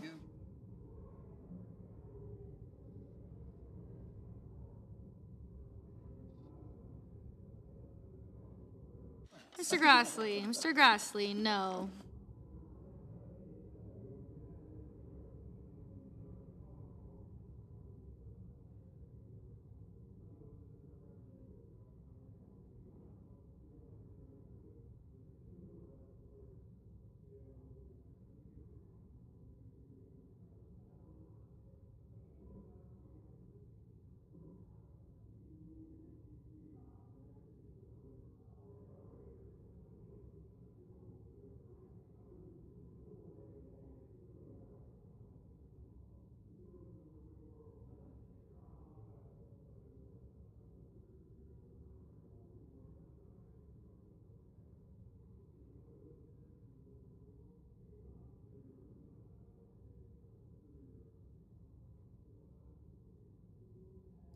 Mrs. Murray.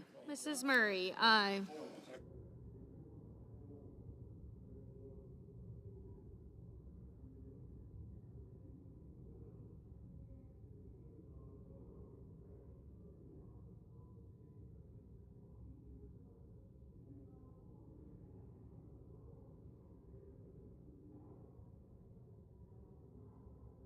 Mr. Lujan. Mr. Lujan, aye.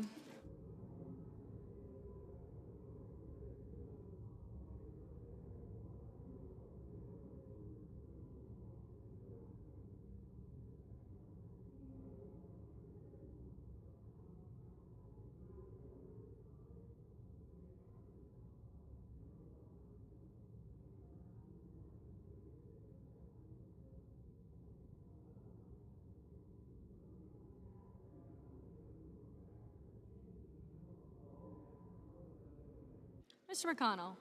Mr. McConnell, no. Mr. Booker. Mr. Booker, aye. Mr. Thune. Mr. Thune, no.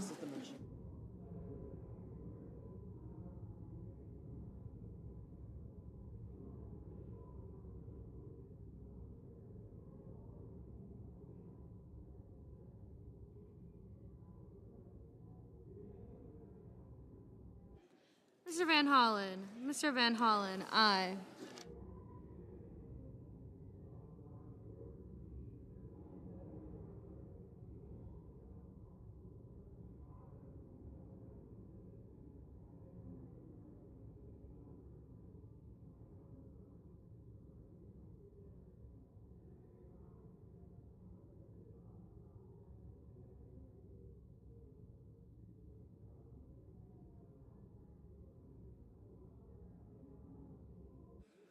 Mr. Paul.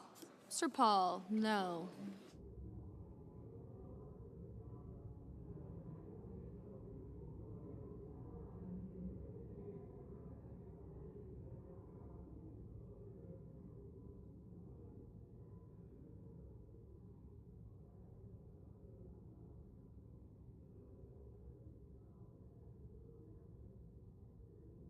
Mr. Curtis. Mr. Curtis, no.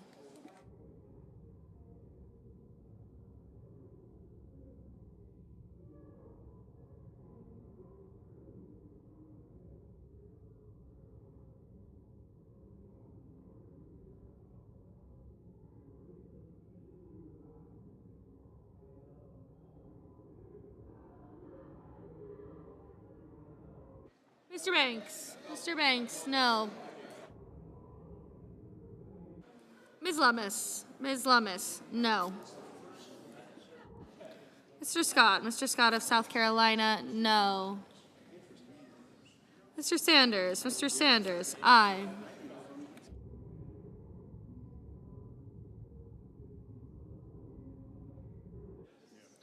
Mr. Lee. Mr. Lee, no. Mr. Johnson. Mr. Johnson, no.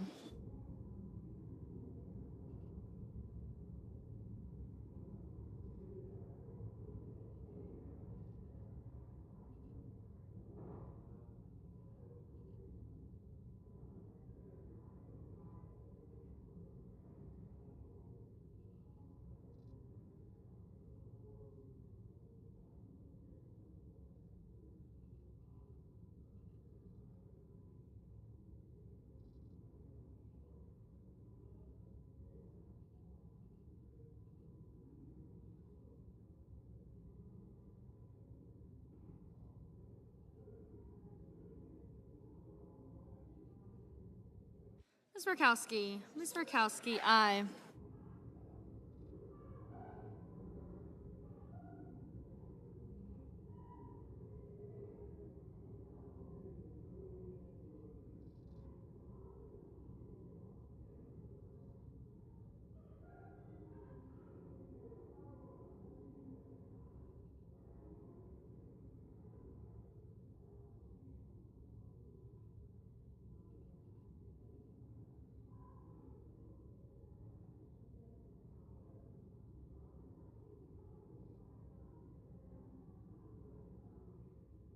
Mr. Ossoff. Mr. Ossoff, aye.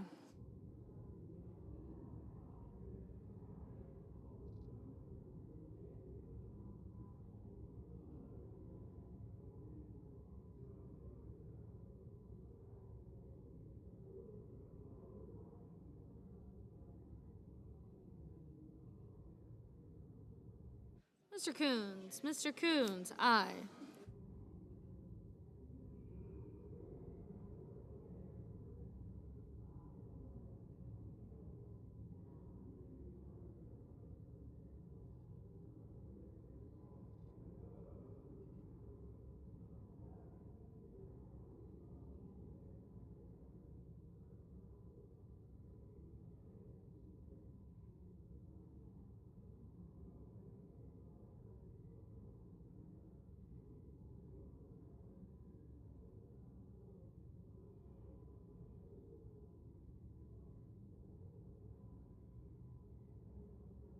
Mr. Padilla. Mr. Padilla, aye. Mr. Scott. Mr. Scott of Florida, no.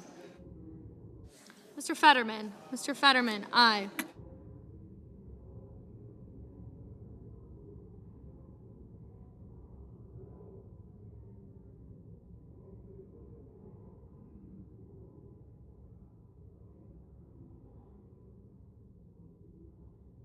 Mr. Welch. Mr. Welch, aye.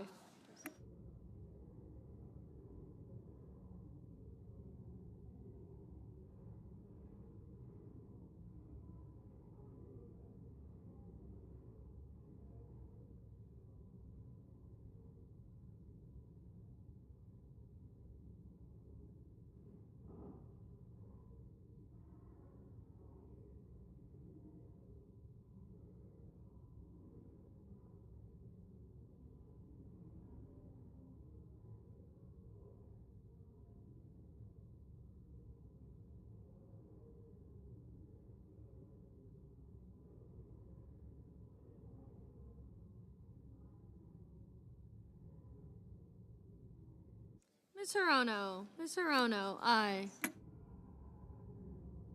Mr. McCormick. Mr. McCormick, no.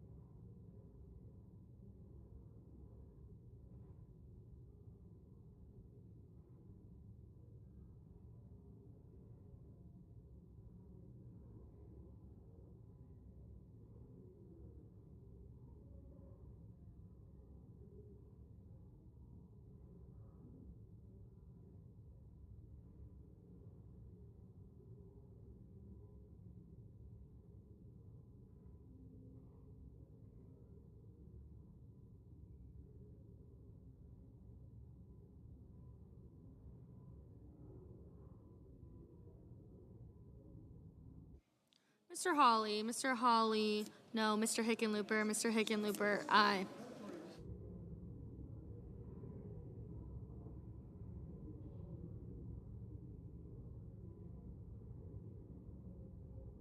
Mr. Kelly, aye.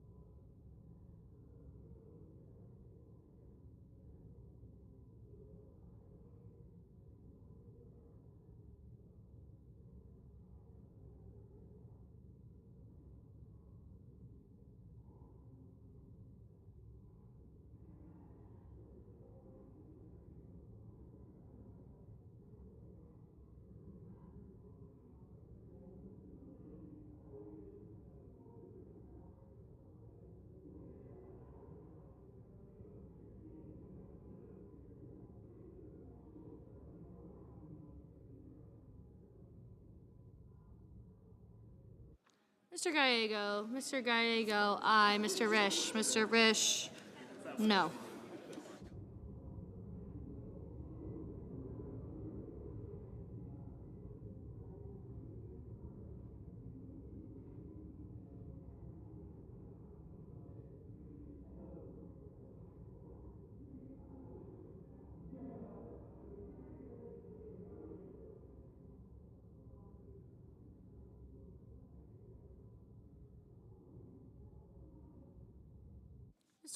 Mr. Graham, no. Mrs. Britt, no.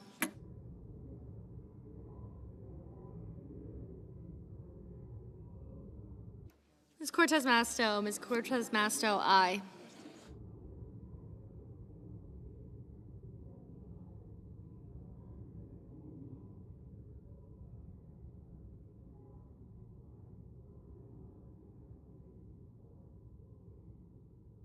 Mr. Warner, aye.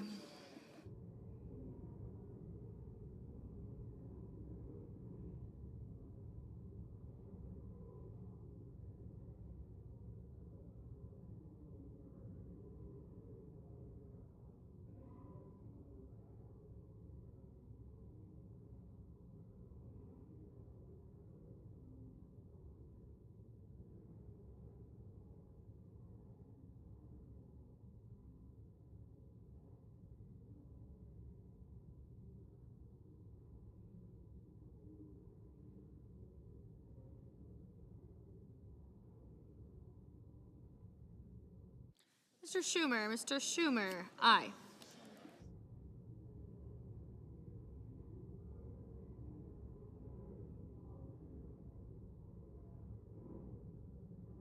Mr. Budd, no.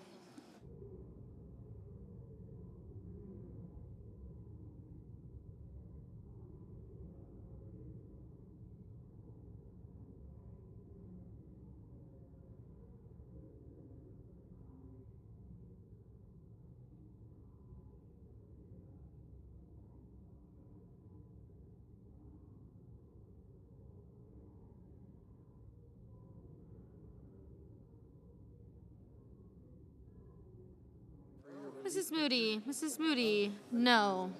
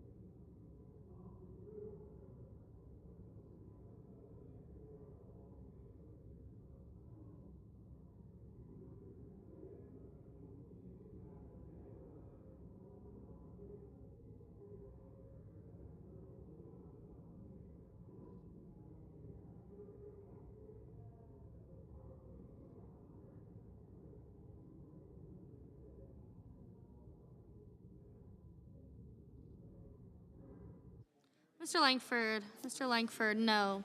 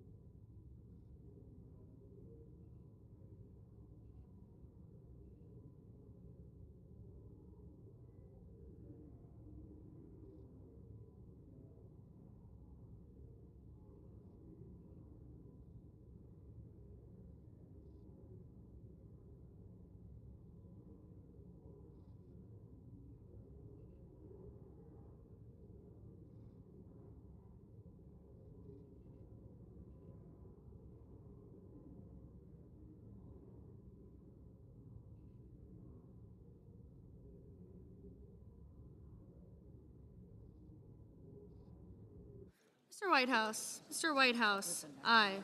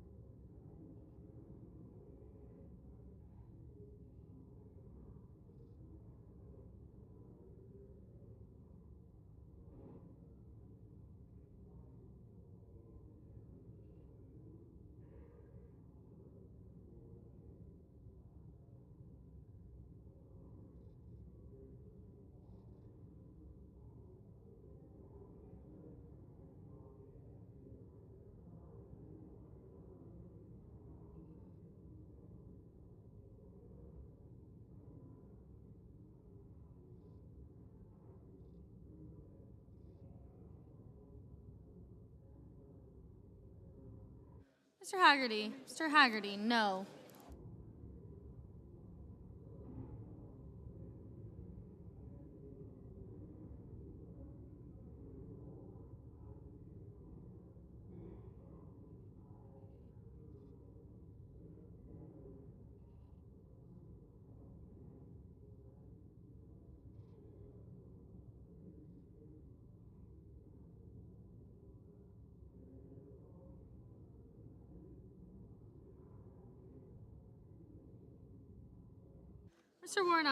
Mr. Warnock, aye.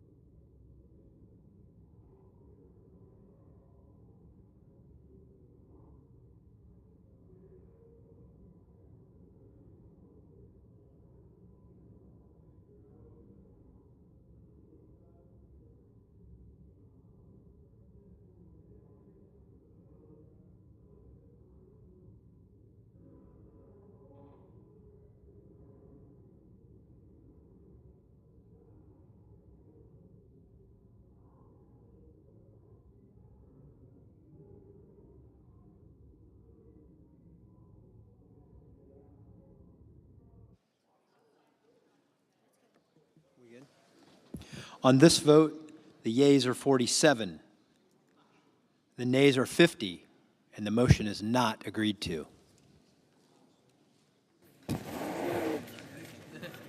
Mr. President.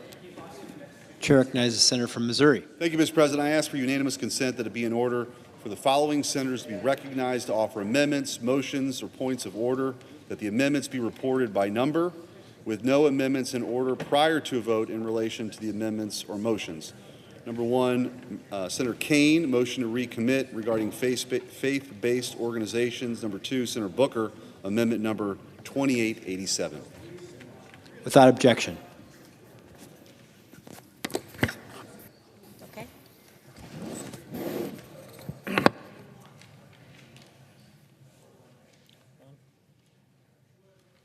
Mr. President. Chair recognizes the senator from Nevada. Thank you. Mr. President, I call up my amendment 2878, and I ask that it be reported by number. The clerk will report. The senator from Nevada, Ms. Rosen, proposes amendment number 2878 to amendment number 2853. Thank you. Mr. President, I rise today to speak on behalf of global health. Global health programs, well, they save lives, they grow economies, they create more stable societies. And this cruel bill eliminates $500 million in global health funding that would gut family planning programs. That means that 47 million women and couples could lose access to essential care around the globe, and tens of thousands of women will die as a result. When women have the right to decide when and how many children to have, they succeed. Families succeed. This means we spend less, not more, in foreign assistance. My amendment makes sure women have the ability to make decisions about their own bodies, their lives, and their futures, and we will all be better for it. I urge my colleagues to support the Rosen amendment. I yield the floor. President. Chair recognizes the senator from Tennessee. Thank you, Mr. President. I object to the senator's motion to strike the provision that protects taxpayer dollars from funding foreign abortion programs through the Global Health Program. And the American people agree with me. I've got a poll right here. 73% of Americans oppose or strongly oppose using their tax dollars to support abortion services in other countries. While the substitute amendment protects critical life-saving initiatives in the global health account, including maternal and child health care, there is absolutely zero, no reason that taxpayers should be funding abortion programs abroad. We are $37 trillion in debt. The American people are demanding fiscal responsibility, and they do not want their hard-earned tax dollars funding a far-left agenda that violates their closely held beliefs, especially when it comes to protecting the dignity of human life. I urge a no vote on this amendment. The question is on the amendment. I ask for the yeas and nays. And if my Republican colleagues were so worried about the debt, they wouldn't have added $3 trillion Is there a to sufficient second? reconciliation. There appears to be. The clerk will call the roll. Ms. Alsterbrooks, Ms. Baldwin, Mr. Banks, Mr. Barrasso, Mr. Bennett, Mrs. Blackburn. Thank you. I'm sorry, what? Got it. Thank you. Cornyn, Scott. Scott, Merkley, Graham, Brett. Thank you. Moody, Wicker, Schmidt, Johnson. Murray. Mr. Blumenthal. Thank you.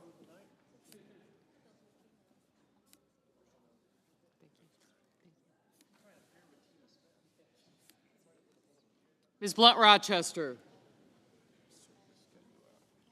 Got you both. Mr. Booker.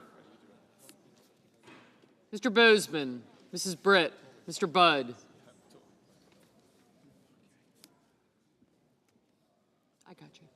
Yeah, thank you. Ms. Cantwell. Thank you.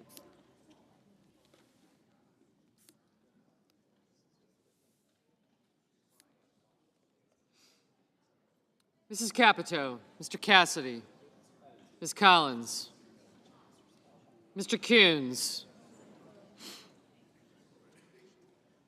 Mr. Cornyn, Ms. Cortez Masto, Mr. Cotton, Mr. Kramer. Thank you. Mr. Crapo, Mr. Cruz, Mr. Curtis, Mr. Daines, Ms. Duckworth, Mr. Durbin, Ms. Ernst, Mr. Fetterman,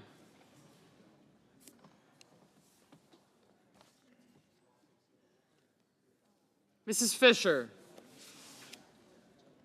Mr. Gallego, Mrs. Gillibrand. Where? Mr. Graham, Mr. Grassley.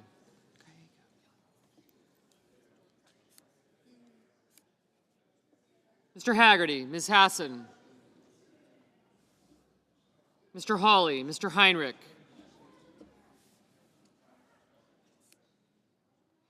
Mr. Hickenlooper, Ms. Hirono. Mr. Hoven. Mr. Husted. Mrs. Hyde-Smith.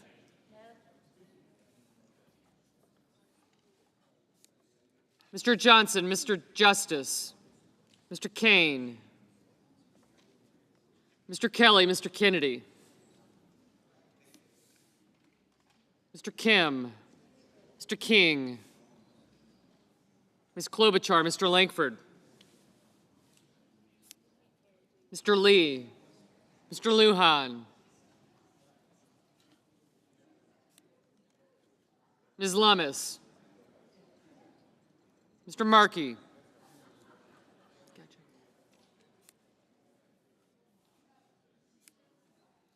Mr. Marshall, Mr. McConnell, Mr. McCormick, Mr. Merkley, Mrs. Moody, Mr. Moran, Mr. Marino, Mr. Mullen, Ms. Murkowski, Mr. Murphy, Mrs. Murray, Mr. Ossoff, Mr. Padilla, Mr. Paul, Mr. Peters, Mr. Reed, Mr. Ricketts, Mr. Risch, Ms. Rosen,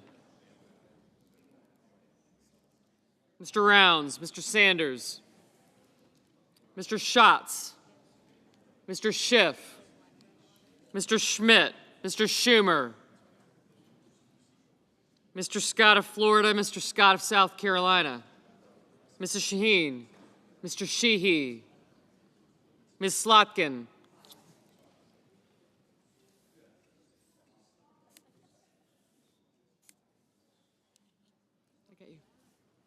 Ms. Smith, Mr. Sullivan, Mr. Thune, Mr. Tillis, Mr. Tuberville, Mr. Van Hollen, Mr. Warner, Mr. Warnock, Ms. Warren, Mr. Welch, Mr. Whitehouse, Mr. Wicker, Mr. Wyden, Mr. Young,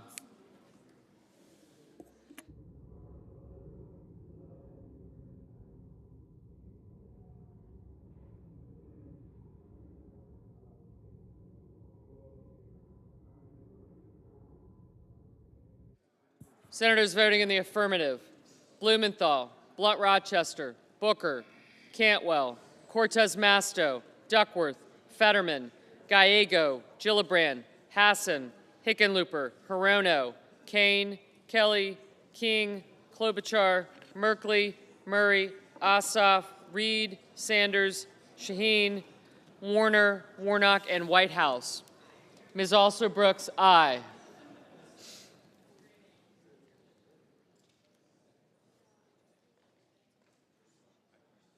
Mr. Markey, aye. Senators voting in the negative: Barrasso, Blackburn, Britt, Budd, Cornyn, Curtis, Fisher, Graham, Haggerty, Hawley, Husted, Hyde-Smith, Johnson, Langford, Marshall, Moody, Moran, Marino, Mullen, Ricketts, Risch, Schmidt, Scott of Florida, Sheehy, Thune, Tuberville, and Wicker. Ms. Baldwin. Aye. Mr. Young. No. Mr. Boozman, no. Mr. Schumer. Aye. Ms. Rosen. Aye.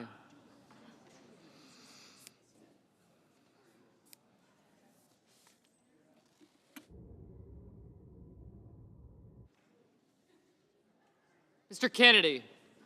No. Mr. Paul. No. Mrs. Capito. No.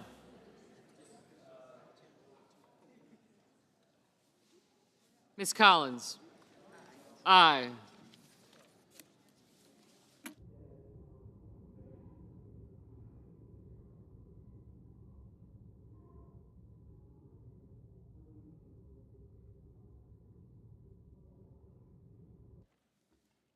Mr. Padilla, aye.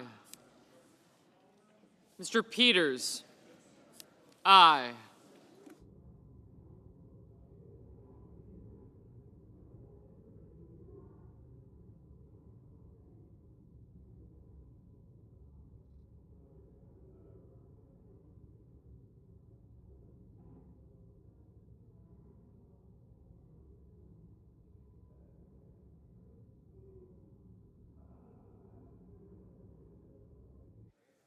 Mr. Heinrich, aye.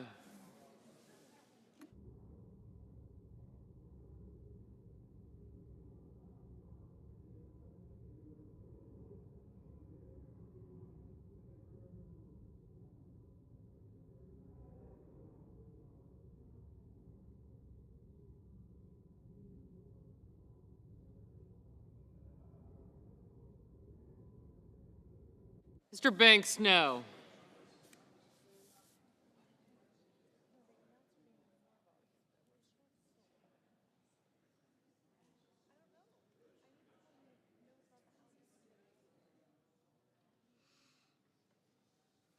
Ms. Ernst, no. Mr. Grassley, no.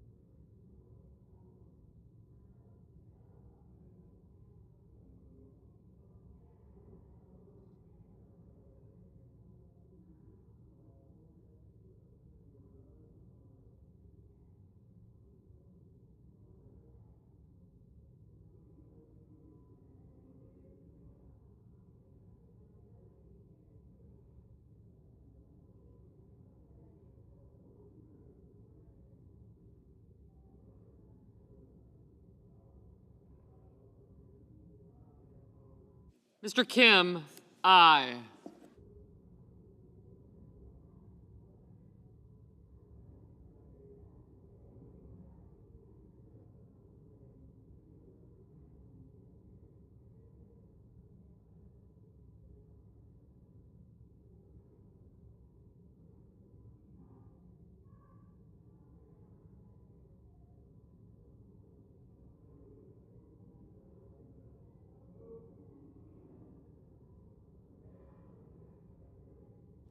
Mr. Scott of South Carolina, no.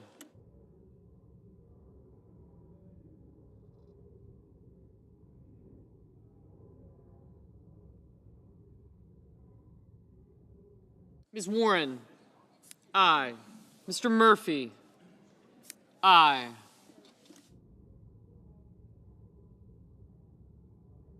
Mr. Daines, no.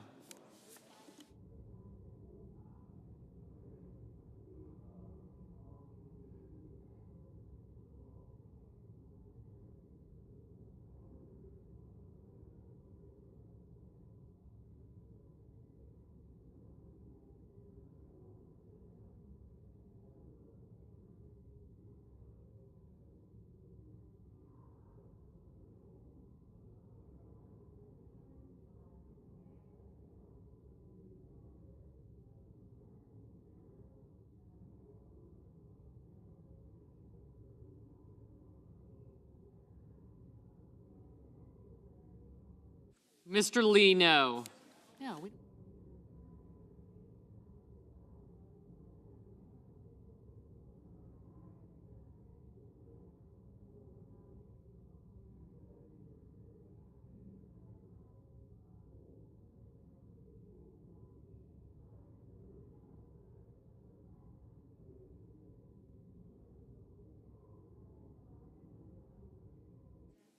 Ms. Murkowski, aye.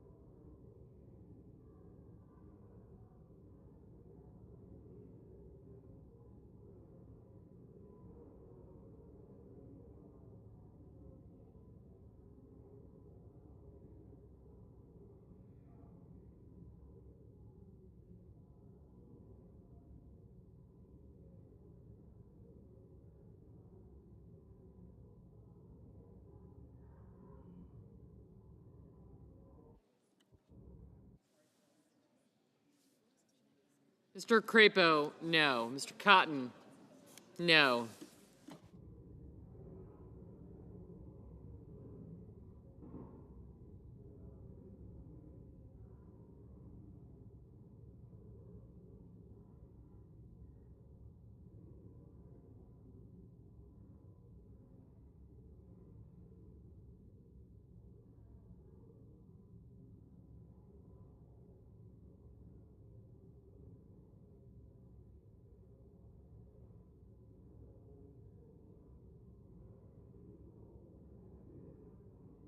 Mr. Van Hollen, aye.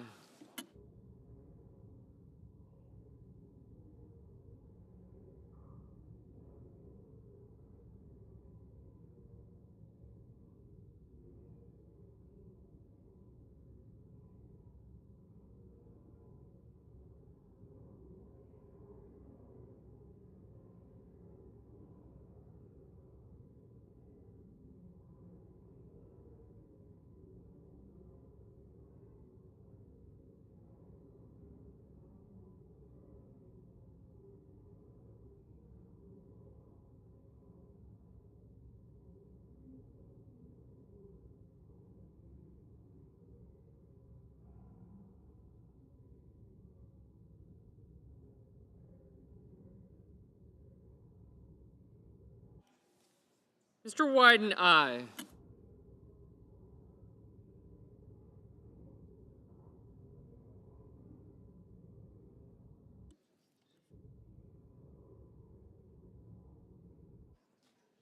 Mr. Bennett, aye. Mr. Welch, aye.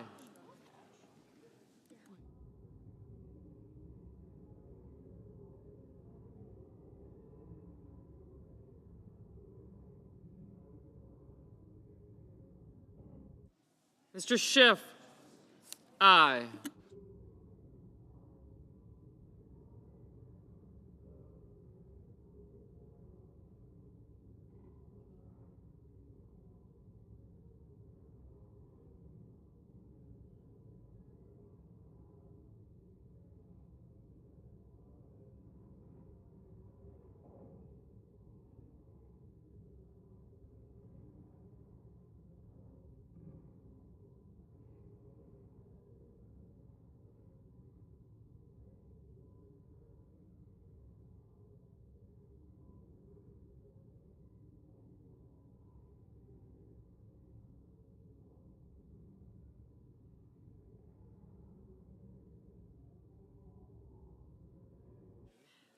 Mr. Tillis, no.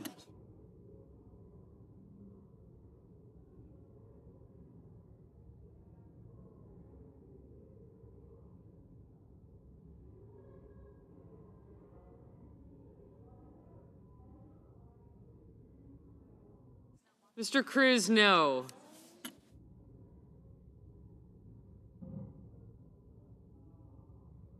Mr. Schatz, aye. Mr. Lujan, aye. Ms. Slotkin, aye.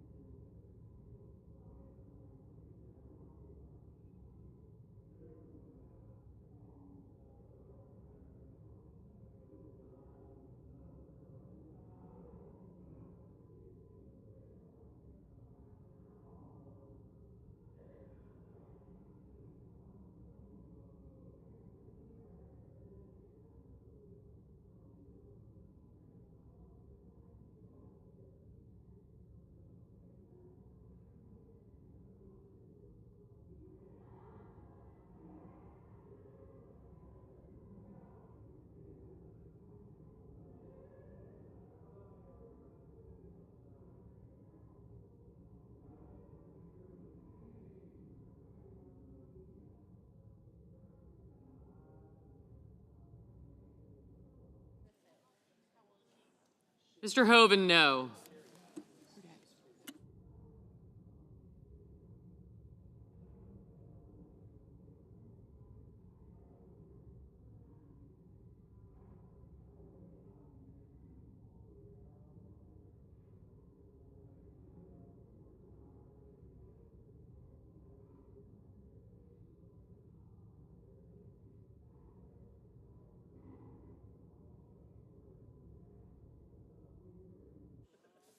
Mr. Kramer, no.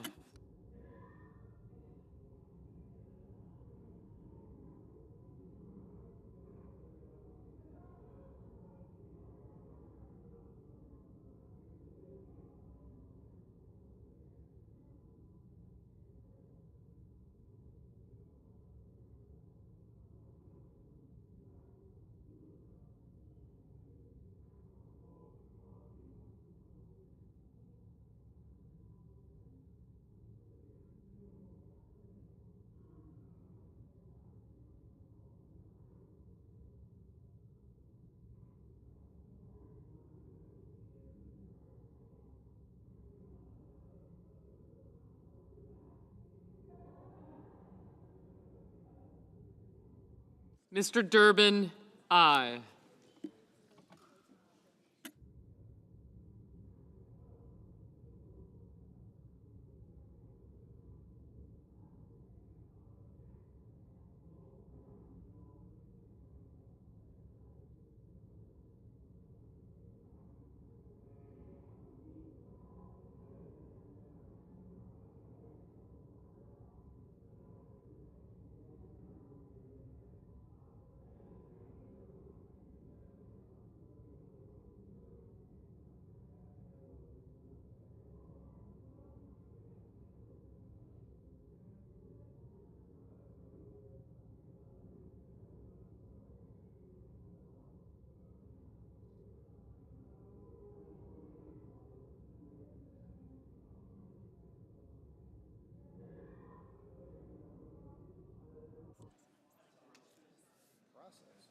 Mr. McCormick, no.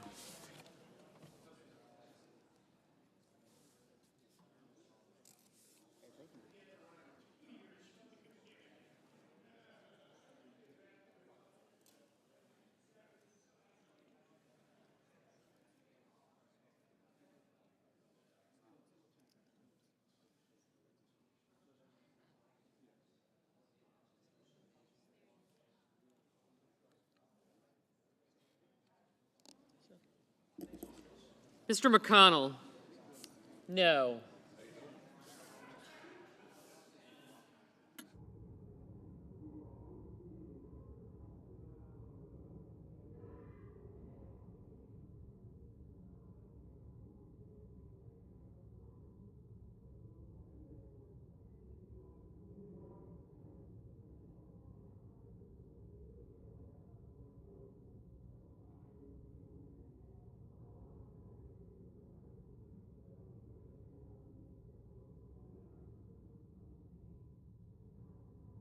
Ms. Lummis, no.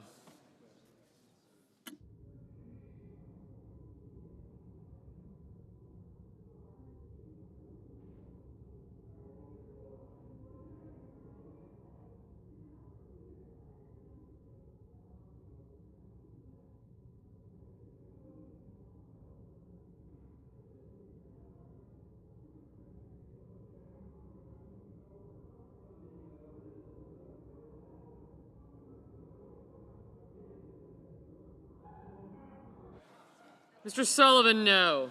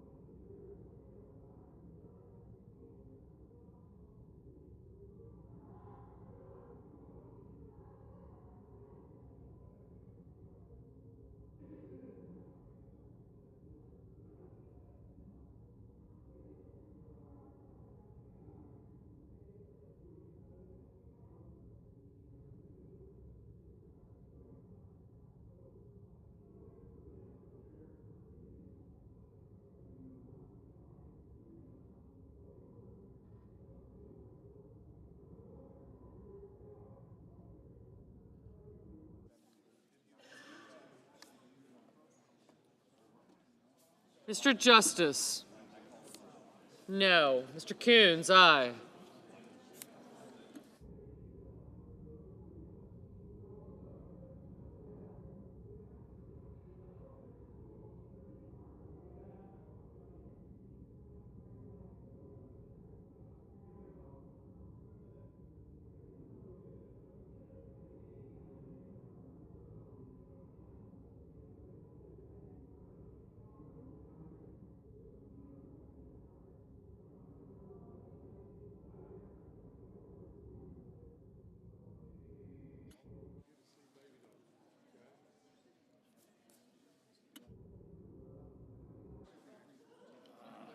Mr. Rounds, no.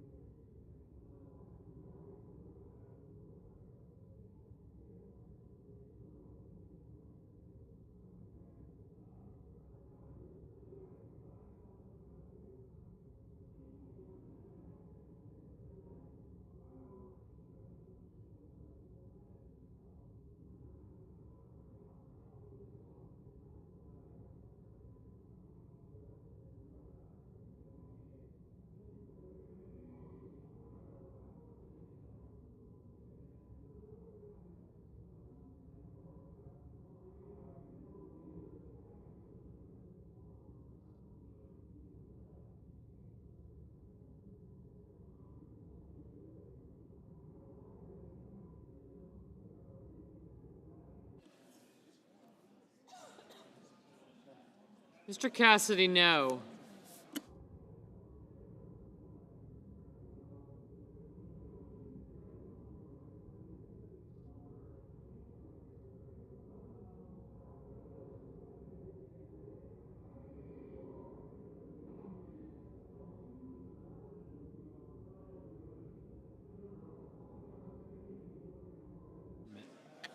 On this vote, the yeas are 48, the nays are 51, and the amendment is not agreed to.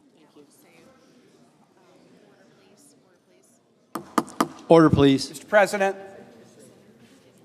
Chair recognizes Senator from Virginia. I have a motion to recommit at the desk. Clerk will report. Senator from Virginia, Mr. Kane, moves to recommit the bill H.R. 4. I ask the further reading be dispensed with. Without objection.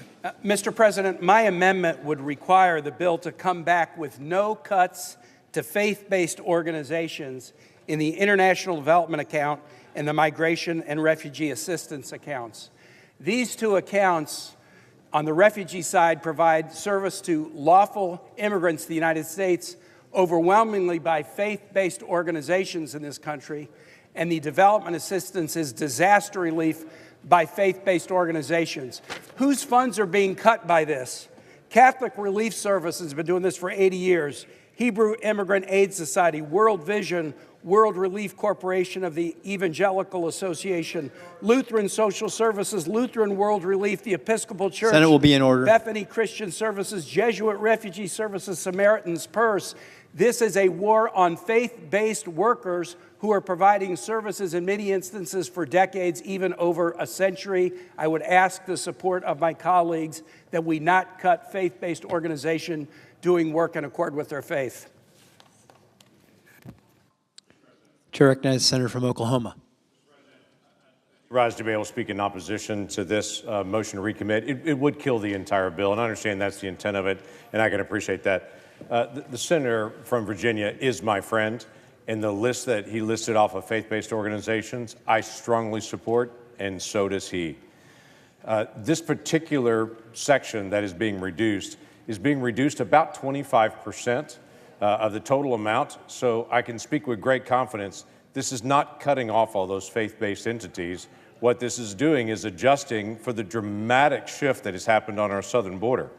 Much of the refugee work that's been done has been assisting refugees moving through Central South America, Mexico, into the United States. A year and a half ago, we had 250,000 people a month that were illegally crossing our border or asking for asylum at our border. Now we have many days less than 200 even attempt. The need has dramatically dropped from what it was 18 months ago. This adjusts that account by 25%, does not eliminate faith-based organizations. There's great needs around the world, and I'm incredibly grateful to the faith-based organizations that do remarkable work that partner with our government. Senator from Virginia. I just ask that you join these organizations who support my amendment, and I ask for the yeas and nays. Is there a sufficient second? There appears to be. Clerk will call the roll. Ms. Elsa Brooks, Ms. Baldwin, Mr. Banks, Mr. Barrasso.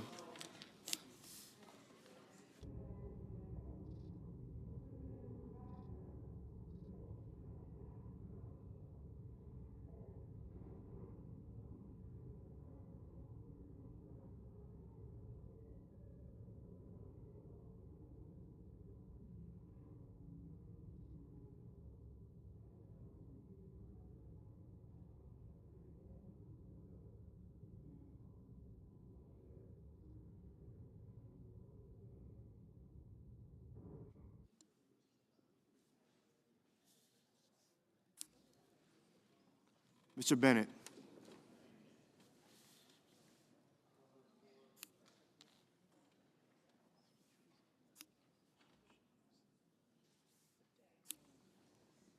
Mrs. Blackburn.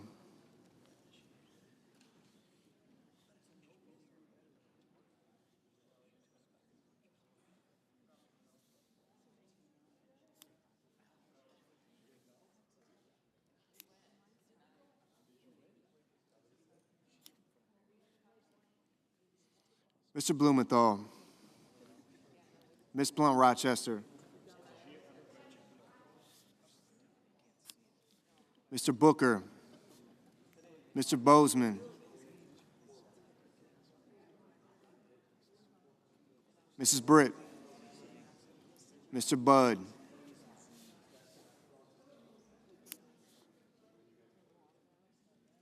Ms. Cantwell,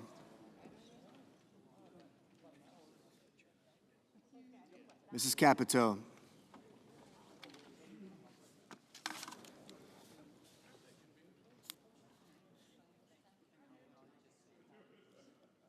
Mr. Cassidy,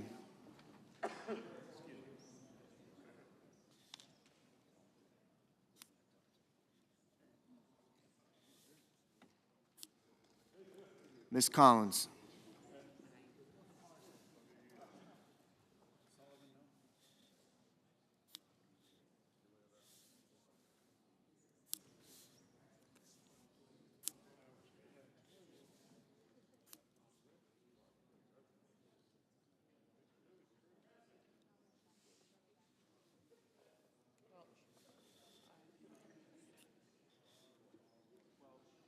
Mr. Coons, Mr. Cornyn, Ms. Cortez Masto, Mr. Cotton,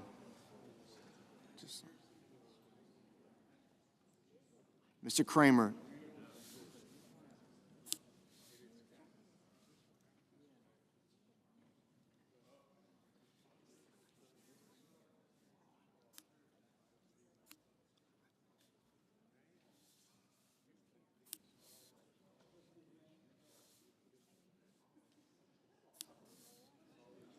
Mr. Crapo, Mr. Cruz, Mr. Curtis, Mr. Daines, Ms. Duckworth, Mr. Durbin, Ms. Ernst, Mr. Fetterman,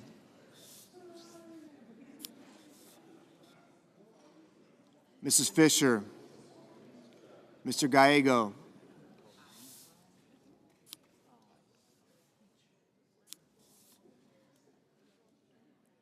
Mrs. Gillibrand,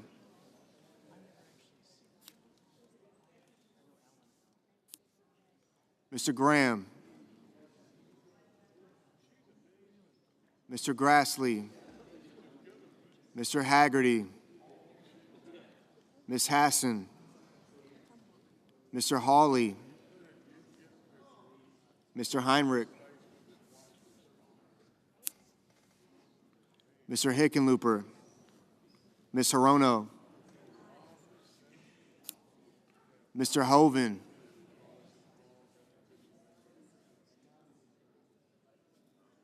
Mr. Husted,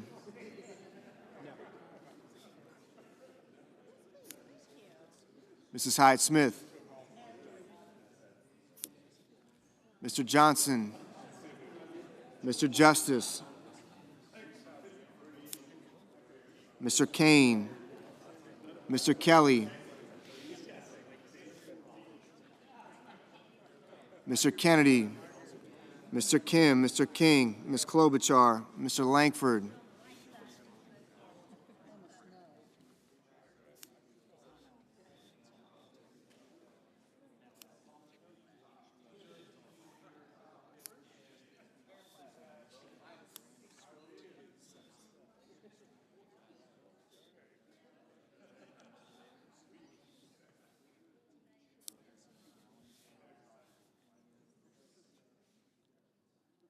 Mr. Lee,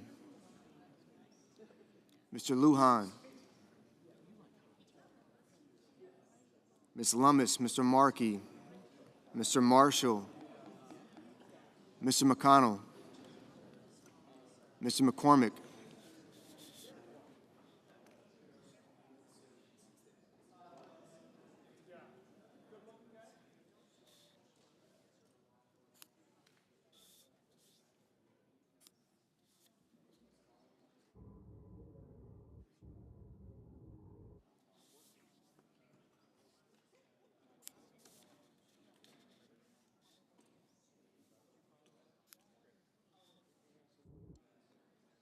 Mrs. Moody, Mr. Moran, Mr. Moreno, Mr. Mullen,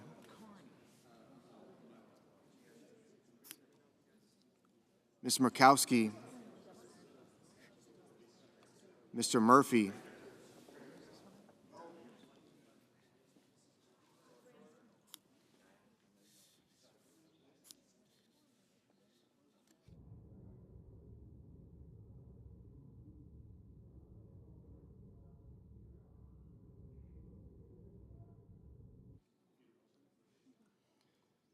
Mrs. Murray, Mr. Ossoff, Mr. Padilla, Mr. Paul, Mr. Peters, Mr. Reed, Mr. Ricketts, Mr. Risch, Ms. Rosen, Mr. Rounds, Mr. Sanders,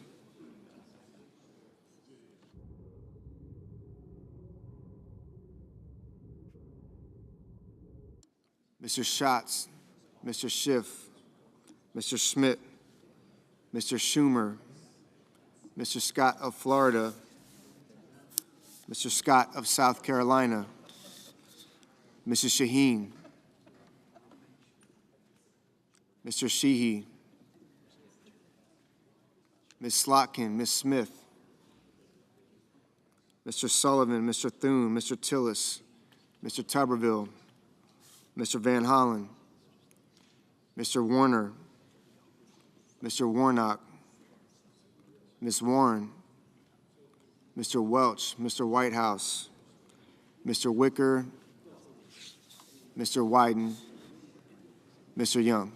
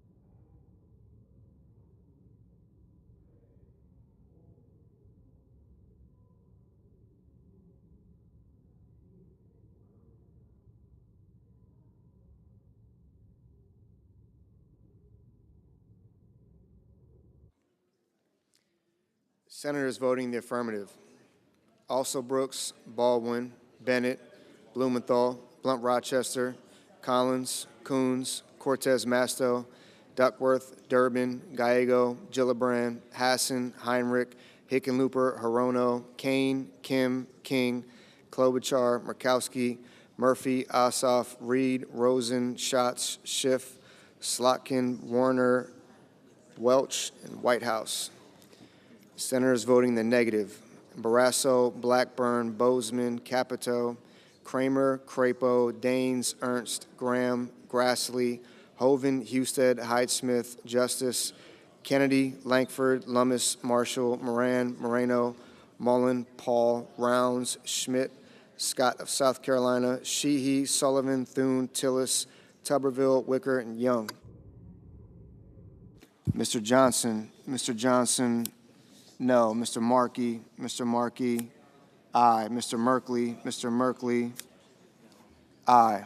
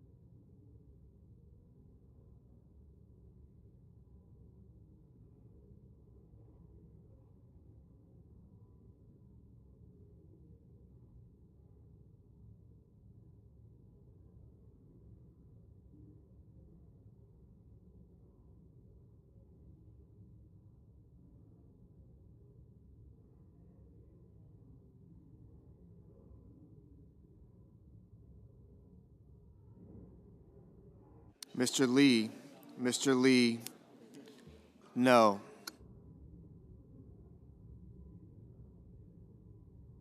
Ms. Warren, Ms. Warren, aye.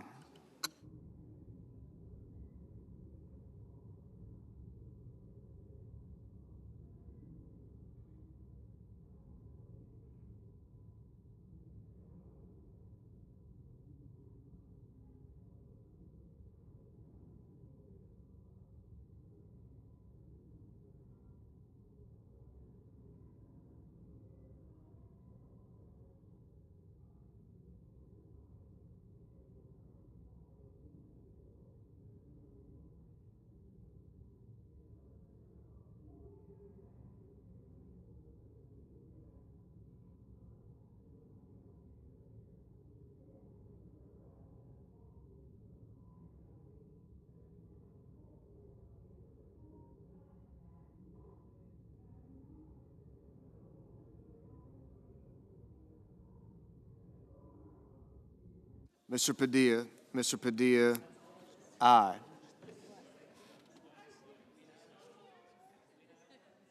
Mr. Curtis, no. Mr. Peters, aye.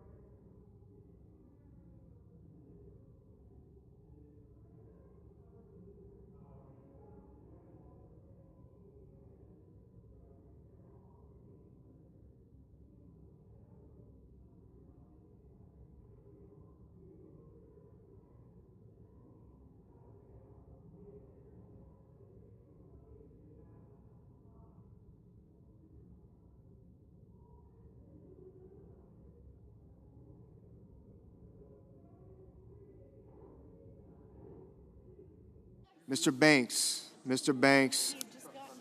no.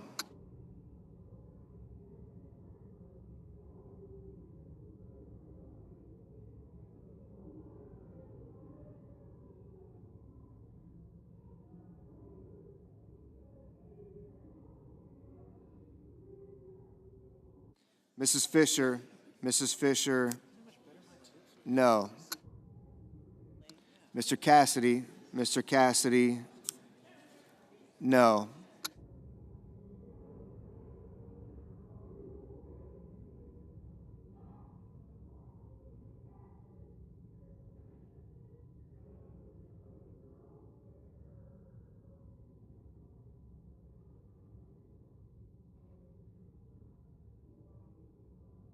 Mr. Sanders, aye.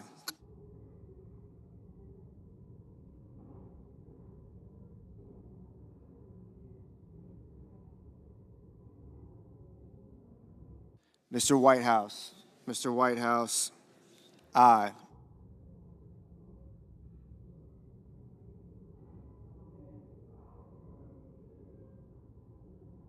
Mr. McCormick, no. Mr. Wyden, aye.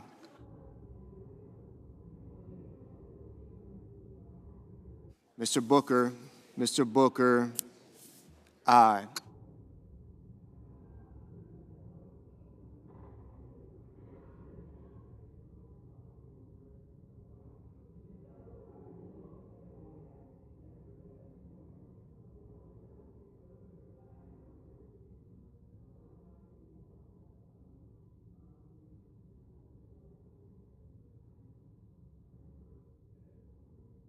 Mr. Lujan, aye.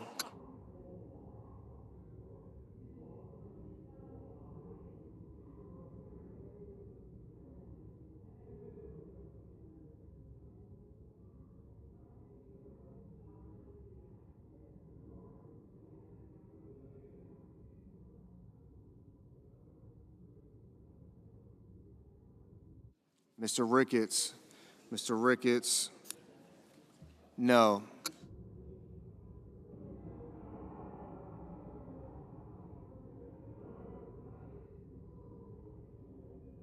Mr. Risch. Mr. Risch, no.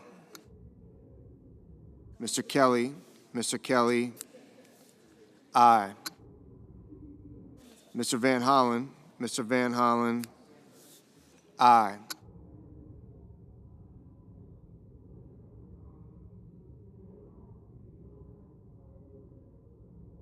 Ms. Cantwell.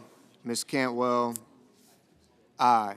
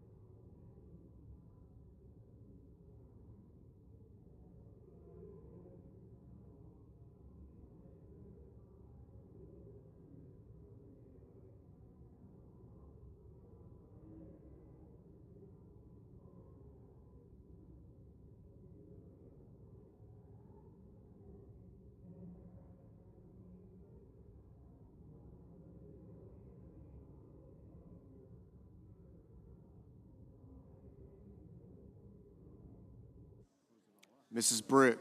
Mrs. Britt, no.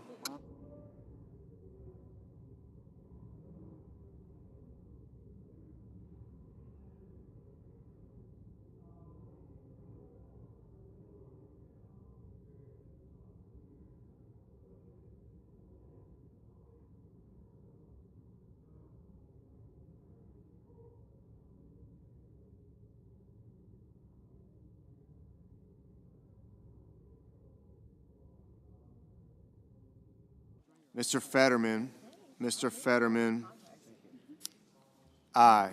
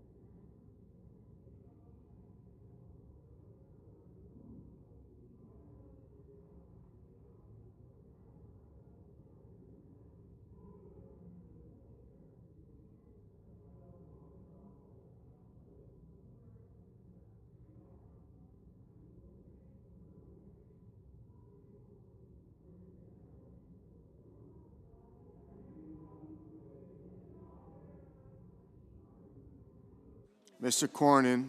Mr. Cornyn, no.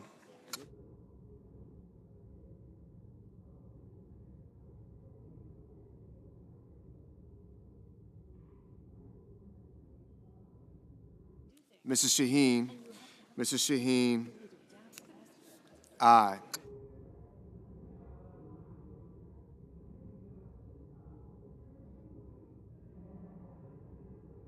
Mr. Schumer.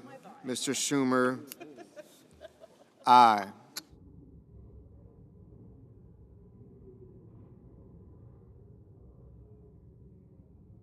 Mr. Scott. Mr. Scott of Florida, no.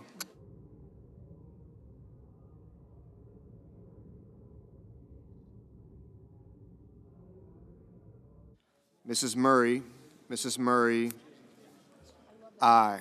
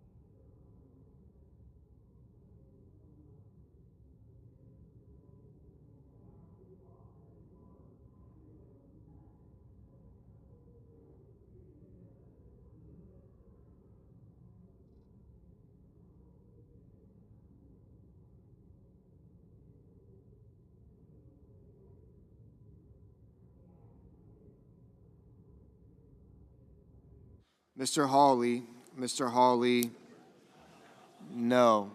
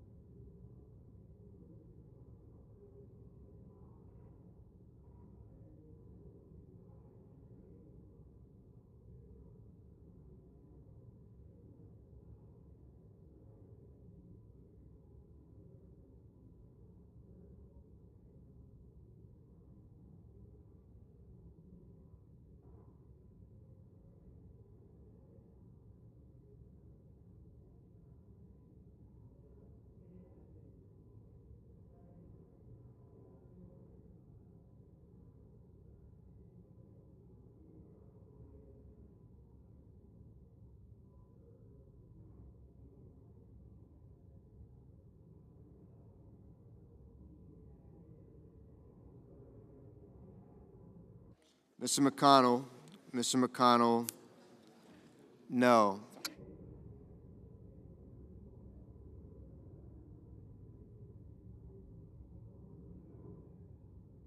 Mrs. Moody, no. Mr. Budd, no.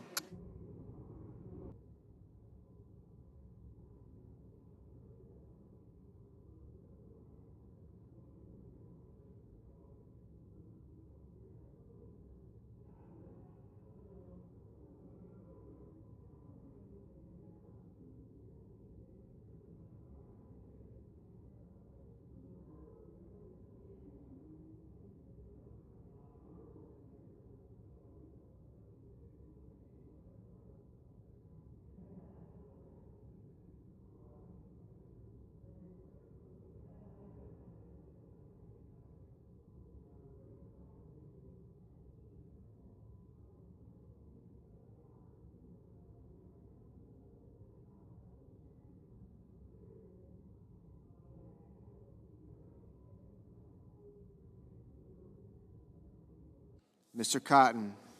Cotton, no.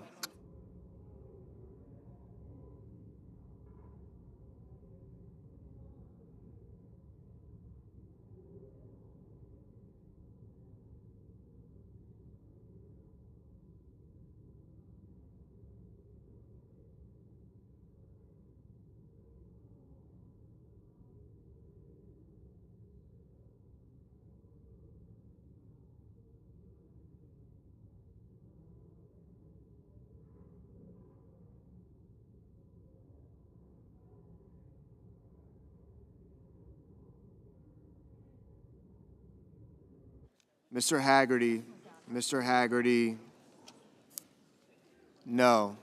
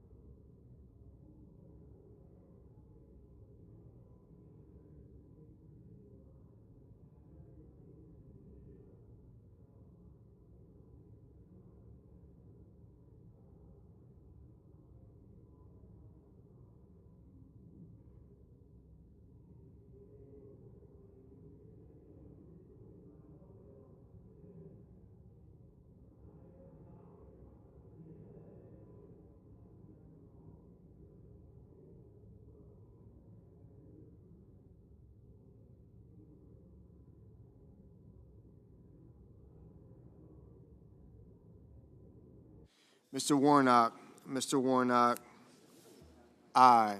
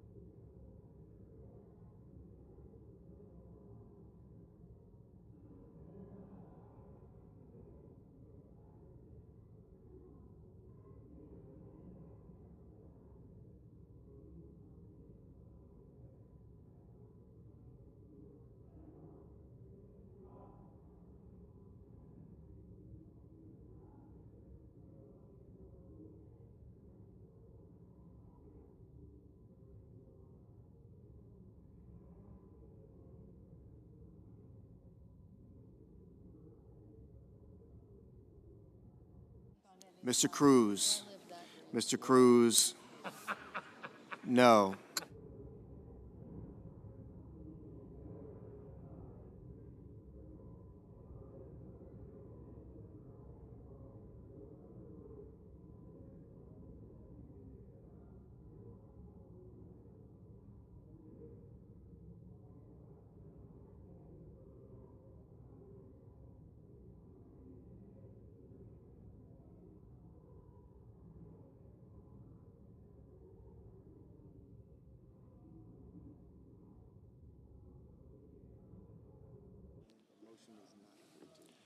On this vote, the yeas are 48, the nays are 51. The motion is not agreed to.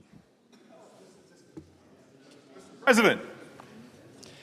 Senator from New Jersey. Thank you, sir. I'd like to call up my amendment number 2887 and ask that it be reported by number.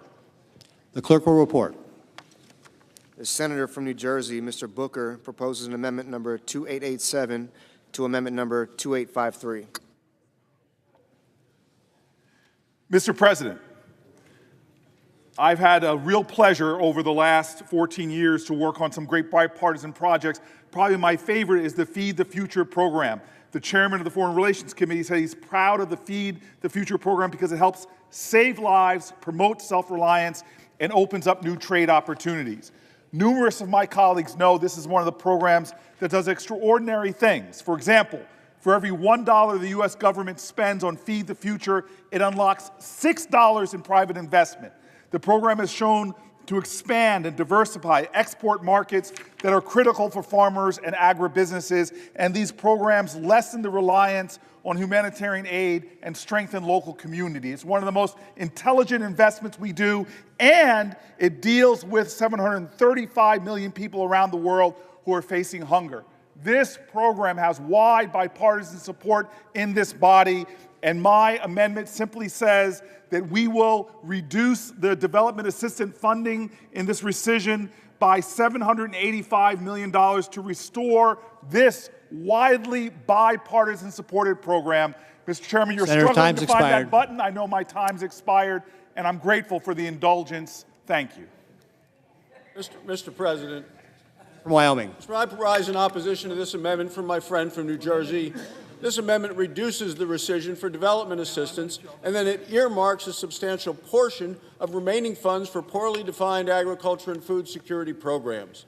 The rescission package already protects essential food security programs, including the Feed the Future Innovation Labs and administration of the Foods for Peace and McGovern-Dole programs, all of which serve core American value interests. It also leaves billions in unobligated balances under the Development Assistance, under Economic Support Fund, and International Disaster Assistance accounts, all available to support the types of agriculture-led growth that make Americans safer, stronger, and more prosperous. But these aren't the programs my friend from New Jersey is trying to protect. Instead of enabling us to support our most effective programs, it would enable the ineffective ones that Democrats love to champion. And with that, Mr. President, I urge a no vote on Amendment 2887.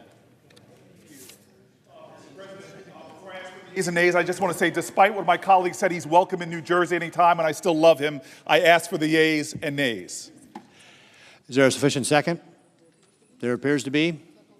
Clerk will call the roll. Ms. Alsop-Brooks. Ms. Baldwin.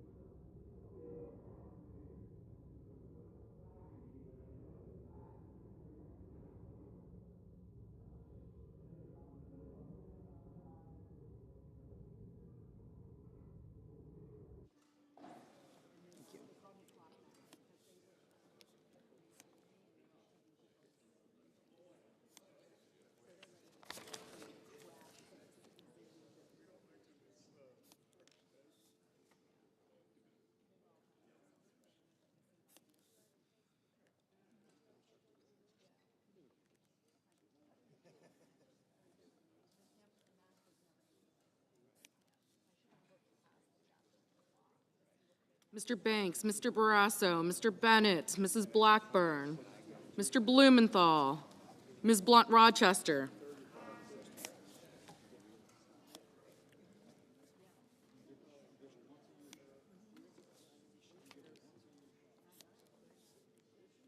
Mr. Booker, Mr. Bozeman, Mrs. Britt, Mr. Budd, Ms. Cantwell, Mrs. Capito, Mr. Cassidy, Ms. Collins, Mr. Coons, Mr. Cornyn, Ms. Cortez Masto, Mr. Cotton, Mr. Kramer, Mr. Crapo, Mr. Cruz, Mr. Curtis, Mr. Daines, Ms. Duckworth, Mr. Durbin, Ms. Ernst, Mr. Fetterman, Mrs. Fisher, Mr. Gallego, Mrs. Gillibrand, Mr. Graham, Mr. Grassley, Mr. Haggerty,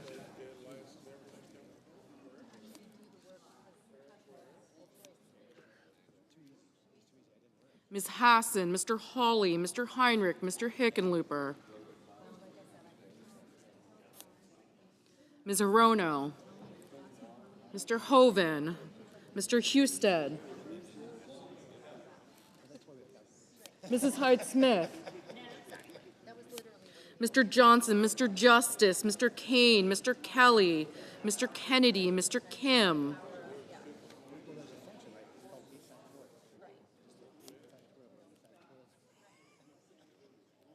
Mr. King, Ms. Klobuchar, Mr. Langford, Mr. Lee, Mr. Lujan, Ms. Lummis, Mr. Markey, Mr. Marshall,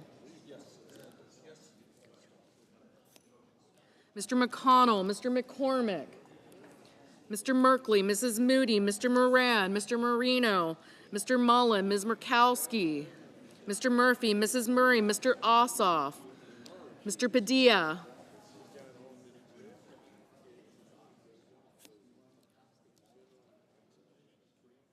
Mr. Paul, Mr. Peters, Mr. Reed, Mr. Ricketts, no. Mr. Risch, Ms. Rosen, Mr. Rounds, Mr. Sanders, Mr. Schatz, Mr. Schiff, Mr. Schmidt, Mr. Schumer, Mr. Scott of Florida, Mr. Scott of South Carolina, Mrs. Shaheen, Mr. Sheehy, Ms. Slotkin, Ms. Smith, Mr. Sullivan, Mr. Thune, Mr. Tillis, Mr. Tuberville, Mr. Van Hollen, Mr. Warner, Mr. Warnock, Ms. Warren, Mr. Welch, Mr. Whitehouse, Mr. Wicker, Mr. Wyden, Mr. Young.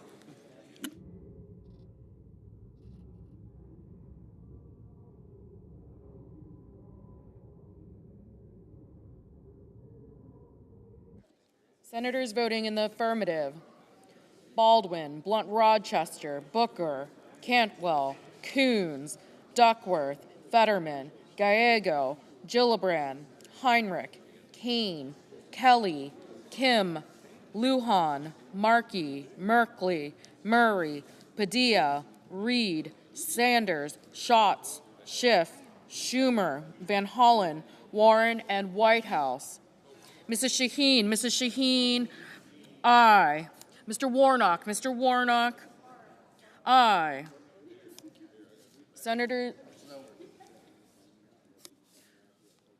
Senators voting in the negative: Banks, Barrasso, Bozeman, Britt, Budd, Cornyn, Cotton, Kramer, Crapo, Daines, Ernst, Haggerty, Hawley, Hoven, Husted, Hyde-Smith, Johnson, Justice, Lee, Lummis, Marshall, Moody, Marino, Paul, Ricketts, Risch, Tillis, Tuberville, Wicker, and Young.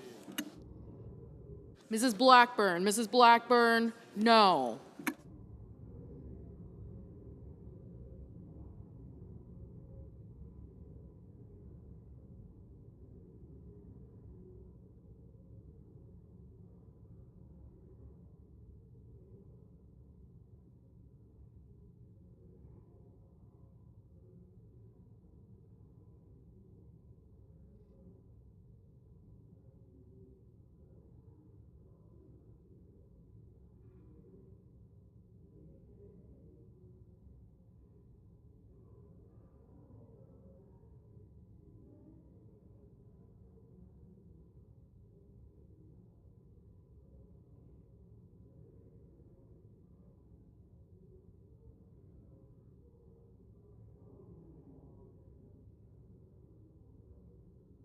Mr. Scott of Florida, no. Mr. Sheehy, no.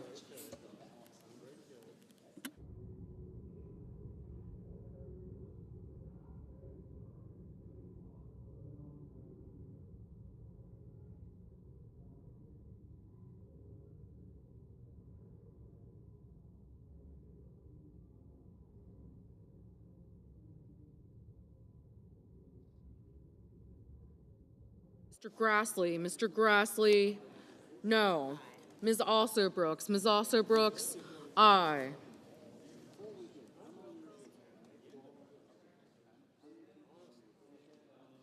Mr. Langford, no. Mr.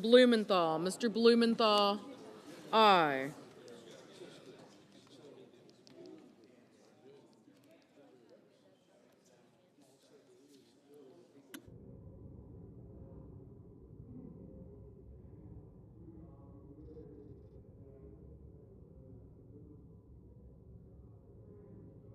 Mr. Moran, no.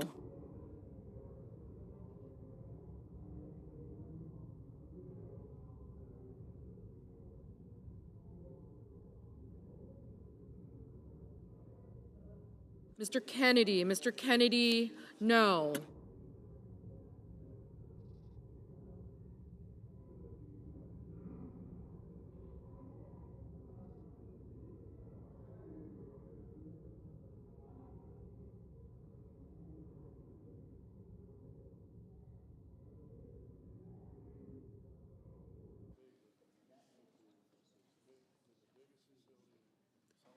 Mr. Sullivan, no.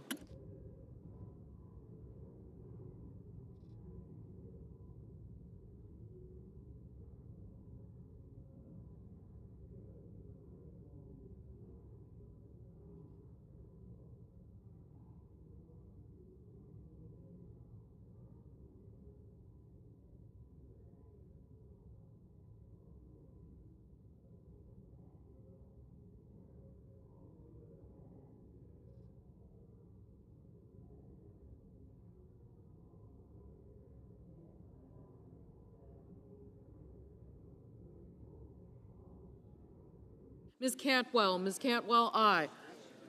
Mr. Ossoff, aye. Ms. Klobuchar, aye.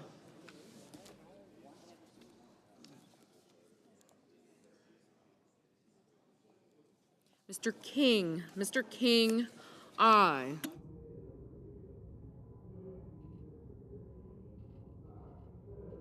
Mrs. Capito, no.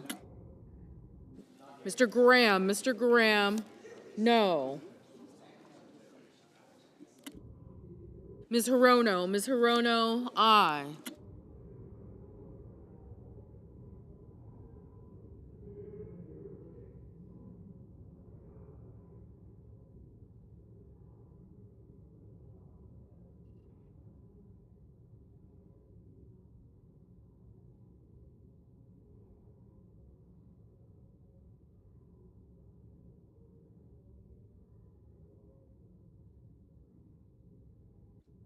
Mr. Murphy, aye.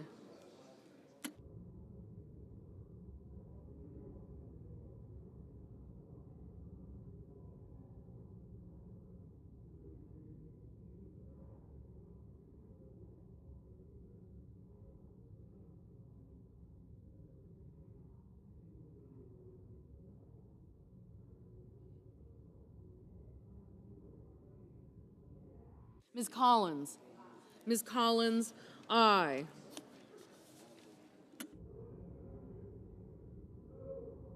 Mr. Scott of South Carolina, no.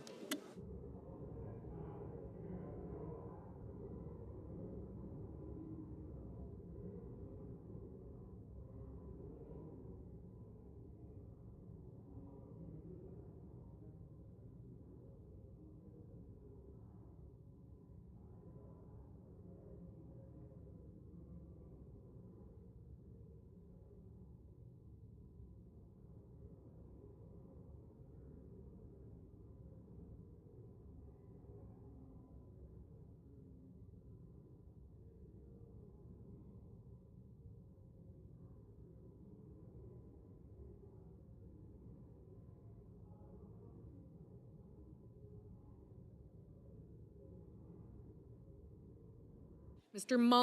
Mullen, no. Ms. Cortez Masto, aye. Ms. Rosen, aye. Ms. Hassan, aye.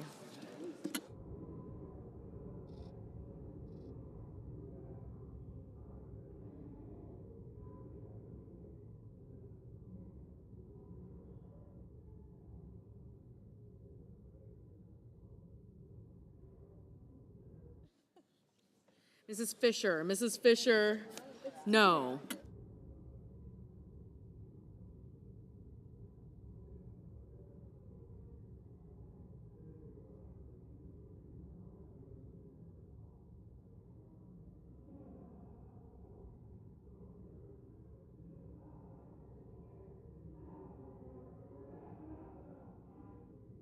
Mr. Wyden, aye.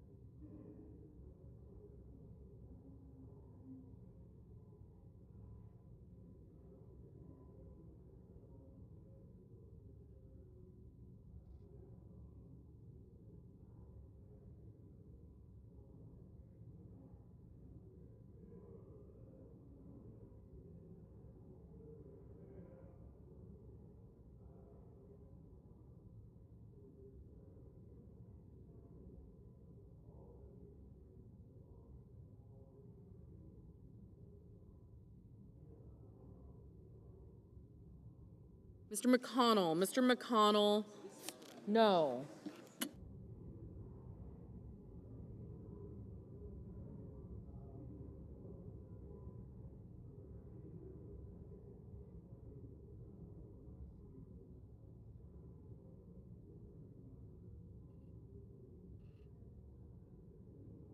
Mr. Bennett, aye.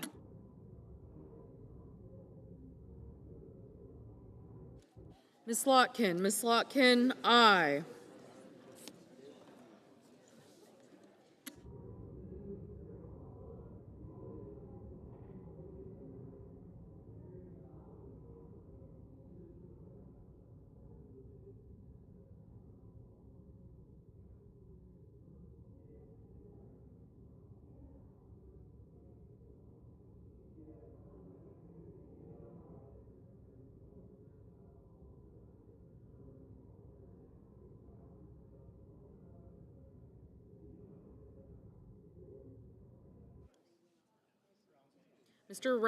Mr. Rounds, no.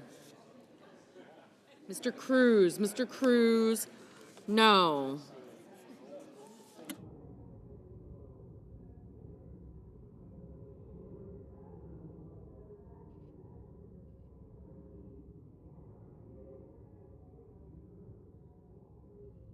Mr. Peters, aye. Mr. Durbin, aye.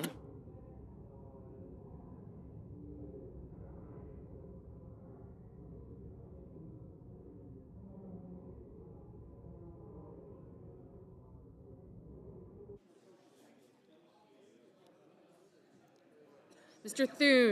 Thune, no.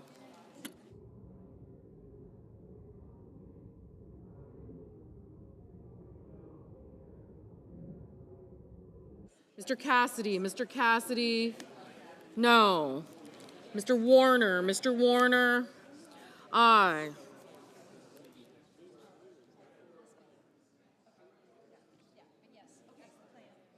Mr. Welch, aye. Ms. Murkowski, aye.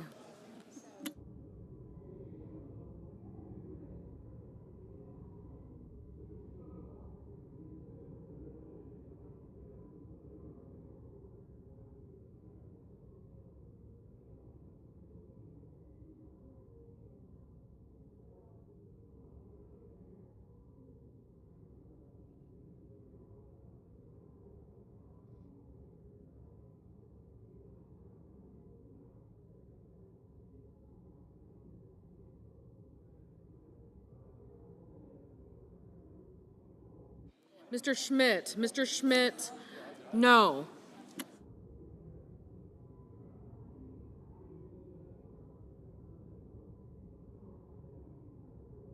Mr. McCormick, no.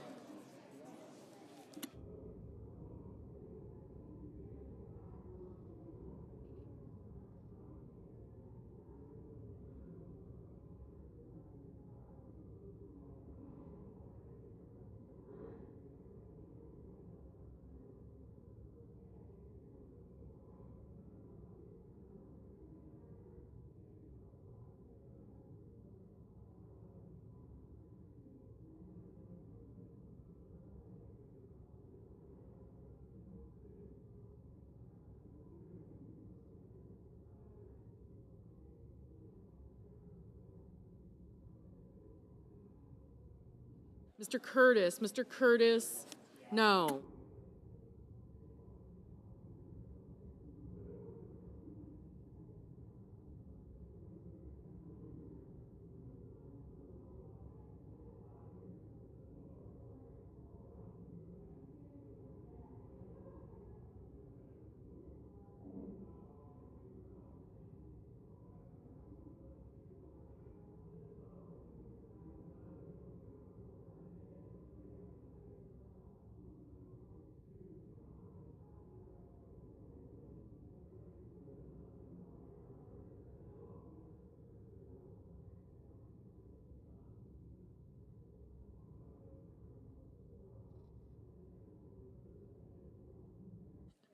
Mr.